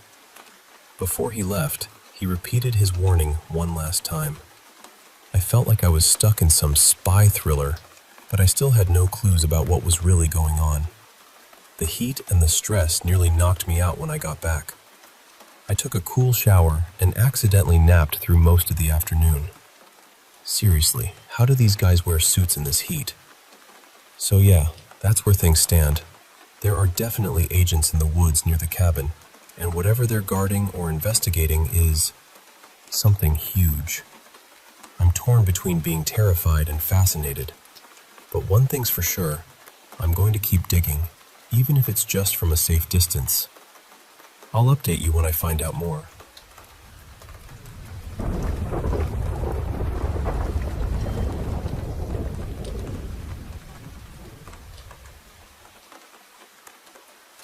I've never really considered myself someone who believes in the paranormal. I don't judge people who do, and I'm definitely not saying strange things can't happen. I've just always been the kind of person who looks for a practical explanation first. Stress, coincidence, imagination, something like that. But there's one thing that has followed me for years, and no explanation has ever completely fit. I first heard the voice when I was 19. I had moved several states away from my family and rented a tiny apartment in an old building near the Canadian border. The place wasn't exactly charming. The pipes rattled, the windows leaked cold air, and the hallway always smelled faintly like wet carpet. Still, it was mine. It was the first time I had ever lived completely alone, so when I began hearing things, I assumed loneliness was getting to me. The first time it happened, I had overslept before an early shift. I woke up because a man's voice said, very clearly, "You're late, baby. Come on, you need to get up." It sounded close, almost as though someone were standing beside the bed. I opened my eyes, grabbed my phone, and realized my shift had started nearly 20 minutes earlier. I panicked, threw on whatever clothes I could find, and rushed out the door. I didn't really think about the voice until weeks later. I had just worked back-to-back shifts and came home completely exhausted. I lay down on the couch without even taking off my shoes and fell asleep almost immediately. Sometime during the night, that same voice started shouting, "Babe, wake up!" At first, I thought I was dreaming. Then it got louder. "Baby, you have to get out. Wake up now. Get outside." There was so much urgency in his voice that I didn't stop to question it. I jumped up, ran downstairs, and stumbled out into the freezing air wearing nothing but sweatpants and socks. The moment I reached the sidewalk, I became violently sick. My head was pounding. I felt dizzy and confused, and I started throwing up near the front steps. The building door had locked behind me, so I called emergency services. It was sometime after 1 a.m, and I was barely able to explain what was happening. The officer who arrived suspected carbon monoxide almost immediately. The fire department came soon afterward and evacuated the building. Several apartments had dangerously high readings. A few of my neighbors were taken to the hospital, but thankfully, everyone survived. For a long time, I convinced myself the voice had been caused by the carbon monoxide. Maybe my brain had sensed something was wrong and turned that feeling into a hallucination. That explanation made sense. At least, it did until I heard the voice again. By then, I had moved to another city and was living in a completely different building.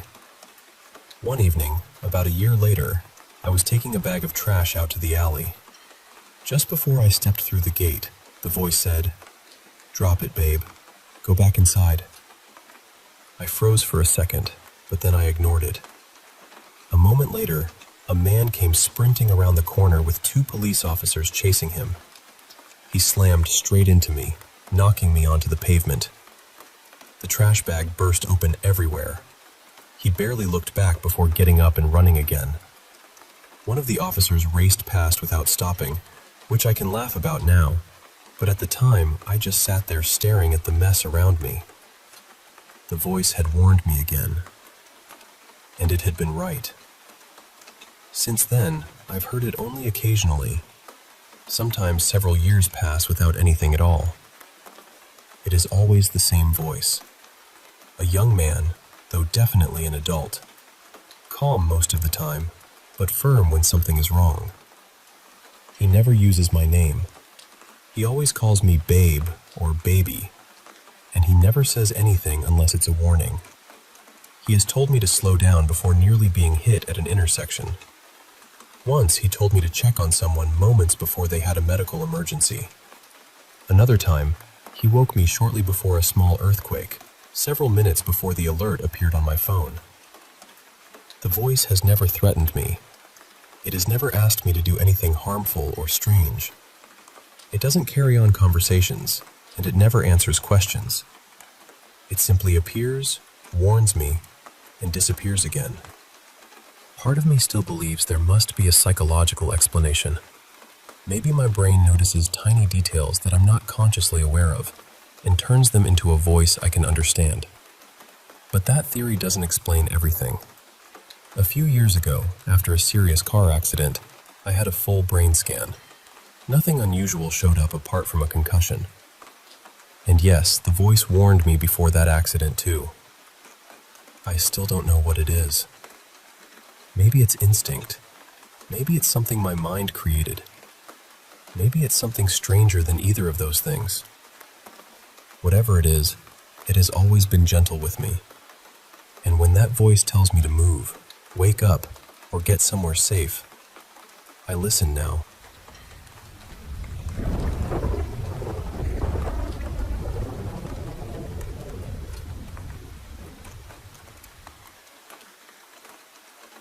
Mostly, I don't tell people this story because I know exactly how it sounds.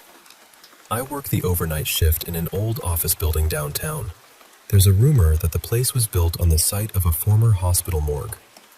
I've never looked into whether that's true. Honestly, I think I'd rather not know. Old buildings always collect stories. The strange thing is, nearly everyone who works there has one. A woman from accounting once told me she saw a man standing at the far end of the third-floor corridor after everyone had gone home. She called out to him, thinking he was an employee, but he walked around the corner and simply vanished. Another coworker swears he heard someone climbing the main staircase after he had already locked every entrance. And one of the janitors refuses to enter the storage level alone. He won't explain why. He just waits until someone can go with him. I used to dismiss all of it.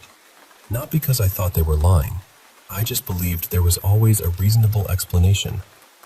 Old pipes knock. Air vents groan. Fluorescent lights flicker. When you spend enough time alone at night, your mind starts turning ordinary sounds into footsteps and shadows into people. Besides, no one spent more time alone in that building than I did. I figured that if something unusual was really there, I would have encountered it already. For nearly a year, I didn't. My shifts followed the same routine. At around 11, I would lock the front doors, walk through each office, check the restrooms, and look through the lobby windows at the parking lot. My car was usually the only one left outside. Then I would return to my desk and work while the building settled around me. The ceiling lights buzzed softly. The vents hummed. Pipes clicked behind the walls.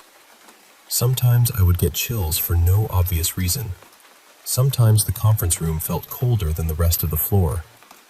But nothing ever happened that I couldn't explain. Then, a few weeks ago, something changed. It was close to Monday. I had just completed my final walkthrough. The doors were locked. The offices were empty. The restrooms were empty. There were no cars in the parking lot except mine. I know I was alone. I sat at my desk and opened a report I had been putting off all evening. That was when I heard the chime. Just one soft beep. There's a motion sensor at the entrance to the main stairwell. Whenever someone steps through the doorway, it makes a short electronic sound. I looked down the hallway and waited. Normally, the beep would be followed by footsteps. But there was nothing. I waited a few more seconds. Still nothing. At first, I was more irritated than frightened. I assumed the sensor was malfunctioning, so I got up to check it. The stairwell was empty. So was the hallway. I checked the front entrance. It was still locked. I even stepped outside and scanned the parking lot. No people. No moving cars. Nothing. I checked the restrooms again, although I already knew there was nobody inside. Then I returned to my office. The moment I sat down, the entire building became silent. Not peaceful silence. An unnatural kind of silence. The vents stopped humming. The lights stopped buzzing. Even the small creaks inside the walls disappeared. It felt as though someone had reached over and turned down the volume of the entire building. I lowered myself into my chair. And suddenly, I knew there was someone behind me. I didn't suspect it. I didn't imagine it. I knew. Every part of my body was warning me that someone was standing directly behind my chair. They felt close enough to read the words on my monitor. Close enough that if I leaned back even slightly, I would touch them. I couldn't hear breathing. I couldn't see a shadow. But I could feel the presence there. My monitor was dark around the edges, and I could make out a faint reflection of the wall behind me. There was nothing in it. I wanted to turn around. I couldn't make myself do it. I was completely certain that if I looked, I would find a face waiting just inches from mine. So I kept staring at the screen. I pretended to work. I read the same line again and again without understanding a word. My hand rested on the mouse, but I didn't move it. After a while, my shoulders began to ache because every muscle in my body was clenched. Every few seconds, I held my breath and listened. I listened for breathing, for footsteps, for a voice, anything. But nothing happened. That was what frightened me most. The presence didn't feel angry. It didn't seem threatening. It felt curious, as though something had entered through the stairwell, followed me back to my office, and was now standing behind me simply to see how long I could pretend it wasn't there.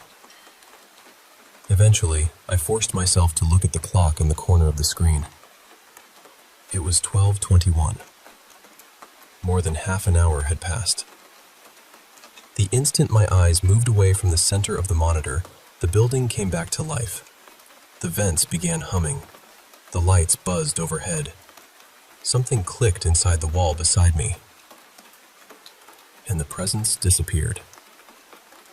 It didn't fade gradually. It felt as though someone had simply taken one step backward. I spun around. There was nobody there. The office was empty. The hallway was empty. The whole building was empty. I stayed until the end of my shift because I didn't know what else to do. The following morning, I asked the maintenance team whether the stairwell sensor had been malfunctioning. One of the technicians checked the activity record. "It only went off once last night," he said. I asked him what time. He told me it had activated at 11:49 p.m.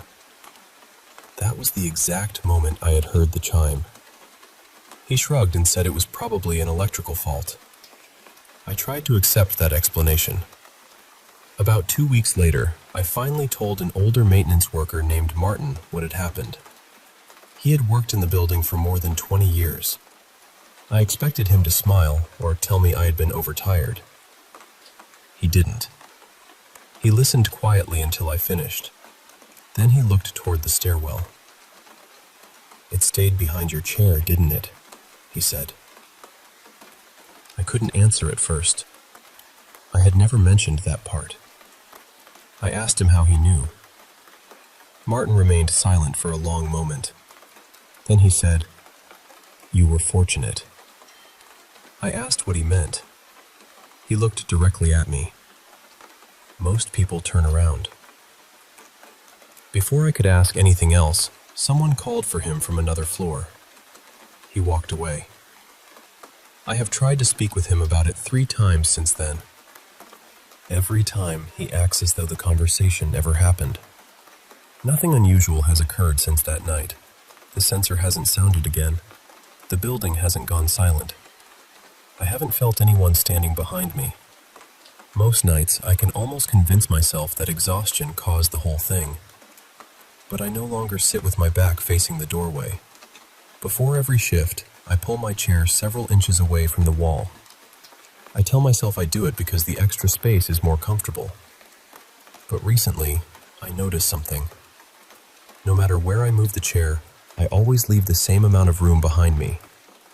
Just enough space for a person to stand there. And I still don't understand why.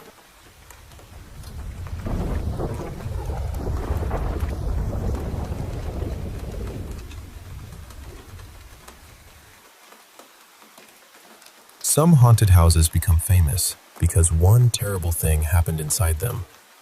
But the old mansion in Mingxiong, Taiwan, feels different. What makes it unsettling isn't one death or one ghost. It's the way so many stories have gathered around the place over the years.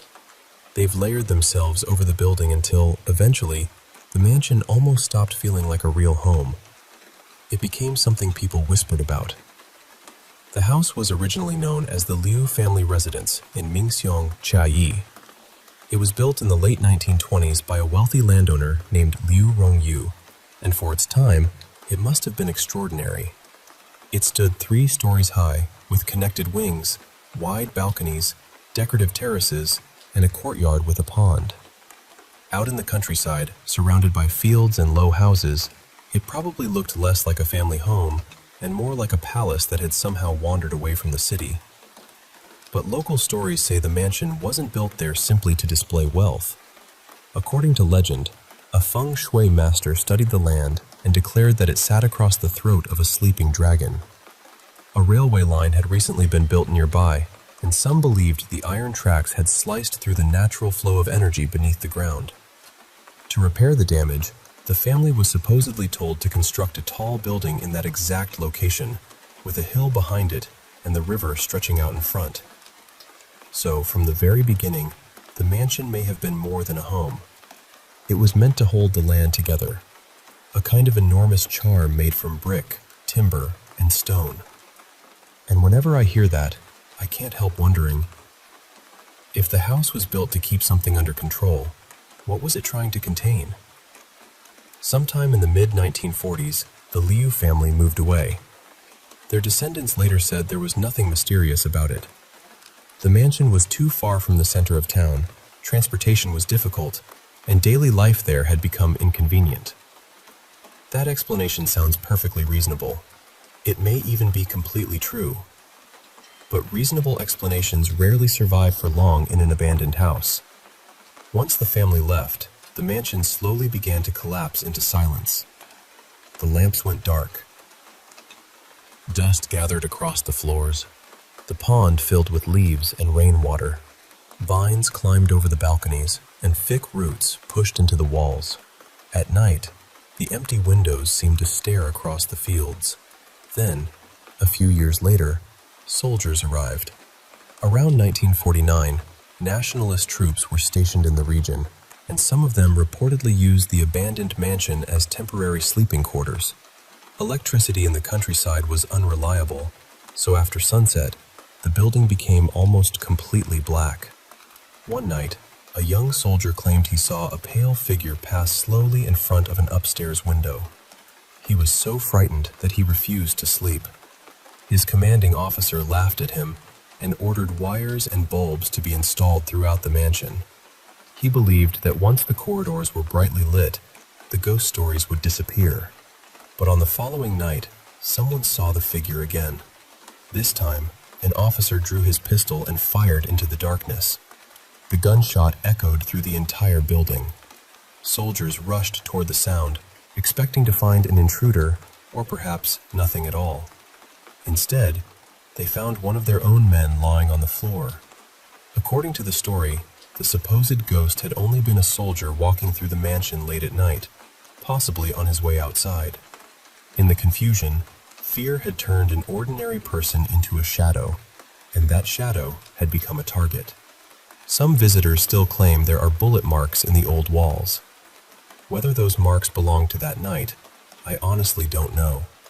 But from then on, the mansion was no longer merely abandoned. A real death, or at least the story of one, had entered the house. And once one tragedy moves in, others often follow.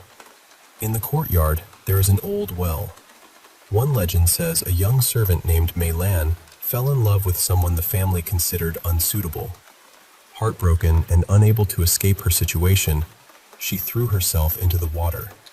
People say that if you stand beside the well after dark, you can sometimes hear splashing far below, even when the water is perfectly still. Others say that when you lean over the edge, you get the uneasy feeling that someone at the bottom is staring back. And then there is the sensation people describe near the well. A sudden coldness behind you. The smell of damp clothing. The feeling that someone with wet hair is standing just a few steps away. Another story speaks of a woman dressed in white. During the filming of a television program, several members of the crew reportedly noticed her standing behind one of the upper windows. She didn't wave. She didn't move. She simply watched them from inside the ruined house. By the time anyone went upstairs to investigate, the room was empty. There are stranger stories too. Some visitors claim they entered the mansion at night, fell asleep in one of its rooms, and woke the next morning outside near the courtyard wall. They had no memory of leaving. No memory of walking down the stairs. Nothing. Now, I should be fair. There is no strong evidence for most of these stories. Members of the Liu family have rejected several of the darker legends.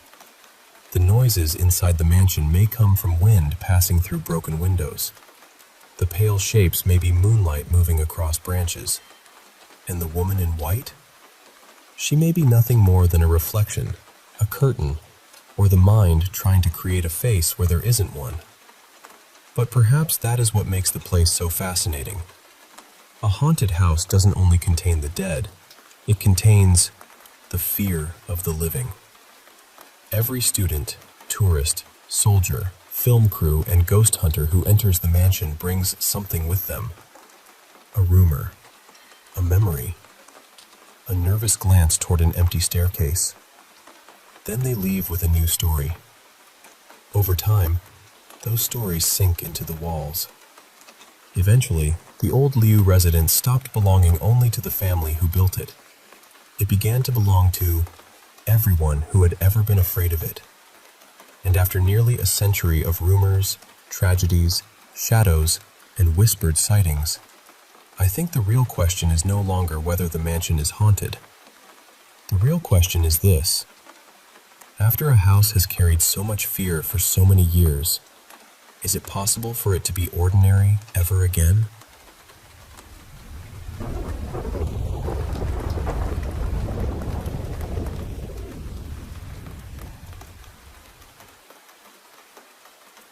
I've always been interested in ghosts and anything paranormal. Ever since I was a kid, I've watched countless videos, read stories, and listened to people talk about strange experiences. But honestly, I never really believed Ouija boards worked. I'm 23 now, and for years I assumed most of the videos online were staged, exaggerated, or edited to make them more dramatic. They were entertaining, sure, but I never thought there was anything real behind them. Then one evening, my fiancé and I were sitting around trying to think of something to do, and I casually suggested making a Ouija board.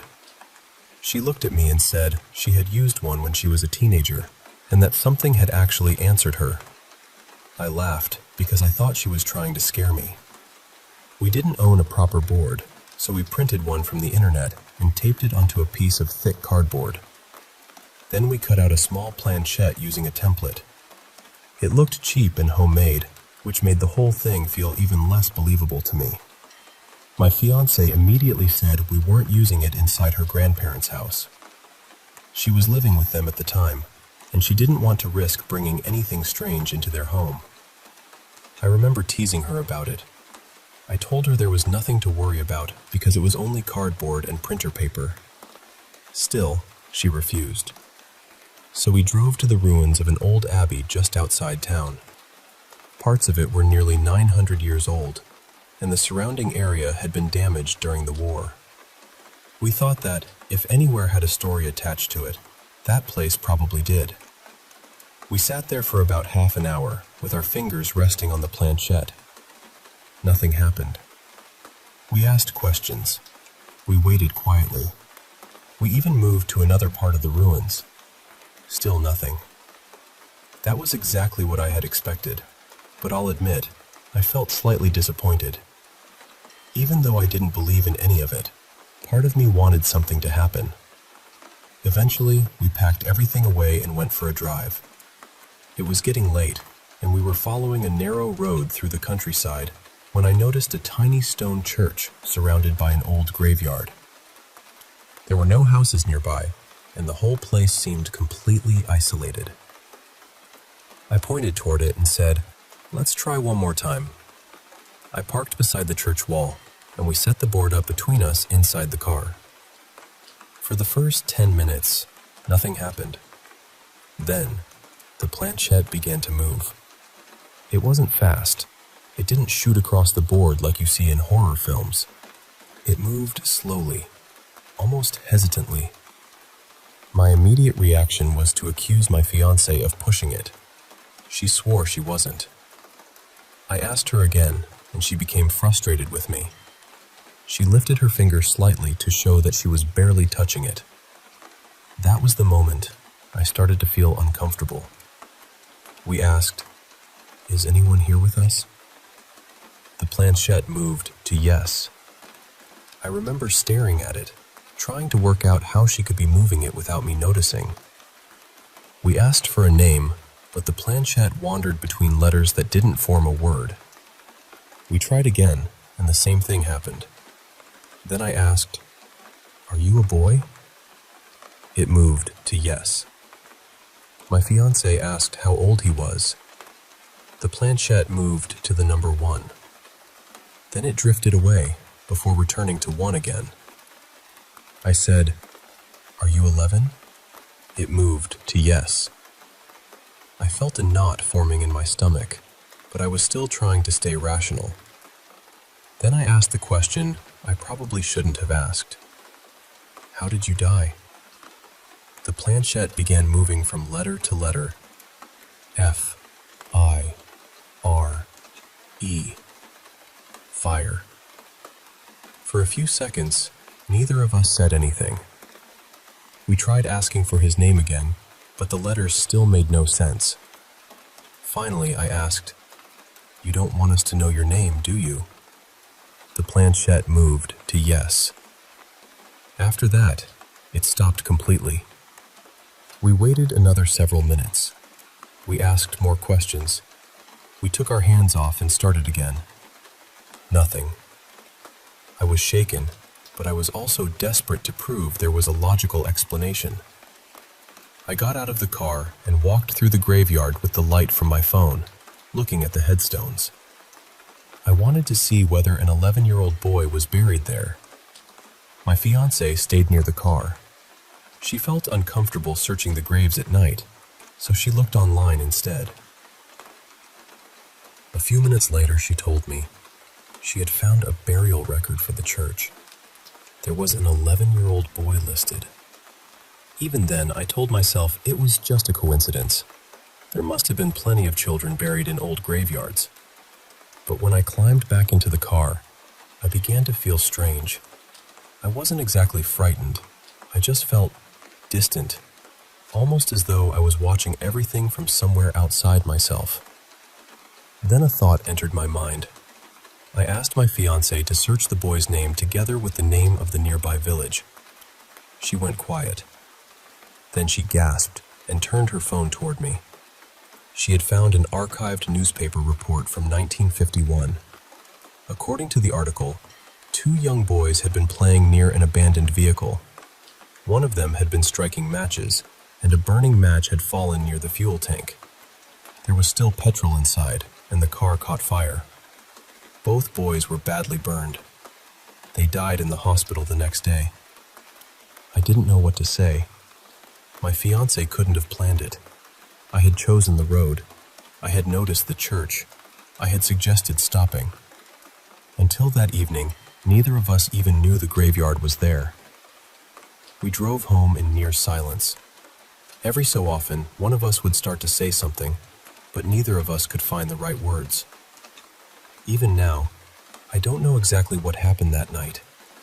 Maybe the planchette moved because of something psychological. Maybe we found the burial record because we were searching for a connection. Maybe it was all an extraordinary chain of coincidences. I'm not asking anyone else to believe it.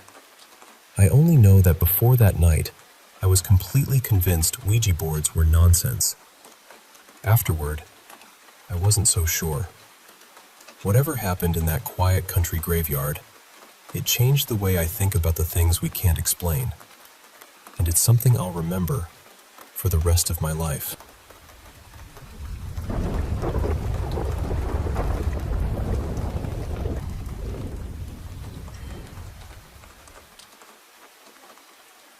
I still don't know how long we had been hanging there.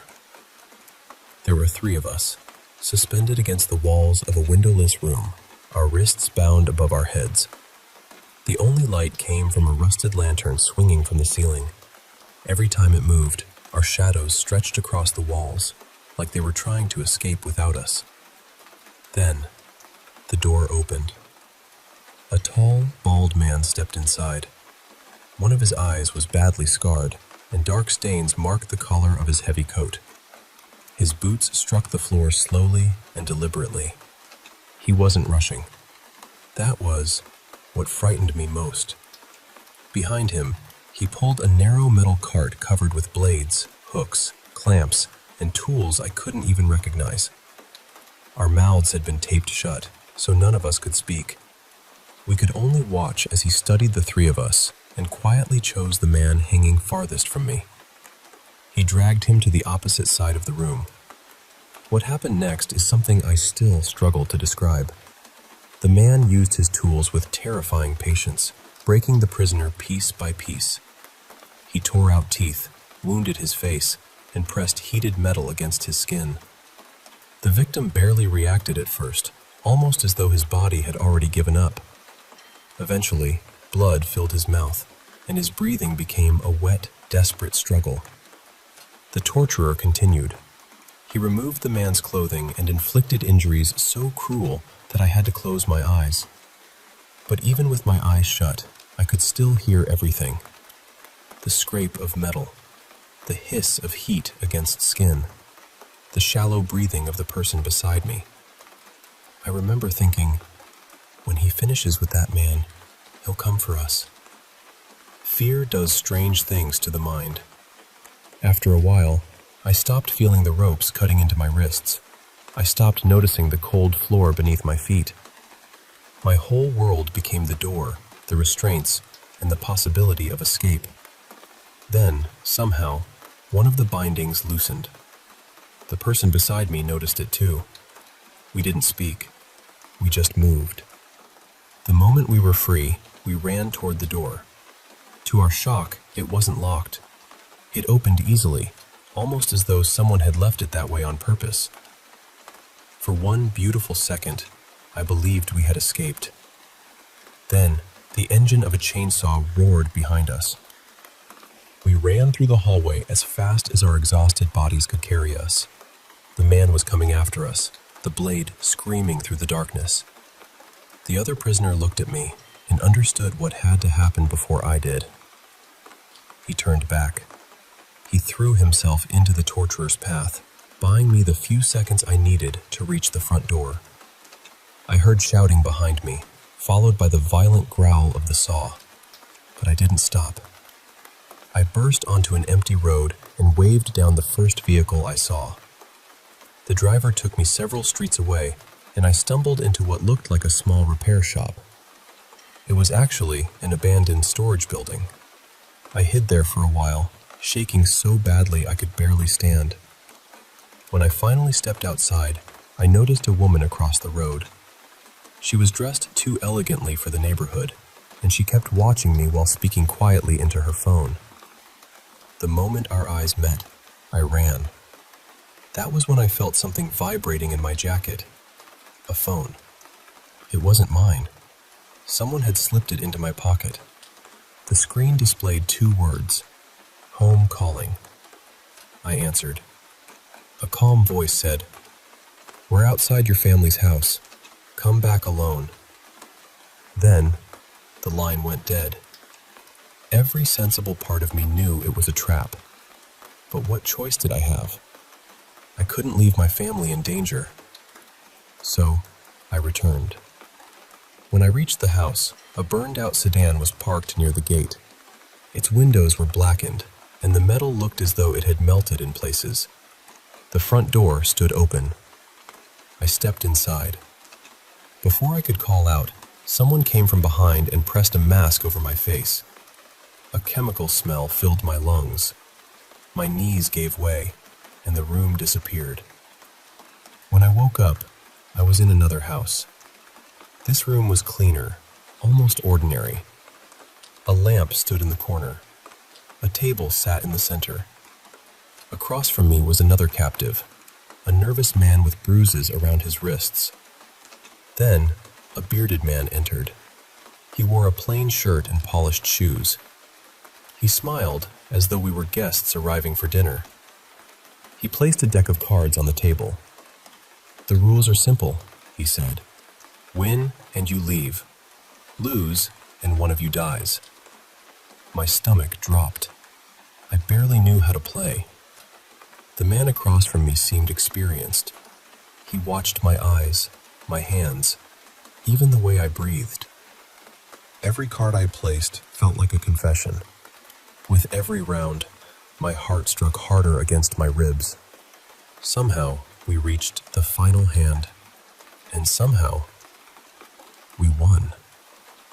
For the first time since the nightmare began, hope returned. I laughed. I actually laughed, because I believed it was over. The bearded man reached into his pocket and showed us a small brass key. Then, he swallowed it. Just like that, our freedom vanished. A moment later, something slammed against the door from the other side. Once. Twice. The hinges began to bend. I couldn't breathe. The room spun, the voices around me faded, and darkness closed over me again. I woke to the sound of the chainsaw. The bald man had found me. I was strapped to a steel table, unable to move. He stood over me with that same calm expression. I begged him to stop, but he didn't even seem to hear me. The machine roared. When I opened my eyes again, both of my legs were gone below the knees. The wounds had been burned closed and wrapped in thick white bandages. He carried me into another chamber. Dozens of people were already there, all injured in the same way. Red-hot stones lined the edges of the room, filling the air with unbearable heat. Yet, no one screamed. Instead, they began to sing. Some of them swayed. Others dragged themselves across the heated floor as though performing in some terrible celebration. Their faces were empty, almost peaceful, while the heat blistered their skin. Then, the door opened. Every person in the room fell silent. Pure fear appeared on their faces. The bald man entered, carrying a shovel of burning coals. He forced the coals against their bodies, one after another. Some tried to crawl away. Others grabbed the burning pieces with their bare hands, choosing the pain they understood over whatever waited beyond the door. By the time the room was finally breached, almost everyone had died. Rescue workers entered wearing protective equipment. They sprayed the walls with water and dragged the final survivor toward the exit. I watched that man crawl across the floor, weak and terrified, using his hands because his legs could no longer carry him. At the far end of the room, the bald man stood perfectly still. No one seemed to notice him. He watched the survivor crawl toward freedom, then slowly turned his face toward me. His scarred eye widened, and he smiled. That was when I understood. The house had never been trying to keep us inside. It wanted to see what we would become when it finally allowed us to leave.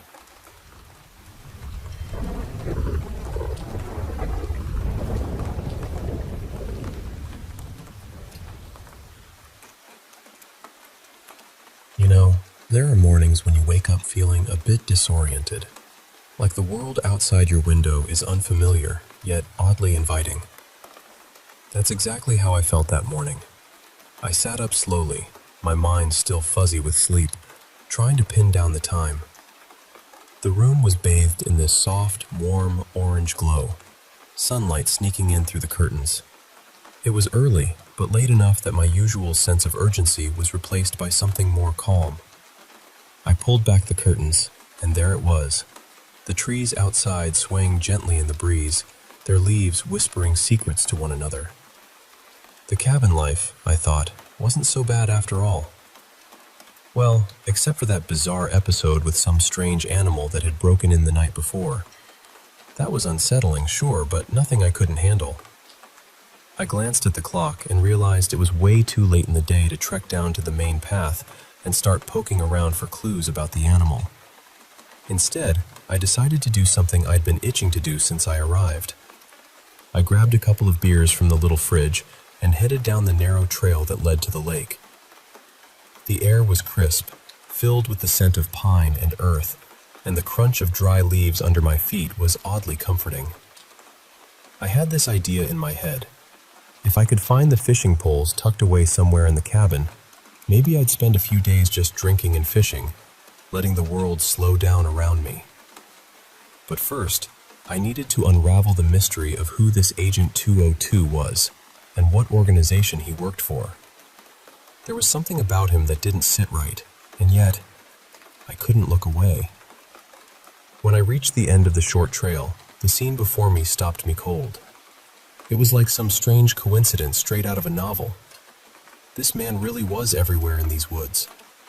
There he was, standing ankle-deep in the lake, his polished black shoes neatly placed on the shore. His suit pants were rolled up, but despite his efforts, the water had crept in, dampening the fabric. He was bent over, filling 2 watering cans with water from the lake, completely absorbed in his task. Because he was so focused, he didn't see me approach until I was almost right beside him. When he finally looked up, he gave this little roll of his eyes behind his dark sunglasses, like I was an annoyance. "Don't look at me like that," he said, voice low but firm. "I'm staying at my grandfather's cabin. You're the one invading my lakefront." He started walking toward me, his black hair slightly tousled from whatever work he'd been doing. I glanced over and noticed a brand new truck parked as close to the dock as possible, without risking getting stuck on the steep slope leading down to the lake. In the truck bed sat a half-filled water tank. I couldn't help but wonder, was he really trying to fill that massive tank with just those 2 little watering cans? Before I could ask, he passed me, carrying his full pails toward the truck. "The pump's broken, and we ran out of water," he explained without looking back. "I'm not needed until later tonight, so this is just busy work." I had nothing better to do, honestly, so I shoved my beers halfway into the sand to keep them cool and silently stood in front of him, holding out my hand to take one of the watering cans. He raised an eyebrow, but handed one over. I slipped off my sandals and stepped into the cool lake water. We fell into a quiet rhythm, me refilling the cans while he emptied them into the tank.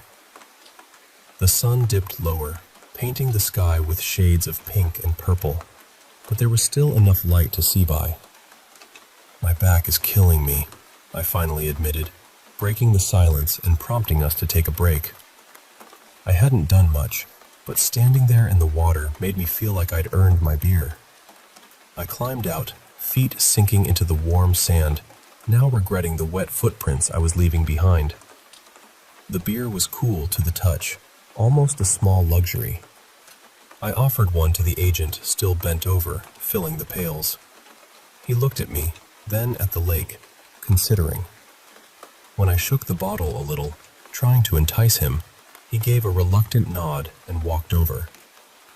Sitting beside me, he didn't seem to care at all about his suit getting covered in sand. He grimaced at the first sip, like maybe he wasn't used to drinking beer. We sat there quietly, just watching the peaceful water and the dense woods beyond. The tranquility felt almost sacred. He took off his sunglasses, the fading light making it impossible to see through them, and I found myself glancing at his face, trying not to seem too obvious. I hadn't seen his full face before, and when our eyes met, it caught me off guard. His eyes were this strange, icy blue, not the bright kind you usually see, but cold and empty, like the eyes of a ghost. I quickly looked away, a flicker of fear crawling up my spine. Maybe his eyes looked that way because of some condition, I told myself. He seemed to get around just fine. "What's your name?" he asked suddenly, pulling me out of my thoughts. We'd never properly introduced ourselves when we first crossed paths. "Adam," I replied. I thought I caught a flicker of a smile on his lips. "Adam Anderson?" "My parents named me after my grandfather," I said with a small laugh. "Not very original. What about you?" I expected a name, something simple, but he didn't look at me. His dead eyes stayed fixed on the lake as he took a slow sip of his beer, mulling over the question. The hesitation made me nervous. Maybe he really didn't have a name beyond Agent 202. That felt like some deep government-level stuff, like he was raised without a name just to do one job. A shiver ran down my spine, warning me I probably shouldn't know any of this. Suddenly, from across the lake, lights flashed in the woods, bright, searching beams cutting through the darkness, as if someone was testing spotlights hidden among the trees. "Is something bad going to happen?" I asked quietly. "No," he said, voice low and serious. "Sacrifices are going to be made to keep the peace." His cold gaze pinned me in place, and I felt sweat bead at the base of my neck. That single sentence carried so much weight, so much meaning I couldn't even begin to unpack it. I wanted to ask more, but I knew he wouldn't say another word. I already knew too much. A crackling static sound broke the tension, drawing his attention toward the truck. He moved quickly, tension coiling in his body. Reaching inside the open window, he pulled out a radio receiver and answered. 202 here, he said. A language I didn't recognize crackled through the speaker, but he understood every word. His face darkened with a scowl. Damn it. Of course he arrived early. Hans is such an ass. All right, I'll be there. Keep him busy. He growled under his breath, slamming the radio back into the truck before circling around to climb inside. I stood up, gathering our half-finished beers and making sure not to litter the pristine lakefront. Adam, he called out. His voice made me pause, leaning slightly toward the truck. I keep saying this, but stay out of the woods. His strange eyes bore into mine until I couldn't hold his gaze any longer. I looked away but nodded, letting him know I understood. And as the truck rumbled to life and disappeared down the dirt road, I sat back down on the sand, the weight of that night settling over me like the coming darkness. The woods were no longer just a peaceful backdrop. They held secrets, shadows, and perhaps danger lurking just beyond the light.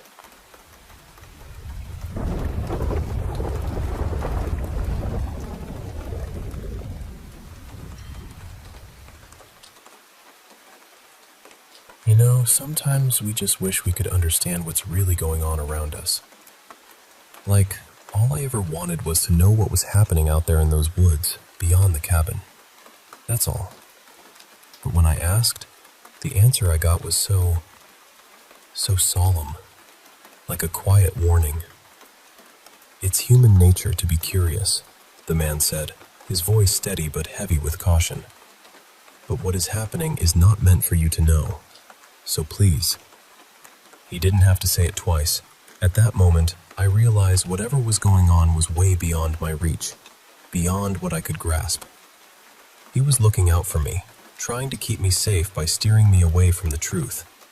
And honestly, I was ready to leave it alone. I watched as he pulled the old truck away, the gravel crunching under the tires, and felt this little sting of bitterness. Would I ever truly know what he was warning me about? Probably not. Looking over, I saw more flickering lights dancing through the thick trees, their glow like fireflies caught in the dark. Somewhere, faint music floated over the lake, drifting lazily with the evening breeze. The air was warm but heavy, and the bugs, oh, those relentless bugs, were already turning my bare arms into a feast. I shook them off and headed back to the cabin, my mind buzzing with more questions than answers. The next day, boredom gnawed at me as I paced around the cabin.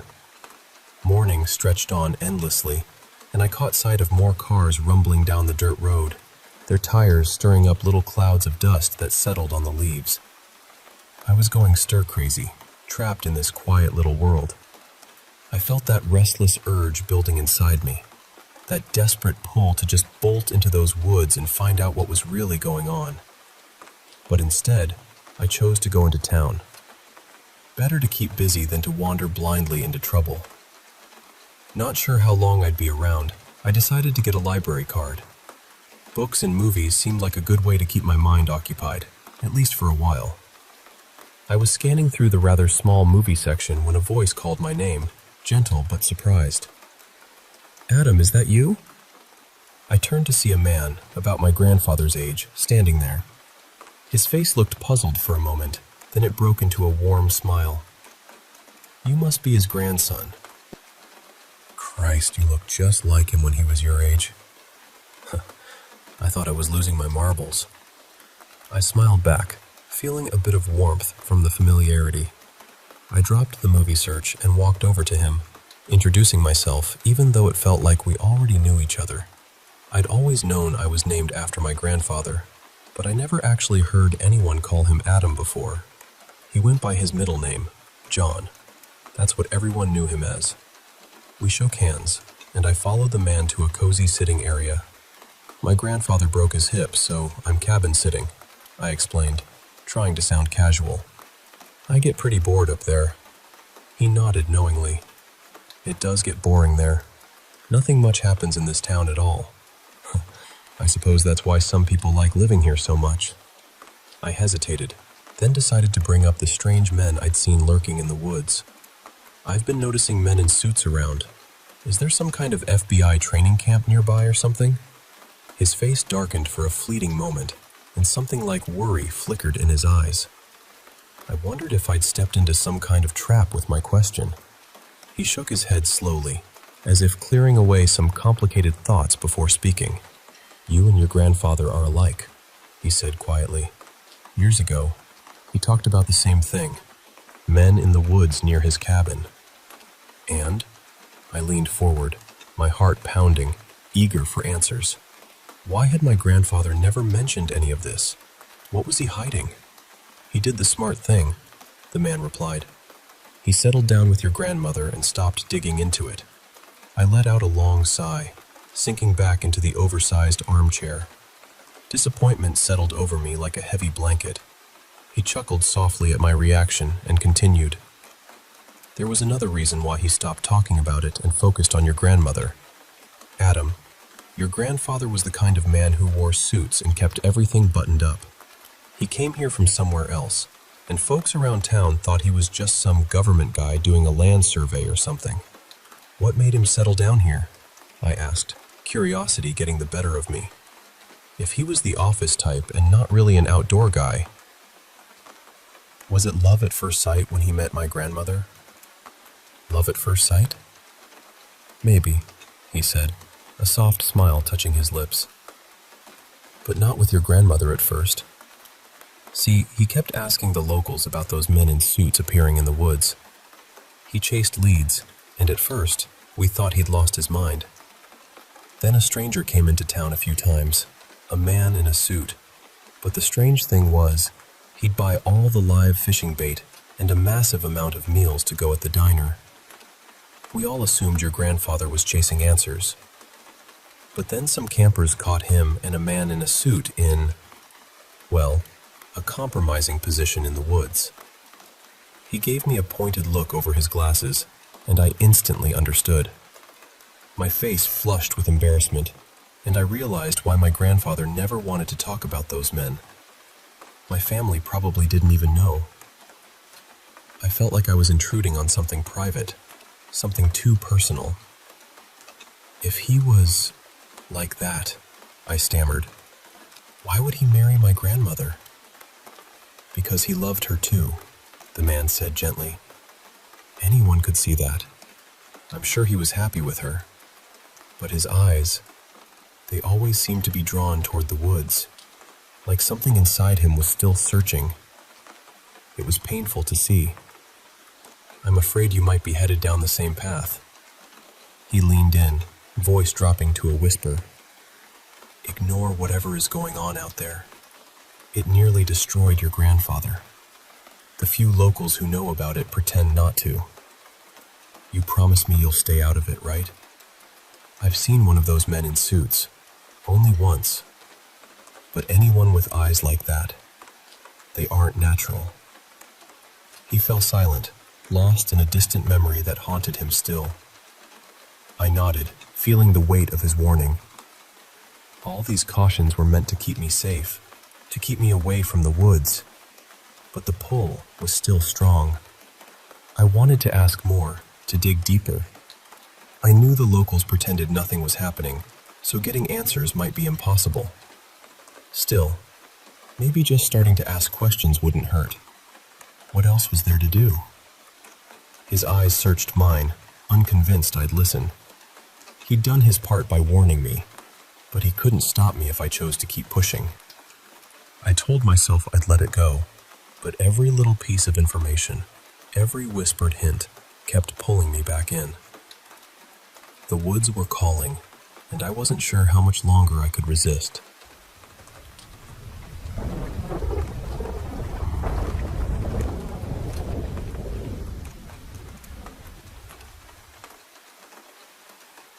Hey, I want to tell you about something that happened to me. Not just any story, but one that really stuck with me in a way I can't shake off. So, I'm a college student. Honestly, the school and my major don't really matter here. But what does is that I've always been a Windows person. My school, though, they use Macs for everything. Projects, assignments, you name it. And transferring files between Windows and Macs? Total nightmare. So, I'd usually stay late at school to finish up any work due, so I didn't have to deal with that hassle at home. I took the bus home every single evening, usually pretty late at night. My college wasn't far from where I live, but I was always wiped out from cramming and deadlines. Since the bus passes were included in our tuition, it made sense to use them as much as possible, even if it meant a little longer ride home. There was this one night, I was almost nodding off on the bus. The driver had this annoying habit of slamming the brakes suddenly, which was pretty much the only thing keeping me awake. My head jerked forward when we stopped abruptly. At first, I wasn't sure where we were. The bus had stopped right in front of a park. The driver often took a quick 5-minute break there, since I was usually the last passenger left. I knew if we didn't start moving soon, I'd drift off again. But then, something caught my eye through the window that made me snap wide awake. A man was walking beneath one of the streetlights, heading into the park. For just a split second, I caught a glimpse of his face, but I couldn't quite remember what it looked like afterward. It was weird. My body went into full fight-or-flight mode just from that brief look. My muscles tensed, and I sat staring, hoping he'd look back at me. I burned the image into my mind because even the slightest hint of his face screamed danger to me. He looked normal enough. Tall, thin, wearing a burgundy suit. Okay, maybe that color wasn't exactly typical, but I'd seen stranger outfits on some of my classmates. And there were bars nearby, so maybe he was just dressed up for a date or something. I could explain his outfit, but I couldn't explain why my body reacted so intensely just by looking at him. The bus started moving again, and I was left wondering what that was all about. Over the next day, while working on my project, I kept thinking about that man. I wanted to remember his face, but also wanted to forget it. I realized I wouldn't be able to focus until I figured it out. Usually, the path through the park was a shortcut, but I always stayed on the bus because walking just felt like too much effort. The next night, I got off right at the park entrance. The driver didn't even seem to notice. I knew it was a foolish idea to think that odd man would be back again. Plus, the park had a bad reputation lately. There had been muggings, and all my female friends refused to walk through it at night. Dangerous for sure, but I needed to know who that man was. I walked quickly, keeping my phone in my hand, ready to call for help if needed. When I saw someone else on the path, I immediately became cautious. As he spotted me and started walking toward me, my heart nearly jumped out of my chest. I almost called the cops, but then I noticed his jacket. It said security. "Hey, want me to walk with you?" he asked, stopping a few feet away to give me space, just in case I was still nervous. "They have security patrols in the park now?" I asked with a raised eyebrow. He chuckled softly. "Yeah, the city hired my company for a few weeks. There have been attacks, and there aren't enough cops to cover everything. So, we're here to scare off troublemakers and help anyone who needs it." That actually made sense. I'd heard some cops retired recently, leaving gaps in patrols. I hadn't realized how it was affecting the whole city. "I'm Garrett," he said. "You don't have to walk with me if you don't want, but I can take down anyone who tries to hurt you, though I can't arrest them." He seemed nice enough, so I accepted. I couldn't bring myself to ask about the strange man right away, so I let him talk about his job while we walked through the park together. By the time we reached the other side, the topic never came up. I thanked him and asked if he'd be on the same shift tomorrow. He said yes. At least now, I'd have someone watching over me on this weird little quest of mine. Over the next week, I took that path through the park with Garrett by my side. He kept telling me to stay on the bus for my own safety, but I think he appreciated having someone to talk to.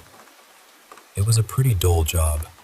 I didn't see him over the weekend since I had no classes, but when we met again on Monday, I noticed something was off. Garrett was a tall, strong guy. He said he was in the military, but had to retire early due to a leg injury. That's why his job now was security. But that day, he had a busted lip and a black eye. "Garrett, are you okay?" I asked, concern sinking in. "Yeah, it's nothing," he said, brushing it off. "Some kids got rowdy over the weekend. I had to break it up. They scattered, but I don't trust them. It's better if you stay out of the park for a few days, all right?" I nodded, feeling upset that he'd been hurt. It must have been a large group to take him down like that. My quest to find that stranger suddenly felt like it wasn't worth putting myself, or Garrett, in danger. Maybe I'd imagined the man in the suit after all. We walked and talked, Garrett happy to have someone to listen after being alone for a couple of days. "You'll stay away for a bit, right?" he asked when we reached the park's exit. "Yeah, a few days," I promised. "But you better be here when I come back." He smiled and we parted ways. I stuck to my word and stayed on the bus for 2 days. Then, on the third day, I was sitting on the idling bus, waiting for it to start moving, when I saw something strange at the park entrance. A group of high school kids were cheering and walking into the trail. Nothing unusual, except some of them were carrying baseball bats. It took me a moment to realize they weren't just coming from practice. By the time I pieced it together, the bus had already started moving again. I rushed to the front, pleading with the driver to stop. He looked irritated until I explained what I'd seen. He called the cops for me. The bus doors opened when it stopped, and before anyone could stop me, I ran toward the park. Not the smartest move. but I felt like I could find Garrett before those kids did. I wasn't about to leave behind my first real friend. My whole life, I'd kept my head down, barely speaking. Now, I had someone who liked me for me, and I wasn't about to let anything happen to him. I ran through the dark park, my chest burning from even this light jog. I could hear the kids cheering each other on, and I prayed I wasn't too late. Suddenly, I almost collided with one of them. They stood in a circle, surrounding Garrett. I could tell he'd landed a few punches, but there were too many of them. They overpowered him. Then I heard the sickening crack of a bat hitting something. My stomach turned. I didn't think it had taken me that long, but I was too late. A furious rage boiled inside me, hotter than anything I'd ever felt. I stepped back, away from the group, trying not to be seen. "Hey, you assholes! The cops are coming, so you better get the hell out of here," I shouted, trying to sound intimidating. I'm small, a college student, and every one of those kids was bigger and stronger. Some laughed at my poor attempt to scare them off. "Oh yeah? Then we better finish this real quick," one of them sneered, raising his bat to strike Garrett, who was hidden in the middle. I froze, mouth open, unable to scream or help. Then, by some miracle, everything stopped. The kids all turned toward me, confusion and fear spreading across their faces. Then, behind me, something appeared. "Who the hell is—" one of the teens began, but his voice broke into a strangled noise. I didn't turn around right away. I watched their faces twist from confusion to pure terror. Their skin went pale. Some gagged, others just stared wide-eyed. Weapons dropped to the ground as their minds seemed to unravel. A few stood frozen, blood trickling from their noses before collapsing to the ground. Garrett was curled up, shielding his head. I didn't know how badly he was hurt. I wanted to run to him, but first, I had to face what was behind me. I turned slowly to see the man in the burgundy suit standing just a step away, under the park light. If he had eyes, he'd be looking down on me. But he didn't have a face. Where his face should have been was just a void, a deep, black nothingness. At first, it was a simple black hole, but the longer I looked, shapes twisted and shifted inside it. Shapes no human language could describe. My head pounded, but I couldn't look away. I've never been so terrified in my life. Somehow, my heart kept beating as the world around me seemed to warp and shift, like everything was shaking but also still at the same time. From the void, the swirling colors and shapes flowed toward me endlessly. I vaguely noticed my own nose bleeding and my fingers twitching from the horror I was witnessing, an unearthly vision that should not exist. Time lost all meaning as I stared into that void, and then, just for a moment, I glimpsed the creature's true face. Something so brief, so terrifying, I felt my heart race and snapped out of the trance. My head throbbed, my nose still bleeding, but other than that, I was okay compared to the teens behind me. The man stood with his hands in his pockets. When I wiped my nose on my sleeve, he reached out his hand. Without thinking, I took it. The swirling void and colors still danced within that faceless space, making me dizzy, but I felt something stronger than fear. A flutter in my stomach, a strange lightness. "Are you single?" I blurted out. I wanted to scream. Everything around us stopped. The man looked stiff, somehow embarrassed, even without a face. I couldn't believe I'd just asked out a nightmare. What was wrong with me? Up until then, I'd never felt romantic love. My mom always said I just hadn't met the right person. I'd accepted living alone, being content with my own company until that moment. Now, I wanted Garrett to be okay, to be my friend. But I also wanted to date this monster. The man tilted his head toward the fallen teens, then back at me. "Seriously?" His voice was like broken fragments, clips of other voices stitched together. I nodded, my face burning. Who knew you could be scared to death and fall in love all at once? I mean, I know it's sudden. It's okay if you're not interested. I'm fine with just being friends, hanging out, getting to know each other. I'll get my friend to the hospital now. How about you think it over, and I'll see you tomorrow night.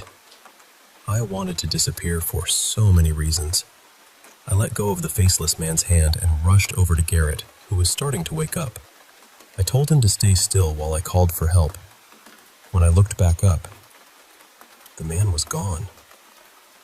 Garrett needed to stay in the hospital for a while, but he was alive. He kept thanking me for saving him, even though I felt like I hadn't done much.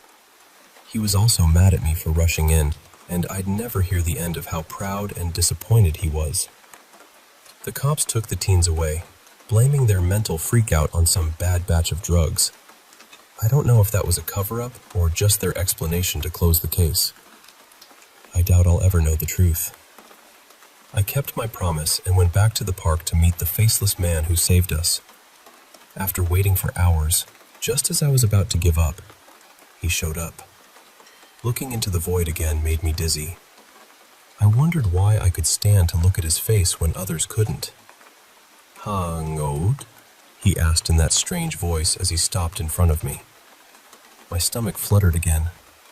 I was glad he wanted to get to know each other and wasn't upset about my outburst the other night. I realized then why I could look into his face. Because I loved him more than I was afraid of him. That scared me. I knew if my feelings changed, I might end up like those terrified teens. But the faceless man didn't seem to have any malice. He was just a little dangerous simply by existing. And strangely, I was okay with that. He didn't talk much after that, so I started showing him videos on my phone. He seemed to enjoy them, though it was hard to tell. For now, I'm happy with how things are, just hanging out with the faceless man in the park, waiting for the moment I'll ask if he wants to take it further.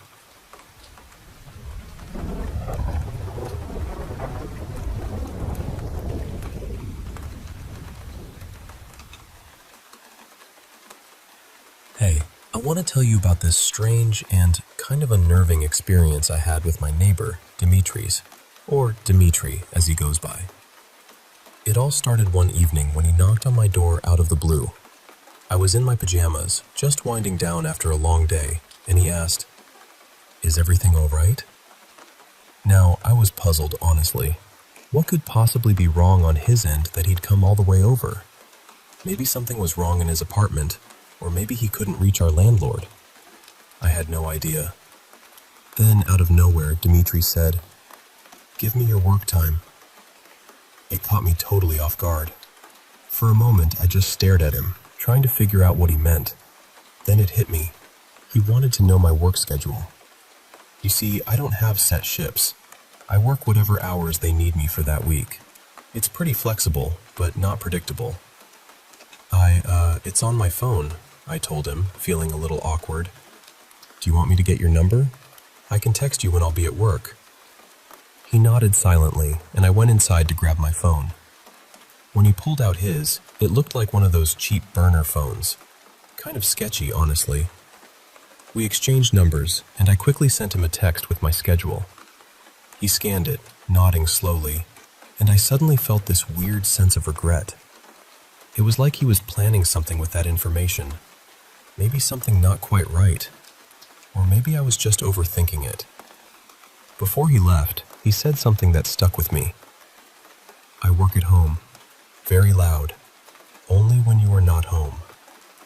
His explanation was so vague, it made me wonder more than ever. Whatever his job was, he didn't want to disturb me, but also didn't want me to hear it. That made me suspicious. Was he involved in some kind of adult work? Or worse, something illegal? He had that dangerous vibe, kind of like a mobster, and I leaned toward the latter.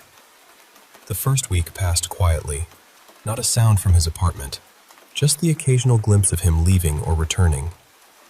He always carried this big bag slung over one shoulder and wore black leather gloves. I never saw a motorcycle in the parking lot, which made me think maybe he didn't ride one. When our paths crossed, he'd just give me a curt nod. No small talk, Nothing. Just a neighborly acknowledgement. I figured that was as close as we'd get. Yet even the addicts who hung around the building's entrance gave him space, like they knew better than to mess with him.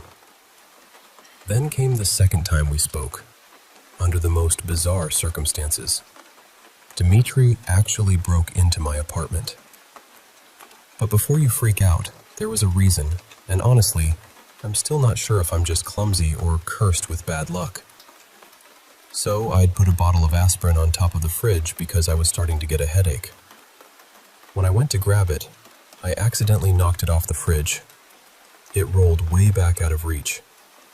Instead of grabbing a step stool, I decided, hey, I'll just climb up on the kitchen counter. Bad idea. One arm was braced against the cabinet for balance, the other reaching for the bottle.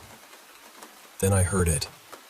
A soft creak, like a warning I should have heeded. Suddenly, the whole cupboard came crashing off the wall. It wasn't nailed in properly, and it just gave way under my weight. It clattered down, smashing plates and cups, and the edge hit me right on the forehead. Blood started pouring, and I couldn't catch my breath because the cupboard landed on my chest as I fell backward onto the floor. The noise was deafening. Surely the neighbors heard it. But I was too dizzy and in pain to care about apologies right then. I lay there, head pounding, feeling sick and woozy. My phone was out of reach on the counter. I just hoped the cut wasn't too bad, because a trip to the hospital was out of the question. Then I heard my name. Richie? I looked up through the fog of pain, and there was Dmitri, standing in my kitchen doorway, looking down at me. But wait, how did he get in? I locked the door. I started to explain, but the pain stopped me. It was obvious what had happened. Without a word, he bent down, pushed the cupboard off me, stepping carefully over the broken glass. He lifted me up, careful not to hurt me more, and helped me sit down. Then, grabbing a dish towel, he cleaned the blood off my forehead and face. I was too out of it to question him or stop him. I call doctor, he said simply, pulling another phone from his pocket. This one looked different, less sketchy. I opened my mouth to protest, but his steely gray eyes told me to be quiet. So I sat there, holding the damp towel to my head, as Dmitri spoke quietly on the phone. 10 minutes, he announced after hanging up. How did you get in? I finally asked, still baffled. Lockpick, he said casually, like it was no big deal. Of course, he looked like the type who could pick locks. For the next 10 minutes, he helped me stay calm and still while cleaning up my mess. The blood was everywhere. I swear it looked like a crime scene in my kitchen, and I doubted I'd ever get the stains out of my cheap tile. Then the doctor arrived. Dmitri let him in smoothly. The man was, well, he looked like he stepped out of a different era. Round, gold-rimmed glasses, a vest over a button-up shirt, and perfectly slicked back black hair, like from the 1950s. He pulled out a pen light from his bag, shining it into my eyes and making me follow it. No brain damage, that's good, he said, his voice stern but with a hint of kindness. Just a lot of blood from a minor cut. Dmitri could have sealed this up himself, but I suppose he wanted to be sure your brain wasn't scrambled. He introduced himself as Dr. Philo and set about cleaning and stitching my forehead, 3 stitches in total. It hurt, of course, but I kept talking to distract myself. He's an all right guy, even if he looks pretty scary, I said, nodding towards Dmitri, who was quietly cleaning up the broken dishes. The doctor chuckled. I think he just doesn't want to move again. If you look past the kinds of people living here, this place is actually pretty decent. Cheap rent and close to everything. When the doctor finished, he packed up his tools and then, get this, he pulled out a thermos and a box of cookies. I recognized the bakery's name on the box, too fancy for me to ever afford. He poured a small cup of tea that smelled like flowers, and the color was this delicate pink. I'd never seen anything like it. Drink a little, "Eat something," he urged gently. "I have a pill to help with the pain, but you need to have something in your stomach first." I wanted to refuse, insisting I was fine, but his gaze was so firm it shut me up. I felt a little embarrassed. Here were these two strangers in my apartment because I was too clumsy to grab aspirin properly. I sipped the tea, which was sweet but not overpowering, and nibbled on a cookie that was easily the best I'd ever tasted. I wanted to ask about the tea brand, but feared it'd be just another thing out of my budget. After I finished a few cookies, the doctor gave me the pill. I should have been more wary, but I trusted them without hesitation. "You'll be asleep for a few hours," Dr. Philo said. "If you're working tomorrow, cancel your shift to rest. I'll write you a note if you need one." I opened my mouth to argue, but that was the last thing I remembered that night. The next morning, I woke up confused. My head felt heavy but not painful, and somehow I was in bed wearing a clean shirt. I looked around, trying to remember how I got there, but nothing came to mind beyond talking to the doctor. I went to the kitchen to check the damage, and there was none. Not a speck of blood.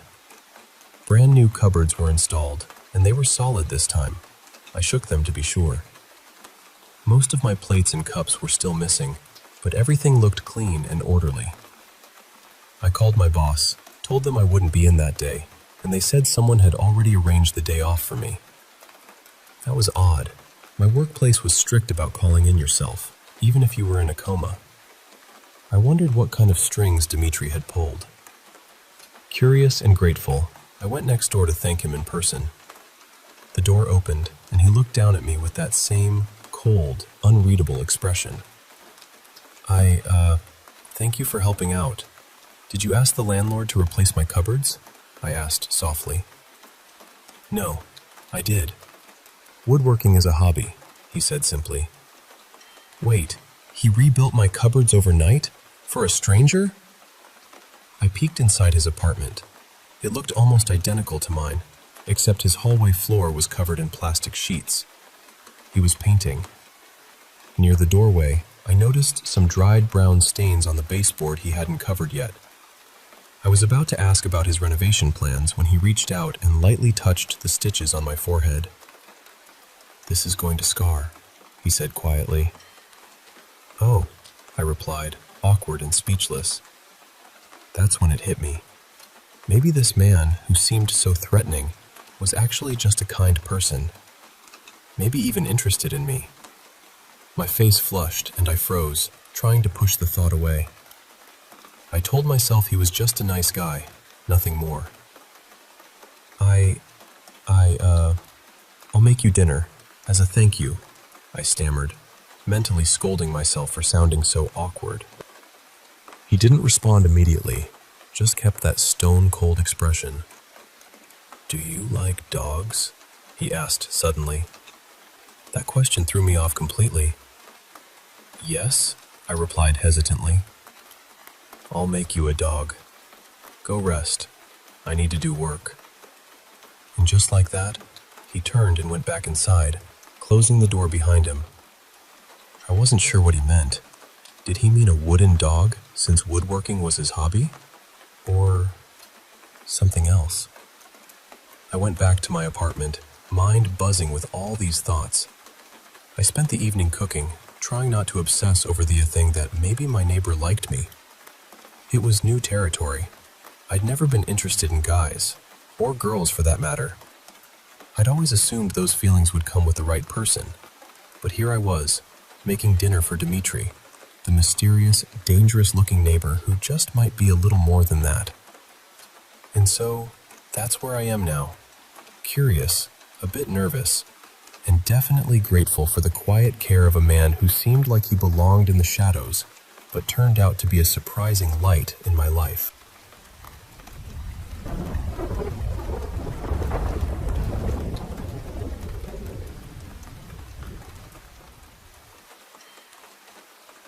Hey, I want to tell you about some things that happened to me. Things that changed how I see the world. And maybe you'll listen closely, because some of it is pretty strange. It starts with my neighbor Dimitri. Well, that's not his real name, but close enough. And then there's this story from my childhood about a terrible night at a lake cabin. So, bear with me, and I'll take you through it all. Let's start with Dimitri. When I first met him, he was kind of a mystery. Quiet, a bit cold, but there was something oddly comforting in his presence. I remember one evening, I brought over some dinner. I said to him, "They're just plastic. You can keep them if you want." Shaking my head because, honestly, I had more plastic Tupperware than real dishes by then. He just nodded and said, "I washed them. Here is dog for you." Then he placed the containers carefully on the little table just inside his door and picked up a small wooden figure. I held out my hand to take it. It was a goofy-looking pug carved from wood, with wrinkles so detailed it made me smile. I thanked him again, realizing every time we met, I always had something to thank him for. Dimitri, however, in his cold way, shooed me away. "Go rest. I work." And then the door was shut in my face, but I didn't mind at all. Over the next few weeks, I made a habit of bringing dinner over to him. Sometimes he'd add a new wooden dog to my growing collection. Our conversations were brief. I never learned much about him except that he was painfully slow at painting. Every time he opened his door, I saw his floor still covered with plastic sheets. It was like a strange little world he lived in. My work schedule finally stabilized, which was a big relief. I wasn't just coming in when needed. I had a steady routine. That meant I could budget better, save money, and maybe move to a better neighborhood or closer to work someday. But for now, I wasn't ready to move. I just kept saving. Feeding 2 people wasn't too hard either. Buying in bulk was cheaper, so it all worked out. Life felt like it was finally turning around after years of struggling. I had a friend, even if he was a little strange and kept to himself. Then, out of nowhere, my job gave me a surprise day off. A pipe burst at the restaurant and they'd shut down for the weekend to fix it. I never got Fridays off, so I was a bit lost on what to do. Dimitri wasn't expecting me, no dinner that night, but I had enough rice to make curry for 2, so I decided to drop some off anyway. As I was putting the curry into containers, I heard Dimitri's voice outside. He was just getting home. I thought I heard another voice, maybe someone else with him. Then, a sudden, loud thud from his apartment made me jump. My heart pounded as I tried to listen, straining to understand what had made that sound. Then, faint but chilling, I thought I heard a scream. My hands shook as I grabbed the containers and rushed over, not even closing my door behind me. Outside his apartment, I slipped on something wet, and my stomach dropped.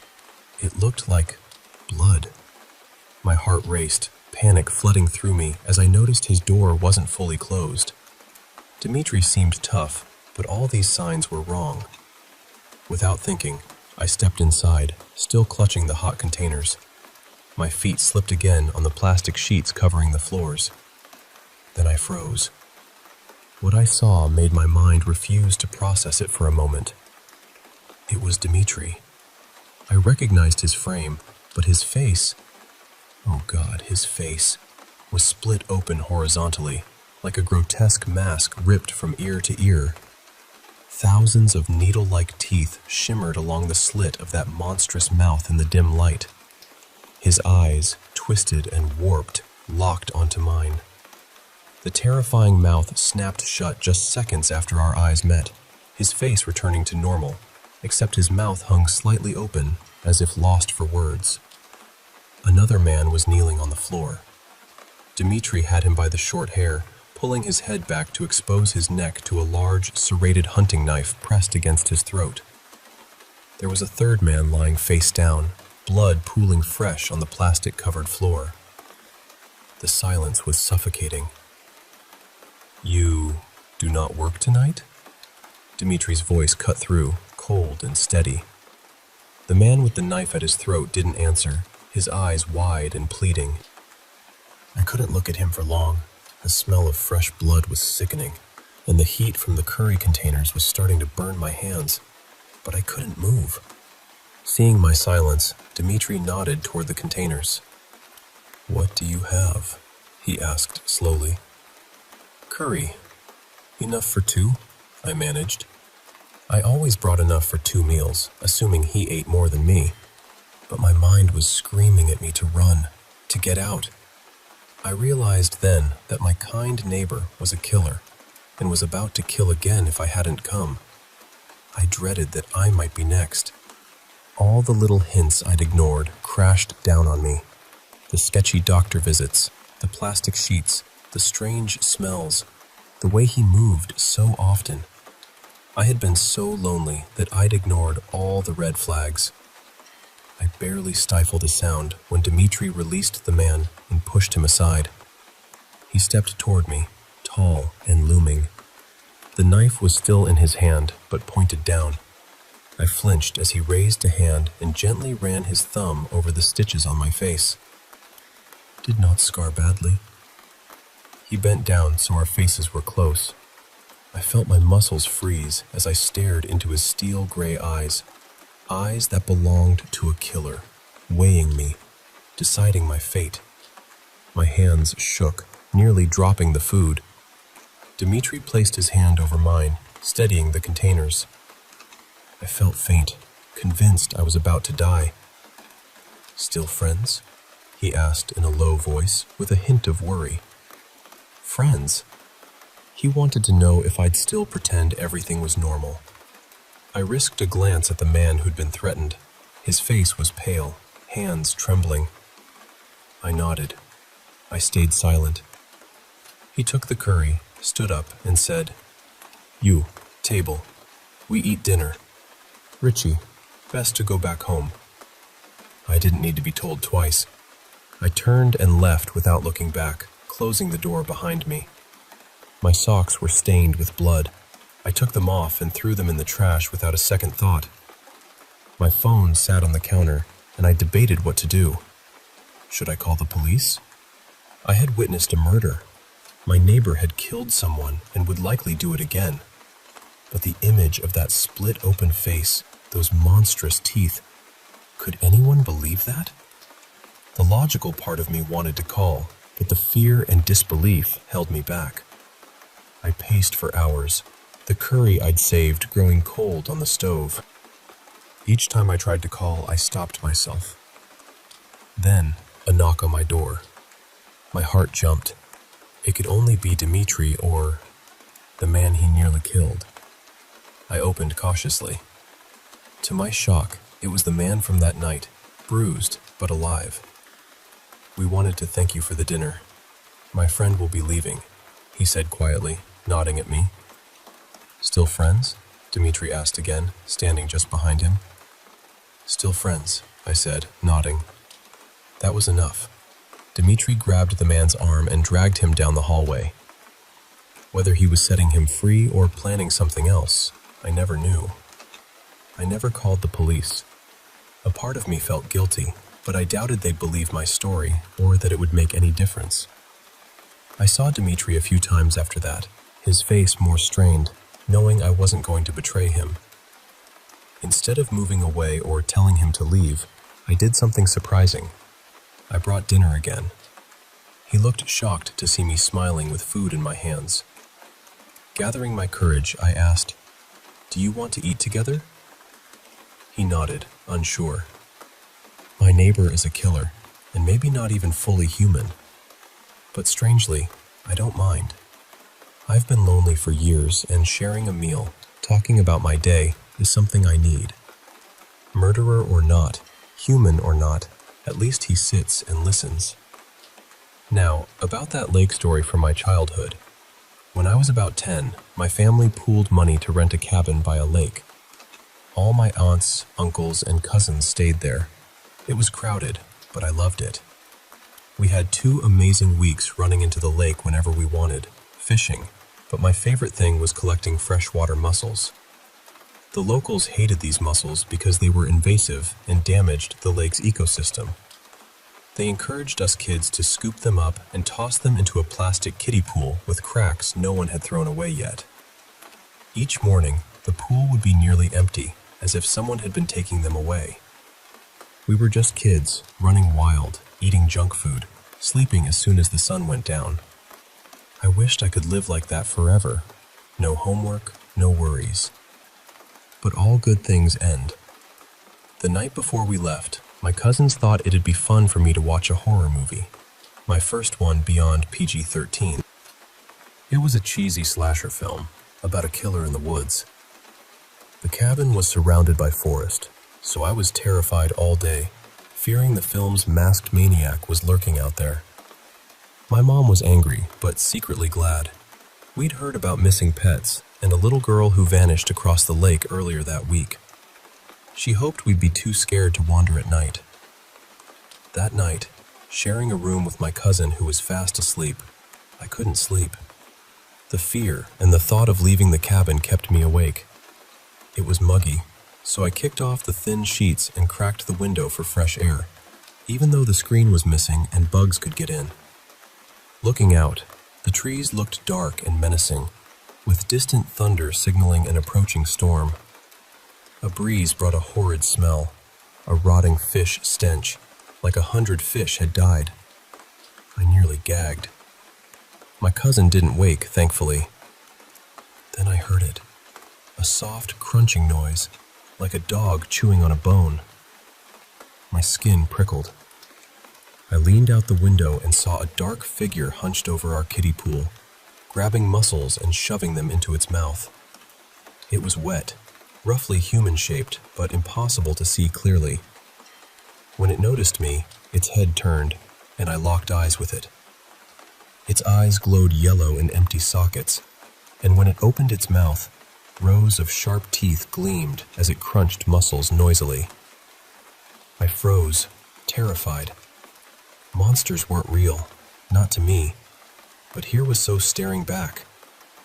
It started climbing the side of the cabin, its webbed, clawed hands slapping wetly against the wood as it pulled itself up toward the window. The smell grew worse, my heart pounding so hard I felt dizzy. My vision blurred as I tried to move but couldn't, trapped by fear.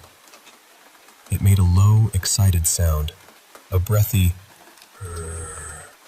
as it climbed closer, its face flat and black, no nose, just those terrible eyes and teeth. Its clawed hand reached the windowsill beside mine, and I could feel the fishy stench overpowering everything. Then, a sudden thunderclap shook the cabin, snapping me out of the trance. I screamed, slammed the window shut, and saw no claws on the sill. I ran screaming down the hall, banging on doors, begging for someone to save me. Everyone woke up, but no one believed me.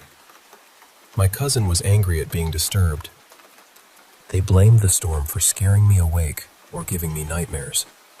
I stayed in the living room with my aunt and uncle, who blocked the doors with chairs. At least they humored me that much. But none of us thought about the windows on the first floor. I stayed awake, listening to the storm's roar, but between the thunder, I swear I heard that same low, excited breath. The haunting me still. So, yeah, that's my story. From a neighbor who's not quite human and dangerous, to a childhood nightmare that made me fear storms forever. I just wanted to share it with you, in case you ever hear that strange noise, or see a shadow where it shouldn't be. Stay safe out there.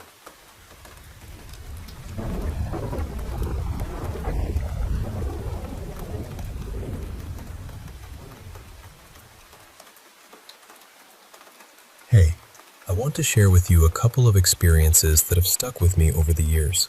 They're a bit spooky, I won't lie, but I promise to tell them just like they happened, with all the little details that made my heart race and my mind wonder. So grab a comfy seat, because these stories are a journey into the strange and unexplained. Let's start with the first one, my own paranormal experience. When I was about 16, I lived in this quiet neighborhood that felt pretty safe. We had 5 houses close together, 3 in a row and 2 across from them. Behind those 2 houses was this abandoned lot.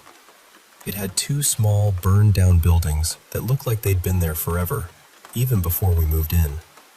No one lived there, and it was surrounded by this old wooden fence with gaps near the bottom. Funny thing is, none of the neighborhood dogs liked to cross over to the other side.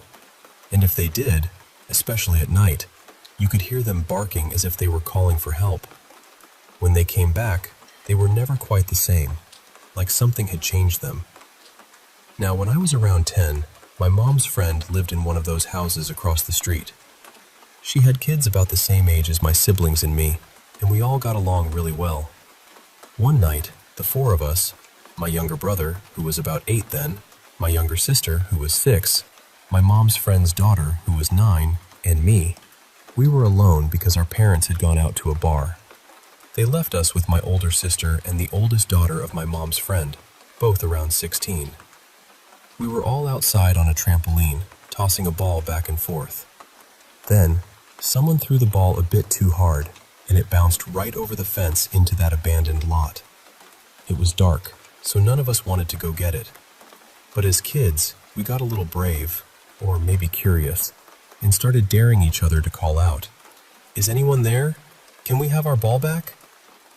It was quiet for a while. Then we decided to just go back inside. As we stepped onto the staircase leading to my house, we heard this faint noise. The front light wasn't very bright, so we couldn't see much. Then, out of the shadows, the ball rolled back onto the steps. Our ball, the exact one we lost. None of us knew how it got there, and honestly, we didn't want to find out. We just ran inside and kept quiet, thinking everyone would laugh at us. Years passed, and none of us spoke about it until I was about 12. My cousin moved into one of those houses. My mom's friend had moved away, and we told him and some of my brother's friends about that creepy, abandoned lot. We talked about the shadowy figures we sometimes saw running around, but no one ever dared to step inside. Around that time, new neighbors moved in, and they had a kid my age who became our friend. One day, we all decided to explore the abandoned side. It was the first time any of us had been there, so we had no clue what to expect. My cousin, my brother, his friends, their brother, our neighbor friend, and I went over. My cousin and I were the only girls. The rest were boys, and they went in first. There was this half-ruined cement building. One side crumbled and broken, the other side just old and worn. Inside and around it, there were so many toys scattered, some in bags, some just left lying there. Behind the building was a patch of dead grass, and oddly, bits of toilet paper were tangled all over the withered plants. In front of that was a small yellow cement house with 2 rooms. One window was broken, but the other 2 were intact. Everyone except me went deeper inside to explore, while I stayed near the entrance to our neighborhood, just walking around, trying not to get too close. Then, out of nowhere, I spotted something on the ground. I knelt down and picked it up. It was a picture, old and folded, with crease marks. It showed a family, a beautiful woman, a little girl, and a man, all smiling. In the background, you could see the very place we were standing, but not wrecked, just as it must have looked long ago. I called the others over and showed them the photo. We stared in silence for a while until we noticed a shadowy figure behind the woman in the picture, like a man's silhouette or a dark shape. The moment I saw it, my fingers slipped and I dropped the photo. I honestly don't remember exactly why, but I think it felt like it burned me. It's a strange memory, but something inside me says that maybe, just maybe, that's how the place got destroyed. Like the photo was a glimpse into a story we weren't meant to see. Then, suddenly, we heard the unmistakable sound of glass shattering. Everyone ran toward the yellow house. My brother and one of his friends shouted in fear. When we got there, one of the 2 unbroken windows was smashed. On the floor, written in what looked like blood, were the words, "Get out of here." That was it for us. We bolted back to my house, not daring to look back. Since then, we never went back into that abandoned lot. But even now, years later, we still hear strange noises and see shadows moving in the night. One night, my older brother and I were outside waiting for his girlfriend. The house was empty except for us, because everyone else was at my aunt's. Suddenly, we heard a scream that sounded just like my younger brother's voice. But he was in Mexico at the time. Ever since we went into that place, everything felt different. It's been 4 years now, and I still think about that picture and the shadow behind the woman. I know it sounds unbelievable, and sometimes when we talk about it, even we question if it was real. But I swear, we were there. Now, on to the second story. This one is about a figure we call the Hat Man. It's been happening in my family's house from around 2005 to 2015, with some strange sightings even later during the pandemic. The house has this layout where, if you sleep in room A, you can see the stairs and the door to room C. One evening, my mom saw a man-shaped figure standing there, just looking at her before slowly walking downstairs. At first, she thought it might be a boy. Maybe my sister or I sneaked out, so she checked our rooms. I was in room B, and my sister was in room C, both asleep. No one was there. Then there was this one time when I was home alone during the day. Our dog suddenly started barking furiously at room C. I went to check but saw nothing. It was eerie because it was broad daylight. Over the years, my brother moved into room C with his wife and baby after my sister moved out. One day, while chatting downstairs, they heard a baby monitor click on. The sound of one of those toys that lights up and moves. They rushed upstairs to find the baby still sleeping soundly, and the toy wasn't even near the crib. Our family has been in that house with different partners and kids moving in and out, but the odd presence remained. The house is pretty open. The first floor has very few walls, so from the TV room, you can see the start of the stairs and part of the kitchen. One day, I was in the TV room watching TV when I saw someone come down the stairs and walk into the kitchen. I waited to see the kitchen lights turn on or someone appear, but no one was there. That was the first time I saw the figure myself. Around that time, my boyfriend was helping me cook while I was picking a show to watch. He suddenly said, "I saw you." I was confused because I wasn't in the kitchen. When I asked him what he meant, he explained he saw someone walking right behind him on the exact path I saw the figure take, down the stairs and into the kitchen. Later, a cousin of my sister-in-law came to visit and absolutely refused to sleep in the house. She said she felt something there, something unsettling. Then, during the height of the COVID-19 pandemic in 2020-2021, when my dad was very sick and on oxygen, only my parents, my daughter, and I were living there. My mom and dad slept in the TV room, and one night, both of them saw the same shadowy figure walking the same path I had seen years before. This presence, whether you call it a ghost, spirit, or something else, has never hurt us.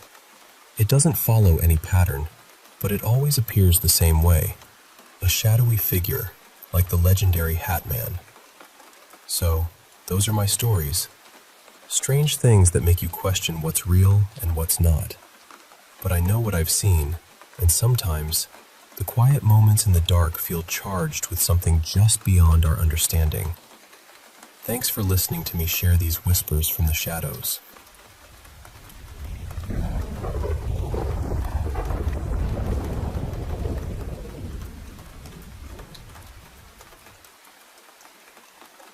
When I was very young, maybe 5 or 6 years old, I used to have these incredibly vivid dreams about a place somewhere beyond Earth.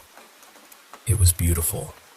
Everything seemed to glow with a soft white light, and there were buildings that reminded me of ancient temples, surrounded by wide green fields. The whole place felt like one enormous island, floating silently in space, somewhere impossibly far from our galaxy. In those dreams, I wasn't a child. I remembered being much older, someone knowledgeable, but also a little untamed. I had many friends there, some human and some who were not. I even had a family. Yet, for a reason I could never understand, I had been sent here to live as a human being. I was especially drawn to the night sky. Whenever the moon was full, I would stare at it and tell my mother that she was speaking to me. I always called the moon she, and I would say how beautiful she was. I don't remember what I believed the moon was telling me. My parents became worried, though, and asked a few Hindu priests to perform prayers for me. Around that same time, I often felt that someone was watching me whenever I was alone. Sometimes I would cry during the night, or panic if my parents left me by myself. Those feelings gradually disappeared as I grew older, but a part of me still wonders whether I was somehow more sensitive to things I couldn't understand back then. Years later, shortly before my paternal grandfather died, several strange things happened in our home. My grandmother had already passed away, and my grandfather began telling my parents that she was visiting him while he slept. According to him, she kept disturbing his rest and asking him to come home. None of us knew what she meant by home. One afternoon, my grandfather was resting in a chair when my mother heard footsteps outside. Along with them came the delicate jingling of ankle bangles, the kind traditionally worn by many women in India. My mother went to the entrance, expecting to find someone there, but the gate was empty. A few days later, I came home from school and lay down on my bed. While I was resting, I heard those same footsteps. They seemed to be moving slowly toward my room, accompanied by the soft ringing of bangles. I became frightened and called for my mother. When she entered the room, she heard them too. The footsteps suddenly became faster, almost as though someone were running through the house, and then they stopped completely. About a week later, my grandfather suffered a heart attack. He fell into a coma and was taken to the hospital. He died several days afterward. The night before his death, many relatives and neighbors were staying at our house. Nearly everyone heard footsteps and the sound of bangles moving across the rooftop. Some people said it sounded as though a woman were dancing above us. After my grandfather died, the sounds never returned. Another incident happened when I was a teenager. One evening, I was walking home from an English tutoring class. My route took me through a narrow alley filled with unfinished buildings. There were no proper lights, and most of the structures were dark and empty. As I passed one of them, I heard a woman crying. Something about the sound made me stop. It wasn't ordinary crying. It seemed distant at first, but painfully clear, and it was coming from the unfinished building on my left. Without really deciding to, I began walking toward it. Then 4 dogs that had been sleeping nearby suddenly stood up. All of them began growling and barking directly at me. Their eyes reflected the darkness in a strange way, and I had never seen dogs react with such intensity. There were a few cats nearby too. They arched their backs and hissed toward the building. Meanwhile, the woman's crying became louder. That broke whatever strange pull I had felt. I turned around and ran. I could still hear the crying behind me, mixed with the barking dogs, until I finally reached the main road. Later, a friend told me that a young woman had reportedly been killed near that building several years earlier. I never found out whether that story was true, but I avoided that alley after dark from then on. The most difficult period came after my father died. He passed away in his mid-50s following a severe case of pneumonia. Before his death, the doctors noticed symptoms they couldn't fully explain. His condition deteriorated rapidly, almost as though his body were collapsing from the inside. They believed it was simply the infection becoming worse, but our family was left with many unanswered questions. Not long afterward, a Muslim man who claimed to work with jinn visited my maternal grandparents. My grandfather had known him for many years and trusted him because he had helped the family before. This time, the man said he had come because my mother and I were in danger. He believed that several people had used black magic against my father, and that its effects had remained in our house after his death. He claimed that whatever was left behind had begun affecting my mother and me. At the time, I was experiencing sudden problems with my heart that doctors couldn't diagnose. My mother was suffering from constant headaches, even though every medical examination appeared normal. The man said he would perform a ritual and summon jinn to remove whatever was harming us. My mother and I were each given a glass filled with water. We were told to turn the glasses upside down while holding our palms tightly over the openings so that the water wouldn't spill. Then the man began chanting. As he continued, I heard heavy stomping sounds nearby. It sounded as though something enormous were walking through the room, although I couldn't see anything. Suddenly, I felt something enter my back and pass through my chest. The sensation lasted only a moment before disappearing. The man told us to turn the glasses upright. When I looked inside mine, there was a thick layer of black ash floating in the water. I still have no explanation for how it appeared. Afterward, though, the strange sensations in my chest began to fade, and I started feeling like myself again. That night, I woke and saw what looked like a woman standing near my bedroom door. I assumed I was dreaming, but the room felt different, almost as though something were drifting through the air. Then a heavy pressure came down on my body. I couldn't move at first. I couldn't sit up or call for help. Somehow, I managed to raise one hand and grab what felt like a neck. But it wasn't solid. It wasn't liquid or smoke either. It felt like something that existed somewhere between those things. I realized I was lying on my side. Slowly, the pressure lifted, and whatever I had grabbed disappeared. I screamed, and the sound woke everyone in the house. My mother and grandparents rushed into my room, but by then, there was nothing there. About a year after my father's death, something similar happened to my mother. This time, I was nearby. I saw a faint, transparent shape close to her. I couldn't understand what I was looking at, but I reacted instinctively and punched toward it. It felt as though my fist were moving through extremely thick, heavy air. A moment later, the presence seemed to vanish. I closed the windows in my mother's room and stayed with her until she felt safe again. Even today, I don't claim to understand what any of these experiences were. Some may have natural explanations. Others may have been shaped by fear, grief, dreams, or things happening inside the mind. But I know what I remember. And sometimes, when I look up at a bright full moon, I still think about that glowing place from my childhood dreams and wonder whether some part of me once called it home.